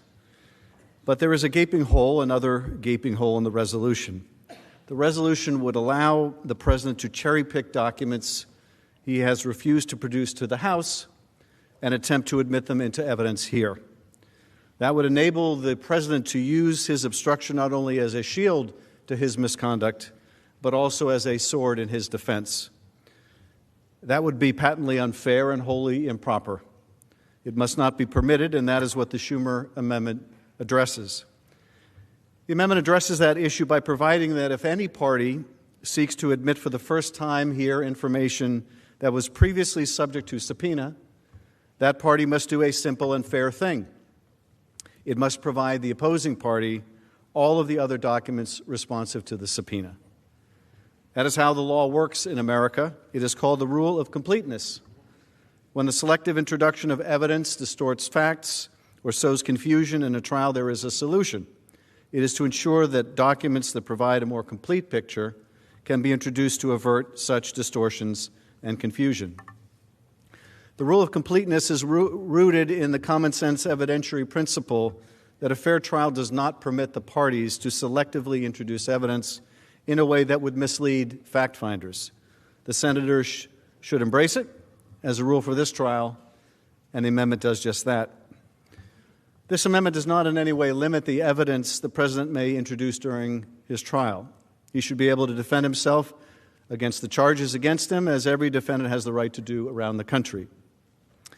But this amendment does make sure that he does it in a fair way, and that his obstruction cannot be used as a weapon. It is an amendment based on simple fairness, and it will help the Senate and the American people get to the truth. The House managers are not afraid of the evidence, whatever it may be. We want an open process designed to get to the truth, no matter whether it helps or hurts our case. That is what the Senate should want, and that is what the American people certainly want. This amendment helps that process of getting more evidence so we can get to the truth, and we urge you to vote for it. The amendment also addresses another omission in the Majority Leader's resolution by providing for the proper handling of confidential and classified information for the record. This amendment seeks to balance the public's interest in transparency with the importance of protecting limited, sensitive information bearing directly on the case you are trying. As for confidential information, some of the evidence in this case includes records of phone calls. They establish important patterns of conduct, as we explain in the Ukraine impeachment report. But the original phone records, including a great deal more information and context, should be available for this body to review if needed in a confidential setting.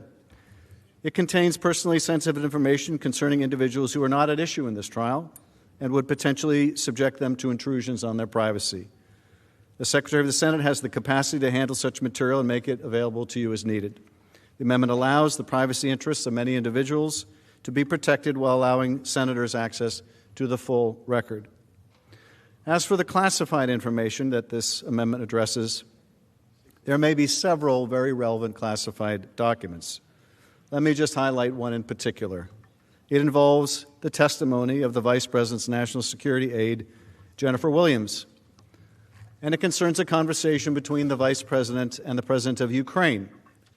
And the House managers believe that it would be of value to this body to see in trying the case. Let me start by saying that we have twice requested that the Vice President declassify this document. We have reviewed it, and there's no basis to keep it classified. The Vice President has not responded. We can only conclude this is an additional effort by the President to conceal wrongdoing from the public. But as it stands now, it remains classified. It must be handled like any other classified document by this body, and the amendment would allow that. But let me just take a moment to go further. The public should see that supplemental testimony as well. That supplemental testimony, that classified testimony, was added to the record by the Vice President's aide because she believed, I think on further reflection, that it would shed additional light than what she had said publicly. And you should see it. You should evaluate it for what it has to say. But what's more, so should the American people. And so I would urge not only that you support this amendment to make sure that you can handle the classified information, and there's a mechanism for it, and the personally identifiable information that need not be public, but also information that is improperly classified, that bears and sheds light on your decision, should be accessible to you and should be accessible to the American people. And I reserve the balance of our time. Mr. Cipollone? Thank you, Mr. Chief Justice. Mr. Philbin, and then Mr. Sekulow will argue this. Thank you, Mr. Philbin.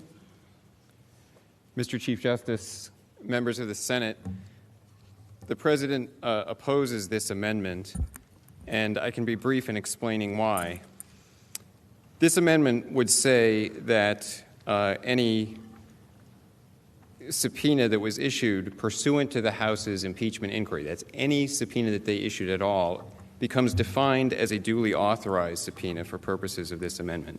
And as we've explained several times today, because the House began this inquiry without taking a vote, it never authorized any of its committees to issue subpoenas pursuant to the impeachment power. The first 23 subpoenas at a minimum that the House committees issued were all unauthorized and ultra vires, and that is why the Trump administration did not respond to them and did not comply with them. That was explained in a letter of October 18th from White House counsel Pat Cipollone to Chairman Schiff and others. That is a legal infirmity in those subpoenas. There has never been an impeachment inquiry initiated by the House of Representatives against a President of the United States without it being authorized by a vote of the full House.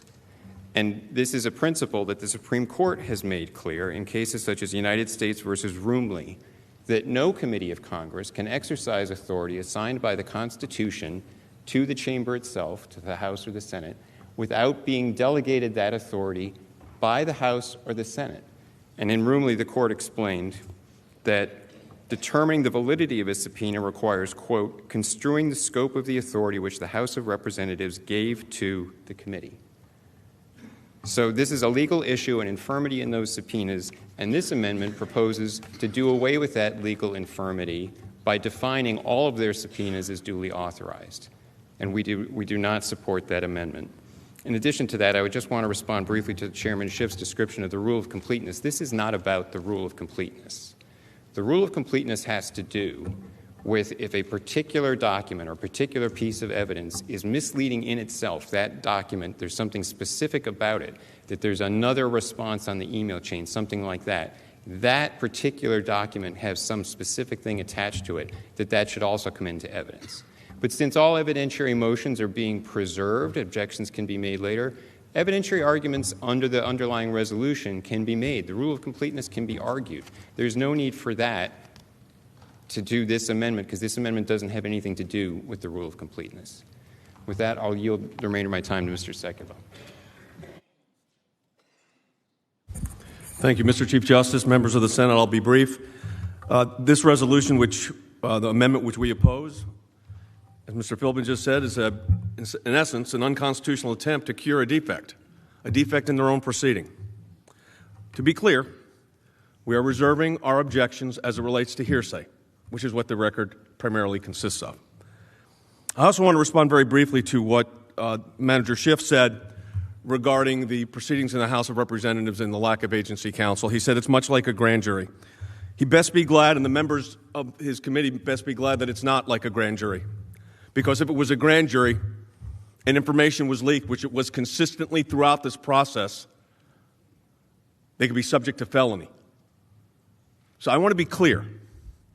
Utilizing this amendment to cure a constitutional defect, and that's what this is exactly what we've been arguing about now for almost 11 hours. It's changing the rules. It's different rules. I can't determine if we are dealing with a trial, a pretrial motion, but we've now spent 11 hours arguing about something that we'll be arguing again next week. But the idea that you can cure in 3 paragraphs constitutional defects doesn't pass constitutional muster. We yield the rest of our time. The House managers have 54 minutes remaining.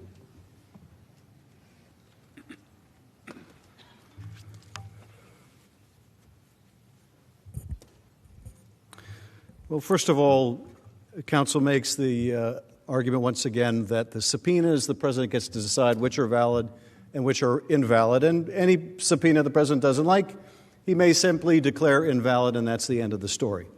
And therefore, it is invalid, and no documents are required, and no witnesses need show up. And therefore, you don't need to consider whether the president should be able to game the system by showing you a handful of documents to mislead you and deprive you of seeing all of the other documents relevant to that same subject. That's their argument. The president didn't like the way the subpoenas were issued. Even the court has already ruled on this issue and said, no, Mr. President, you don't get to decide whether a subpoena is valid or not in an impeachment proceeding. That's the sole responsibility of the House. But no, I guess they would suggest to you the president would never mislead you about documents. If they seek to introduce something, you can be assured that that document tells the complete truth. Well, we already know you can place no such reliance on the president. And how do we know this? You've already seen it. Look what they did in response to the FOIA, the Freedom of Information Act requests. They blacked out all the incriminating information. They blacked out the we can't represent anymore that we're going to be able to actually spend this money in time. We can't represent that we're not going to be in violation of the law, the Impoundment Act. They redact that. Is that what you want in this trial? For them to be able to introduce one part of an email chain and not show you the rest? You want to be able to have a situation where the president, who has withheld all these documents from you, can introduce a document that suggests a benign explanation, but not the reply that confirms the corrupt explanation. Because that's what we're really talking about here. Now, they clothe this in the argument, well, we don't think these were duly authorized subpoenas. We are merely categorizing the universe of documents they should turn over if they want to turn over selective documents. Let them call them unduly authorized, if they will. The point is that the documents that are called for should not be cherry-picked by a White House that has already shown such a deliberate intent to deceive. And finally, counsel says they can't tell whether we're dealing with a trial here. Well, you know something? Neither can we. And if they're confused for a good reason. Because this doesn't look like any other trial that they're used to, and people watching, they're confused too. Because they would think if this was a trial, there'd be no debate about whether the party with the burden of proof could call witnesses. Of course they can. Of course they can. The defendant doesn't get to decide who the prosecution could call as a witness. If you're confused, well, so's the public. They want this to look like a regular trial, and it should. That's been the history of this body. That's been the history of this body. Now, I know it's late, but I have to tell you, it doesn't have to be late. We don't control the schedule here. We're not deciding we want to carry on through the evening. We don't get to decide the schedule. There is a reason, though, why we are still here at, is that 5 till midnight? There's a reason why we're here to 5 to midnight, and that's because they don't want the American people to see what's going on here. They're hoping people are asleep. And you know, a lot of people are asleep right now, all over the country, because it's midnight. Now, maybe in my state of California, people are still awake and watching.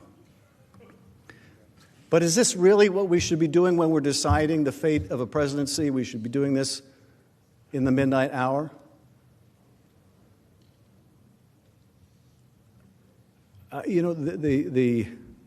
started out the day asking whether there could be a fair trial and expressing the skepticism I think the country feels about whether that's possible, how much they want to believe this is possible. But I have to say, watching now at midnight this effort to hide this in the dead of night cannot be encouraging to them about whether there will be a fair trial.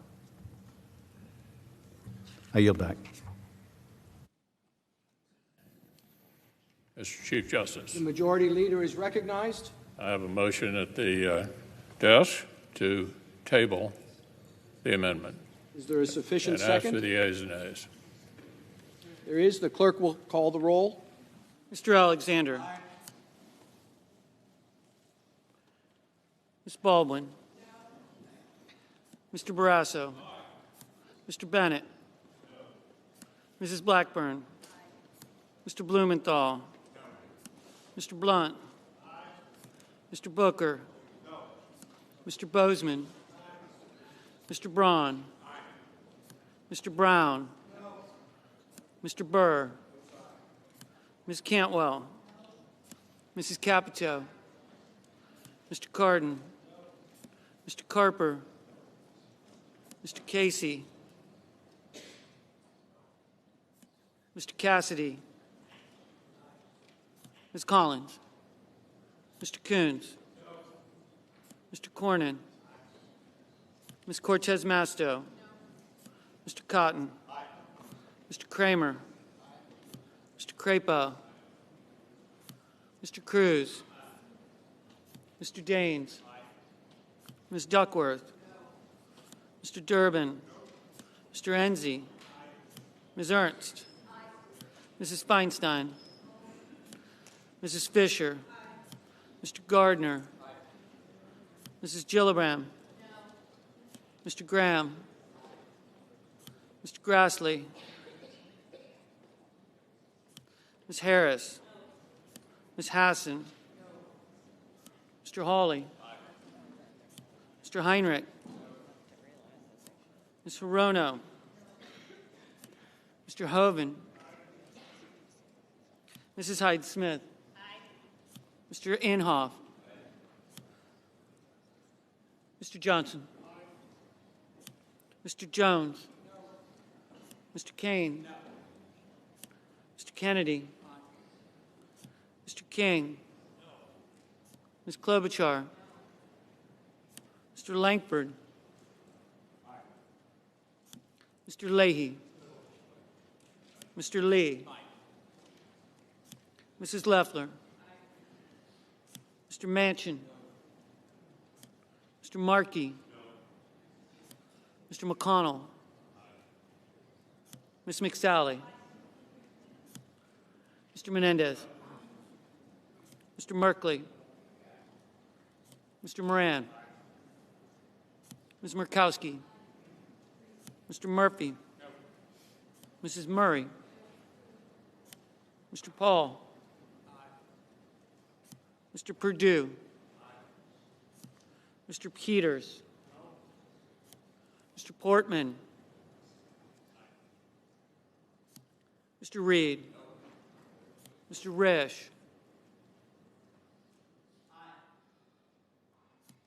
Mr. Roberts. Mr. Romney. Ms. Rosen. Mr. Rounds. Mr. Rubio. Mr. Sanders. Mr. Sass. Mr. Schatz. Mr. Schumer. Mr. Scott of Florida. Mr. Scott of South Carolina. Mrs. Shaheen. Mr. Shelby. Ms. Sinema. Ms. Smith. Ms. Stabenow. Mr. Sullivan. Mr. Tester. Mr. Thune. Mr. Tillis. Mr. Toomey. Mr. Udall. Mr. Van Hollen. Mr. Warner. Ms. Warren. Mr. Whitehouse. Mr. Wicker. Mr. Wyden. Mr. Young.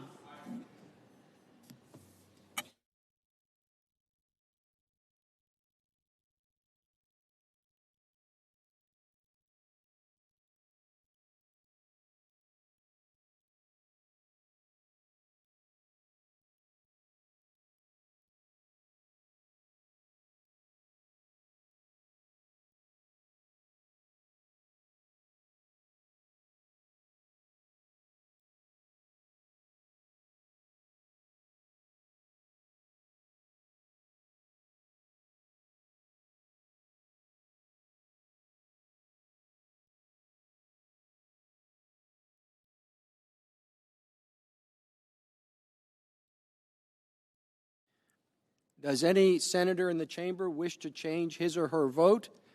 If no, the ayes are 53, the nays are 47. The amendment is tabled. Mr. Chief Justice. The Democratic leader is recognized. Mr. Chief Justice, I send an amendment to the desk to issue a subpoena to John Robert Bolton, and I ask that it be read. The clerk will report.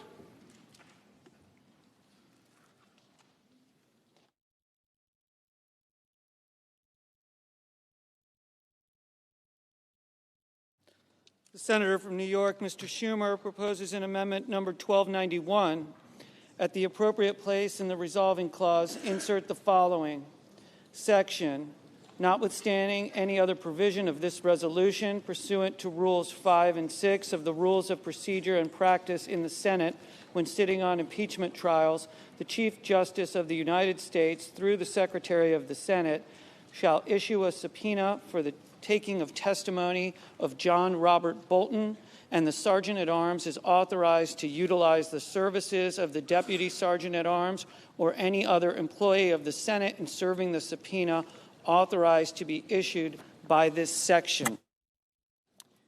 The amendment is arguable by the parties for 2 hours, equally divided. Mr. Manager Schiff, are you a proponent?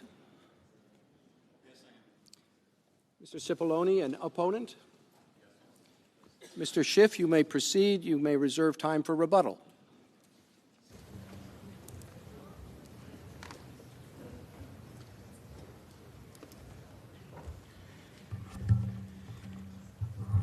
Before I begin, Mr. Chief Justice, the House managers will be reserving the balance of our time to respond to the arguments of the Counsel for the President.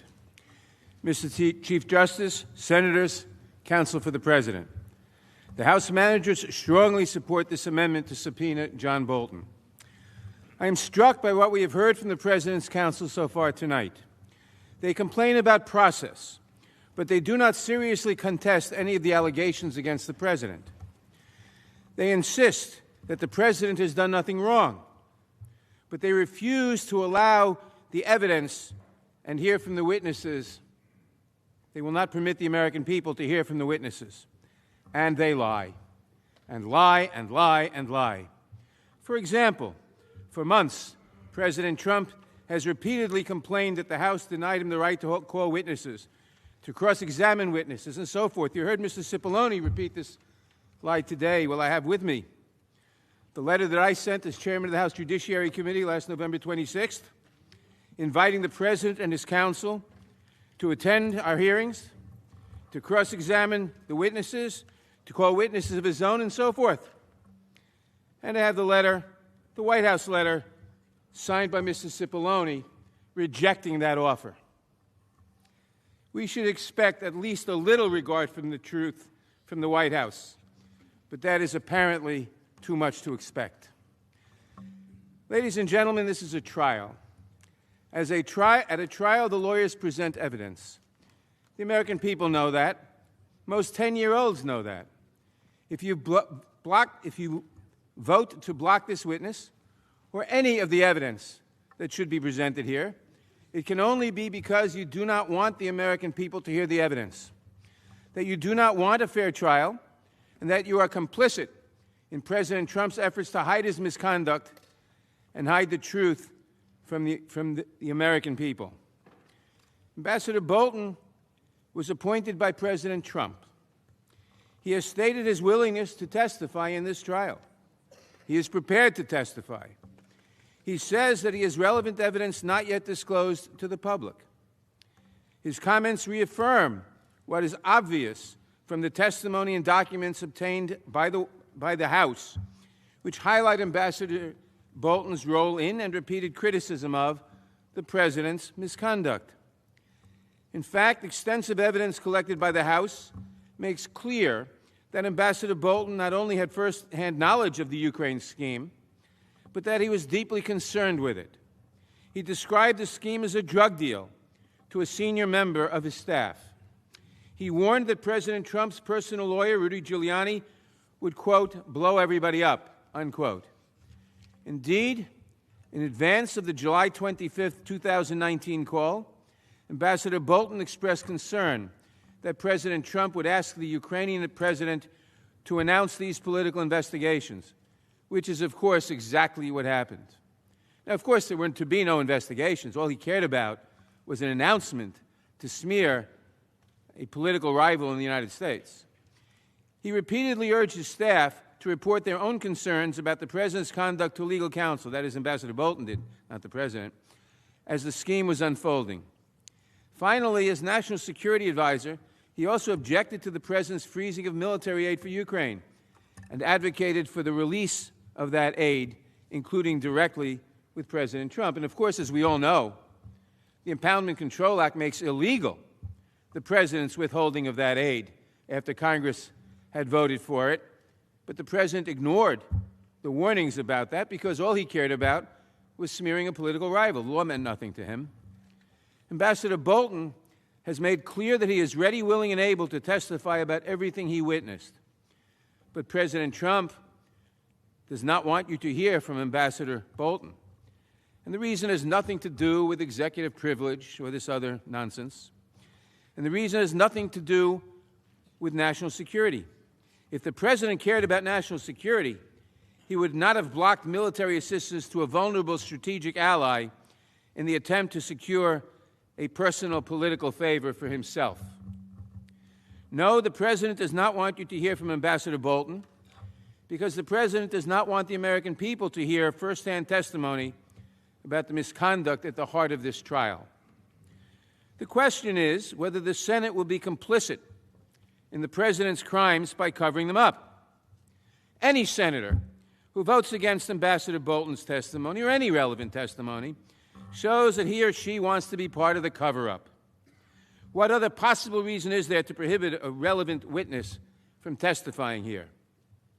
Unfortunately, so far I've seen every Republican senator has shown that they want to be part of the cover-up by voting against every document and witness proposed. Ambassador Bolton is a first-hand witness to President Trump's abuse of power.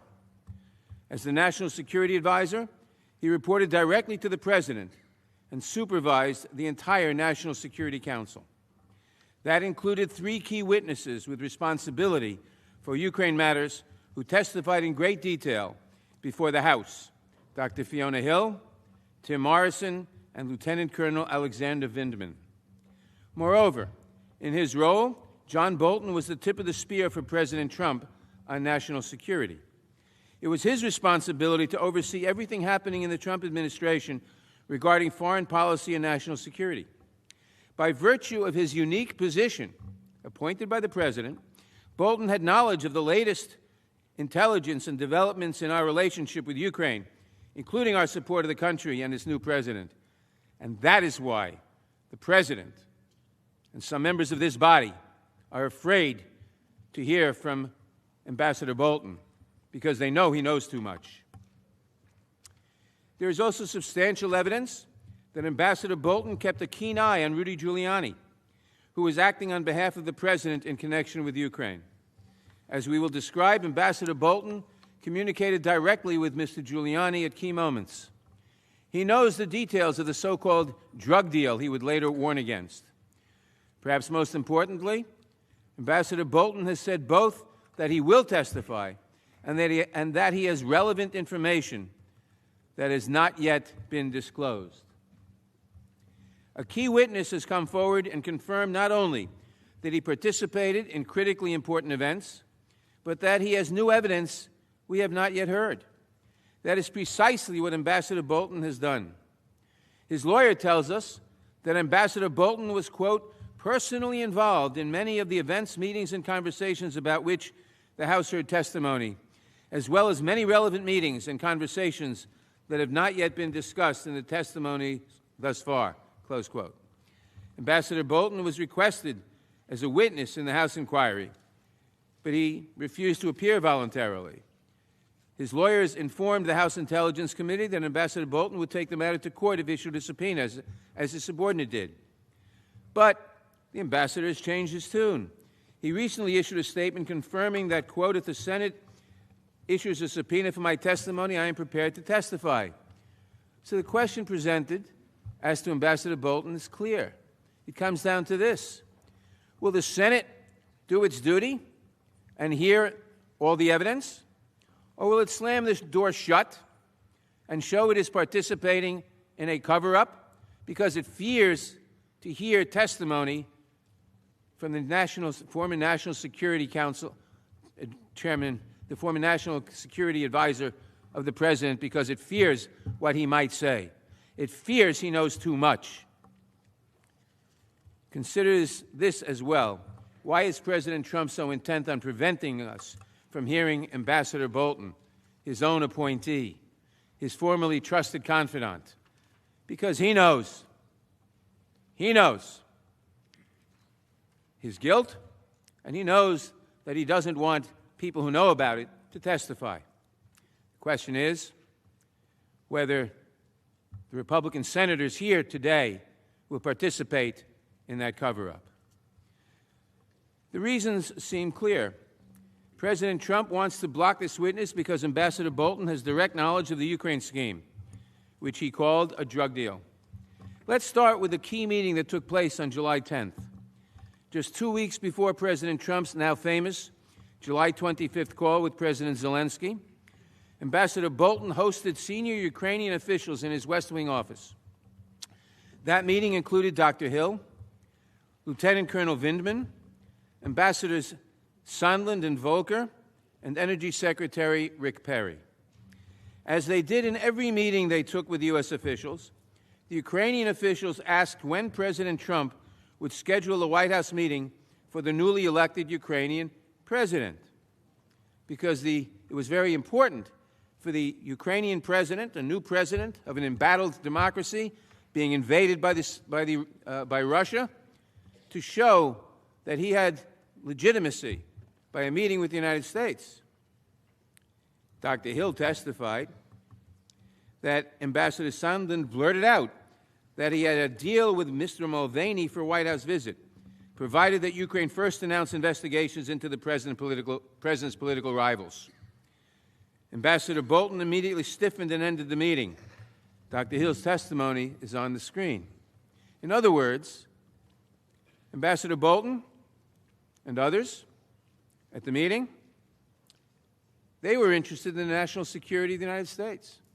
They were interested in protecting an American ally against Russian invasion.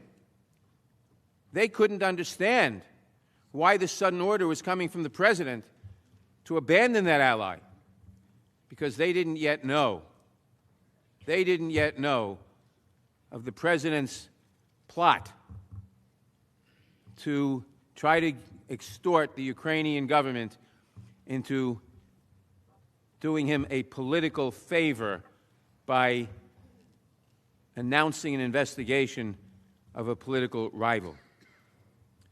When Dr. Hill reported back to Ambassador Bolton about the second conversation, Ambassador Bolton told Dr. Hill to go to the National Security Council's legal advisor, John Eisenberg, and tell him, quote, I am not part of whatever drug deal Sondland and Mulvaney are cooking up on this.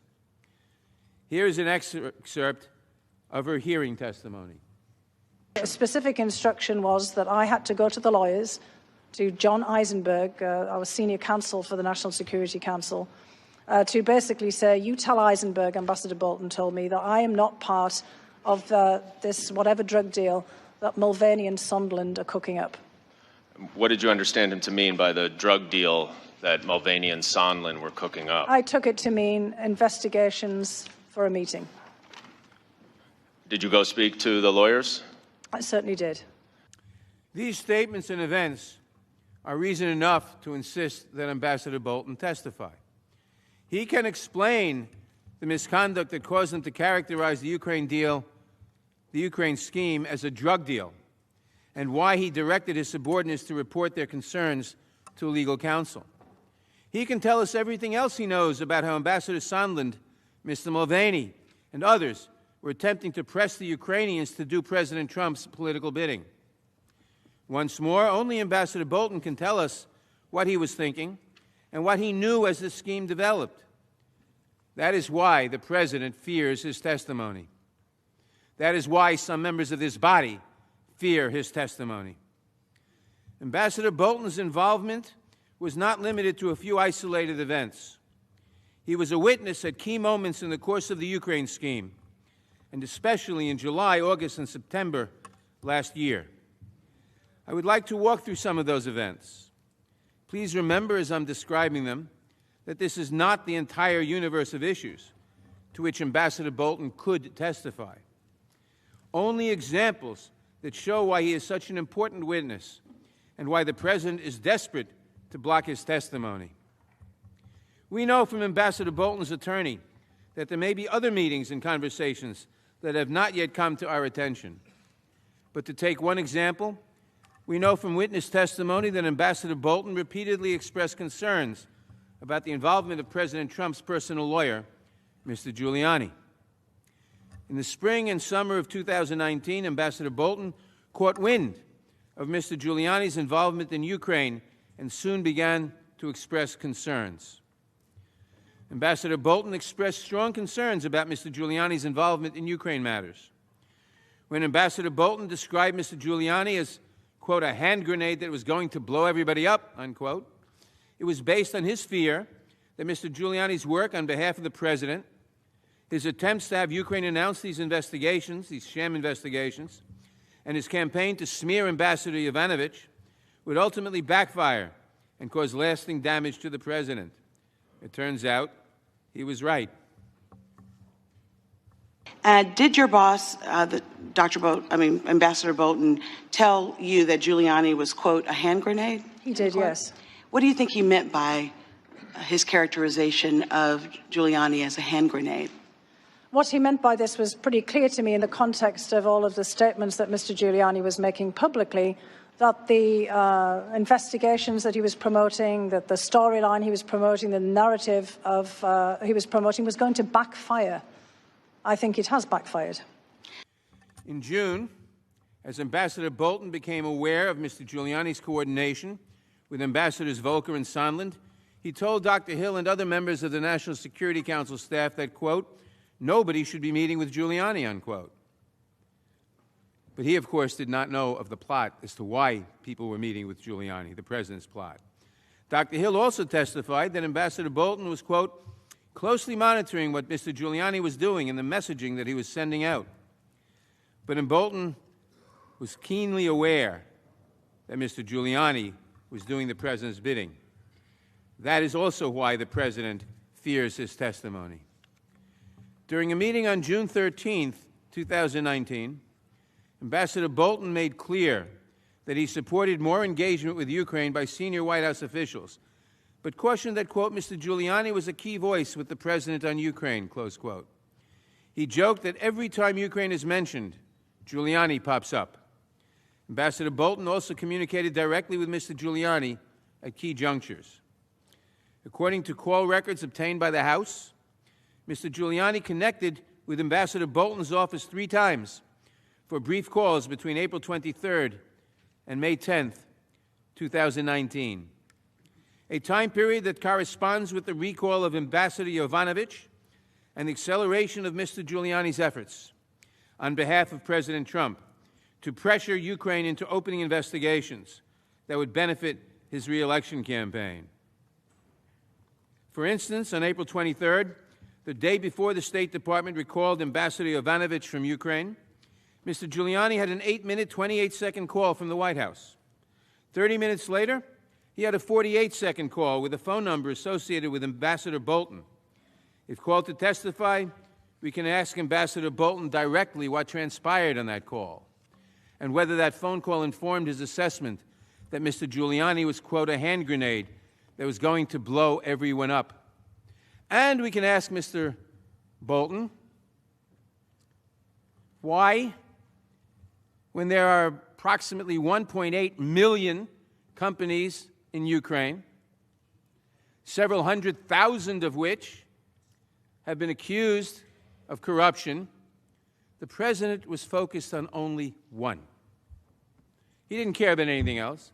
He cared only about the company on which the former vice president's son had been a board member. Can you believe that he was concerned with corruption and only knew about one company when there are hundreds of thousands that were accused of corruption? Now, although Ambassador Bolton did not listen in on the July 25th call between President Trump and President Zelensky, in which President Trump asked the Ukrainian president a favor to investigate one company and Joe Biden's son, we have learned from witness testimony that Ambassador Bolton was opposed to scheduling the call in the first place. Why? Because he accurately predicted, in the words of Ambassador Taylor, that, quote, there could be some talk of investigations or worse on the call. In fact, he did not want the call to happen at all because he, quote, thought it was going to be a disaster. How did Ambassador Bolton know that President Trump would bring this up? What made him so concerned that a call would be a disaster? I think we know, but only Ambassador Bolton can answer these questions. We also know, based on extensive witness testimony, that throughout this period, multiple people on the National Security Council staff reported concerns to Ambassador Bolton about tying American foreign policy to President Trump's, quote, domestic political errand, as Dr. Hill so aptly put it. After he abruptly ended the July 10th meeting, the meeting in which Ambassador Sondland abruptly told the Ukrainians that a White House meeting could be scheduled in exchange for the announced investigations, Ambassador Bolton spoke to Dr. Hill and directed her to report her concerns to National Security Council's legal advisor, John Eisenberg. At the end of August, Ambassador Bolton advised Ambassador Taylor to send a first-person cable to Secretary Pompeo to relay concerns about the hold on the military aid. Ambassador Bolton also advised Mr. Morrison, Dr. Hill's successor as the top Russia and Ukraine official on the National Security Council, on at least 2 different occasions to report what he had heard to the National Security Council's lawyers. It's sounding so suspicious. On September 1st, Ambassador Bolton directed Mr. Morrison to report to the National Security Council's lawyers an explicit proposal from Ambassador Sondland to a senior Ukrainian official that, quote, what could help them move the aid was if the prosecutor general would go to the mic and announce that he was opening the Burisma investigation, close quote. On September 7th, Ambassador Bolton instructed Mr. Morrison to report to the lawyers another conversation Mr. Morrison had with Ambassador Sondland. This time, Ambassador Sondland had conveyed the administration would not release the military aid unless President Zelensky announced the investigations demanded